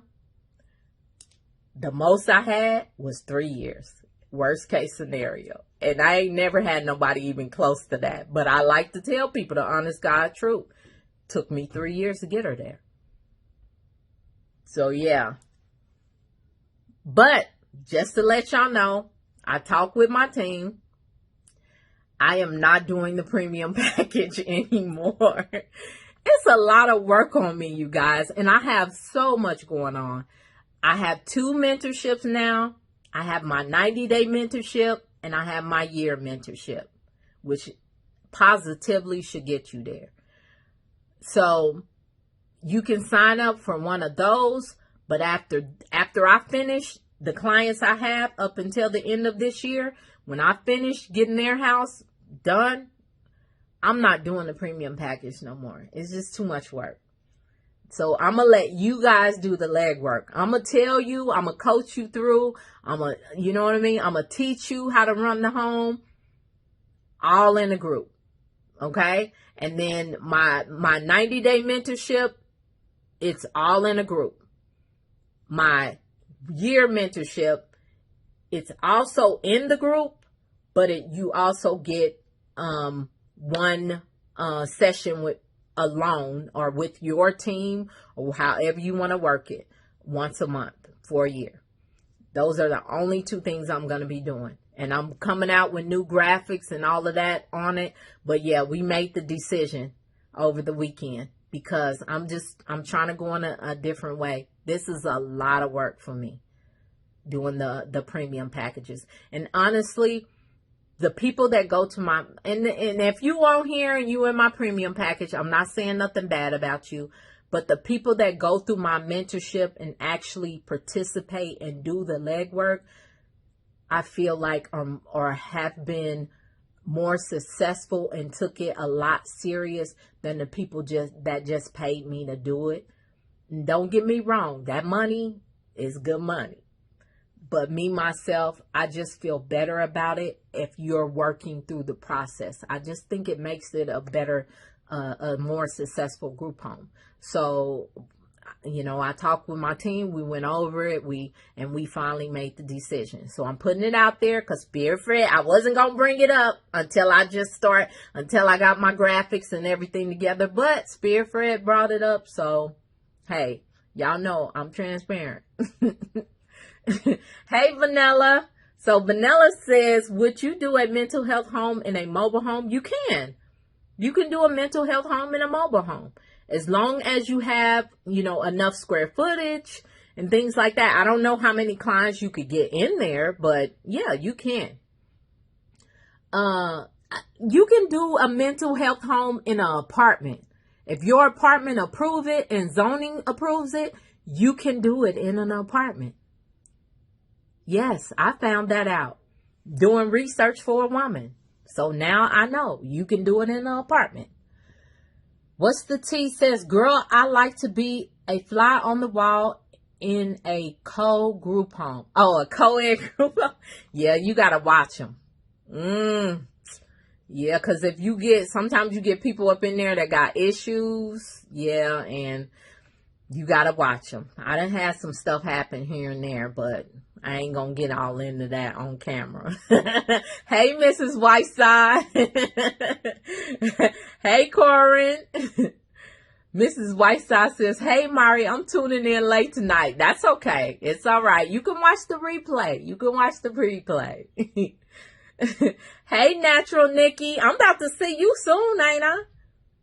I think you signed up for my brunch, right? Natural Nikki, did you sign up for my brunch? Let me know. I think you did. Yes, 3 years. Hey, Gifty. Oh, yeah, Miss Bling knows. 3 years. Healthcare Bay knows. 3 years. Yes. Hey, Kenny.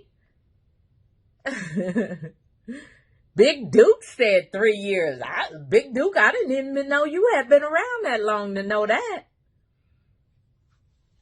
Do you work with home care agencies? Like people that go in and do home health?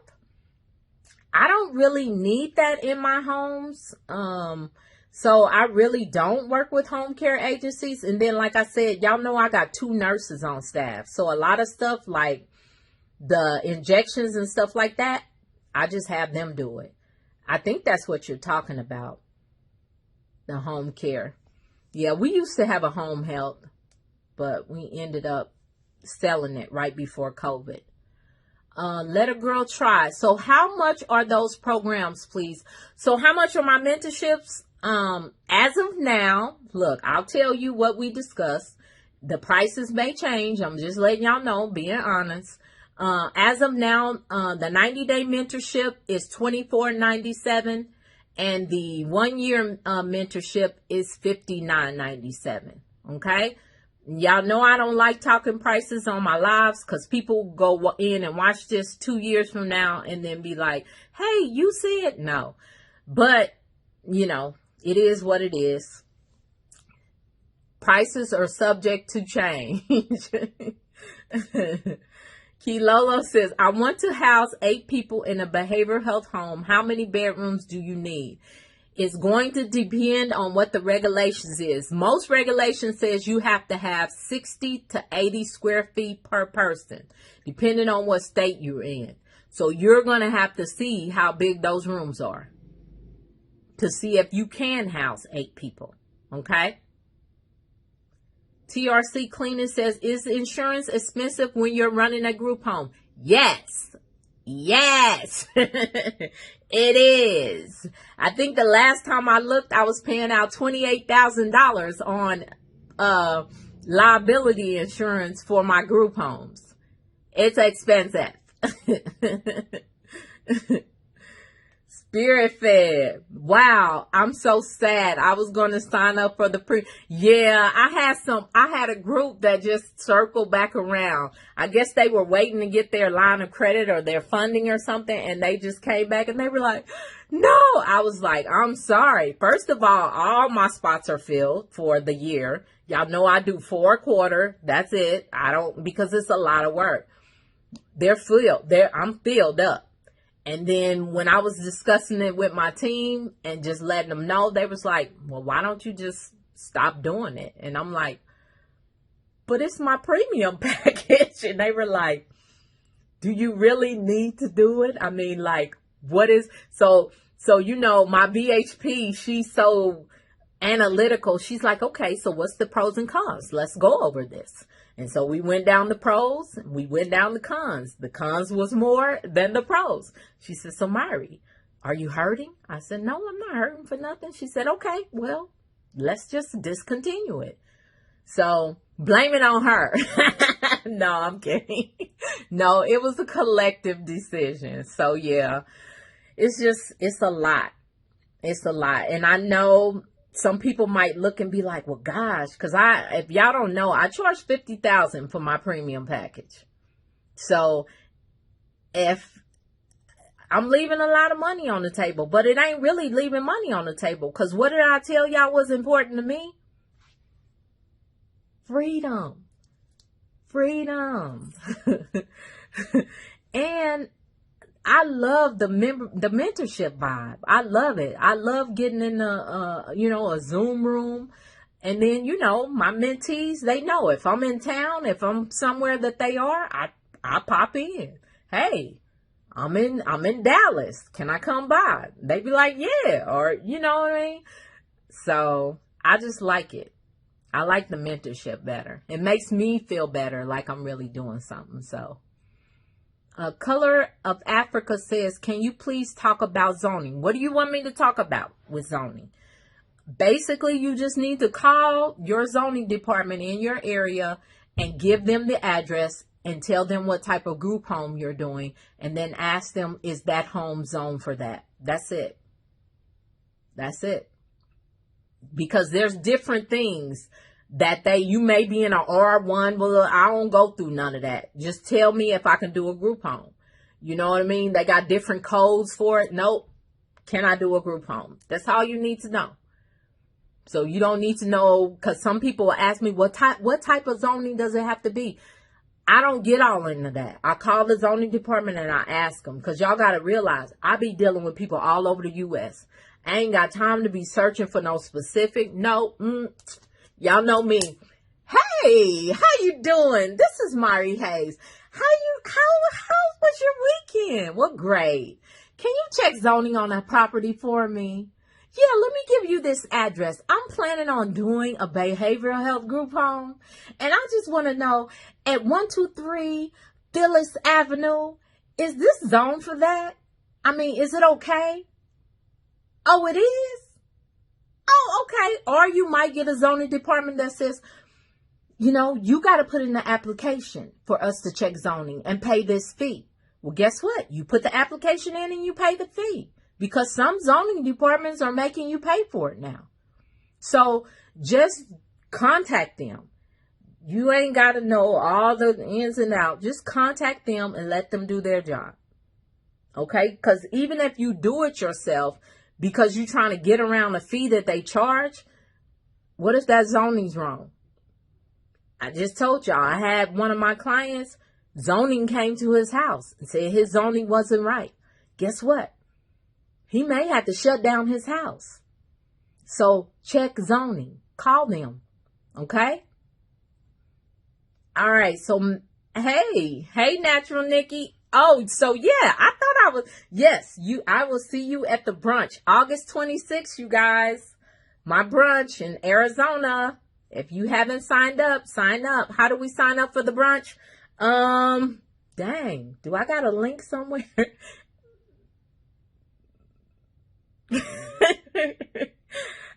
Madden, send me a DM, Madden, and I'll send you a link. I don't even know. You can go into my bio, but I don't even think they put a link in my bio about the brunch. It may be. I think I posted it on my stories. So you can either go to my stories and click on that, or send me a DM and I'll send it to you. Okay? And then Humdy says organization. Organization. Was you following up to something, Humdy? I'm not sure what you were trying to say. Hey, D-Lo knows. Hey, Bronx ATL. What's the T says? If I had the funding, I would pay you to set up my group home. I know you would. And she's in my mentorship. Stop. We have fun in there. No, you would still come to it. Well, when you do my premium package, you get the mentorship and everything. So yeah, you would still be in there. Kara Miller says, do you have someone doing quality assurance within your agency? Yes, ma'am. I have a quality management nurse and they do it. So I think that's what you're talking about. So yes, I do. And then Freeland sister, I'm going to start honing down now. Why did you get out of the home care business? Can you make good money? Does Medicaid pay? Oh, the home health? It's too regulated. They start. Girl, we was having to do so many reports. I said, it's time to go. It was decent money, but it was just too much for me, okay? For me. So, yes, it's very, very regulated in Arizona, and it was just too much. And honestly, the people that bought it, now they selling it. I looked it up. So let me see. And do you also get funded for a vehicle for each group home you have? Do I get funded?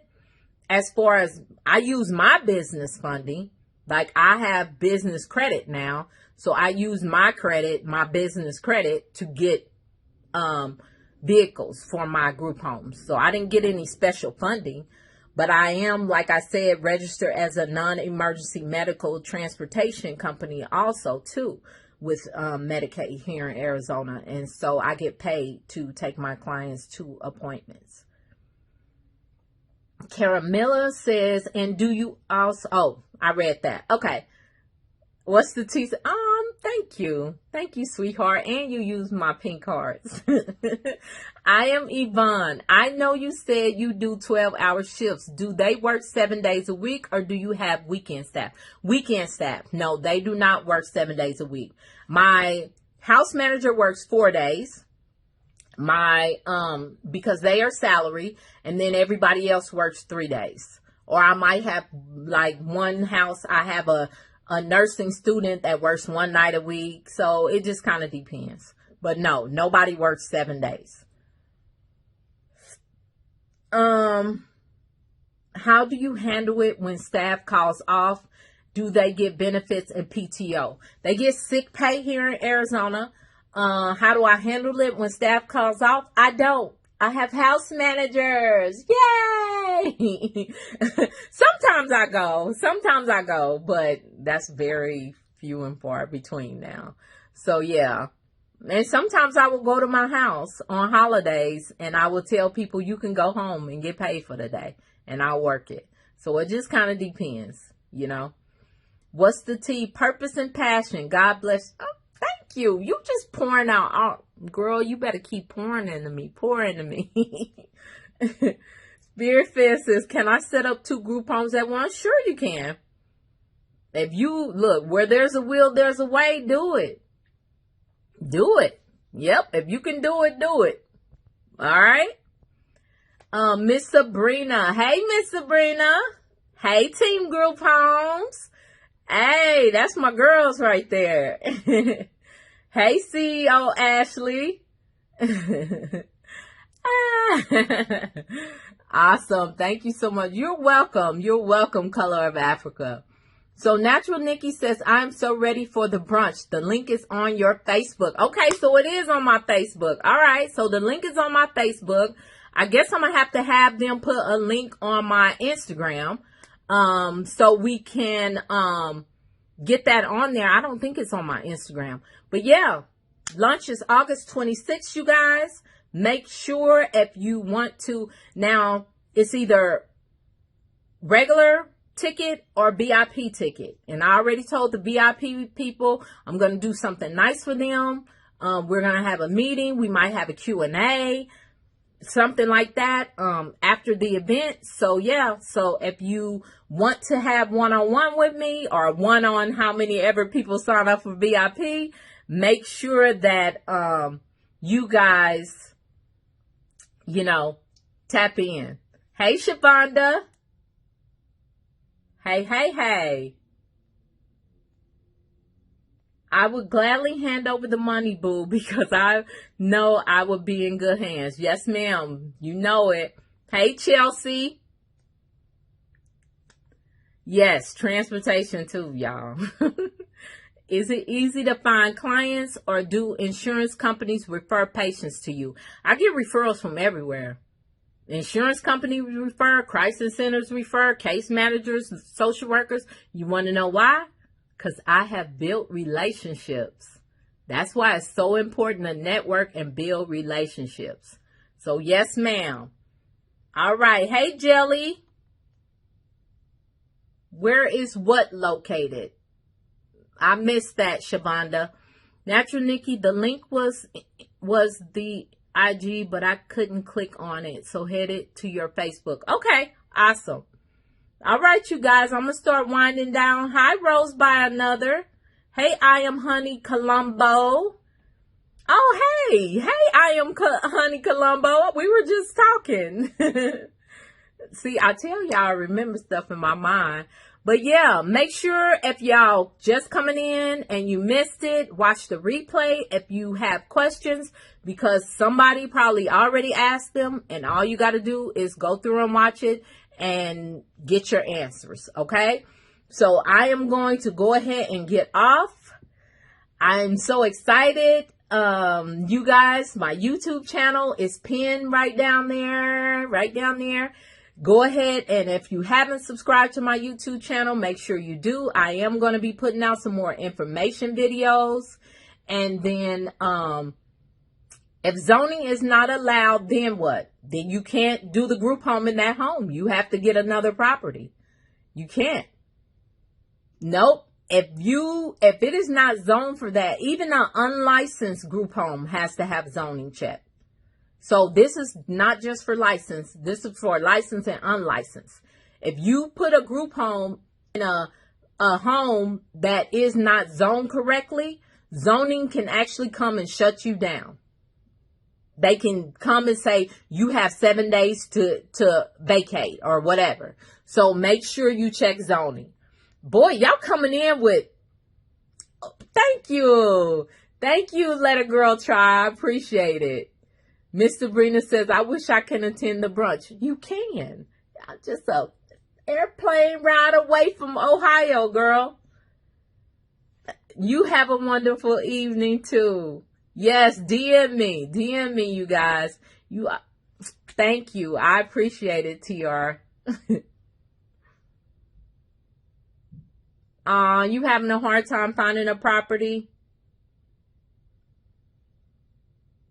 I appreciate you guys. Thank you. Yes, if you have not joined my YouTube, make sure you join. The nearest airport would be PHX, which is Phoenix Airport. Yep, I am Honey. Just make sure if you're using your own home, make sure you check zoning. And like I said, if you guys came in on the end, we had a lot of great questions. So make sure you guys watch the replay. And after you watch it, hashtag replay so I can know you watched it. I appreciate you guys. I'm going to go ahead and sign off. Y'all have a great night. And y'all know what I always say. Be a blessing to someone else. Good night.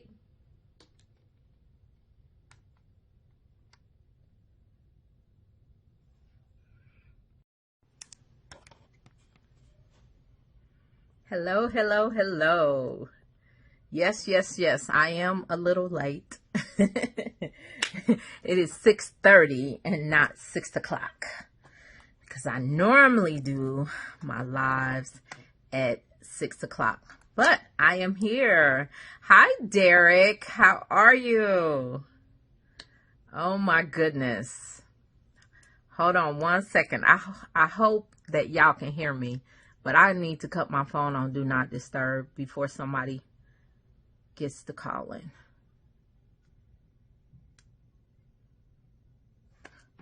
Okay, so let me double check. Can you guys hear me? Can you hear me, Derek? Can you guys hear me? Let me make sure. Hi, Arabella.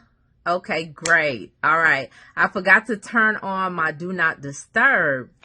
And you know my phone be ringing. So if I don't cut it on, it's going to be popping. Pop, like popcorn. Y'all know I like popcorn. So, like I said, I'm running a little behind today. Actually, my whole week is like off. Since all these airplane, my flights being canceled and me thinking I'm coming back Sunday and not getting back till Tuesday afternoon. And then, with my mom, everything going on. Just to give you guys an update, if y'all didn't read, Mom is doing very well. Her butt is actually home. She is already home. The doctor says she is a rock star, and they are so amazed on how fast she recovered. Like, seriously. My mom, prayer is amazing. And I know I had a lot of people praying for her. So my mom is doing very well. She's home. She's smiling. My sister sent me a picture. She was on the phone running her mouth to somebody. So she is doing fine. So I just wanted to update everybody because I know I'm still getting messages from people, you know, that they are praying for mom. And I appreciate it because I do want her to like heal quickly and just, you know, that's my heart right there. So let me go in and say hi. I'm just rambling, not saying hi to nobody. I appreciate you guys coming in. I know I'm running a little behind. Hey, Pritzy Life. Hey, PT Resilience. Hi, Arabella. Hi, Krista. Hey, what's the tea? Hey, Daniel. It's not your favorite nurse anymore. It's my favorite nurse. My favorite nurse. Hey. Yes. Prayer is amazing. What's the tea? Yes, ma'am. I'm so excited that she is healing and she is great. Hey, Rashi. I like it that way. Hey, you guys. So, oh, you sent me a text today? Because I didn't get it. But who knows? My phone, I'm trying to take calls from people. Something was wrong with my phone. I don't know. I probably need to shut it off and let it sit for a while. Because my Android been ringing off the chain. Hey. So let's see. So today, hey, Mother Trucker. I like saying that. Mother Trucker. So today, I kind of wanted to just do a recap, you guys. Y'all know we just, completed the Worc. Hey, Miss Janetta, the Worc series in Cleveland, Ohio. This event was amazing. It was amazing in Cleveland, Ohio. So many great people, so many connections. Oh my God, there were people there that were inspiring me. And it was just like awesome. And just, the networking after the event and everything went very well. You said what I missed. You didn't miss anything because I was late coming on here. My week has like totally been thrown off because I got stuck in Cleveland till Tuesday. Today's Wednesday. And so it just threw my week off. So anyway, you haven't missed anything. I just started. So you good. Yes, Cleveland was so amazing. Your favorite nurse was there out of Massachusetts. She was in the house and we got to connect. We got to spend some time together, got to talk. It was just, the event was just great. Every time we have an event, it just elevates and elevates even more. So it was just like, hey, Tigger. So yeah, it was just a great event. We did a survey. We always try to do a survey because the thing that you don't want to do is just be doing stuff for yourself. When you have events or you do, or even when you provide services in your group homes, or even like Derek does, like YouTube and helps people to build up their YouTube marketing and things like that. Derek, he needs to get feedback from people. Hey, how did you like the process? What did you like most? What did you like the least? Things like that. You need to get feedback. It is so important in any type of job that you do, any service, even a product. You need to know if that product worked well. If it's a book you're selling, you need to see if that book really helped people, if it did what you intended it to do. Because it could be entertaining. It could be informational. It could be whatever. So you need to make sure that let me see. Somebody trying to come up in here. So you need to make sure that what you are doing is basically doing what it's intended to do. Hey, Daniel. Good evening. So, yeah. So you need to be able to interpret the survey results. So we do like a job form. Every time we have an event, we do a job form and we put out different questions. Hey, Megagram, to see if people, to see how people felt about the event, because we're always trying to improve. We're always trying to get better. If something worked out that didn't work out before, like this time we did something called speed dating, to where groups of people, we split the room into 4, and then we had the different speakers, and then people came and dated us. They actually asked us questions, off of this worksheet, and we were able to spend like 20 minutes with that group of people. Then they got up and they went to someone else. So it was like speed dating. So it was kind of fun. And a lot of people in the survey, it said that they enjoyed that. So you got to you can't just do stuff exactly the same. You got to kind of mix it up depending on the crowd. And so Cleveland really surprised me. Cleveland was in the house. Like half the room, we had 40 people and half the room was Cleveland, which was awesome. And so Cleveland, that's a whole vibe. Like even my daughters was like, we like Cleveland, Mama. I was very surprised. I've been to Cleveland a few times, but it's like they done revamped it. Like even the people are different. The people were fun, and he wasn't no ghetto people or nothing like that. Look, maybe it's my ex, my first husband, his family was from Cleveland. So maybe it was just the people that I was around that was in Cleveland. You know what I'm saying? But these people were entrepreneurs, business-minded people that are trying to elevate. And so the room was just, the energy in the room, you know what I'm saying? That energy in the room was like, oh my gosh. I was just like smiling. Y'all know I smile a lot anyway, but I was smiling from ear to ear because the energy was amazing. Hey, Danny. Hey, Ituku. So yeah, so you need to get feedback. That's what I was talking about. So you want to have like different points that you touch on when you're doing a survey. And then you need to, ensure that there are questions where I guess that people interpret the questions correctly. So we make the questions very simple, and people are able to answer them in any form or shape that they basically want to. Some are yes or no, but the majority are like,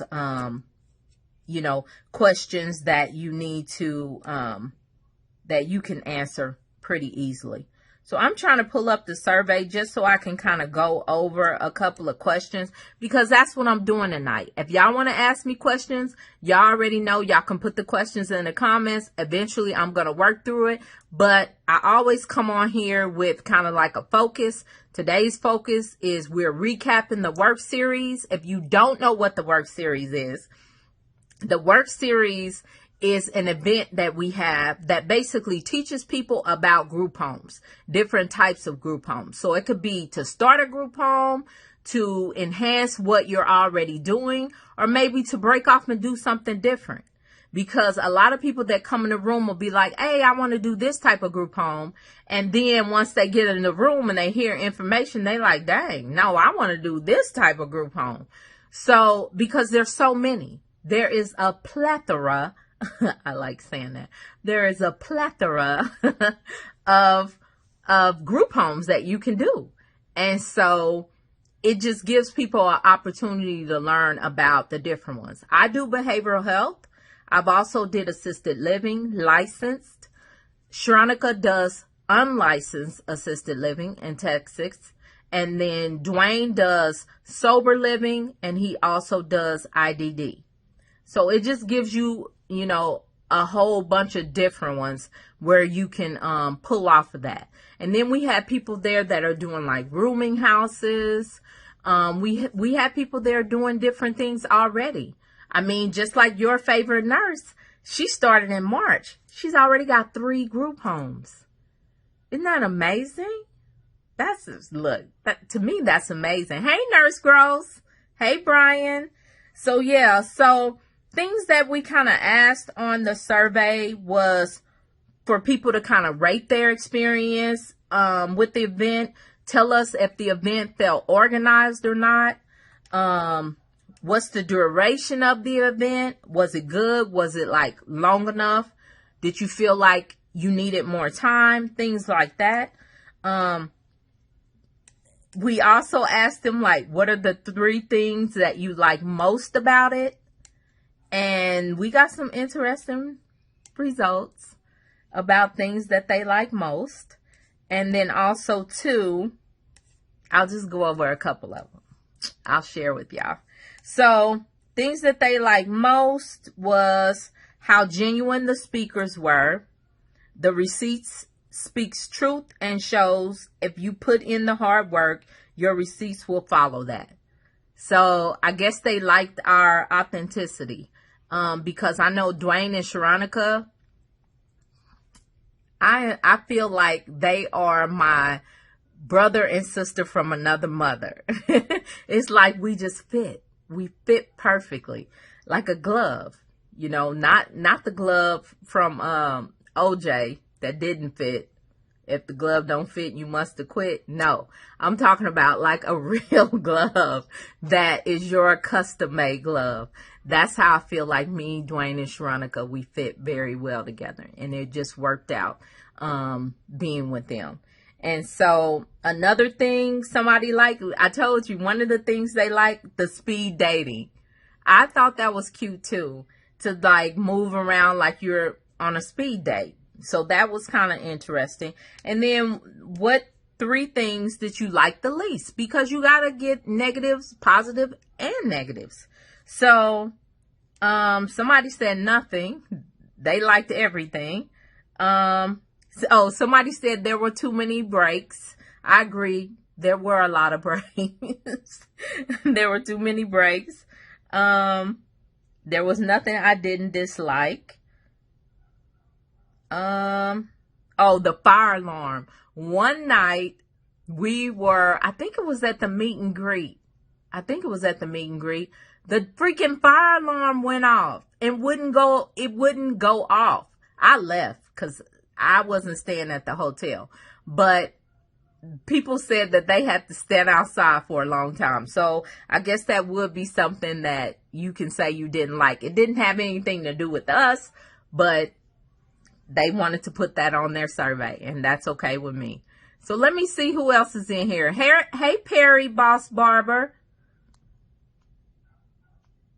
Yeah, yes, it was. It was a vibe. It really was. Hey, Brian. Y'all have me wanting to go to Dallas. Come on. It's 2 tickets left. So if you planning to go to Dallas, make sure you click the link in my bio. You can leave out of the live right now. Go to my bio because it's only 2 tickets. And y'all, those of you who know Sharonica, know she don't play. She ain't gonna add nobody. When them 2 is gone, that's it. So if you want to come to Dallas, make sure you go in and you go ahead and secure your seat. And it's still on the early bird special. Also, too, I don't know if it's still working, but I know Sharonica was giving out a code. Don't y'all tell her I did this. She was giving out a code, S like Sam, M like Myrrie, H like Harry, SMH, which is her initials. Put that code in, see if you can get an extra discount. If it don't work, I didn't say nothing. If it do work, I didn't say nothing. You know what I'm saying? Go on and get the discount if it works. Don't come back to me and say, Myrrie, that discount code didn't work, because I don't know if it works still. I'm just trying to give you some game. If it work, good. If it don't, I ain't said nothing. And look, don't y'all be telling on me. So if anybody wants to come to Dallas to the Worc series, Dallas, they're going to have SIL, which is the agent out of foster care. They call it something. And then they're going to have a lady talking about veteran homes. So if these things interest you, it's gonna be a part of the Worc series. So like I said, 2 tickets. So if y'all can grab those 2 tickets while we on here, that would be awesome. Because I know Sharonica, she already kind of mentioned to me, she's like, Myrrie, I don't want to market no more for the Worc series. Y'all don't know how much we put into these things. We put a lot into it. And when we're pouring into you guys and talking to you in these events, it takes a lot. Like, I am still tired. Look, y'all see I got my hair wrapped up. I mean, yes, I got stuck in Cleveland and all of that, but I am still like tired. It takes a lot of energy. It's like an energy pool when you're connecting with people, and we want to give y'all everything y'all came for. You know what I'm saying? And so when you giving all of that energy, it really does take from you.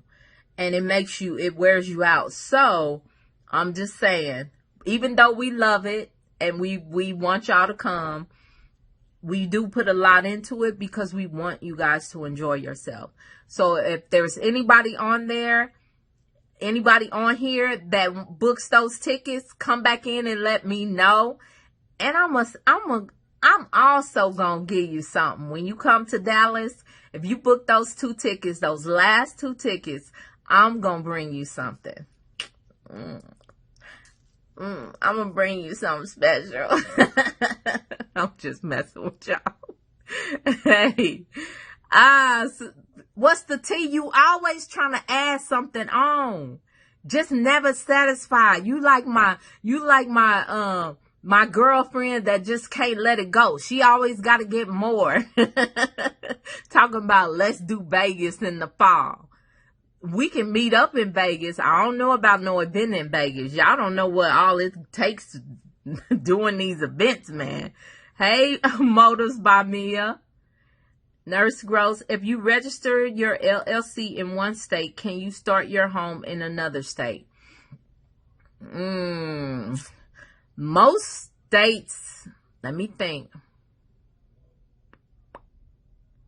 Yeah, the majority of the states that you start a group home in, they want you to also be registered in that state. There is a couple that you don't, but the majority you do. You have to have your LLC registered for that state. And then they ask you for proof that it is registered in that state. So yeah, so you need to, you can probably use the same name, and then that way when you get your EIN, the EIN can be the same name as the house is in different states. Yeah. Because I have businesses registered in different states.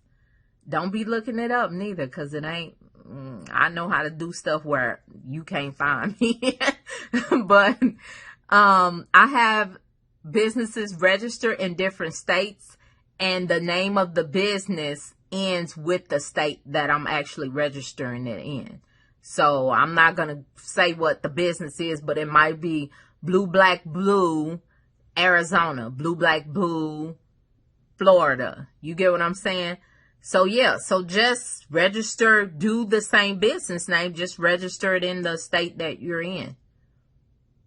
I'm glad you enjoyed yourself, Brian. I was talking with somebody in the airport about Southwest Airlines. Y'all, Brian is a aerospace engineer, and he said, do not fly Southwest. Don't y'all be having Southwest boycott me, but he told me don't fly Southwest. That's like a bad plane to fly.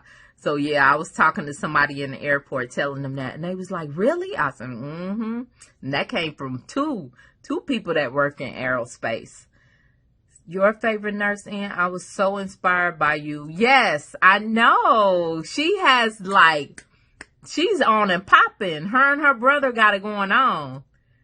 Yeah. So you and Reggie just need to keep moving, keep it going. If you could do 3 in a few months, just think what you can do in a year. Danny this, Danny that. Oh, you are such a light. Yeah, look at y'all connecting in the comments. Yes, the glove, girl. If the glove don't fit, you must have quit. Look, we loved everything about all. Literally, Miss Myrrie, you are even more beautiful in person. Thank you. You so sweet. Oh my gosh, you are so sweet. All of y'all was just so sweet. Hey, Her Investments. Hey, Black Sheep. Danny, you are here. Her biggest fan in real life. Danny, you my biggest fan. Hey. Yes, Daniel, it was amazing. Yes. Hey, Roses. She sure isn't. What? I don't look. Now y'all done lost me. So while we're here, I always try to make y'all to see if y'all really listening to me. Now y'all having side conversations. We in class, y'all having side conversations. Type Worc, W-O-R-C, Worc, W-O-R-C in the comments. If you can hear me and y'all still on the same page with me, type W-O-R-C in the comments. And share this with 3 people. Share this with 3 people that you think might want to do a group home. Who knows? Something in here may resonate with them. They may see how this feedback survey form went, and they might want to do. Yeah, and then they asked, like, what speakers did you enjoy the most? People so sweet. They like all of them. Good. Don't be singling people out. I don't know who put that on the feedback form. And then, you know, you get 60 days of support after the Worc series. So even after the Worc series, we set up a Facebook group just for the people that went to the Worc series in that city. So Houston has its own group. Atlanta has its own group. Cleveland has its own group. And then Dallas will have its own Facebook group.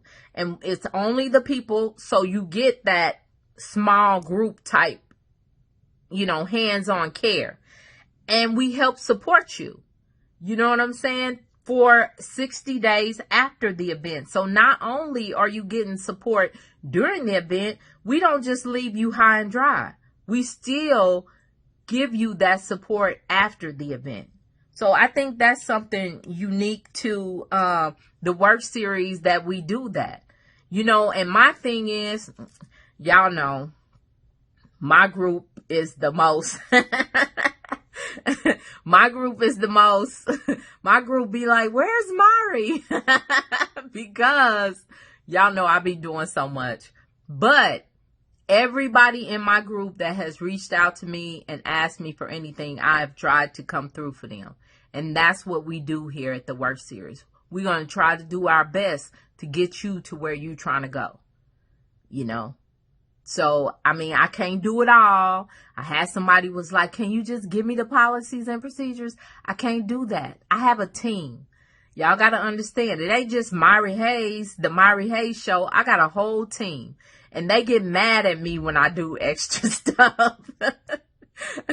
You know, I'm going to do what I can. But when it comes to like tangible, you know what I'm saying, stuff, I can't do that.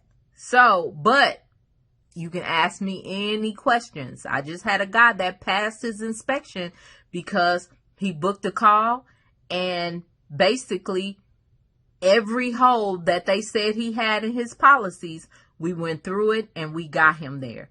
And so now he's just waiting to get his Medicaid number and he is so happy. So I'll probably, cause he's out of town right now, I'll probably be doing, like not really a interview, but I'll probably be visiting his house to show you guys his house and to talk about what process we had to do to get him licensed. So yeah. So those are the type of things we do with the Worc series. We've actually had someone, that has received their license after going to the Worc series. We've had someone that found a house to rent, fully furnished the house. Now she's waiting to get surveyed, that finished the Worc series. So if you put in the work, if you stay tapped in, if you reach out when you need help, you can get it done. That way you're not by yourself. You're not an island out there by yourself. You have people that can help and support you to get you to where you're trying to go. So yeah, be interested in Virginia homes. Oh yeah, I'm very interested in Virginia homes. Yes, it was hey, I am not your toy. You are my toy. You are my toy. No. I like that name. So I am not your toy says so much information, resources, and amazing people. Yes, the room was full of amazing people. The guest speakers were, oh my gosh, inspiring. Oh my gosh. Yes. Everything was just touching me. If y'all don't know, y'all may notice I sit back. I like to watch. I like to listen because I'm taking all that in. I learn something. Every time we have a Worc series, I learn stuff. I ain't got it all figured out. People may think, she got it all. No, it's things that I'm constantly still learning from people, connecting with people. You gotta be a continuous learner. That's one of my core values in my business. Be a continuous learner. There's 5 core values, and that is one of them. Because you gotta keep learning. Brian said, you so silly. Hey, Blythley. Hey, this chick Flips. This chick Flips was there at the Worc series, giving the game on how to find properties and houses. Yes. So Danny said, if reading this and unsure on whether or not you want to go. Get in the room. Especially if this is what you want to do. Why not learn the game from the GOAT themselves? Hey, I couldn't say it no better than that. Look at me. I'm about to screenshot that, Danny. I'm about to screenshot that. Yes. Great idea. Oh, I'm doing good, Blythley. I'm doing good. Look, y'all, I'm still recovering. My mama recovered from her surgery quicker than I'm recovering. That woman. PT Resilience said, I always fly Southwest, never no problems. I don't know. Look. I always fly. I do fly Southwest here and there. I may change it now that they told me not to. but I mostly fly American. I'm like a platinum something with American, and so I normally just fly them because all my bags are free, no matter how much. They could be 100 pounds. That's what, it was funny in Cleveland. The lady put my bag and she was like, oh no, ma'am. You're going to have to take some out of this bag. And I looked at her, I said, did you see my status? And she was like, oh, I'm sorry, Miss Hayes. I'm like, I'm not taking nothing out. I done paid my dues. I'm not taking nothing out that bag. Like, I don't care if that bag 100 pounds. You better throw that bag up on there. But yeah, that was just, I was just like, that's the first time that happened in a long time. Trying to give you, you know how sometimes you see people taking stuff out of their bags because their bag is too heavy and they try to transfer it. I'm not doing that no more. Nope.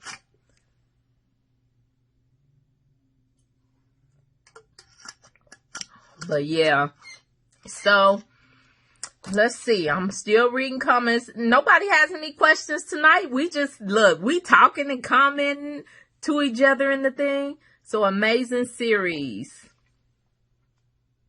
What's the T said? I'm not trying to deter y'all. I'm just telling y'all. Tell him, Brian. Brian, the one that told me. Brian and Mike. They both work for the aerospace industry, and they said that is the worst airline to fly because of the parts and the things that Southwest use. I'm not trying to get on that subject. I just thought it was funny because he was like, don't fly Southwest. Oh my gosh. Brian says Spirit and Frontier. Is that fly Spirit and Frontier or don't fly Spirit and Frontier either? Hey, Camille. Do you know Caitlin Foxworth? God, that name sound familiar. That name sounds very familiar, but I can't think of from where. Danny, what you talking about, NIM? I finally see the comments. Okay, so y'all do hear me. Work. Yes, let's work. Did y'all share this out? Did y'all share it out with 3 people? Share it out with 3 people. Danny said work. Your favorite nurse said work. Perry Boss Barber said work. Yes. Hey, Aaliyah. Hey, T-Rose. Oh my goodness. Hey, Shronica. Shronica, hey, Shronica, I told him, you got 2 tickets left. I told him somebody better jump on them 2 tickets because Shronica plays no game. She is not going to allow any extra people to come. So if you interested, leave the live right now. Go book your ticket. Use the secret code I gave y'all. I don't know if it's gonna work, but try it. Don't tell Shronica on me. And book those last 2 tickets. Hey, Kay. Y'all make it to Dallas because Dallas, look, I'm ready to learn in Dallas because I have a lot of veterans in my family, a lot. And so I'm very, very interested in starting a veterans group home. And so we're going to have an expert there to tell us how to do it. So I'm very interested. I am trying to be in the place in Dallas, not only speaking, but I'm trying to learn something because that is one of my goals to do a veterans home. Yes, it was full of amazing people, Shronica. Okay, so what's the T said? I did the zoning research on the house in Chicago, and it is zoned for up to 8 people, but now I need to get the regulations. Okay. All right. So you doing your homework. What's the T is one of my mentees, and we give them homework to do in our mentorship class. And so I see you doing your homework. And because you are a good student, me as your teacher, I am going to send you a link that will assist you in finding the regulations in Chicago. Okay? So I'm gonna send that to you later once we get off the Zoom. All right? Yeah, what you saying yes for? I am not your toy. Yes, you are not my toy. Yes, Shronica, I do too. I learn something every time I go. Every time I go to this work series, look, and I'm one of the hosts, and I learn something every time. Hey, Jay. Hey, Jay. Hey, I am Zany. Hey, Liz Chia. It is Frontier and Spirit you want to avoid. Oh, Frontier and Spirit, not Southwest. Now y'all know I was drinking. Did I hear Southwest? And you really said Frontier and Spirit? I'm in the airport. I'm in the airport making people change their flight from Southwest. Oh my gosh. Hey, Niecy baby. Wow, I have not saw you in a long time. How are you? It was Michael who said no South. Oh, okay. So Michael said no Southwest. Brian like, I just said Frontier and Spirit. Yes, I made it home. I did. Finally, I made it home yesterday. afternoon. Man, you would not believe that, what's the name of that? The, air traffic control tower caught on fire in Washington, D.C. Why did it affect me in Cleveland? I have no idea. But that, along with the weather, all these storms and everything, oh my goodness. I had a friend in Atlanta who has an event center. A tree split his event center, fell on his event center and split it. So, I mean, if I gotta be safe to stay grounded, then I'm okay with that. But I was just trying to figure out, how did the air traffic control tower in Washington, D.C. affect me in Cleveland? I don't know. But they grounded them planes, though. Brian said, right, that was Michael, not me. Oh, sorry. You know, I was on the sauce a little bit, so I probably got it mixed up. Chronicles Times, yes. And it's only 2 seats left. Girl, you better tap in. That's it.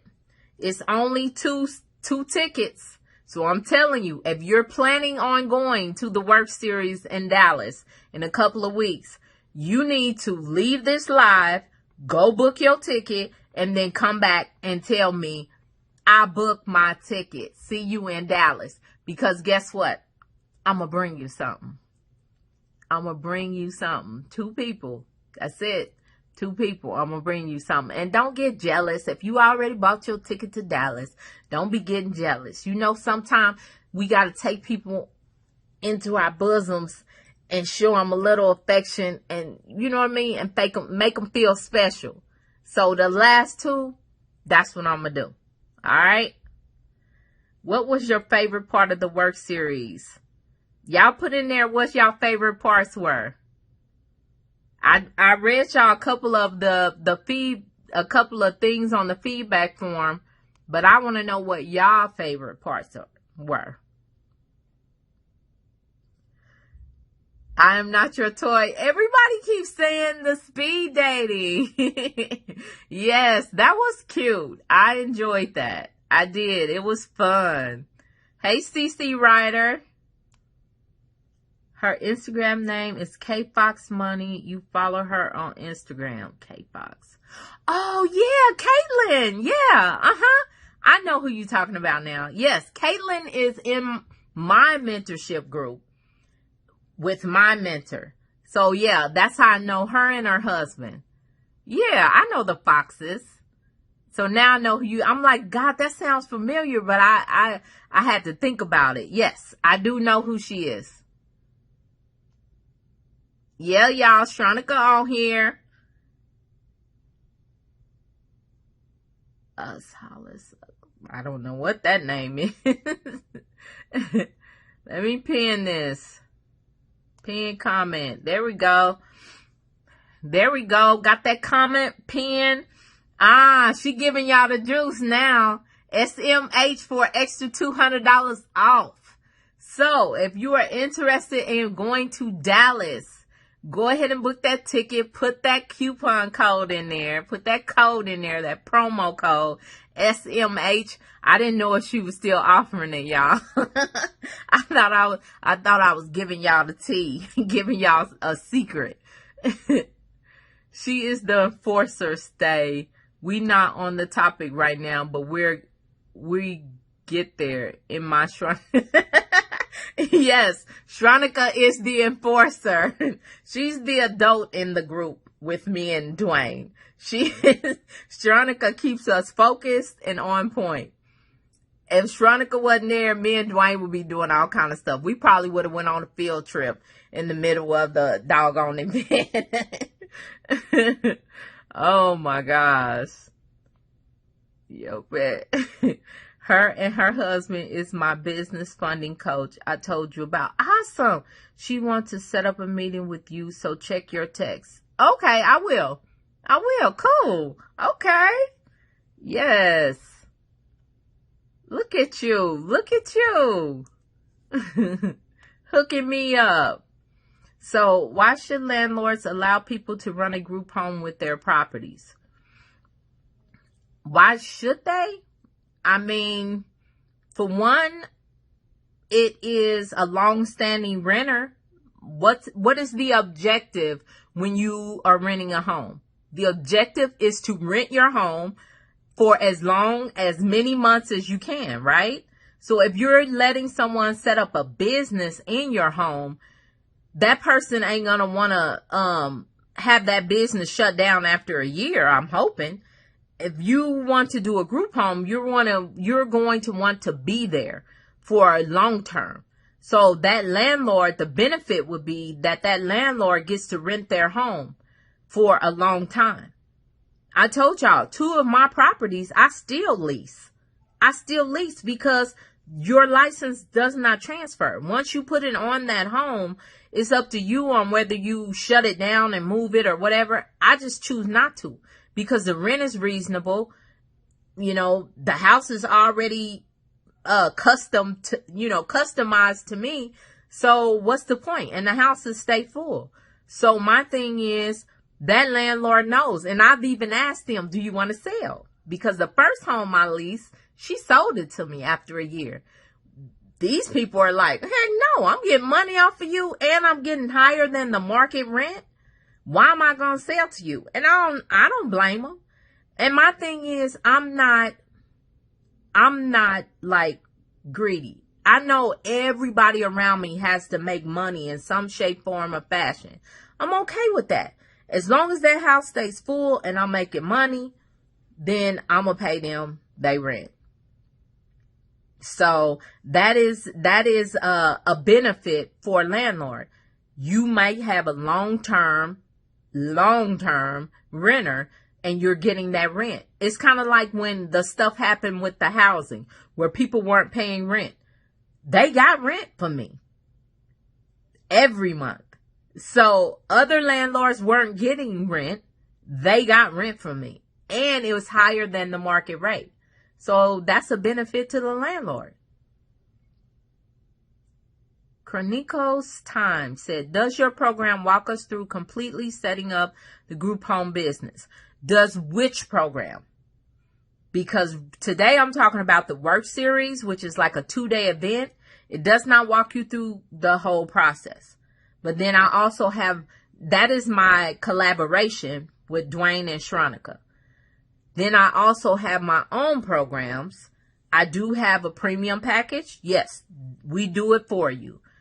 It takes you through the whole process. And then I also have my mentorship group to where over the course of, the classes, you can basically walk through, because I've had people do it and get your group home set up. So it just depends on what program you're talking about. Okay? What's the tea? Thank you, sweetheart. So sweet. Thanks so much for the extra information. Oh, you're welcome. Anytime. Girl, you know you special to me. How do I join the mentorship? How do you join the mentorship group? What you need to do is to send me a DM saying ready. Send me a DM saying ready. Okay? And then I'm going to send you a form, because my thing is, tell them what's the tea. Everybody ain't, I guess, set right to be in my mentorship group. Everybody ain't ready for my mentorship group, because I don't want watchers. Y'all know we have Group Home Millionaires, our Facebook group. It's probably, when I looked at the analytics, it's probably about 800 active people in that group. There's about 4,500 people in that group right now with 800 active. I don't want a mentorship group like that. I want people that are going to do their homework, that are going to come on, on our Zooms, ready to work, ready to learn, ready to network, just ready. That's why I said DM me the word ready. I will send you a short questionnaire. You can fill that out. Or if you want to go about it this way, you could just book a call with me and then we can go over it. But everybody's not my client. I tell you guys that all the time. Everybody's not my client. The Worc series is everything. All right, this chick flips. Hey, Miss Pudding. Thank you, Niecy, baby. Yeah, I haven't seen you in a while. You must have been busy working something. Hey, KK. You're welcome. Well, I told them about our group, but I told them I am very protective about our group. So you gonna get the special treatment. All right now. Hey, Fashion versus Junkie. You need to be in the building because the energy in the room is amazing. It is. The energy is different, y'all. It's different. You really need to be in the room.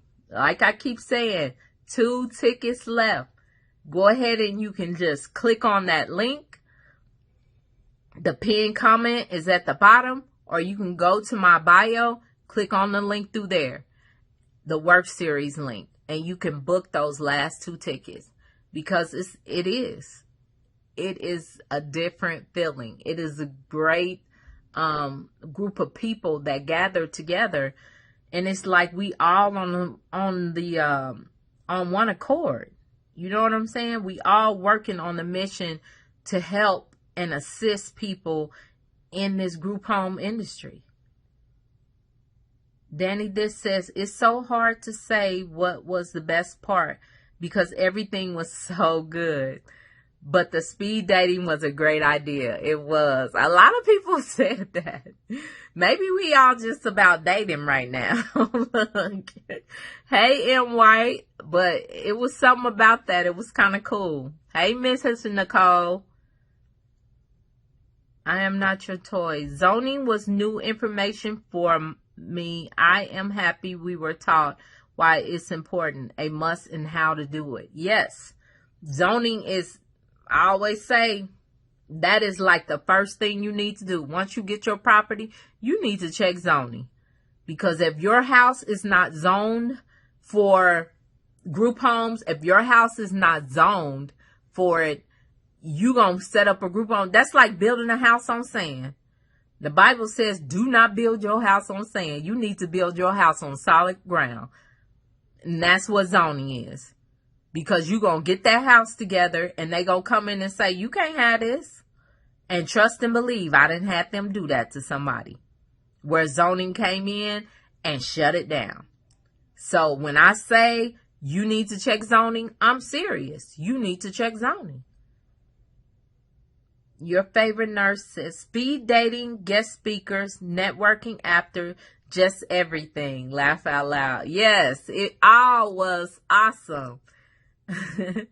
Niecy Baby says, well, it was a lot of great moments. I can't pick just one. Speed dating was fire. All right. Hey, it's Miguel Reynoso.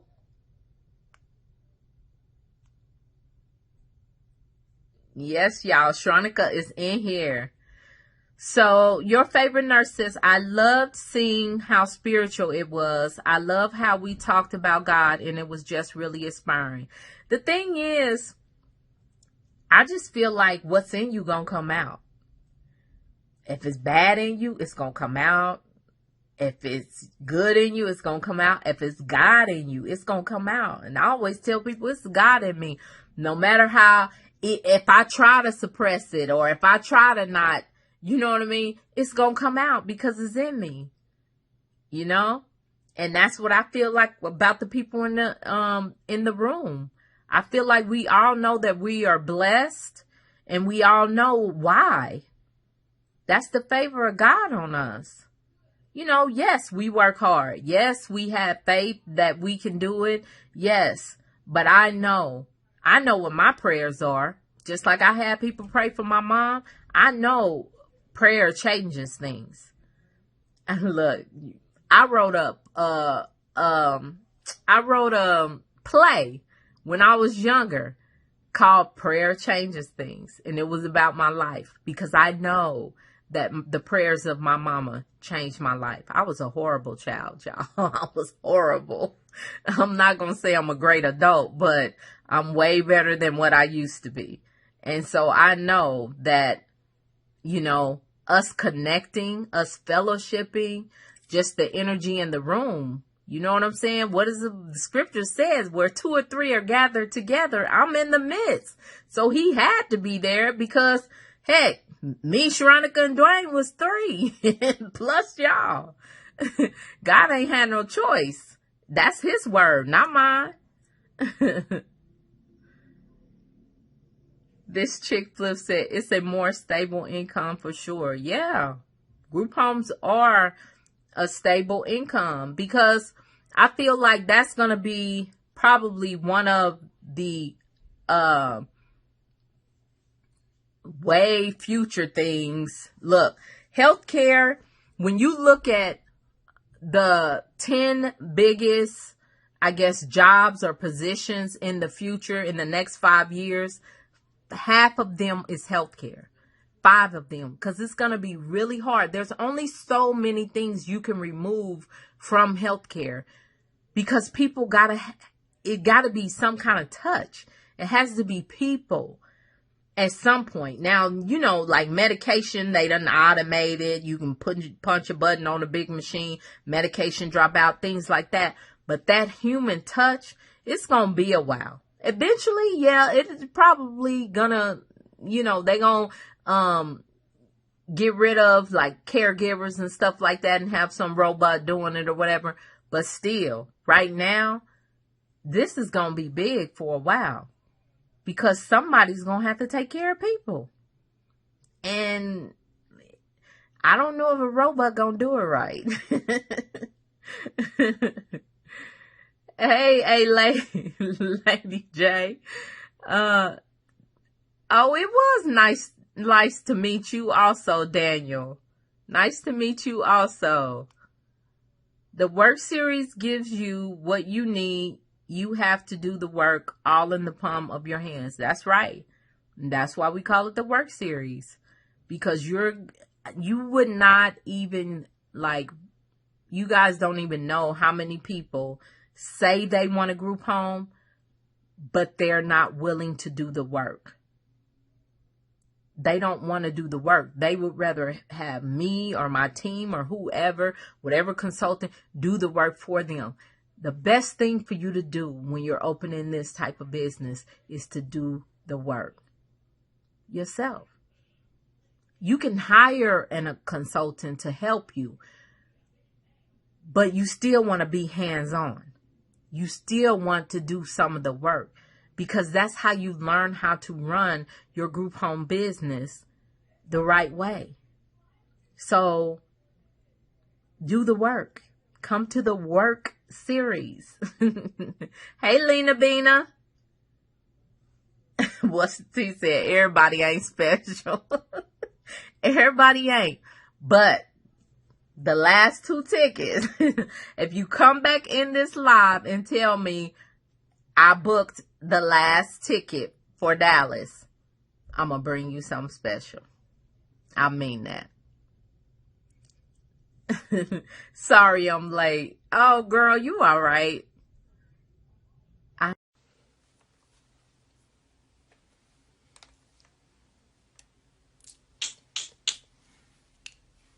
Hello, hello, hello. It is Wednesday. Wednesday night, you guys. Winning Wednesday. You guys already know. I didn't even put nothing in the comments. I forgot. Whew, if y'all only knew what kind of week I'm having. Hey. Hi, Mike. Hi, Natasso Righteous. Okay, I got it. Hey, William Senior Care. Hey, Exodus. All right, so I'm tired, y'all. I hate when I come on here and say that. It sets the tone. But I have had a time this week. I have had a time. Busy, busy, busy. And also just trying to,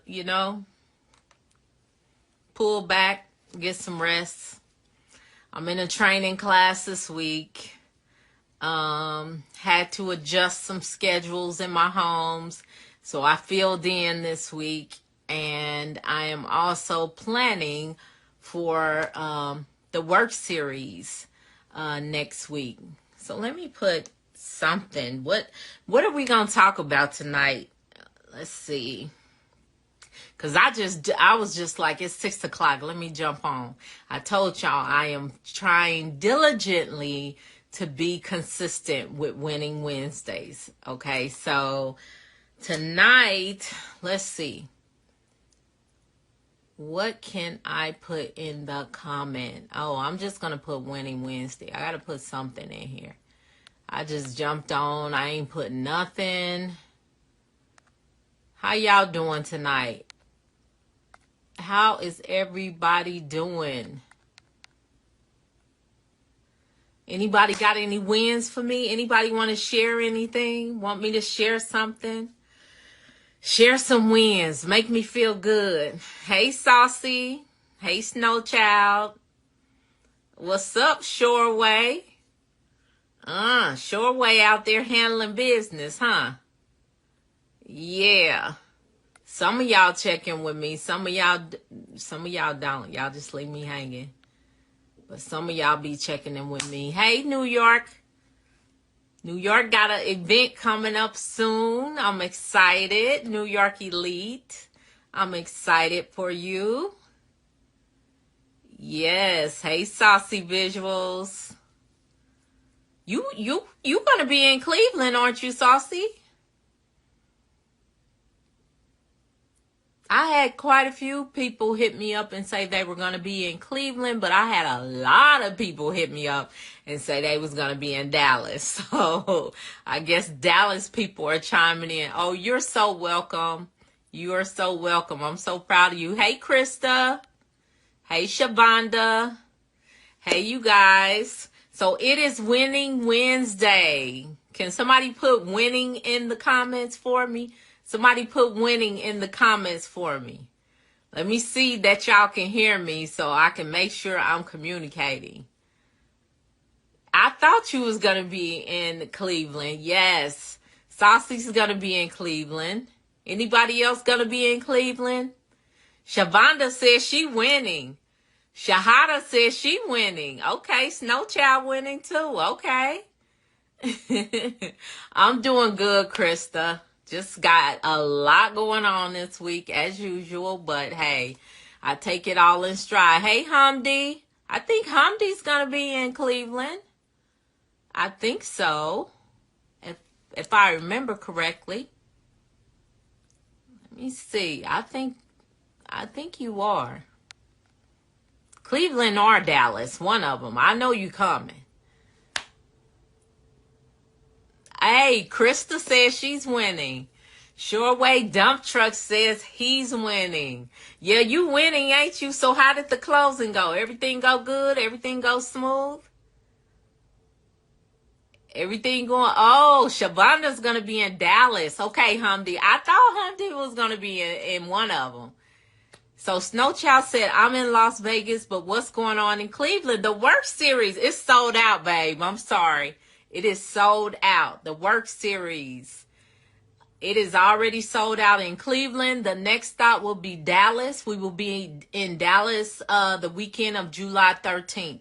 So if you have not checked in on the Worc series, you need to go to Eventbrite and search Worc, W-O-R-C, W-O-R-C, not K, and get get tapped in on the Worc series. Hey, G Sally. Hey, Daddy.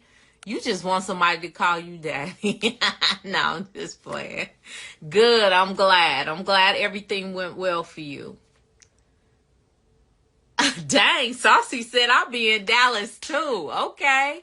So you coming to both.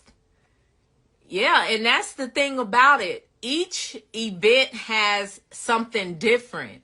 has different people. Like Cleveland, I believe it's going to be a grant writer there, somebody with funding, and I can't remember what else, but it's about 6 people besides me, Sharonica, and Dwayne that are going to be in Cleveland. Thank you, Krista. Krista put the link in the comments. I wonder, can I pin that? Let me see. You the bomb. I love Krista. She be on point. So the comment is pinned. So if you guys want to lock down Dallas, Cleveland is sold out. So don't even try to buy a ticket to Cleveland. Go ahead. Dallas is still open. We still got a few more tickets for Dallas, but Cleveland is sold out. Hey, Karaje. Oh, you got a huge win. What's your win? Shoreway? Tell me what your win is. I want to hear some wins. It is Winning Wednesday. Why you guys thinking of some wins to put in the comment? Just go ahead and share this out with 3 people. Share it out with 3 people so they can come in and we can, talk about our subject tonight. I don't even know what I'm talking about tonight. But I have been getting the question of the hour multiple times. People keep hitting me up in my DMs. Y'all know my link is in my bio. All you got to do is go to the link, book a call. But I know people are getting irritated because my calls, I think right now it's like July that you can get in a call, and I think it's only like a couple of days left in July. We are being totally booked up with calls, and I can't do any more than 2 days. I'm already stretched, y'all. I'm telling y'all, I'm already stretched. I did have one premium client that I guess, I don't know, some stuff was going on. I have no idea, but they did pull out. So I do have 1 slot left for a premium client, and I will not be accepting anybody else until 4th quarter. So just to let you guys know. And just to let you guys know, when you put down a deposit on the premium, the premium package and you pull out, you lose your deposit. So you better be sure it's something you want to do, because I don't give back deposits. Hey, Roses. I like it that way. How you doing? Did y'all share it? Did y'all share this out with 3 people? Just share it with 3 people. We're going to be talking about, I'm thinking, let's talk about starting your journey. Like the different steps that you need to go through to start your group home, because I've been getting that so much lately. People been watching the different podcasts, my YouTube channel. If you haven't subscribed on my YouTube, make sure you go over there and you subscribe to my YouTube. I'm actually in the process with working with somebody with coming out with more content. I know some of my stuff on there, somebody made a comment and said, "Oh my God, you made a new video," because I made a video about a month ago. I'm only one person, y'all. And if I had like the perfect team that could just get everything done, then I would have it done. But you know how it is sometimes. You have people and they don't do what they say they gonna do, or they take your money and they don't do nothing. And yeah, I've been dealing with all of that. But hey, you know, it is what it is. I still keep a smile on my face. I just keep it moving because I ain't got time to be dealing on no negativity. Somebody put that in the comments. No negativity, okay? No negativity on this live on my page. All right? So Danny says she's booked and blessed. Danny, you booked a call, didn't you? I think Danny booked a call. Danny, put what date you got in, because I think my dates are like maybe end of July, beginning of July. Hey, your favorite nurse. How you doing? Hey, Roman. Yes, I am in Arizona. I am currently, I'm home in Arizona, and I'm located in Arizona. Sometimes I don't be in Arizona, y'all. Let's see. So, we're going to get into the questions, but then while we're doing the questions, I'm going to kind of talk on a topic so we can kind of keep it, because we be going all over the place on these, crying, talking about Jesus, all kinds. No, I'm just playing. I'm just playing. All right, so look, I can't pronounce your name. Leia Lachi, maybe? I don't know. Can you help with getting clients in the Houston area? I be marketing, but it be hard. Okay. When you say you be marketing, I want you to list in the comments the different ways that you are marketing. And then we're going to follow up on your question on yes, I can help. I can assist you to get clients anywhere. I do have packages that will market for you and try to get you clients and stuff like that. You know what I'm saying? I never absolutely make people, I can positively get you this many clients. I never do that. I do my best, and I'm telling you, so far I've been able to get people clients. So when I stop being able to give people clients, then I guess I'll stop doing it. But yes, I can't help with that. Let's see. You silly, Leslie. Hey, Kay. That's right. No negativity. Tell them, Danny. No negativity on this. That's right, Krista. No negativity. Listen, while I'm going through these comments, I told everybody, share this with 3 people. Share this with 3 people. But don't share with no negative people. We don't need no negative people on this live. I like it that way. No negativity. That's right. All right, G. Sally. Thank you. No negativity. So Nia says, how do we find you on YouTube? Myrrie Hayes. If you put in Myrrie Hayes, I believe I'm under Myrrie06 or something like that. But if you put in Myrrie Hayes, you will find me on YouTube. Yeah, it's the same as just take the "the" off and put in Myrrie Hayes, and you'll find me. Thank you, Saucy. Saucy knows what I am on YouTube. Yes, Myrrie Hayes. Hey, Tuku. Hey, Quiz Boom. How you doing? Hey, Nita.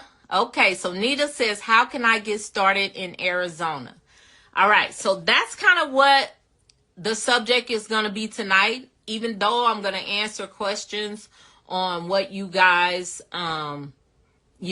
when you ask me questions, I'm going to answer them or try to answer them. I jotted down a couple of things the other day, so I pulled it up just now. I got a cheat code. No, I'm just playing. No, I just was jotting down some different subjects like I want to cover, because I keep getting the question like, how do I get started? And so I just jotted down, how do you get started on your journey? Because I always say it's a journey. You know what I'm saying? This group home thing is a journey. You can't just expect to get there overnight. It is a process. And in some states, it's a longer process than others. With different types of home, it's a longer process than others. Because you may be able to get in under one type of home quicker than you can on another. I know right now, DDD in Arizona, they won't even review your application until after March 2024. So, Louisiana, the type of home that we were researching, they're not taking applications till 2025. So it's just going to depend on where you're trying to do the group home and what type of group home that you're trying to do. But it's a process. So you can't expect to get into this group home game and just overnight, hey, I got a group home and it's full of clients and my billing went through. No, this is going to be months. You're going to have to set the home up. You're going to have to once you get the license, you get the survey and you get licensed, then you're going to have to get credentialed if you're going that way. If you're trying to get reimbursed through Medicaid, you got to get a Medicaid number so you can get reimbursements from the state. If you're going private pay, you're going to have to be marketing to get people that's going to pay you whatever rate you're trying to receive. So it's going to be a process. You got to be ready to work. If you're scared of work, I think I posted that on my story. If you the type of person that's scared of work, then you hiding for money. Because all this passive income stuff that's going around, it's a lot of people out here talking about things that ain't never did it. And to me, that's like a problem. It's a lot of people out here saying stuff that ain't never did it. They're just selling you the idea of doing something. So if anybody is coming to you saying, hey, I can get you a group home set up, unless it's unlicensed and unregulated, yes, I could throw you up an unlicensed, unregulated group home all day long in 2 days. You know what I'm saying? But a licensed group home, you're going to have to go through a process. So I always tell people, just take your time, just breathe, and just do everything that's required, because there are going to be some requirements. So if you're trying to get ready in Arizona, you need to, if you don't know what type of home you want to do, if you're starting from the basics, you don't even know what type of home you're going to do, you need to do some market research, which that's find a need. Find what need that you're trying to fill. Look into your passions. If your passion is kids, then look into kids. If your passion is, seniors, then look into seniors and then narrow it down. But you're going to have to do what that technically is called market research. I always say find the need in your area. You just going to have to do some research. I can't tell you. People message me all the time and say, well, what type of home should I do? I don't know. It depends on what state you in, what county, you know what I'm saying, what your passions are, what area you live in. It's going to depend on a lot. What kind of weight you can carry.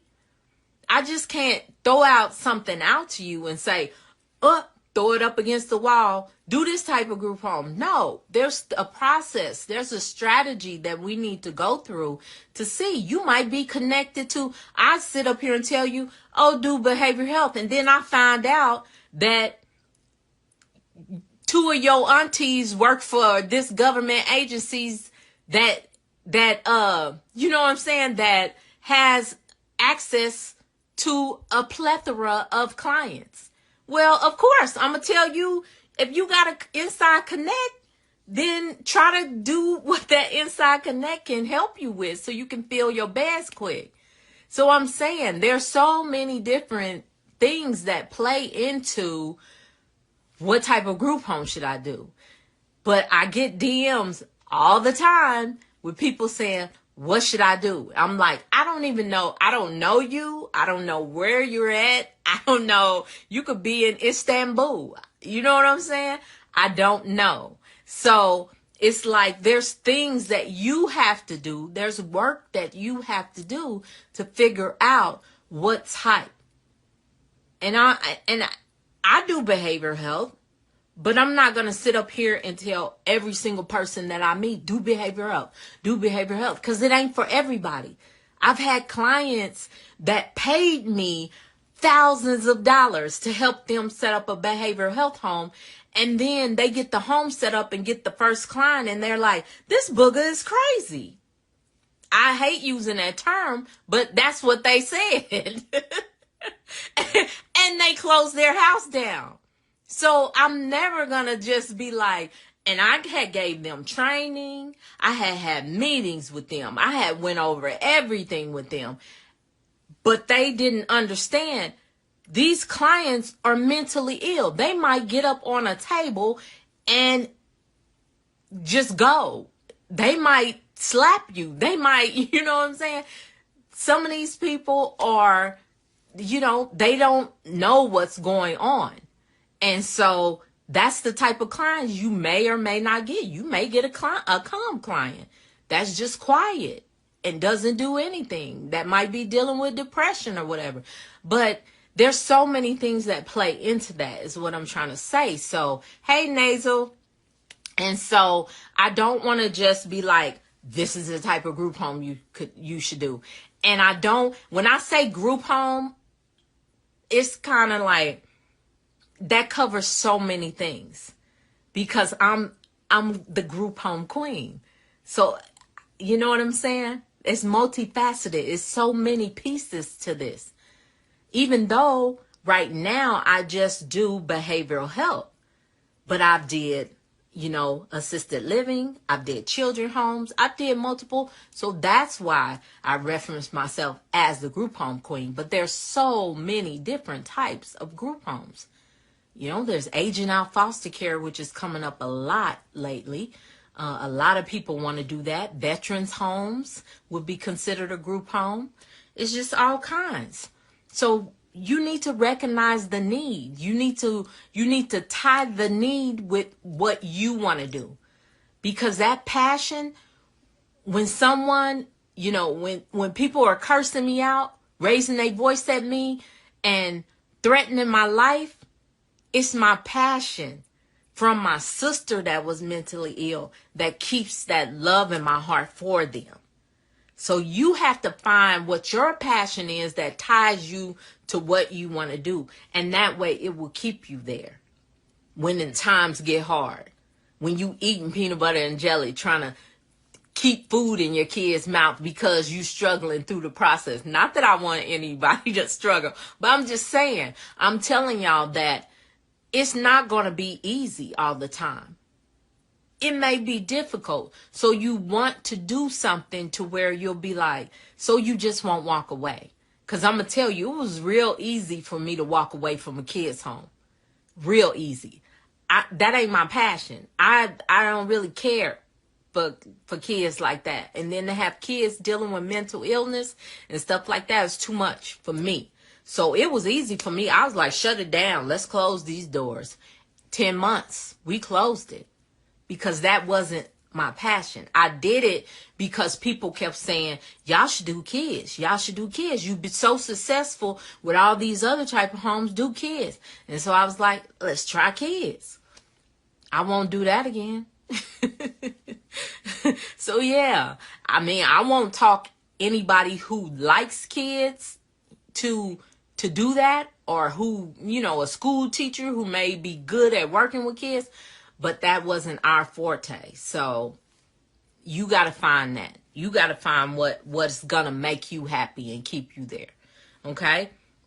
And then you want to, here, let me see if I got any questions, because it kind of stopped. No, laugh out loud. I was saying that is a blessing being, but okay. It's the best. Okay. All right, Danny, I get it. Hey, Anna. Hey, China.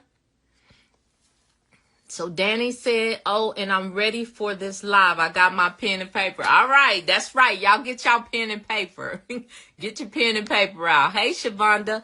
In Louisiana, I have seen therapeutic homes. It's a long process. It is. And that's what I'm telling y'all. It can be long. It took me over a year to get my group home going. Yeah. So it can be a long process, but are you getting into this because you really want to do a group home? Because you feel called? Because I feel like this is my ministry. So are you being called to do this and you're like, okay, I want to do it? Or you watched me on a podcast and heard how much money that a group home can make and you like, oh, I'm down. I want the money. If you're in it for that, I'm going to tell you, it's probably not going to work for you. Because you caring for the people and taking care of your clients and taking care of your employees and taking care of your resources and your referral sources, that's what's going to bring in your reward. That is what's going to bring in your money. That's what's going to keep it flowing. So you just want to be in it for the right reasons, only because this is not a product. It's not a shirt or, you know what I'm saying, some leggings or something. This is a life that can be affected. So you want to get into it for the right reasons, you know. So Hamdi says, we have been working on different creative services. Well, good. I think you booked a call with me. I think we're supposed to go over strategy. I have been looking into something I am good, which is housing finding house. HSS services that helps people find their group home. That's good. Yes, we need that. We need people that assist people. Look, I need people to assist people because I'm assisting people doing group homes that can't find a home. It's kind of easy when you in like you know, like the South, you know, 'cause people be throwing houses at me in Houston and in Georgia, places like that, but California, people don't be wanting to give up a house for a group home in California, especially the rent. So, yeah. So housing stabilization services is my passion now. Well, good for you. You got to find what works for you. Hey, the real Jasmine. If you're passionate about it, the process is worth it. It is. It really is. I can truly say that 8 years later, you know what I'm saying? It is. It's worth it. It's just you got to be invested. You know what I mean? You got to be invested and you got to invest. You're going to invest your time. You're going to invest your money. Shoot, you're going to invest your resources. You're going to invest, you definitely going to invest some prayers. Because it could be a process. Hey, Tahara. I have been social worker for 8 years. I'm an ooh, good. And you're in Texas, right? Hamdi, tell me where you're at. I can't remember. Hey, lady. Hey, Kani. Hi, Peaches. Let's see. Who else we got on here? Are y'all sharing? Y'all supposed to be sharing. So your favorite nurse says, I definitely recommend experiencing the field first. I've been a psychiatric addiction nurse for 4 years. So it's definitely not for everyone. It is not. It is not for everyone. The best thing to do, one of my clients right now is trying to open a group home. She is a premium client. She actually took a job as a caregiver so she can gain experience. So she's serious about it. When you really, really want something, you will do stuff like that. You will break. She's a digital marketing expert. And she took a job as a caregiver to get experience because she like, I'm about to do this group home thing. And she is so serious. But that's the thing about it. When you serious, she invested months ago. And she's taking her time going through the process. I told her, when you get this thing going, it's going to be amazing.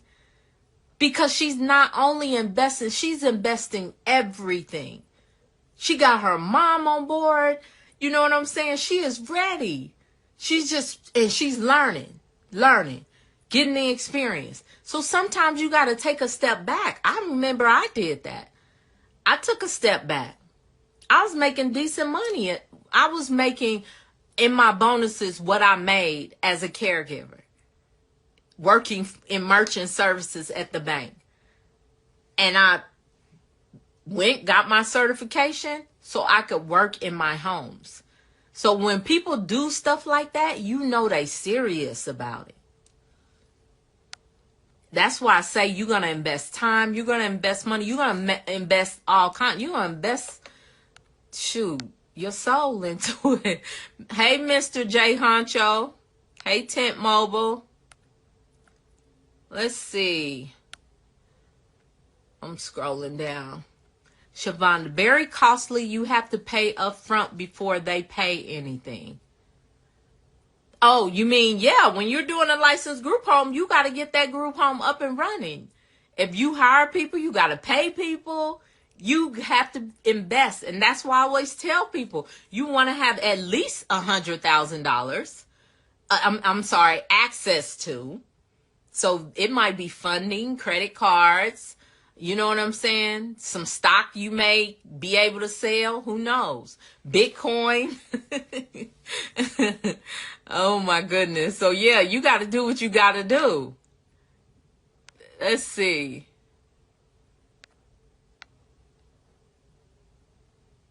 All right. So hey, Miracle Baby. Megagram. Hey, I haven't seen you in a minute. All right. Oh, so you're in Minnesota. Why was I thinking? What did I say? I thought you was in Dallas or something. Hey, Ray of Pearls. Hey, Quizzy. You off tonight? Quizzy's a premium client, and he working. Because when you're serious about having your group home, you're going to do the things that you have to do to get there. You're going to have to, like I said, you're going to have to recognize the need. That's the first thing. You need to start strategizing and thinking about what's the need in your area. Then you need to research and understand the legal requirements. That's what a lot of people fail to do. Pull the regulations in your area.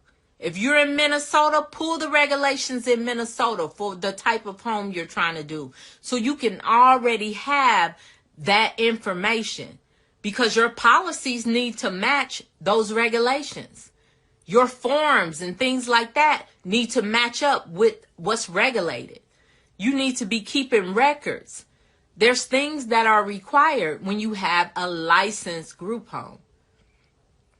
So pull the regulations so you can have them. You can be reading them. And that's the thing about my team.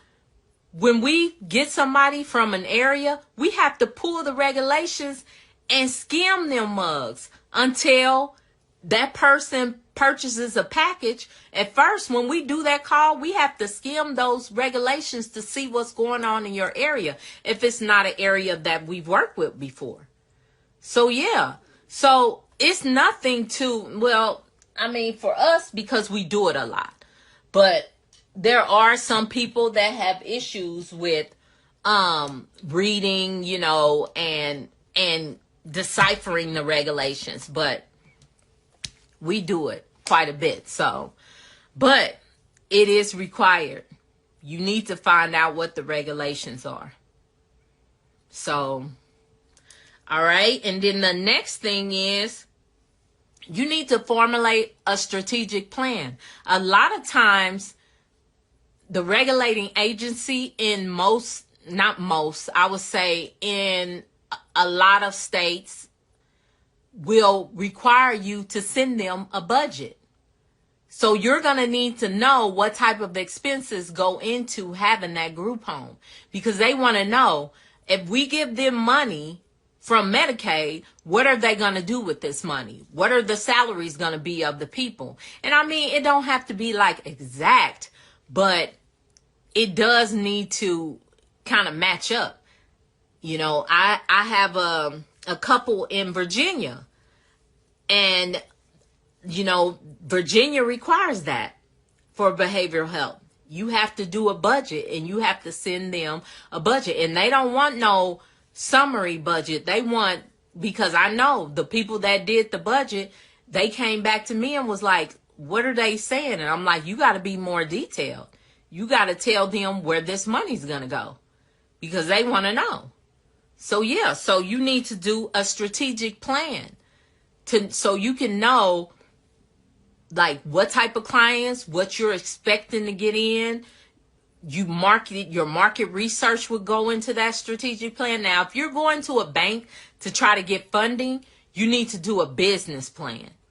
I don't do a business plan because I don't go to get bank funding. But if you are planning on getting bank funding, like a bank loan, you need to do a business plan. Yep. If not, do a strategic plan. You need something. Then, like I said, budget and financial planning. So you need to understand the aspects of running a group home. You need to do your research to see what groceries are costing. How much does it cost to feed, how many ever people you're going to have in your home. You need to get that down too. So you can be fully aware of about how much, and it's not going to be exact, but you need a baseline to say, this is about how much I'm going to be spending based on my area and how much caregivers or behavioral health techs make, or whatever you use in your, group homes, a live-in or whatever. You need to know what the rate is in your area so you can budget for that. You can make a financial plan, So, hey, credit lady. You was a PCA? Oh, awesome. Dang, you got all kind of experience. Yeah, you need a group home. Tahara says, it's going to take all of you. I'm experiencing it now with starting up. I'm appreciate the journey though. Yes, appreciate the journey. Look, let me give Tahara's testimony, because I'll be telling my mentees all the time, tell people your story, tell people your story. And she told me that she went to go pick up some furniture that she was buying, I guess off of like OfferUp or Marketplace or something like that. And she was telling the lady her story. And so the lady was like, oh, I know you came to buy this, but I got all this furniture too. You can have this. And the lady threw in extra furniture. And then when she was about to leave, she said the lady turned around and gave her all her money back. I'm just like, I tell y'all, if you tell people your story, it's going to be some haters. It's always going to be some haters in everything you do. I feel like I'm the type of person that can get along with anybody. I don't prejudge people. I'm pretty nice to everybody, and I got haters.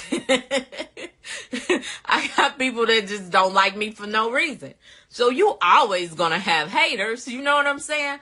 But the majority of people, when you tell them, they will support you. And I'm not saying they're going to give you money and stuff like that, but just having someone to say, wow, you know what I mean? Or to refer you somebody. Hey, I know this person, or connect you with somebody else.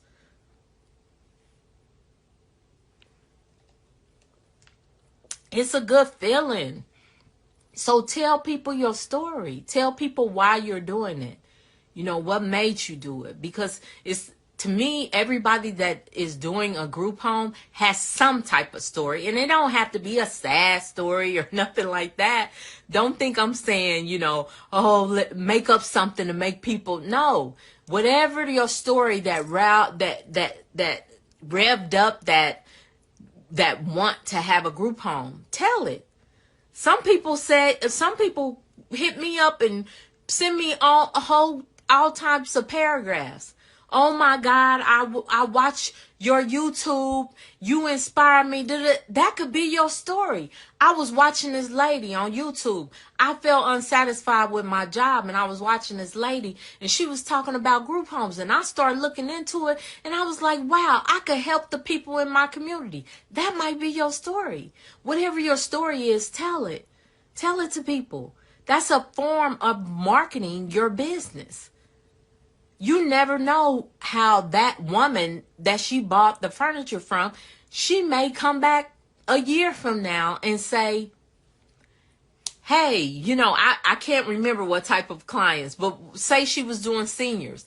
Hey, my mom, she's down. We need to find a place for her to go. And I remembered you. Your story touched me. So I would love for my mom to stay in your home. You just never know. So always be telling your story. I know people done heard my story 1,000,000 times. And guess what? I'm going to tell it 1,000,000 more. Because it's mine. And I can share it as much as I want to. I like it that way. Said it can be blood, sweat, and tears. It can be. Opening a group home, I'm never going to say it's a fairy tale and it's all wonderful butterflies with ribbons tied around it. No, it's hard. Quizzy be working. Oh, it ain't nothing like a working man. He be working. That's right, because he's working to bring his dream to fruition, his dream to have his own group home. So you keep working. You know what I'm saying? You work on your end. I'm going to work on my end. We're going to meet up together and we're going to make that happen for you. Because you deserve it. You know? Miracle Baby said, I'm looking forward to meeting you. Where am I meeting you at? Am I meeting you in Cleveland or am I meeting you in Dallas? Let's see. Danny, what if you don't have access to 100,000? If you don't, I didn't. I say to have like a cushion or a easier journey. You know what I'm saying? Me, I had the journey. I was walking up a mountain with a stick barefoot. You know what I'm saying? With rocks cutting my feet. That's the type of journey I had. The type of journey I'm saying, if you got access to 100,000, you on a tube and you floating down the river. You know what I'm saying? It's slow, but you gonna make it to the end. You gonna make it to the bank. So you don't have to have that. I just recommend. So you can pay employees. If you're gonna have other people working outside the house, you can fully support that house without breaks. You know what I'm saying? And if you get a full house, you're going to have to feed them. You're going to have to, you know what I'm saying? So when I say that, that's why I say that. But no, like I tell y'all, me and my sister was rubbing nickels together to make it through that year. We was trying to figure out, okay, how we going to pay this $2,500 plus utilities this next month. Let's see what we can do. You know what I'm saying? So I just say that to make it easier. But no, you can do it with less than that. If you in your heart know it's something you want to do and you got a plan, you can do it. You're just going to be figuring it out like I was. I'm good, Quizzy. I'm just tired. I'm in a class this week and I filled in too. Hey, Adora Maria. Hey, Jerry. So you have to have 100,000 to start up the group home? No, I'm not saying that, you guys. People always ask me, what do I recommend they have? Like, how much money should they have? And I always say, you want to have access to about $100,000 to make your journey easier. That's all I'm saying. You don't have to have that. It's not like a requirement. Well, I'm going to say, let me retract. Some states, Mississippi being one right now, you have to have $150,000 in reserves. Okay? So in some states, you do have to have reserves. And you have to have them in a bank account and you cannot touch them. So I had to pull that back. Florida, I think the last time I checked, Florida was like 35,000, something like that. I can't remember. I got too many numbers in my head. But yes, some states do require that you have money in the bank because they want to make sure. Oh, Virginia, you have to have enough, whatever your budget says your expenses are, you got to have 2 months of your expenses. So if your budget says your expenses for a month is $5,000, then you have to have $10,000 in the bank sitting there. So in some states, you do need money. So you're gonna have to figure out in your state, once you check regulations and check, the process, you need to find out. But yeah, I know Mississippi is 150,000 because it's the South. And they gonna put their little restrictions on people. All right, so hey Gifty, hey Big Joe. Since our last live Wednesday, I have took big steps getting LLC and S on. That's what I'm talking about. Long as you keep moving, that's why I call it a journey, because you just gotta keep moving. You can do little things. I know my mentorship group right now, their homework was to, some of them had to pull regulations and read through the regulations. And then some of them had to, some people had to get certifications because they had started on their certifications and hadn't finished it. And then a couple of people got to get their LLCs up and running. So yes, you just take action. You executing. You're going through the process. But it's going to take time. Hey, Blackness. Hey, Denise. Do you help individuals find those types of homes? Hey, see, connection. Look at y'all networking and connecting in the DM. No, not the DMs, in the comments. And she gave me a 60-inch flat screen TV that was nothing but God. That's what I'm saying. I told you, if you tell people your story, they will buy into your vision. They will. Look at that. Gave her furniture, flat screen TV, helped her furnish her house. And you getting that rental was God too. So that's all God. Miracle Baby said God's alignment. That's right. God's alignment. I am taking that journey now. My goal is to do that over 500 people house. Yes, yes. She got big goals. That's what I'm talking about. Hey, Caramel Chris. Oh, what's the tea? How you doing, lady? You working?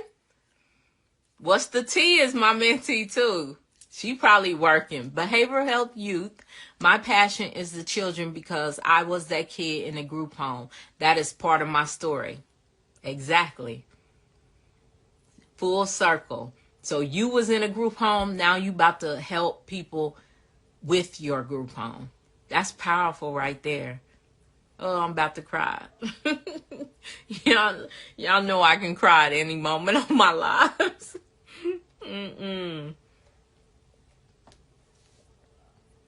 Oh my gosh.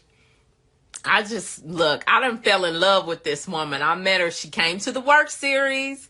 Tahara came to the Worc series. I keep telling y'all, sometimes you got to get in the room so you can connect with people. Yep, you got to get in the room. Don't forget, Cleveland is sold out. We'll be in Cleveland next week.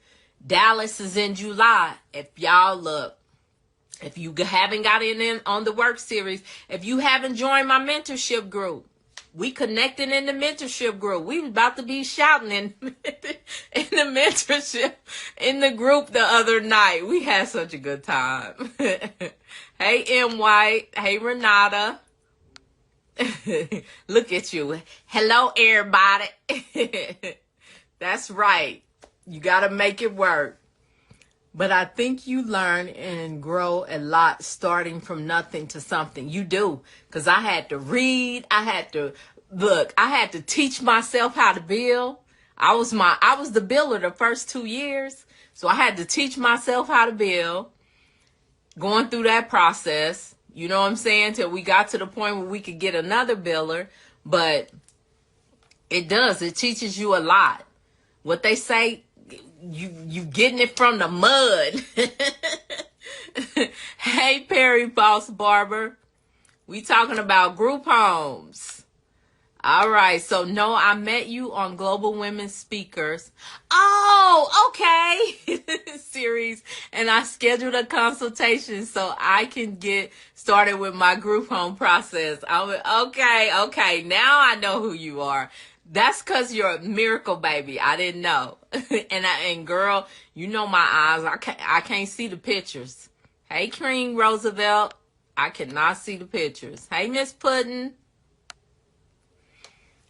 Leah said, I'm back. My phone died. Oh my God. Did you explain how to get clients for Houston area? I've been marketing, but it's not working. What are you doing? You were supposed to put in the comments, list out what you're doing to market your business. I need to know. That way I don't want to give you something you already are doing. So tell me what you're doing to market your business. Hey, only one.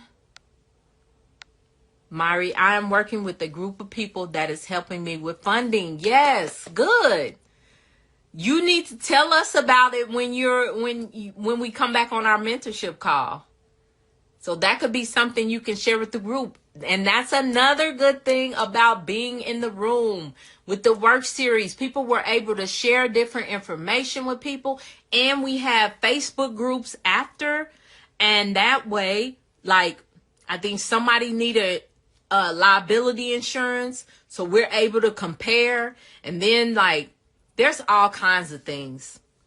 I'm telling you, I have so many thoughts in my head. Like, I just really want to, I want to help all of the group homes. I want us to have better employees and health insurance on a group rate. I want us to have, get discounts on 401ks and I just want to do so much. I want to do so much. Man, I'm telling you, because when you have a group home, most times you're a hard worker, but we're so disconnected. And I want to pull people together so we can work as, you know what I'm saying, like an organization. That's what I want to do. I'm putting it out there. I'm putting it out there so God can hear me and it'll happen. Miracle Baby, I'm in Arizona as well. I would love to connect. Look at y'all. I love it. Y'all networking. Hey, Cash Roll. Even being in this room, even being on my live, you guys. Hey, you know what? It's time. It's time. Put in the comments, networking. Put in the comments, networking. Y'all know this is interactive. Y'all gonna have to, I give y'all something, y'all give me something. Go ahead and comment so I can know y'all there with me. Put networking in the comments and then share this out with 3 people. Share this live out with 3 people. Because I know there are people out there that need to hear this information, that need to connect with one another. We just had 2 different states where people are like, wow, you in this state? We should connect. That's how relationships, y'all. I tell y'all all the time. Relationships will take you far. Man, I'm telling you. Quizzy says, how are about Pennsylvania, Myrrie? Rephrase the question and ask it again, Quizzy. I don't know what you're trying to say, babe. I like it that way. California, you have to have 3 times operating costs. That's what I'm saying. Different states, different regulations. But there's a lot of states now where you got to have some type of money. You got to have money in the bank. Do you know what you have to have in reserve in Missouri? I don't right off the bat. Missouri. I don't remember there being anything in Missouri. Not right off the bat. I don't remember. Where you at in Missouri? You in St. Louis, right? You know I'm from Missouri, right? I'm from KC, home of the Kansas City Chiefs. Whoop, whoop. You know the Super Bowl winners. You know what I'm saying. Hey, Gifty. Hey, Bitu. What's the tea? Remember on the Zoom call, I mentioned that I got a call from Mr. Golden. He put me on to the people helping me with funding. Well, good. I'm glad. Danny says, what's SR? I don't know. What is SR? I don't even remember saying anything about SR. But explain and I will try to answer it. What's the first steps you need to start? Cash Roll says, what's the first steps you need to start? That's the subject of tonight. That is the subject. Is starting your journey. Starting. Steps to opening your first group home. So yeah, you right on point. Look, Cash Roll just reeled me back in. All right, so first steps. You need to pull regulations. You need to start doing market research to see what type of group home you want to do. Then you need to pull regulations once you know what type of group home you want to do. All right? Once you pull regulations, you have a property. You can buy a property, you can rent a property, whatever way you're going to do that. You need to check zoning on your property. Okay? Once you check zoning, then you need to get your fire inspection. You need to make sure that house has a certificate of occupancy. You need to do a floor plan with an escape plan. You need to, then you want to do your application. And every state is different. So you may need a budget. You may not need a budget. You may need an aerial plan. You may need some areas now. You have to have sprinklers to have clients. So you may need to get sprinklers in there. So it's just going to depend on where your house is as far as HOA, as far as city, as far as state, as far as county. You're gonna have to know what's going on in your area. So basically, that's the first steps. Everything that I just told you is your first steps in some shape, form, or fashion to get your group home going. Since Cash Roll can't wait. Cash Roll like, what's the steps? I need the steps. But those are the steps to get your group home up and running.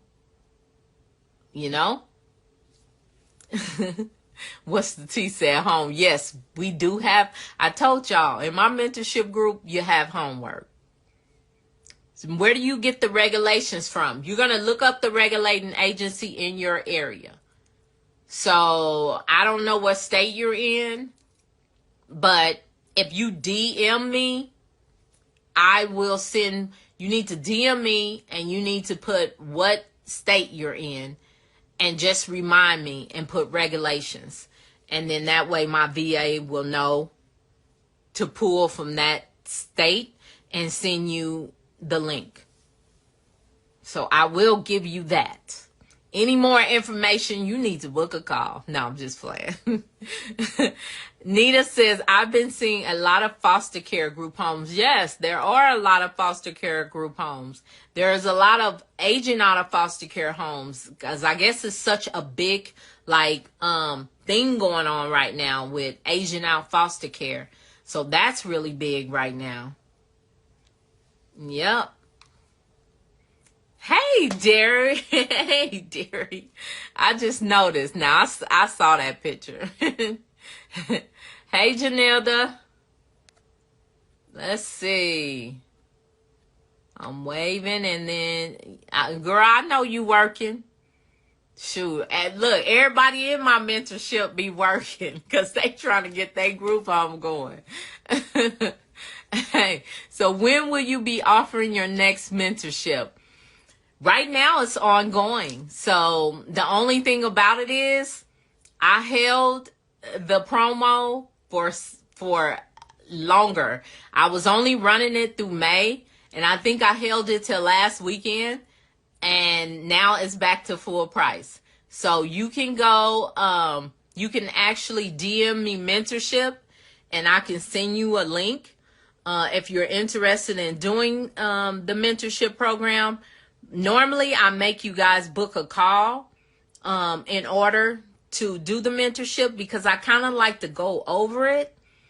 But my calls are booked up to like July. So if you're interested in doing the mentorship and you want to join, you can DM me and then Kirby will go ahead and send you the link. And then that way you can join. Once you do go through and you process the payment, you receive a contract. You go through the contract, read the contract, sign that, send it back. And then once we get that back, then that's when you receive like the link and the welcome letter and all of that. So that's basically the process. That's breathtaking and true inspiration. What's breathtaking? What are you talking about, Krista? But yeah, so it's ongoing now. We kind of got it down. So it just keeps rolling. Tahara said, love you so much, Myrrie. I wish I could have met you in Cleveland.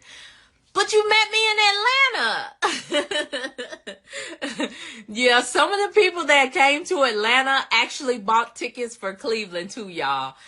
That work series was bomb. I don't care what nobody say, but I feel like Tahara feels the same way. It was just bomb.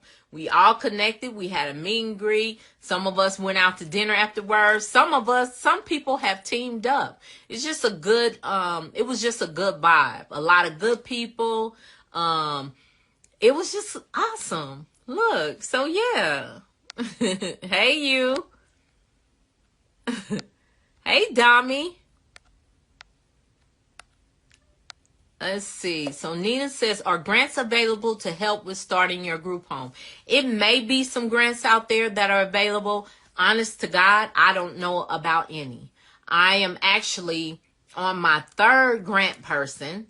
I've had 2 people that were helping me with grants that took my money and ran. And I'm just being honest with y'all.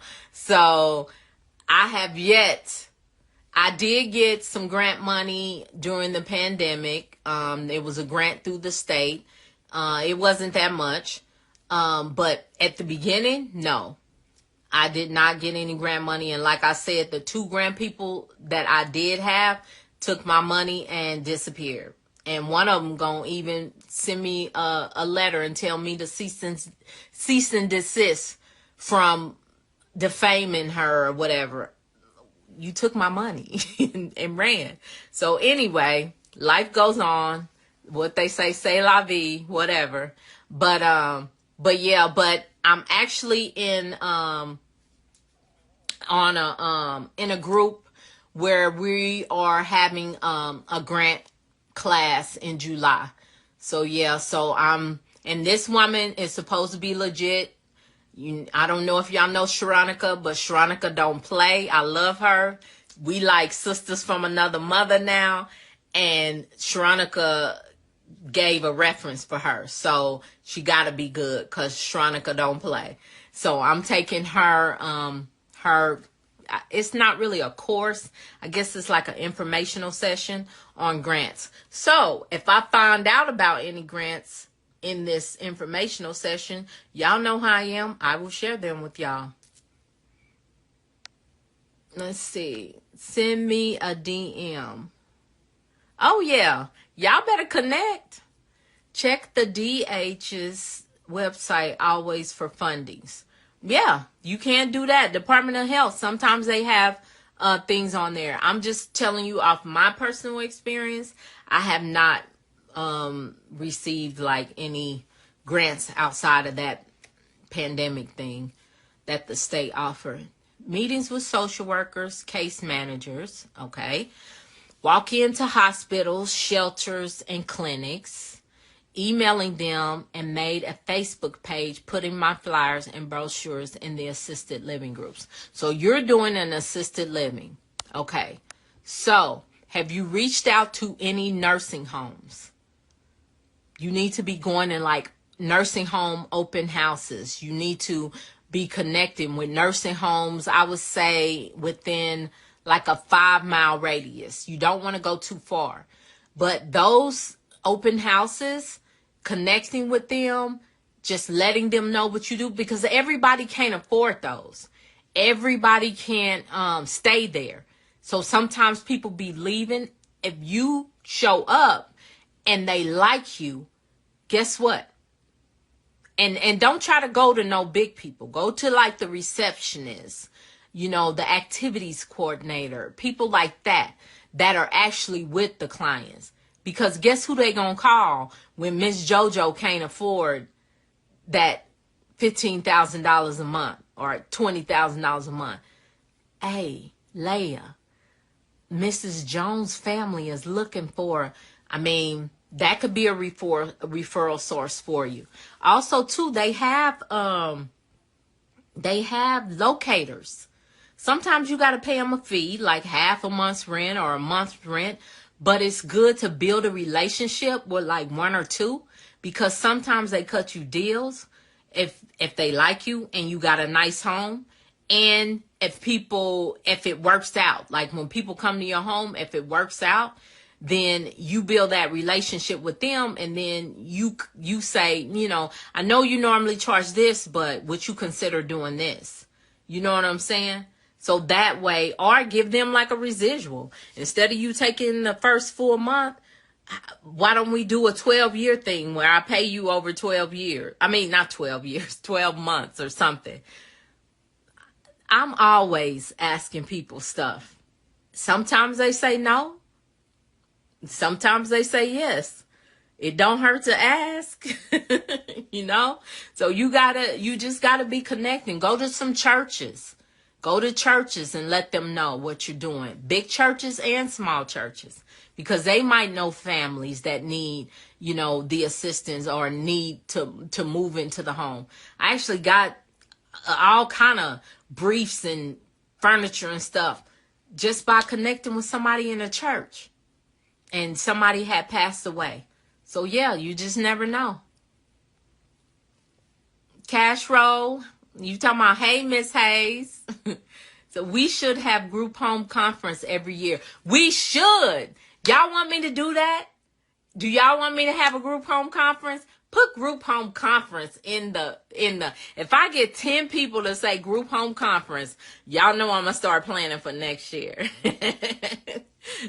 Take group home conference, or maybe a retreat or something. You know what I'm saying? Where we go to Punta Cana. Nah, I'm just playing. But yeah, if I get 10, I'm going to count them too. If I get 10 group home conferences in the comments, I'm going to start planning one. Hey, your favorite nurse, and y'all gonna help me. How about that? Y'all gonna connect, and we gonna plan this. Look, networking. Yes. Hey, Kilolo. Kilolo, you late. Nah. Networking, yes. I'm in the New York, New Jersey area. I'm ready to start with assisted living. Awesome. That's great. Yes, well, I just gave you the steps, Cash Roll. You asked me, and obviously you got the money because your name is Cash Roll. Hey, Ace Bougie. Networking if you in my area. Okay. All right. If I'm in your area. I'm in the Lou and I'm proud. Laugh out loud. Missouri girls. That's right. Hey. All right. Let's see. Anthony has a lot of group homes in New Jersey. Yes. Anthony, the investor. Yes. Yes, he does. I know. Look, I've heard of Anthony. What are the ways to obtain 90 days expense? Well, you just got to kind of do a mock budget for your home and then multiply it times 3. Basically, that's all you have to do. But it's going to take research, because you need to research salaries in your area and stuff like that. Look them up online. There's all kind of things that'll give you like an average salary in your area. Yes, that's right, Hamdi. Check zoning. You have to check zoning. Hey, Cherie. So you were congratulating someone on getting their LLC, and I think you said SR.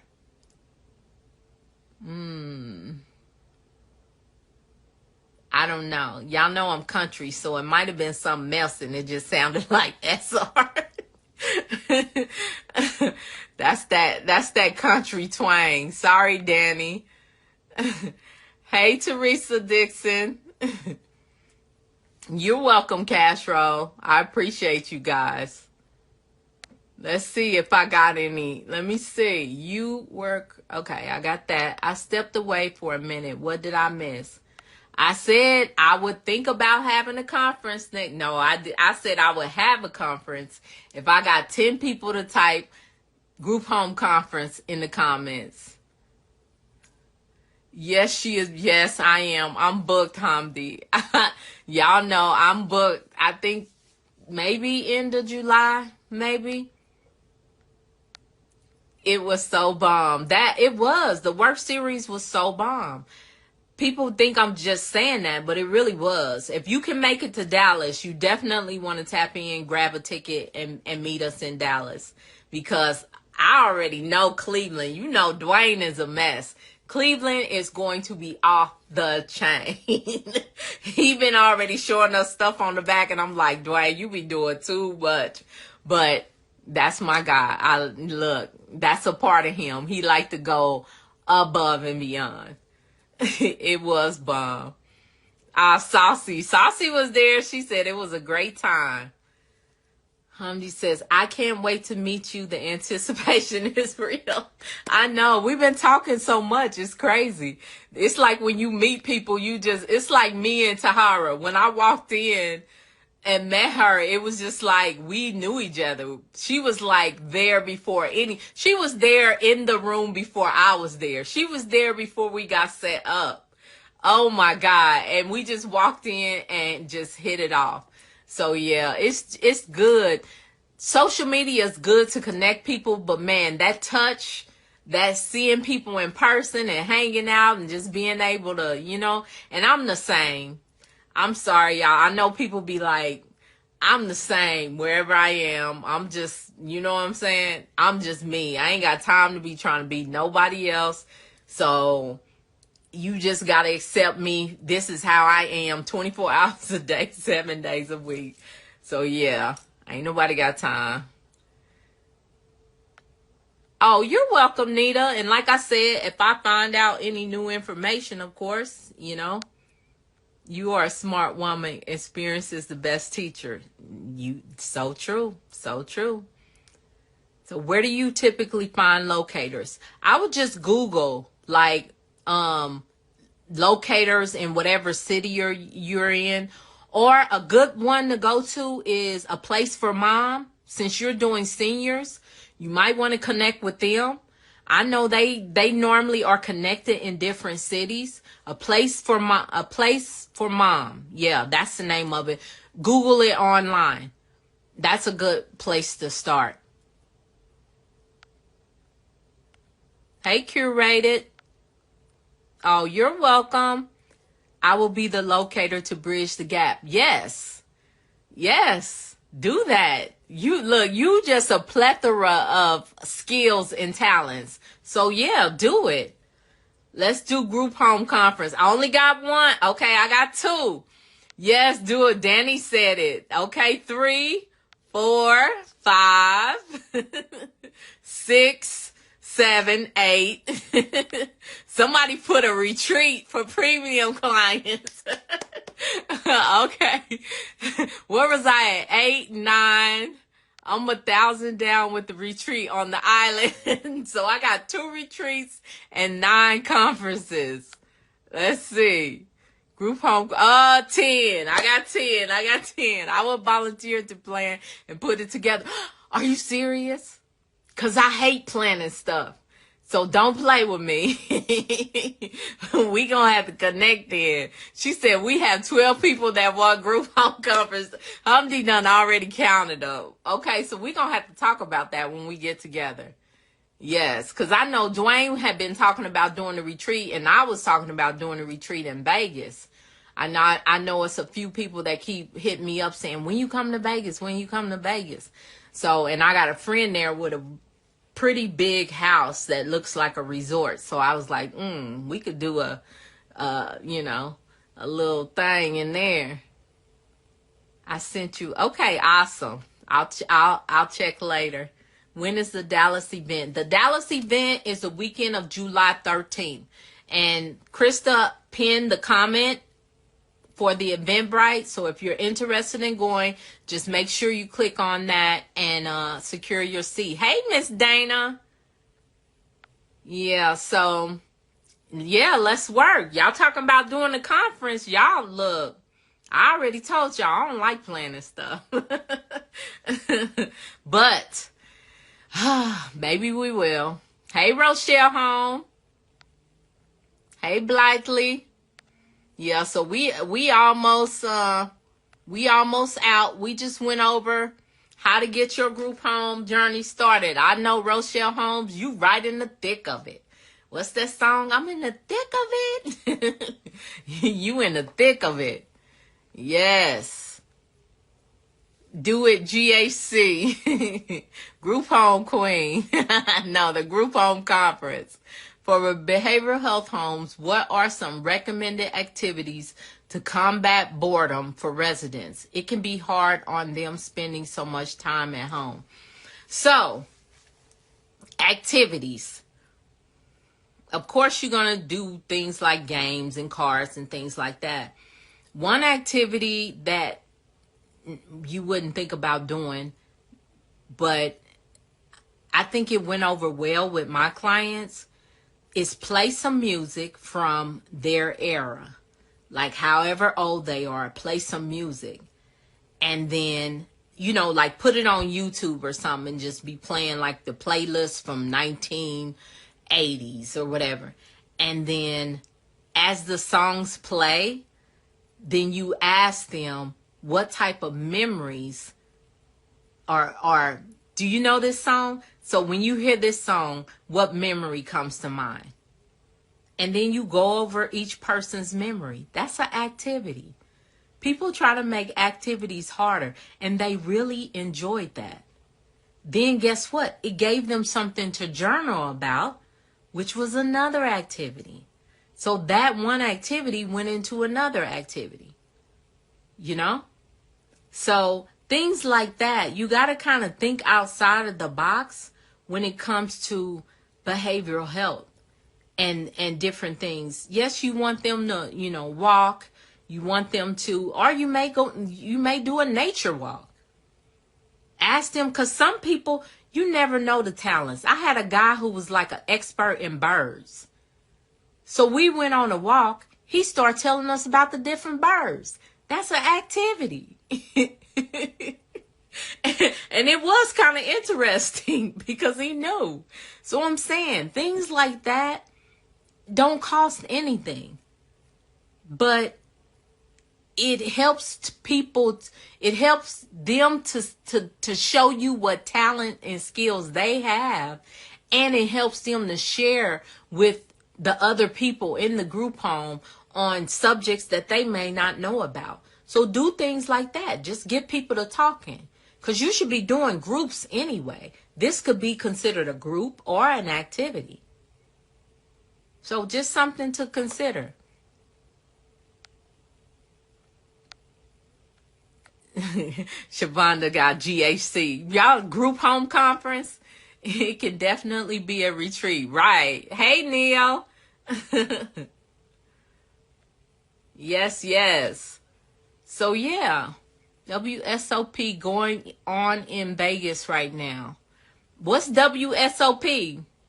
Because I don't know what that is. Vegas is good because the plane tickets are good. What's the T trying to work on Vegas? I don't know. Maybe we'll do a conference next year, a retreat at the end of this year. Something like that. Confirm. We going to Vegas then. Oh, y'all just go.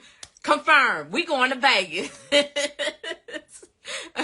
All right. Okay. So I guess I'm going to have to get something together in Vegas. But don't let me get some stuff together in Vegas and I come and tell y'all what it's going to be and people complaining. You hear me? Don't do that. Don't do that to me. Because y'all know stuff costs. So if I get something together and it's nice, don't come to me with no complaints. All I want to hear is, where do I buy my ticket? That's all I want to hear. Hey, Jerry Deals. Sound like we going to Vegas. Everybody want to go to Vegas. Yoga is a good activity. Yes, yoga is too. Or stretching. You can actually put on videos and you can just have them stretch.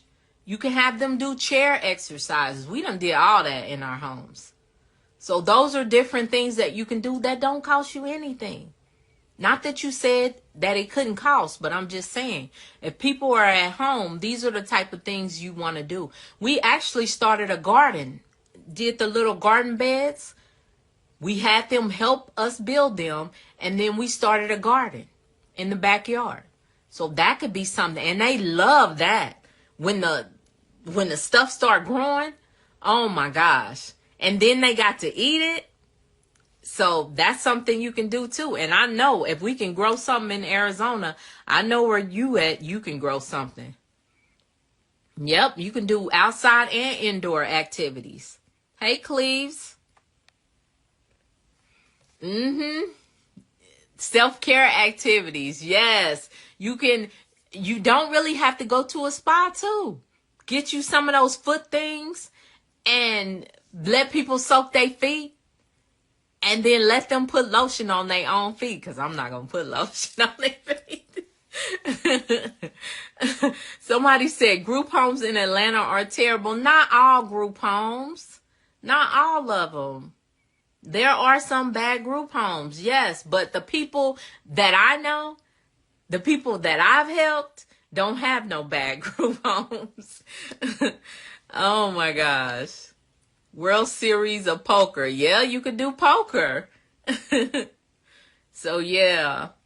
But, yeah, you guys, well, it has been great. It has been wonderful. I so appreciate you guys. We had fun tonight. So, we already know that we planning a retreat in Vegas, and we planning a conference somewhere. I don't know yet. Hey, Millie. So, yeah, so I guess that's what we got out of. And I think we did assist a couple of people with getting the first initial steps to doing their group home. All right. So, like I said, those of you who asked, if you DM mentorship, you will receive the link. You can go ahead and join the mentorship. And then if you also ask for, and don't everybody be doing it, just a couple of people that asked me for the regulations, the regulatory agency, you can DM regulations to my DMs.